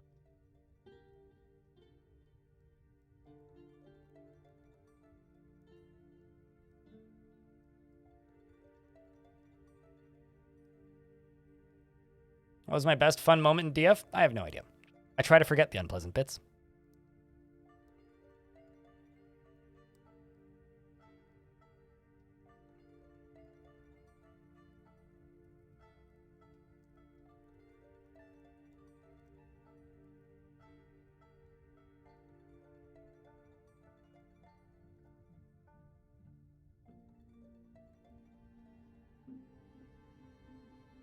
Sorry, Master Spike, this isn't personal, but I'm bopping that because I don't ever want to read that sentence again for the rest of my life. All right. It's not that you said something bad. I'm just so disturbed by that sentence. It can't exist. I refuse to acknowledge its existence and what you just said. You wish you had read it? I don't know. No problem. Like a you problem. So here's the thing about demons, right? They're just like any animals. It's like asking, is it possible to get rid of all of these giant wrens? It's like, well, when they die, more of them will show up. There is theoretically limited populations of everything on everywhere on every map at all times. That being said, the actual reality is good luck, and that's about it. I fucking hate spike traps. It's a weapon of pansies. Sense.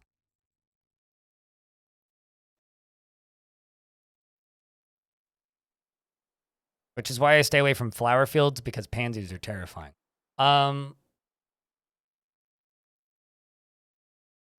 just do like 300. Thanks for noticing. I did it myself. All but others. My dwarves did it themselves. It took years and years and years to compile this. It's quite the accomplishment.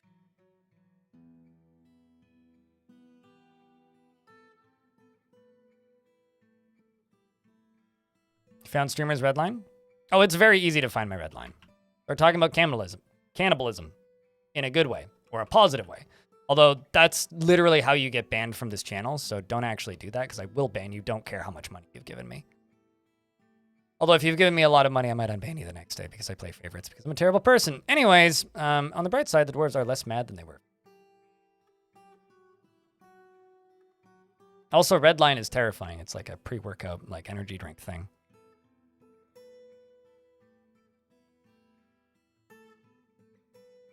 Yeah, most of these dwarves are pissed not because of like their current status. It's just because of how injured a lot of them are.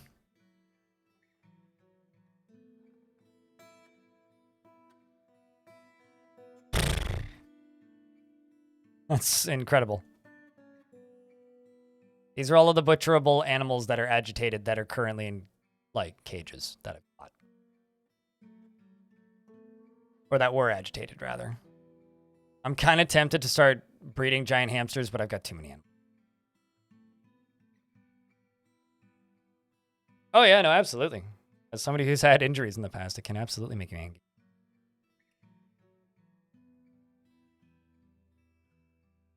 But I don't know. I personally think that, and this is just old player me speaking in regards to like weapon traps. Weapon traps are the most basic fucking bitch move of a defense you can possibly do in this game, and I hate it. Should I be making weapon traps? Probably. Will I stick to cage traps? Probably. All right, so Master Spike. I'm going to do this a second time. Please stop. I don't want to ban you. I really don't. I don't want to time you out for the rest of the day either. I don't want to have to. I don't want you to force me to do this. Please don't. Please, please, please.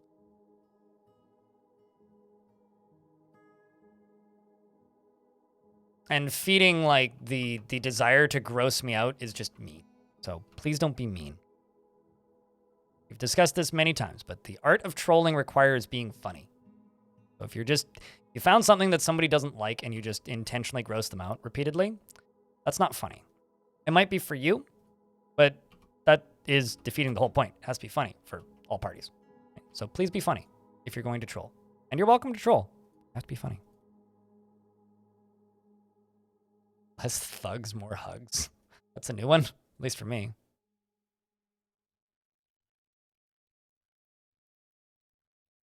Some migrants have arrived for some stupid reason. I wouldn't live here. Yeesh. All right, well, since you've done all that...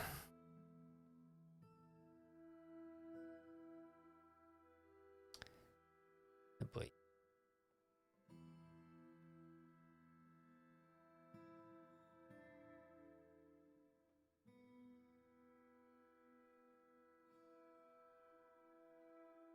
No, you didn't. I just don't want people constantly referencing eating vomit. That's all. I don't think that's a ridiculous request either. I think it's a perfectly reasonable request, if nothing.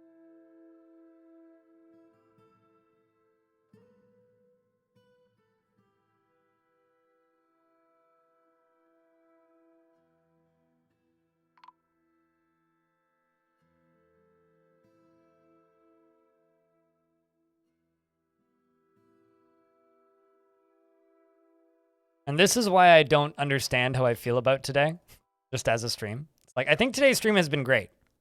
At least my brain wants to tell me that. Or what I would say is I feel like today's stream has been great. But chat keeps pushing my buttons in weird ways, which makes me feel like today's stream has been horrifically terrible, and I will regret this stream for the next 2 weeks and think back on it in horror, and I'm trying to be sarcastic, but like that's just how my brain works. So... And it's because of stuff like that. It's like me timing somebody out because like they said a thing that makes me feel icky repeatedly. And it's like, is that chat's fault? No, it's certainly not chat's fault. It's like nobody's fault. It's literally just me being petty. But it's like at the same time, genuinely, please don't do that. Because you just make me like freak out for the next week that I've ruined somebody's act. Because I had to time somebody out. Anyway, sorry, too much reality about how my brain works. We just had a child die, or a child kill an adult. That's lovely. I may actually have to start expelling some people. Get the kids out. Start causing us problems.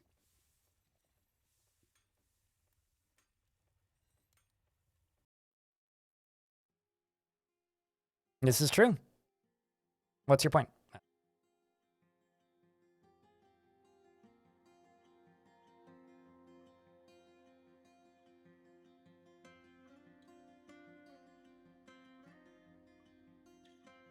So Terminal Wetness committed a bunch of crimes, which is kind of funny because he's a baron. Gazoom also has committed crime. And this child, Edom, is going to get expelled unless it's the child of a baron. Or the mayor or something. Let's expel Edom. Where is Edom? Who's your parents? I'm expelling them. Edom, there you are. Oh, well, I can't. Well, that's awkward. Mother's dead. I too would be tantruming.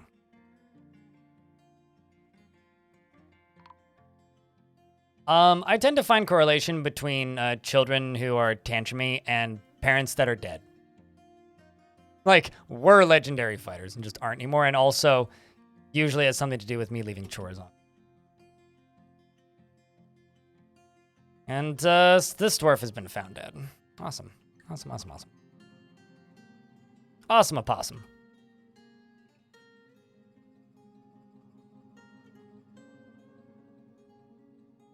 Also, there are so many dead dwarves, by the way, that I have to manually assign tombs to each and every one to actually get them buried, because I got so far behind on the number of dead dwarves, most of them being like visitors and like visiting barons. So I literally am incapable at this point of continuing to like bury dwarves. I just have no choice but tossing the bodies and memorializing them, which is also kind of crazy.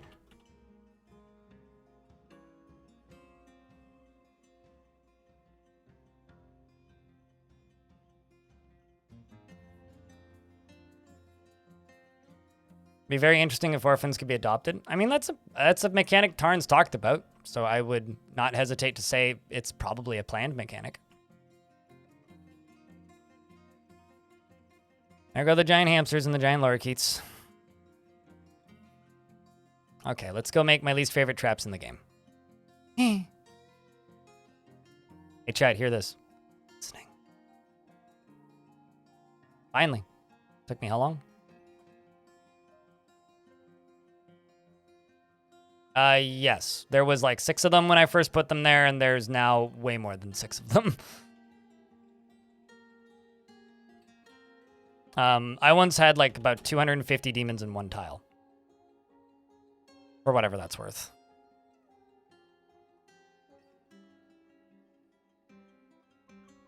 I dropped the rock on them. It was a version 47.045 or something like that. It was 05.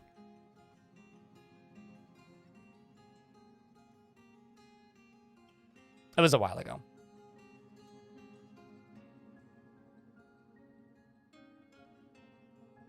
Also, you have a good night, Kazoom. See you later. I think that would necessitate a rewrite of the family system. I don't know. I mean, Tarn has talked about adoption and also... Uh-oh. Terminal Wetness got unlifed. Rest in peace, Terminal Wetness. You were a... I think actually my manager, weren't you? Yeah, Terminal Wetness was my manager. Well, there goes that. Bastet is now my manager, who I thought was dead, by the way, but apparently isn't. I'm confused.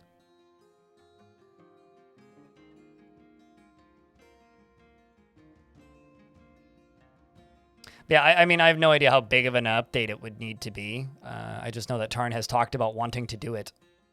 Oh.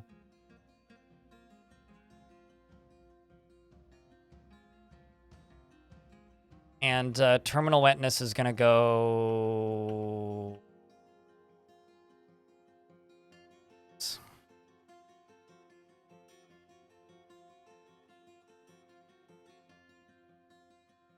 Hey, FDNZ, thanks for gifting 2 subscriptions. Appreciate you. Yes, still, in fact, still going. Didn't you go to bed or something? Apparently just kind of assuming you've been gone all day.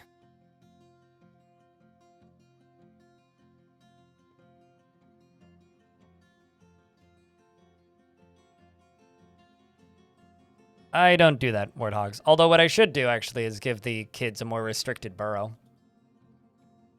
A more restrictive burrow is actually not a bad thing. Kids tend to just kind of, if they have no chores to do, they tend to just go to taverns and guild halls anyway. So you don't actually need to forcibly restrict things. I mean, if I wanted to be a terrible person and take YouTube's terrible suggestions of what I should do to children that murder peoples, is I would, you know, actually just drop them in the volcano at that point. But no, I ain't doing any forcible private isolation, no thank you. Because I'm very well aware of what happens the literal second they get forcibly isolated. It's just a matter of time until a dwarf, and by that I mean the child in this case, decides they want to speak with somebody in charge. They want to yell at somebody. They want to attend a meeting. And if they're locked in a room separately from everybody else or in a burrow, the frame rate will fall over spontaneously because that is their biggest source of positive moods, is having a meeting with somebody, which means they need access to every single office in the fort. Because who knows where they decide to go. I haven't had, like, performance in DF has been flawless in Mint so far. Although I haven't tried adventure mode at all because, well, on stream, it crashed after about 40 seconds of testing off stream. So adventure mode seems to be virtually unplayable currently. DF the only game that you can actually kill children. Can I ask a question? Do you realize how insane of a question that is to ask? Like, do you genuinely realize how absurd of a question that is? Okay, I just had to, like, state that, but really, no, probably not. I don't know. It's a game that you can kill children. I mean, yeah, have you played Rimworld? Have you played, like, any violent indie game? Firstly, no, yeah, absolutely. Something else I'm gonna do. Let's go Furnaces, wood furnace. I also need to get back down to that. A wood furnace, let's go right next to it and go hatchery. And let's go right next to that.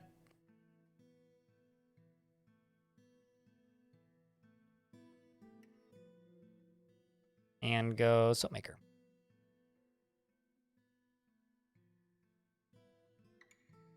And then I'm going to go make ash. Say 200. Well, maybe not 2. I don't actually know how much I have. Let's go 50. Make 50 lye. 50 soap from Tolo. I've needed soap for a bit and I've been neglecting it.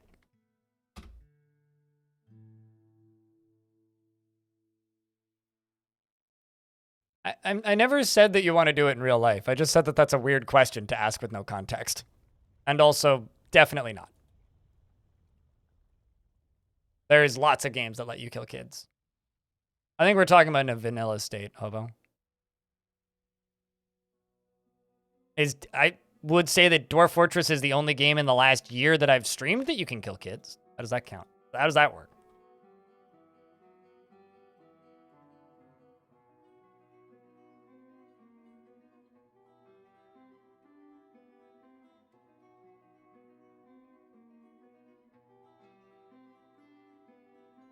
All right, those are invader horses, duh. Okay, let's also go here. This pit pond, and then too lazy to actually properly dump your armor off.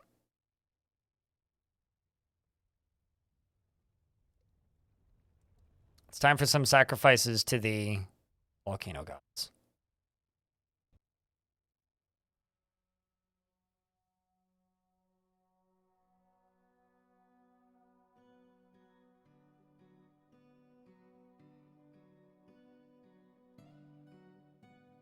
I mean, I like how you bring something up and then say that you should drop it. Why did you bring it up in the first place? I mean, I'm not disagreeing. I completely agree. The subject should never have come up in this channel ever.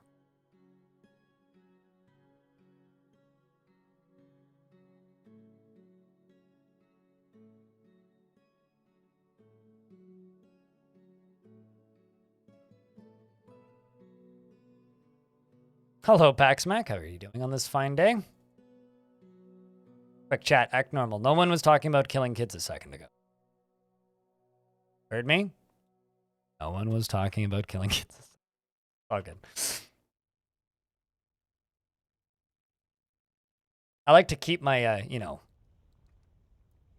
how do I put this? Monetization. Whoa! Punches the war dog, and then how did you manage this? Catan, the metal crafter's been found at, whoa.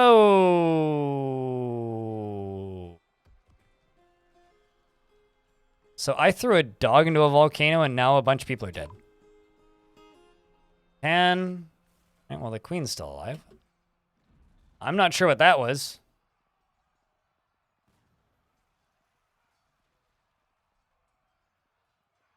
Huh.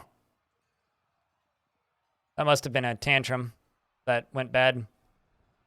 Okay, no, so my military are executing all of the visitors. One. No idea what just started this, but happening.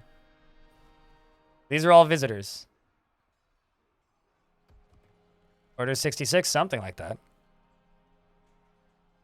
But less Star Warsy.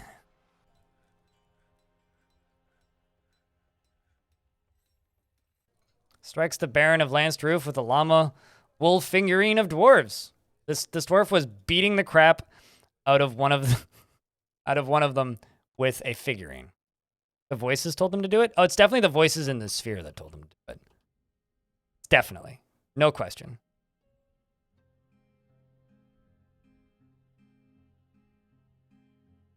Check something. Not at war with my home faction, so I guess that's good. All right, well, let's go make some more memorials, I suppose. God, you guys are making all this work for me.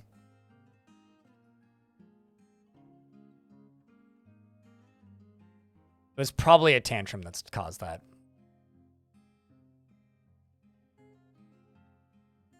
That's the other, like, weird thing about all the barons showing up when you're a mountain home is, like, when they show up, you actually have no way of, like, satisfying their needs because they're just temporary visitors, right? So I can't, like, assign them to offices and whatnot, even though they need one and desire one. And then even if I could, every time they'd leave, they'd get unassigned from them, which sucks. So the result is they just eventually go insane, and then stuff like that happens.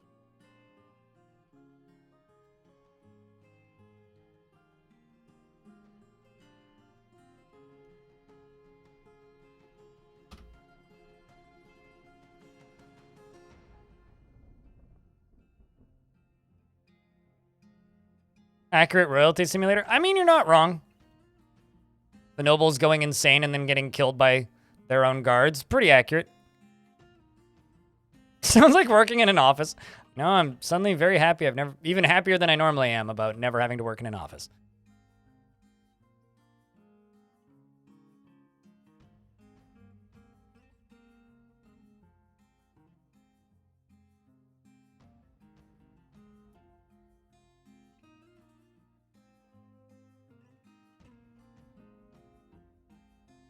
A good old mass grave? Well, what is a volcano if not a mass grave? The thing is, in real life, we don't get ghosts showing up and ripping your organs out if you just put them in a mass grave. So, you know. In this world, I'd still have to make them gravestones, even though I don't need to actually keep the bodies around.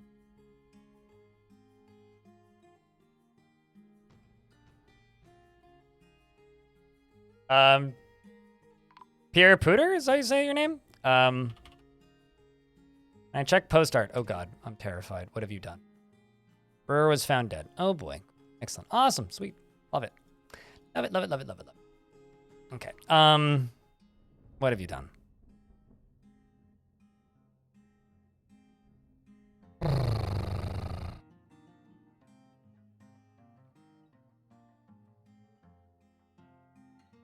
Stones art.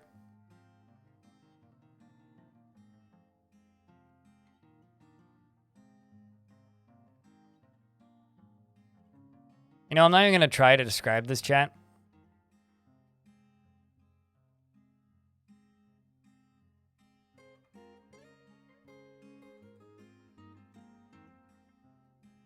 How long did you spend on this, sir?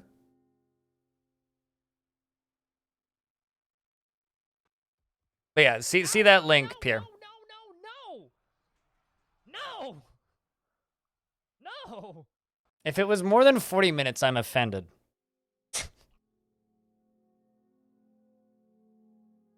Ay. Okay, so I do still have dwarves that are fighting. Although, actually, they might just be screaming at the point. Although, why did you get hit by a bolt?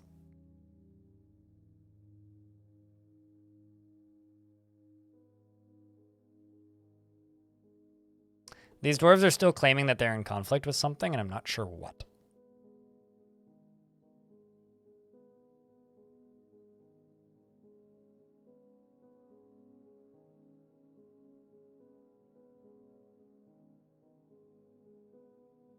It's not a loyalty cascade.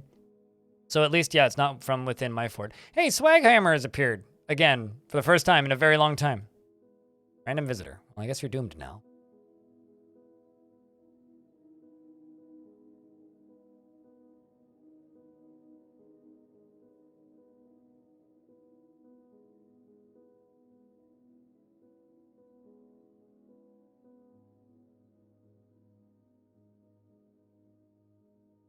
Well, now that everybody's inside, I'm just going to do this.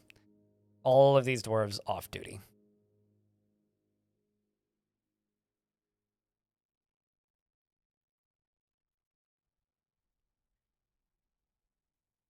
3 hours just for my God, man.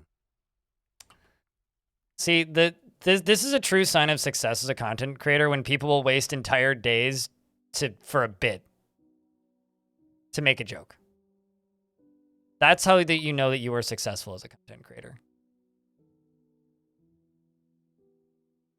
I had a human tavern keeper? I'm so confused. No, I didn't. That's very much an adventurer. Huh. Kind of wild.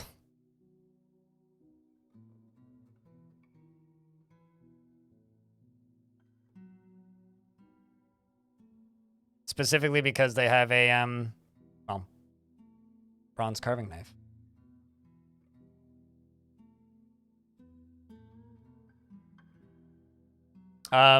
See above link. 8. See the link if you want to know the answer to that question, Raz. 8 months, Cathode. Thank you very much for the 8th month. Welcome back. Hey, more people are found dead. Awesome. Great, sweet. Fantastic. Love it.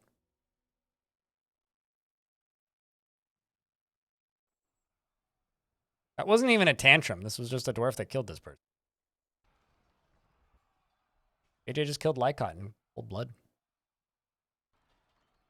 Yeah, I don't know why half these fights are happening. Rather, I don't know why most of these fights.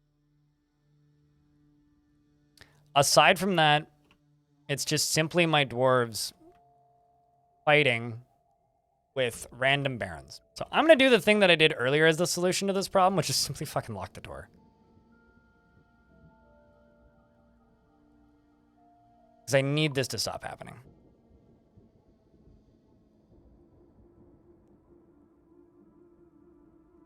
Nerf them. Go into your difficulty settings and nerf them.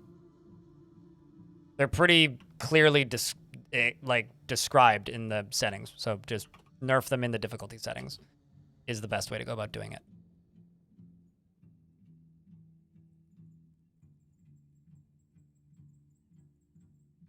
I usually put them to about 10% of their intended power because the numbers are way off on them.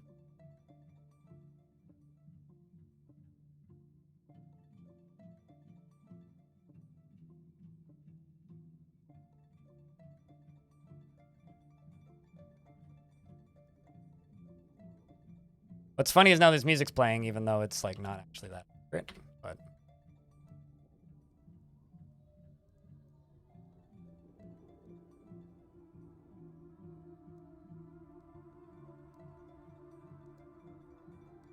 I'm gonna try and keep this fort alive, but currently it's looking pretty bad, actually.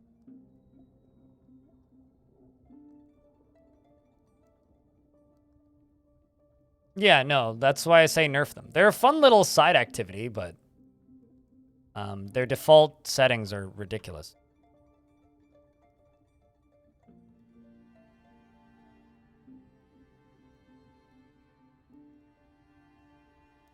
Still in conflict. I've missed basically all of this fort. Oh. Gotta start the VODs on YouTube soon. Looks super cool. Crypt beer. Well, I'll say this, Rubble. I'm going away for a week. Not like, yeah, literally a week from today. I will be going away for a week. So maybe start it in a week.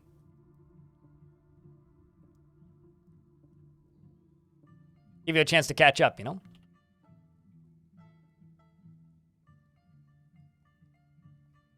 Going on a brief vacation to hopefully recover from some of this burnout I've been under. And also because it's my birthday on June 3rd, so I go on a vacation after my birthday. How's everyone? Weird mood for me today. I don't know about Chad. Chad, how you doing this evening? Robo would like to know. I was about to say, good news is I can't see anybody fighting, but then immediately I saw a fighting symbol pop up, and it's a Banshee, so it might be through the worst of that. Still pretty brutal, though. Like an ash. Wait, hold on. I just have ash over there. How much ash do I have? I know I made 48 ash. Let's just pause that, then.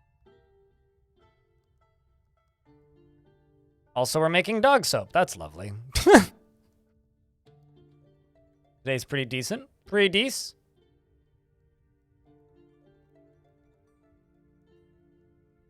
We're pretty tired, Neutron Dwarf. That's fair.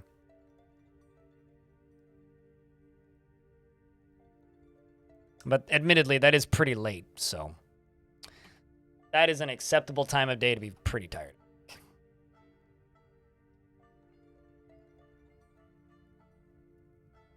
I'm going to cut out this right here and put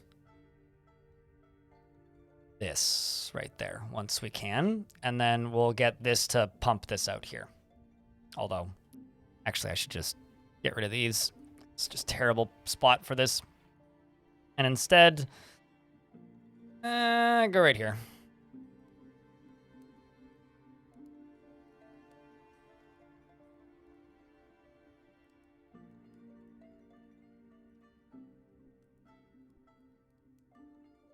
Pig's milk isn't possible to be made into milk and into cheese in real life, or really be drank because it has like almost no substance to it. Very water. I actually looked into this after playing Dwarf Fortress, which is concerning. All right, so I'm going to go use the toilet, chat. I'm quite in need of a good urination sesh. I don't know. If I could get around to beers, that'd be cool. I will be back in a moment. Hopefully not too many. Cheese for everyone!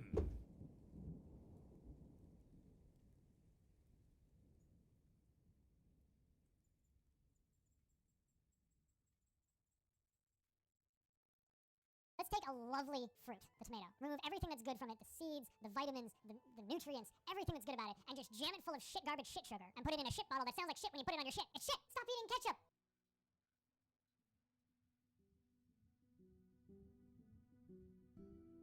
It's a unit system.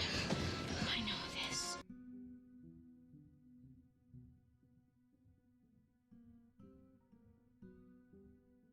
Gobble, gobble, gobble, gobble, gobble, gobble, gobble, gobble, gobble, gobble, gobble, gobble.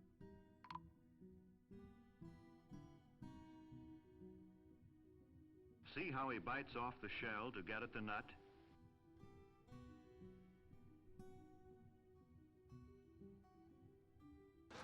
Remember how I said I hope not too many things die?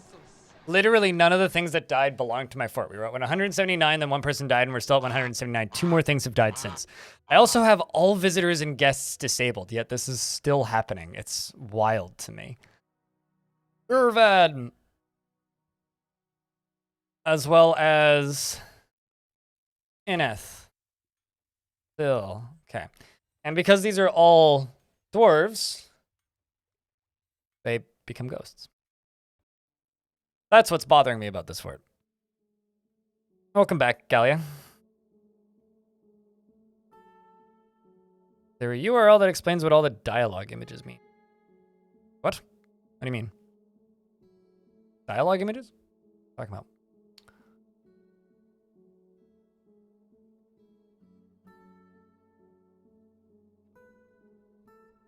But none of them anywhere near commercially viable. Oh yeah, no. I mean, Tarn has talked about this a few times. It's also one of those things that I'm pretty sure actually ended up in the game by accident. Then they added more as kind of a weird joke. I'm just going to do this. Clicking on the X because anything that's been queued up will just automatically get reappeared, and anything that hasn't been won't.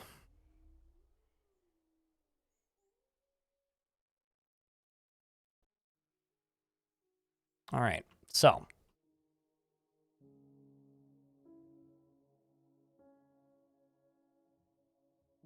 Yeah, I don't know. I know. It's the thing that's bothering me so much about this fort. Because like I can absolutely deal, you know, like with traders showing up and whatnot and all that jazz, and I can deal with the agitated wilds. What I can't deal with are just these random ass barons that don't belong to my fort showing up and then almost immediately leaving and just dying outside, and then I have to go out and get them. Because you also have to deal with cave adaptations now, right? And the status icons. Okay, gotcha. But yeah, I don't know. It's Mildly frustrating.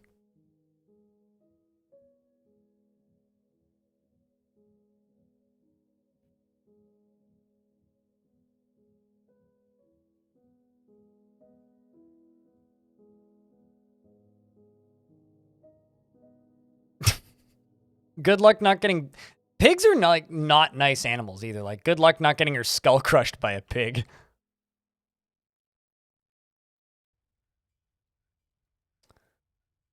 Only Rafts, thank you very much for the tier 2 for the second month on a 2-month streak. Thank you very much for the support. Means a lot, dude.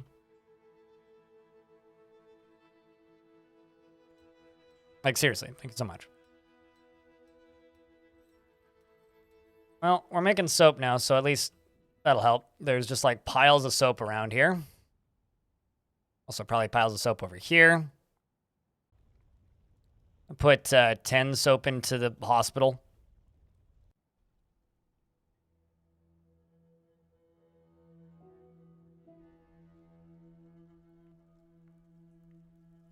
So down in this layer, that's got dug out, so I can now dig this down.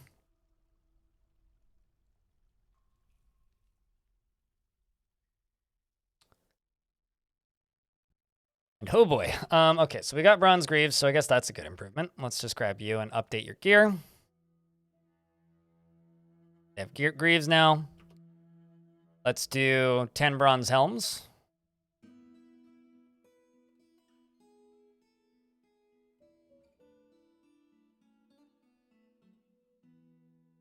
Here's the thing about pigs, Salva. They're not nice animals. They're mean. They're kind of like... They're as smart, if not smarter, than dogs.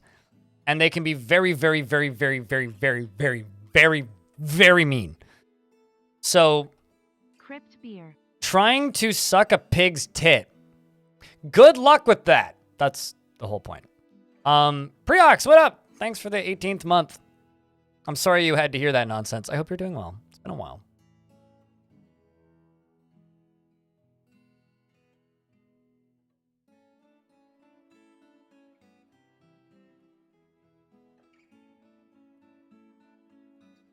I think you came back at the perfect time. There's no bad time to come back to my stream.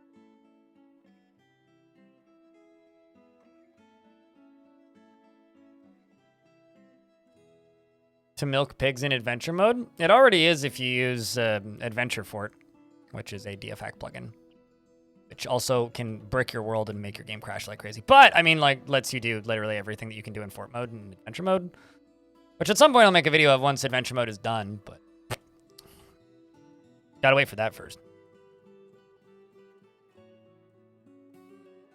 And probably also stream a bit. Why not? Was that steel? I think that was steel. Let me double check. Here? Yes, okay. Vanilla pig milking in adventure mode. Sure. Sure. I mean, there's a lot of things I would like to have in the vanilla game in general. I can't say that milking of animals is one that I ever really thought that I need in the vanilla game. For me, it's more like, I wish I could do more... Another one. Sweet. Okay, chat, I'm gonna do something. Please don't judge me too much. Okay?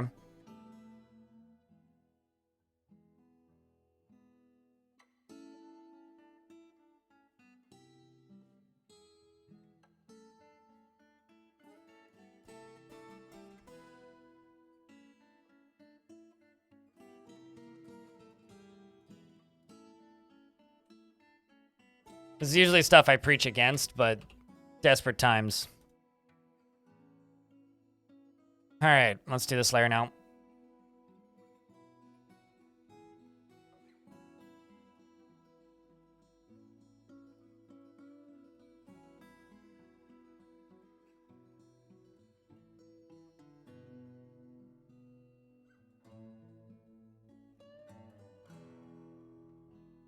Chat, you heard it here first. Our friend here, Rascal Plankton, really wants vanilla pig's milk. Just remember that.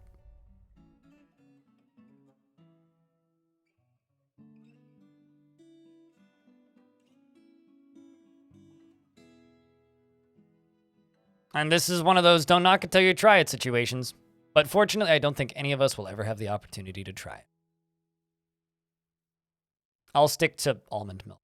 Works for me. Your Irvad.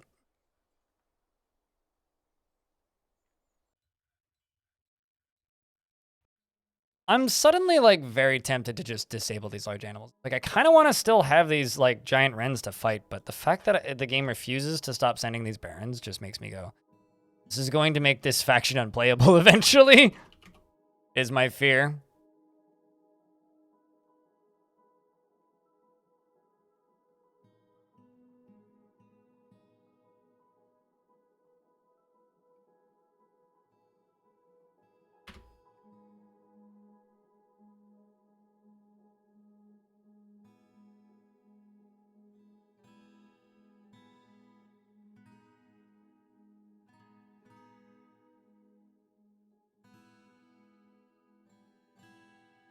What's the difference? None of them exist and you can't make it. So I'm not entirely sure I get the point, really.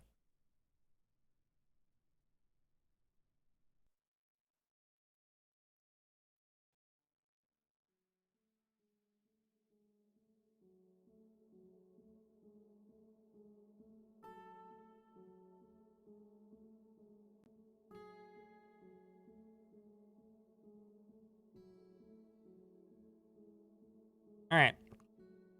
It's time for a bunch of things to go running out and die, probably.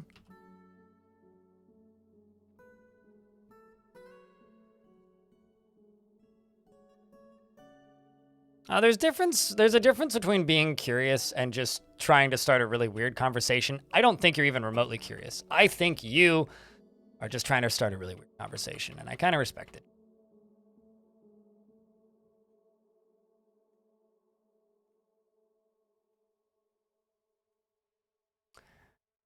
Red Dog 000. Thank you very much for the tier 1 subscription.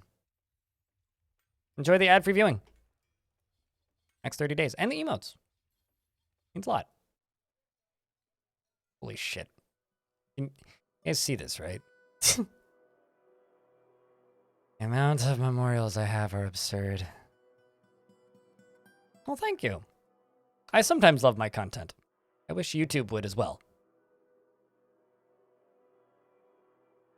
I think most of the content I make is pretty, you know, B- tier. Sometimes I get a B+. Like, put in effort, but with contempt kind of deal. I'm also too hard on myself, but that's besides the point. Pig's milk was missing. Messing is a real thing. Sigh.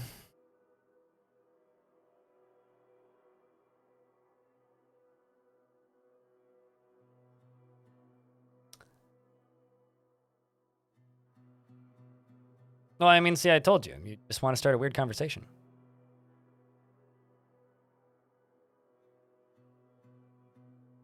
But no, I completely doubt that you're telling the truth now about the Queen thing. I don't think any of that is the truth. I think that the truth actually is you want to do what NASCAR drivers and don't baseball players do this shit too, where they just like pour milk on their face for some fucking reason?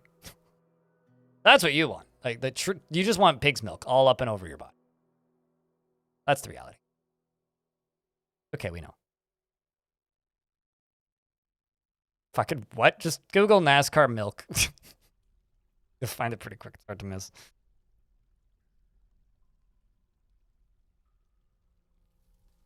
Well, good. Which means if you do watch cars go fast, you watch proper racing, which is like Formula Oneers. Says the guy who was the Formula One. Is it an IndyCar thing? Okay. I also don't watch IndyCars, so. I know it's one of those series where they pour milk on each. The real question is, what does Bumblebee brain taste like? We'll never know because nobody will ever allow the consumption of insects to be a mainstream and accepted thing because people are, ew, gross about it for some reason.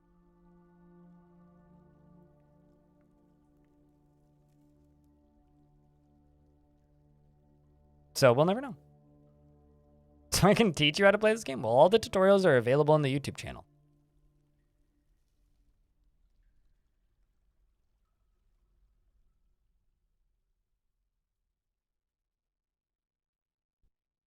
I read that as carbine consumption, and I was like, I beg your what? Is it specifically Indy 500? Okay, well, there you go.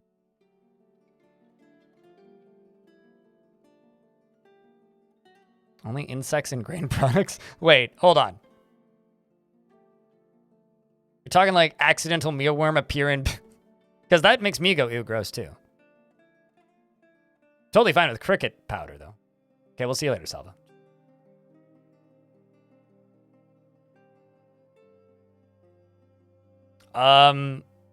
Purring maggots, rascal. I'd need to go look at the complete list of milkable animals in Dwarf Fortress. I'm sorry, Dwarf. Again, it's been a while. Couldn't see it because it was beneath that wall. Oh man, that sucks. Sorry, Irvad. And see, that's like actually a legitimate death by me. Rest in peace, Irvad. How did none of those dwarves even notice? It's the real question. Mog hoppers? I know they make mog juice, but is that milk? Basically, there's a bunch of made-up creatures in Dwarf Fortress that you can milk. I think the most questionable one, naming scheme-wise, is Dwarven milk, which just comes from purring maggots. It's called Dwarven milk, but dwarves don't produce it. It's just one of those, like, you read it the first time, and you're like, that exists? What? And your brain melts a little bit, and then you realize, oh, it comes from a weird creature in the caves that's almost impossible to find and even harder to catch consistently. And uses a mechanic that most people never touch in this video game.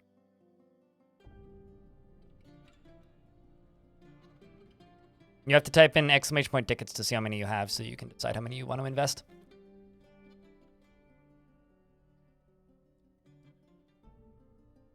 Oh, I mean, it happened to me too. Like, the first time you read, he prefers to drink dwarven milk. You go, what?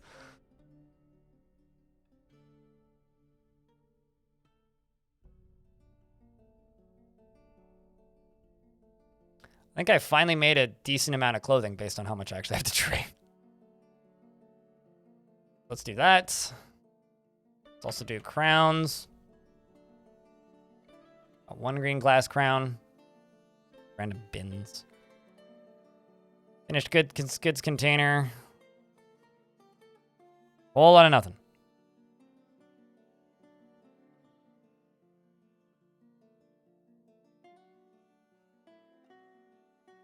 That's fine. Also, hello, Elfie. How are you? Elfie's arrived. Who said I'm shaming your kinks? Go enjoy your kinks. Sheesh.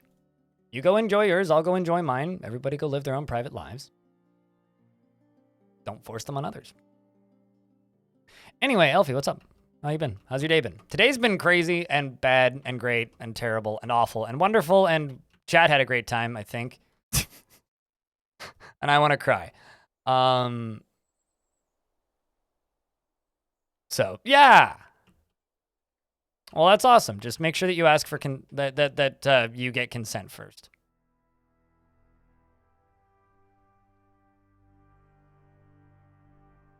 For all the dwarves. Yeah, that.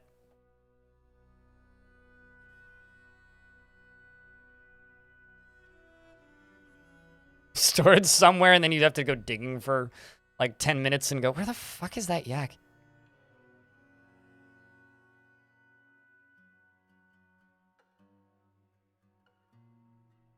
You can, all right, yeah, you can milk kangaroos in Dwarf.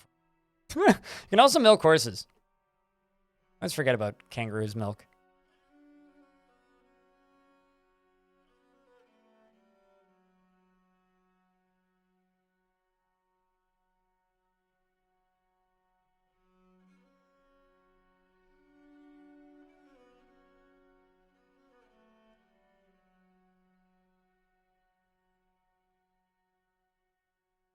Handled the issue simply divine. Wait, what? I don't know if I agree with that, but why do you feel that way?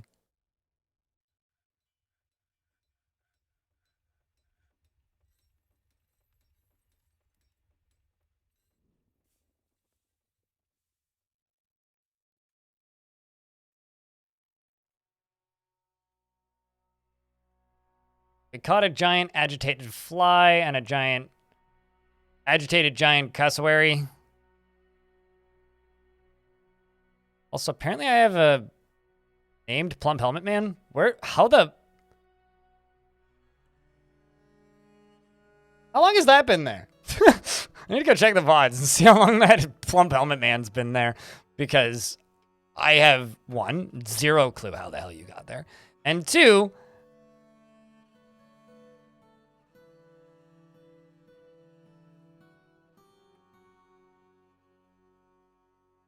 zero faith that I'll ever get you back.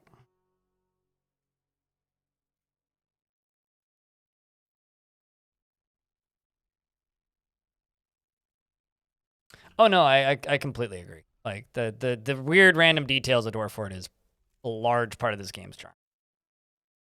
Which is why whenever people are just like,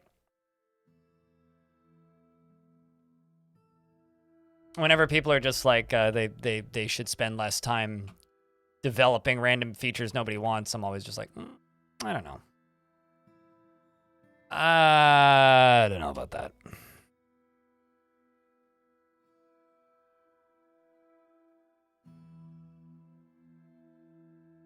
Damn it, you two kids.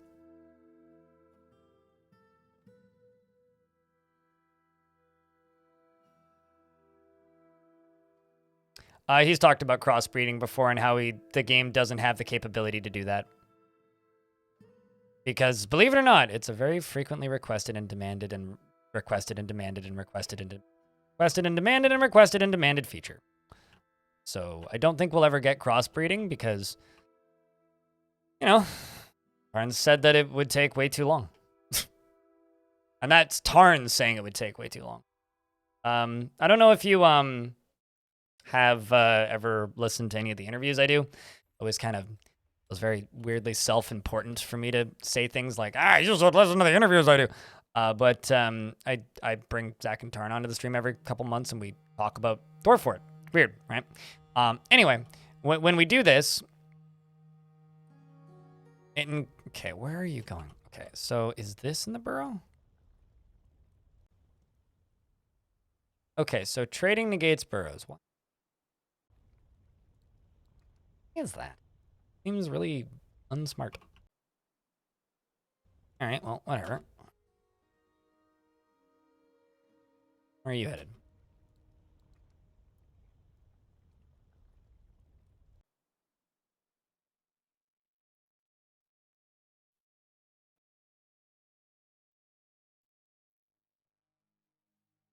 You know,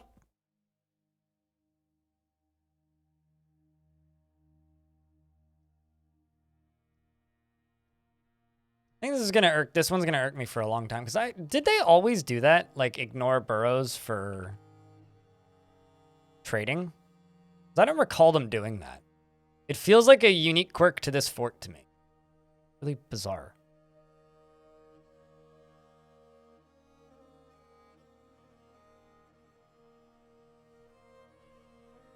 They always do that, really? Anyway, in the interviews, we talk about stuff like that. Questions that people have, stuff like crossbreeding. Things like, will we ever be able to breed mules? And Tarn's flat response to that is always just, yeah, no. Yeah, no, that's not going to happen. It would be cool, but is usually what he says. But those interviews go up on YouTube. Also, when was the last one I did? Think about it.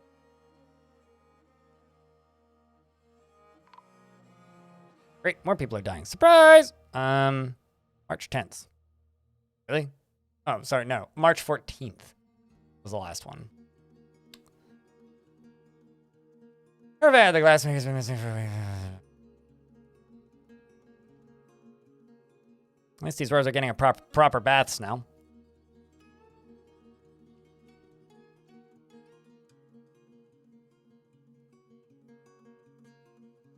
But yeah. I guess we should try and do one sometime in June, if we're to keep the schedule. I try and do them quarterly. Think about when I'm back from Montreal.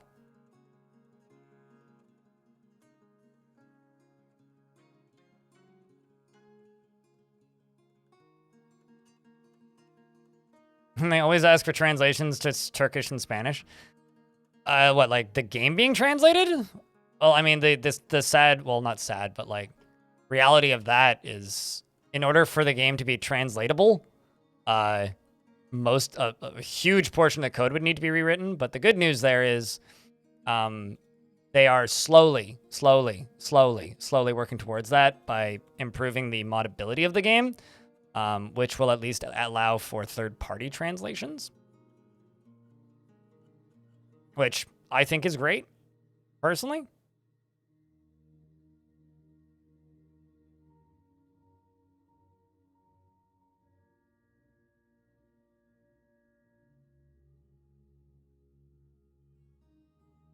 No, it'll be I will. I mean, this is why you are you and I am me. I'm not able to do that because if I do that, people will take me seriously.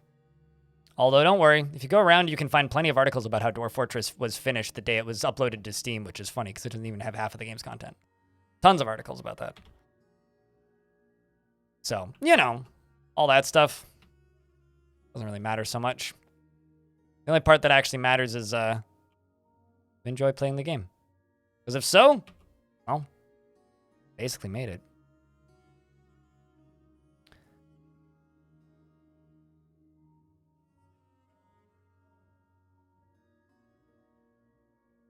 Not entirely sure why these ain't getting mined out.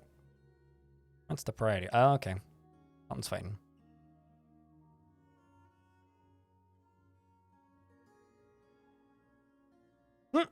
Okay, fine.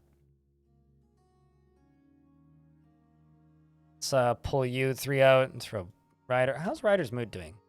Ryder was one of the really upset dwarves that I tried to cheer up, which I kind of did. I mean, you're afraid experiencing reliving trauma, but better. Anyways, chat room, can I get a round of beers? Curious about how many people are listening to the stream. I think Will was experimenting with experiencing some weird, like, burrow stuff. Yeah, it feels like the burrows have gotten less consistent instead of more. Like, there's more and more and more weird oddities with them, but specifically on the beta branch, which doesn't surprise me too much. You almost got into a fist fight with one on a golf course. This is like the time I chased a bear up my driveway. Chat, can I just say that this is the most Australian thing I've read in days? Which is, this comes from our original main character on YouTube, and they say, kangaroos are territorial and aren't above trying to take your backyard. I almost got into a fist fight with one on a golf course because my ball landed near where one was napping, hidden in the shade. Like the time I chased a black bear at my driveway because it was in the way. Maybe, although that's me being mean to a poor black bear.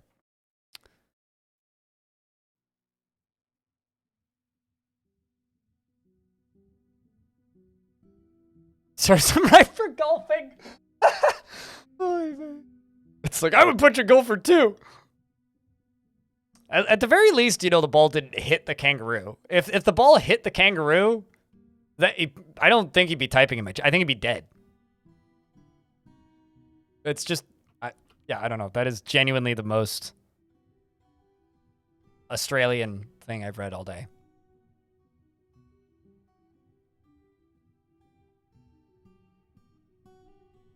Chad, I have a question. What's the most Canadian thing you've ever heard me say? Let's make her. Ryan Wren. Of course.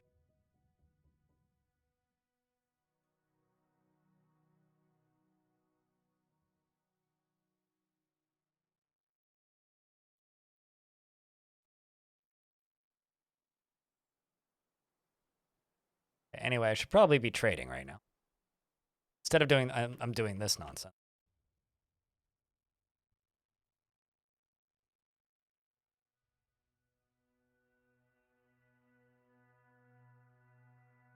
Ouch, enemy.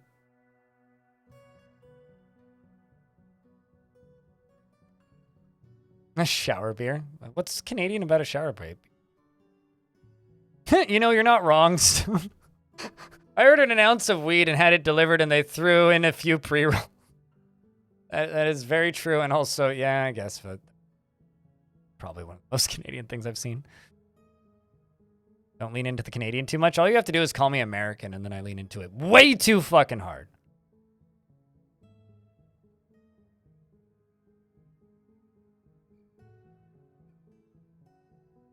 What's Canadian about a shower beer?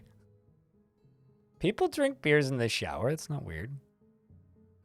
It's no strange. It's no different than like. It's just like the millennial version of drinking wine in the bathtub.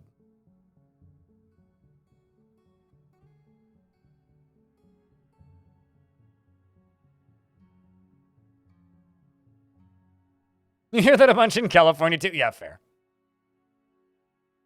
I thought I was just a polite American. Ouch, that's disgusting.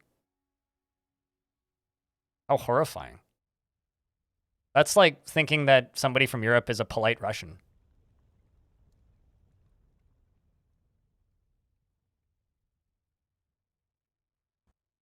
Hi from Surrey to Doobs.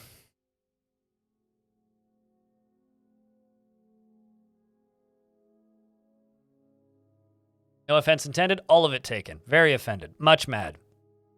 I'ma bash my head through the wall. Although, how many times do I need to say I watch Formula 1 for you to realize I'm not American? I don't watch, like, NASCAR, so I couldn't possibly be American.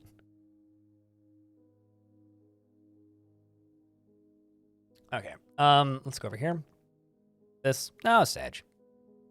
Aware plenty of people in the US of A watch Formula 1. Please don't take anything I'm saying right now seriously. I'm just in a weird, rambly, tired mood. Okay, we'll do all that. We'll grab all these bars. What else did they bring us? Books. Books. And the scrolls.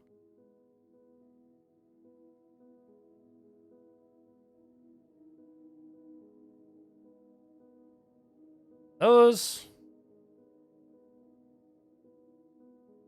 Buy some fish just for the food variety.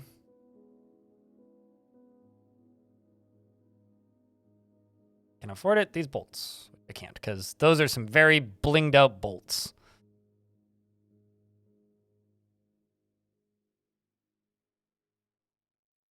Trade. And then we'll trade with the other one. Or still.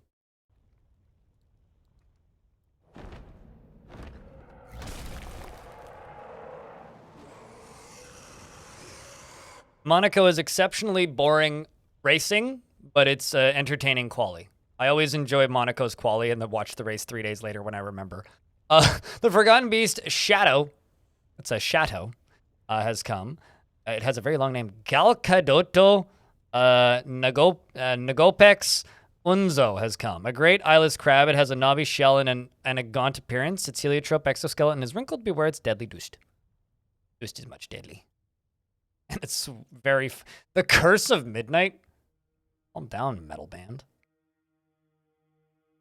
Oh.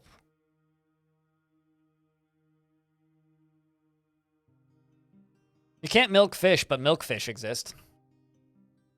You know, since you're so obsessed with milking things, I've got a question. What's the difference between mashed potatoes and pea soup?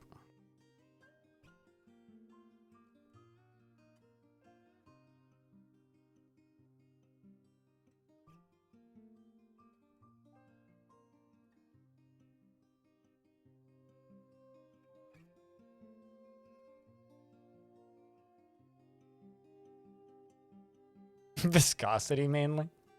Sure.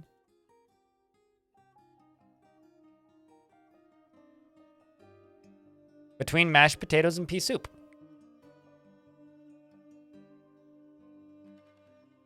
What's the difference between mashed potatoes and pea soup?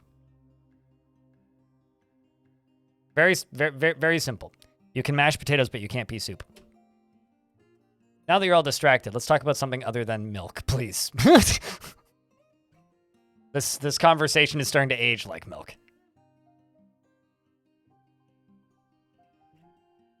I mean, I really like watching Baku. Baku's fun. Now, there's plenty of decent street tracks, although the jury's still out on Vegas. Vegas may have just been a one-off weird coincidence that it was a good race, and I refuse to acknowledge it as a good, entertaining race until it has 2 entertaining races in a row.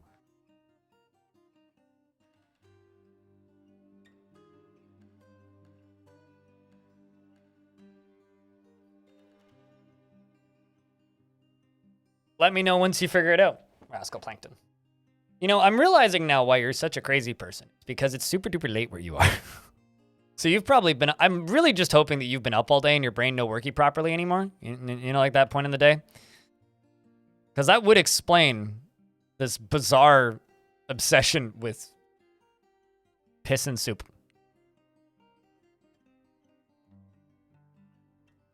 I'm right. Yay! I'm right about many things.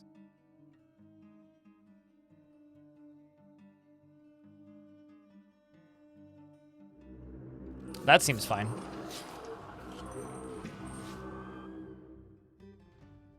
Oh, they found a Crundle.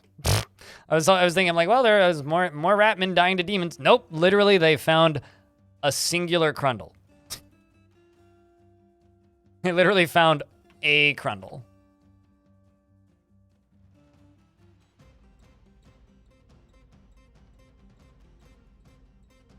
A single Crundle, a Canadian Crundle, an A Crundle. It's a Crundle, eh?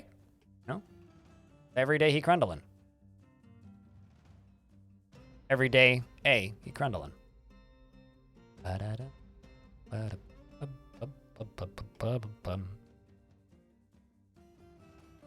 Okay, so I'm waiting for this to get finished. And then I'm gonna do this.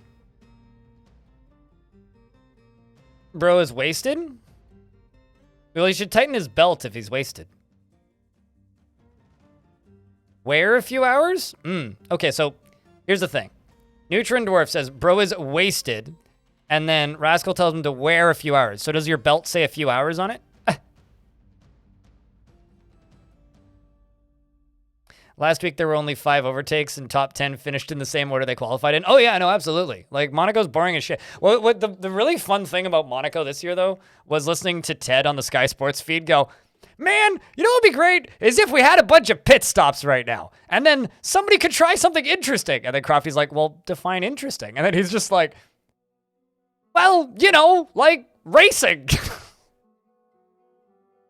I like Ted. Ted is literally the reason I watch the Sky Sports feed. Like, literally anything. It's like, could something interesting happen, please? Somebody shake up the order. Do something different. It's just so funny.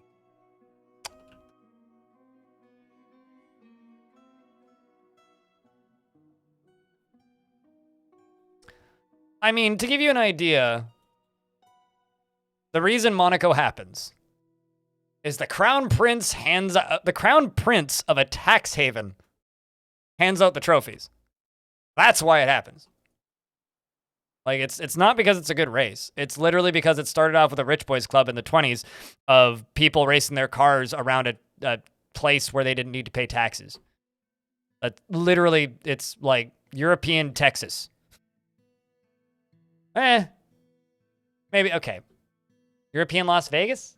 I'm trying to think of like American city that I could compare Monaco to.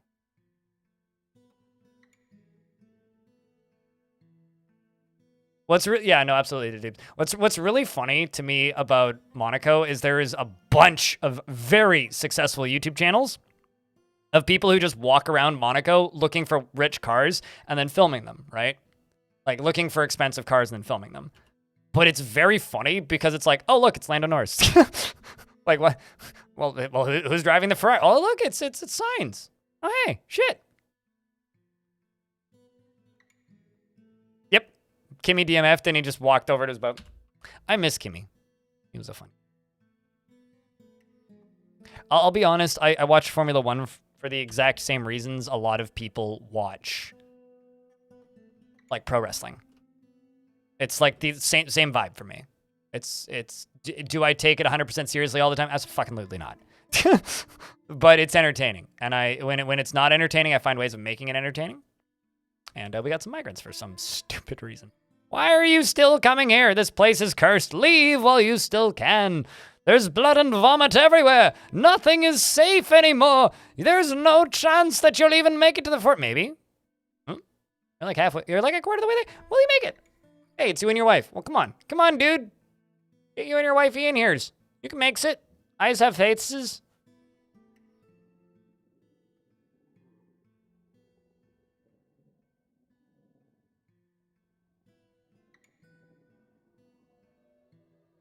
I'm the ultimate DF ambassador. Really appreciate the DF videos since DF Steam release has been announced. And you have only love for you and everyone who loves DF. Well, thank you. I give people a hard time because I have a very harsh sense of humor. What's going on there? Go, Blitz.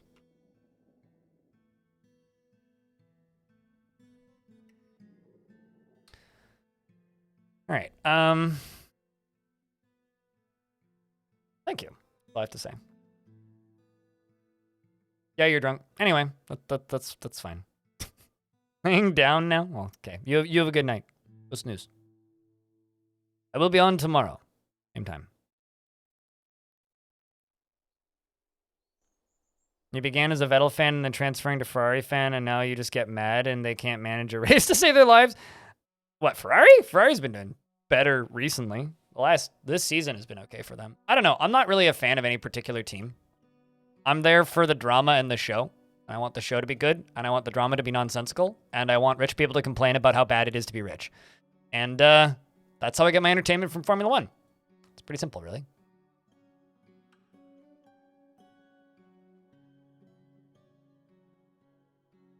And also, of course, to hear Crofty say, lights out and away we go. Because that never gets old. Or what did that just say?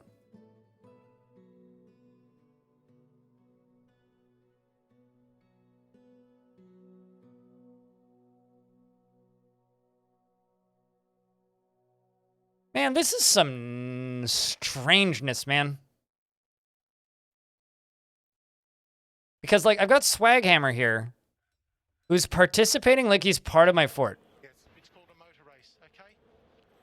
We went to car racing.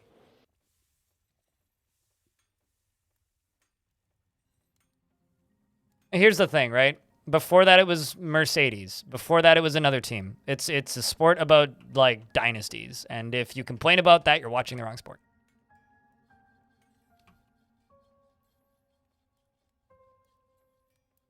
Like, I don't understand. Okay, hold on. I'm just going to take a screenshot of this. And send this to Putnam, because this is some nonsense. It's been a while since I've sent a screenshot to Putnam.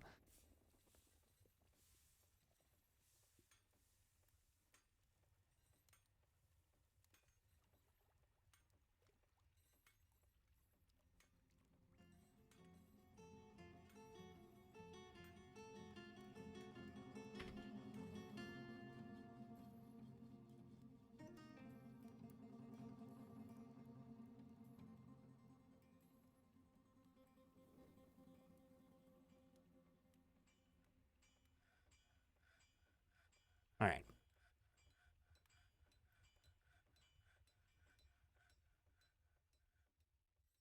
Everybody has to build their own car. Not everybody builds their own engine.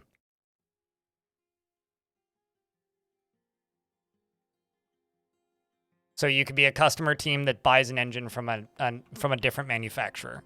Red Bull gets their engines from Honda currently. Actually, I think, isn't that like a permanent thing now? I don't actually know. I don't follow the Red Bull engine stuff too closely.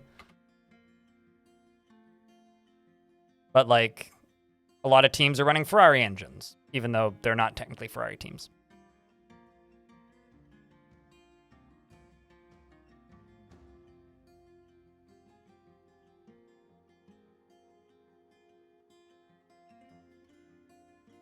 Darius, thanks for the 5-pack of gift subs. Hopefully the after party was good.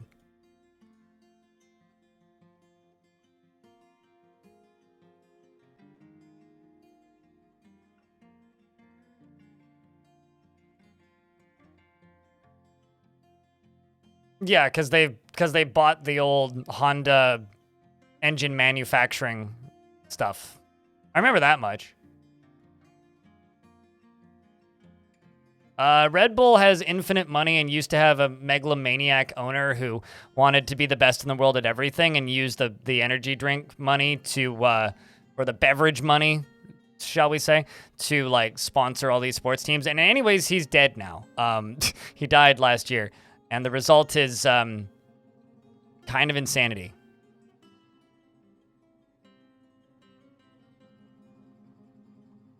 And just everybody trying to Game of Thrones their way to the ownership of the team. kind of insane. Watch. Was it decent? Also, hit one place on the way. Also hit one place on the way home too. Well, hell yeah. Fun. Live hard, die hard. Well, just don't die after living, yeah. Just gotta live like weak enough so that you can live tomorrow.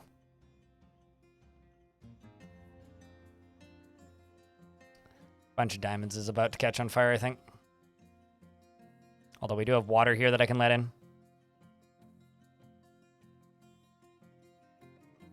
You know, honestly, the most amusing thing to me about the Andretti stuff is just the straight up, like, Formula One being investigated by the American government due to antitrust concerns. And it's like, really? Someone finally did it. Like, this took so long. Why did it take you so long?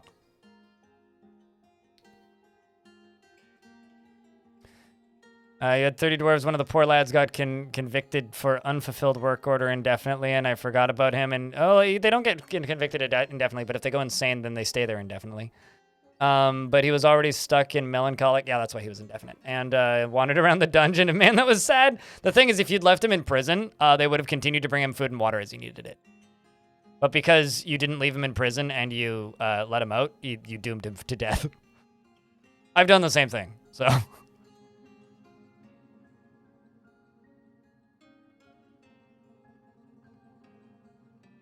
Because the U.S. has zero stake. You know, you make a valid point, actually.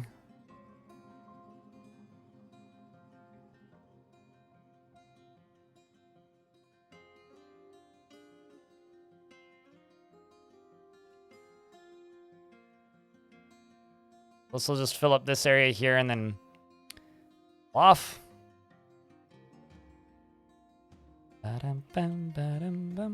So we need to let the water from over to here to put all of these out. You've drained out as much as you're going to, probably. So we'll let you out. And we will let you out. It's sad, but man, you love this game. Yeah, I know the feeling. Lots of very sad things in this game that I love. I still always love to remind people about the time that I had a dwarf get beaten to death by a captain of the guard. And the order to beat that dwarf to death was given by the mayor, and literally minutes after the dwarf died, the mayor married that dwarf's wife. I'm not saying it was a setup. I'm saying it was a setup.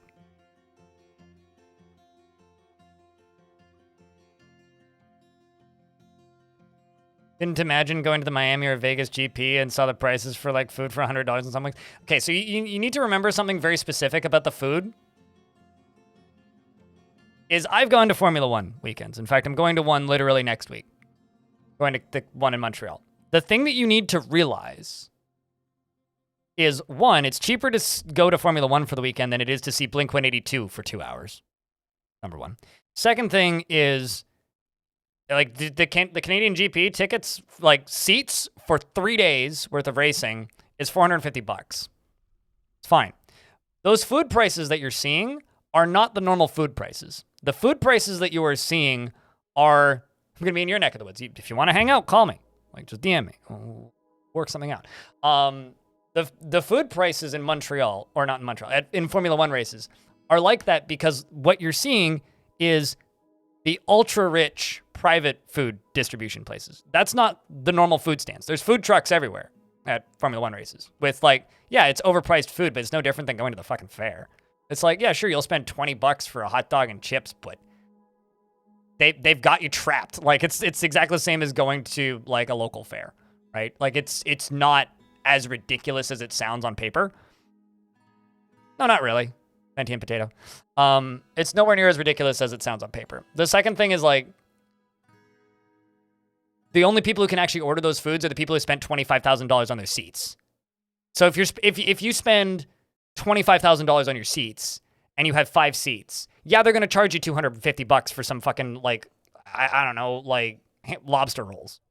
Of course they are. Fucking why wouldn't they? You're already stupid enough to spend $250 on a bad race.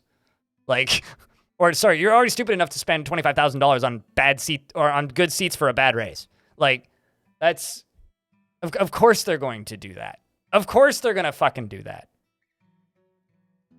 Every sport does that. Fucking hockey does that.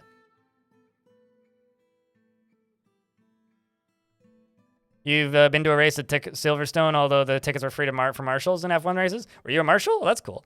I mean, like, to give you an idea, tickets for a weekend in Canadian dollars, $450. In US dollars, that's, okay, what even is that in US dollars? 350 CAD to USD. I mean, after taxes and whatnot, it's like slightly more. It's like $255 for 3 days of shit to do.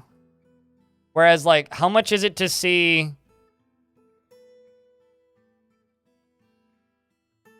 Let's just do a band everybody knows. Green Day.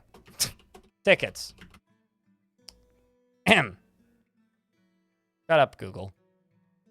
I don't want to click on Ticketmaster because that shit's scary.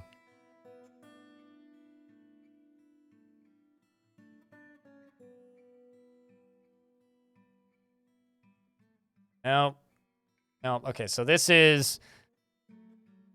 just stop it. Stop it. Just want to know how much these tickets are.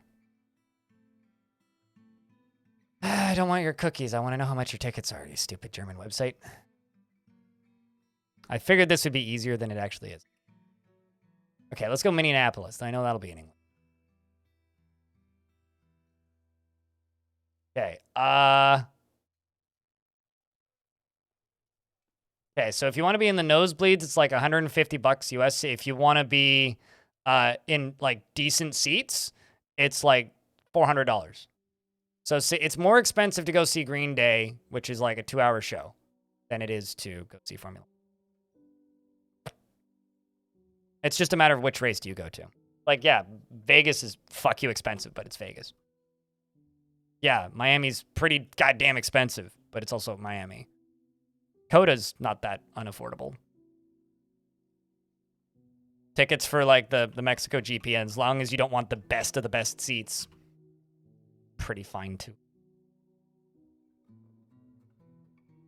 But like there's expensive races and there's inexpensive races. It's just a matter of like being smart about where you decide to go. I don't even know why I'm talking about this. Anyway, hi. Your first memory of DF is when you played Adventure Mode on one of the first free releases, or one of the free releases before the gruesome battle resulted in an elf retching, and you kept hitting him, so no idea about what with, but he wouldn't die, and the elf friend trying to kill me with his hemp sock. Lovely. This is when you fell completely in love with the game. I once killed a lion with my dead friend's arm. Great time.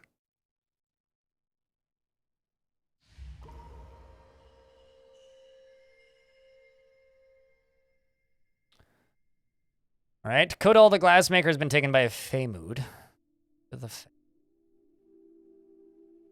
Well, Dawn's mandated the construction of certain products. What is it? More goblets.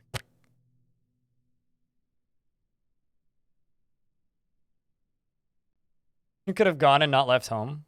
Yeah, I mean, we always regret things we didn't do.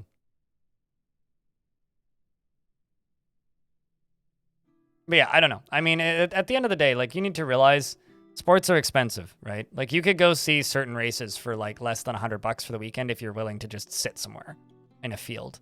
It's sports. Everything's expensive right now. But Formula 1 is actually not the worst offender when it comes to like weird price inflation.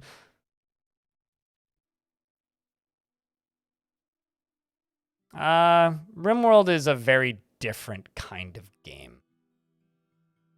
Not exactly a one-to-one. It's RimWorld has like none of the good storytelling, put it simply.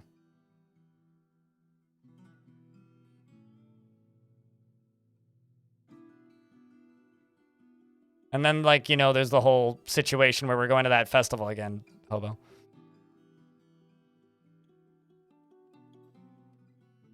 I want Formula E to actually do that race in Vancouver that they planned and then didn't do. They had a race for Vancouver planned, and then they didn't do it. And it kind of makes me mad because I bought tickets and seats were only $40 for the race, and I really wanted to go. I don't even watch Formula E, but I was like, that just sounds like fun for the weekend. Let's go get drunk and watch electric cars go. But, you know, happened. Kind of bummed about that, but you know, is what it is.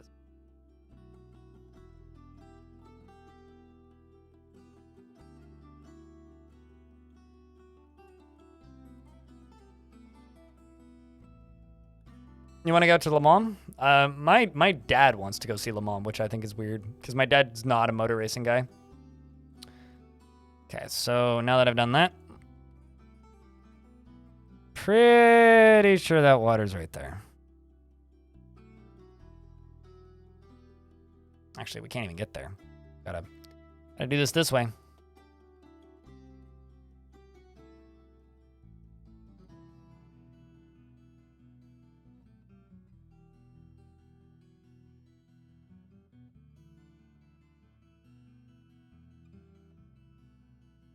Since most of it is on YouTube, I don't follow Formula E at all, but I do think it's kind of amusing. Track is just mental. Yeah. I would like to go to the Goodwood Festival of Speed, but that would require me getting on a plane for more than like 2 hours, so it's probably never going to happen. What's ironic about this entire conversation is I am not a car person in the slightest. Nobody ever believes me when I say this. It's like, I can't drive, never will drive. Kind of hate cars. I ride a bicycle. I do like watching things go fast, though. For the same reason that many people who can't fly planes like jets. It's just cool tech. It's a 4-hour drive from you. Jealous. I watch that shit on YouTube almost every year. Oh.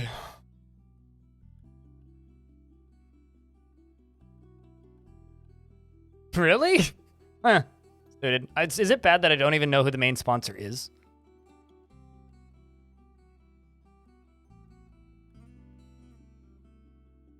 Speaking of bikes, I think I'm going to go on a bike ride this evening. Ride out to the garden, I think. Take a look at my tomatoes, see how they're doing. It's actually nice weather out for once. Okay, no idea what that is, or who that is. But I believe you that that is a company that you worked for in high school.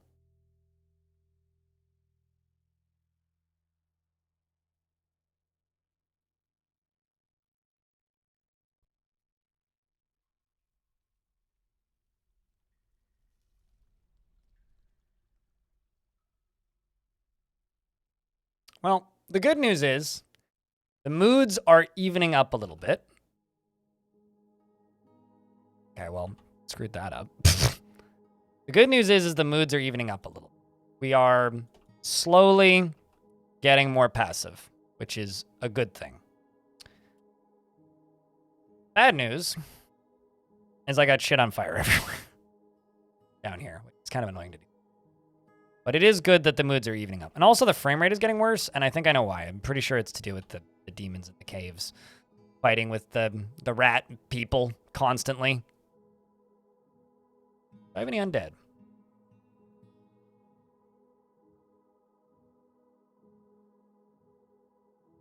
They do robotics, drives, and motors. Got it. Okay. Well, I mean, that my dad probably knows exactly who that is then. Dad works in robotics.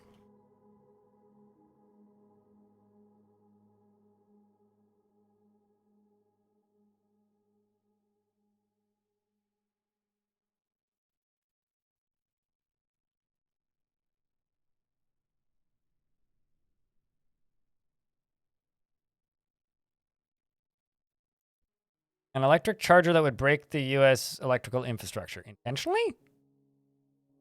Or... Also, why do I feel like my knee-jerk response is that can't be that difficult? Breaking U.S. electrical infrastructure? Considering, like, storms do that pretty regularly.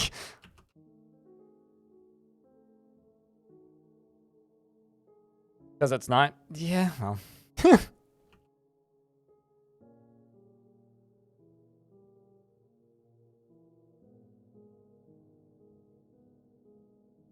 Stares at Texas. Yeah, exactly.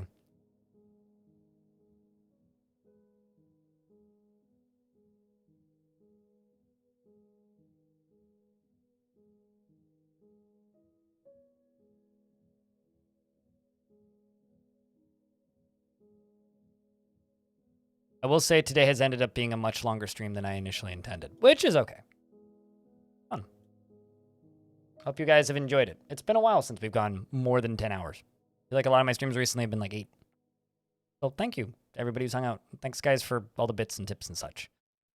As I sadly make nowhere near as much progress as I wanted to towards, you know, digging out more adamantine. But here's hoping we can make better progress tomorrow. Woohoo!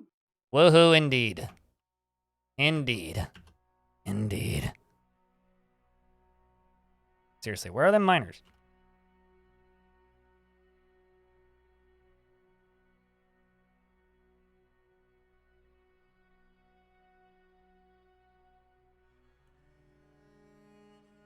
So many dwarves with no job. Wow.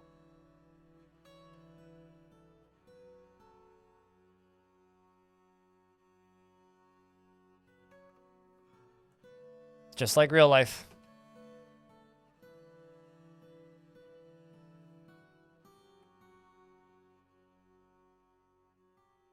So now I got a dwarf who should be coming to... Finally. There you are, Gazoom. Why are you so far away?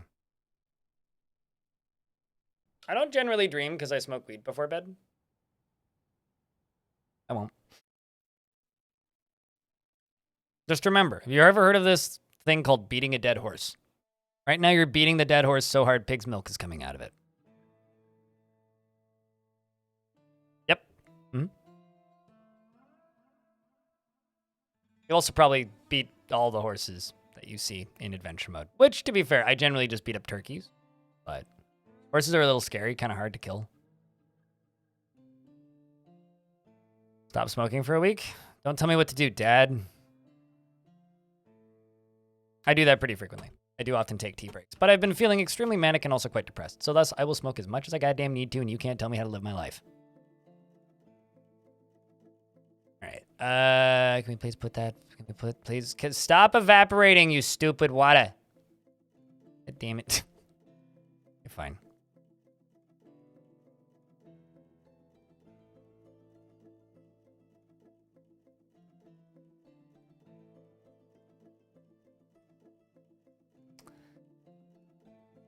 See, here's the difference.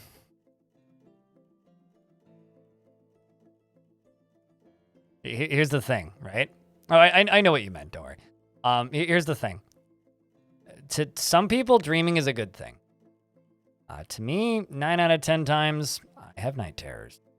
Well, not quite night terrors, but I get sleep paralysis. I've actually been getting sleep paralysis again recently.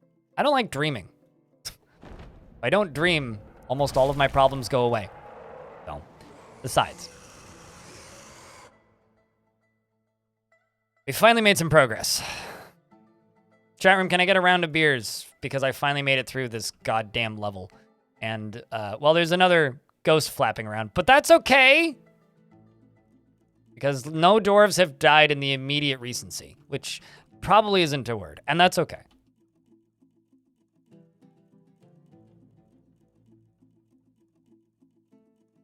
I'd swear that I already told them to memorialize this dwarf, but I guess they ran out of memorials.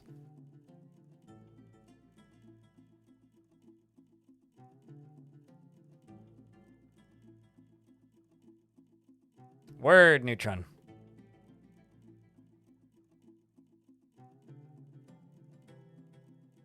As long as your sleep paralysis demon doesn't put your cast iron in the dishwasher. I feel the same way about my stainless pots. I have a question. Was it written by the arrogant worms? Lazy man. Because that sounds like something they would do, and they are the most Canadian band on Earth. Well, one of the most Canadian bands on Earth.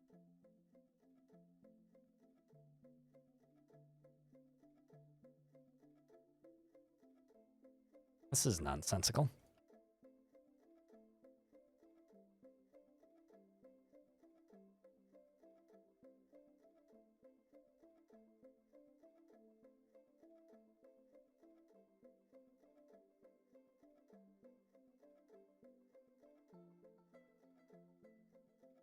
Kids Learning Channel. Okay, fair enough. Deep within this place, we've uncovered what must be a treasure of the gods. Where is that exactly? Sock. Nope, not a sock. This is a thin, pale metal mace. Let's see.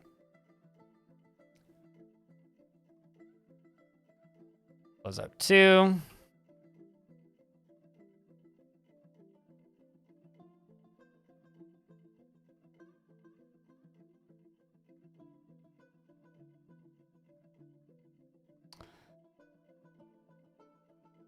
It was extra catchy. Well, that's good. I'm glad it was extra catchy. I, too, like to order my songs with extra catchy. It's better than having, you know, songs that are extra droppy, because then you get all these balls on the ground. It's quite annoying.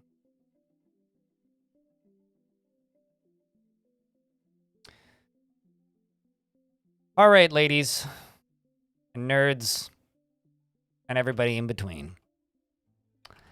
I've made a right mess of this fort today, I gotta say. But the good news is I can go over here right now and say, Codell has made us a green glass terrarium. Claims it as a personal treasure. Well, thank you. For claiming it as a personal treasure, I suppose. Why is it thank you? But I'm gonna call it the day. Chat room. Because it has been a long friggin' stream. Been live for what? 10 hours and 42 minutes? Not bad. OBS almost stopped me from streaming because a bunch of my plugins broke immediately upon turning stream on, which caused OBS to go into an infinite crash loop. And I fixed it myself without help. Makes me feel like I'm becoming a Linux idiot.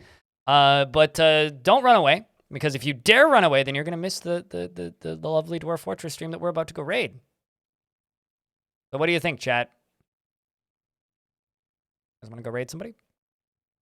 But to the Twitch people, if you guys could do me a huge favor and say, goodnight, YouTube. Because YouTube, we're shutting you down now. YouTube, if you want to come raid with us and come discover a new Dwarf Fortress Twitch streamer, pop over here to the Twitch side of things. Otherwise, I will see you guys tomorrow at the normal time for the normal stream, at the normal things, with the normal channel and the normal place. And nice, you guys left 69 likes. 69 likes, so nobody touch it. Perfect. See you later, YouTube.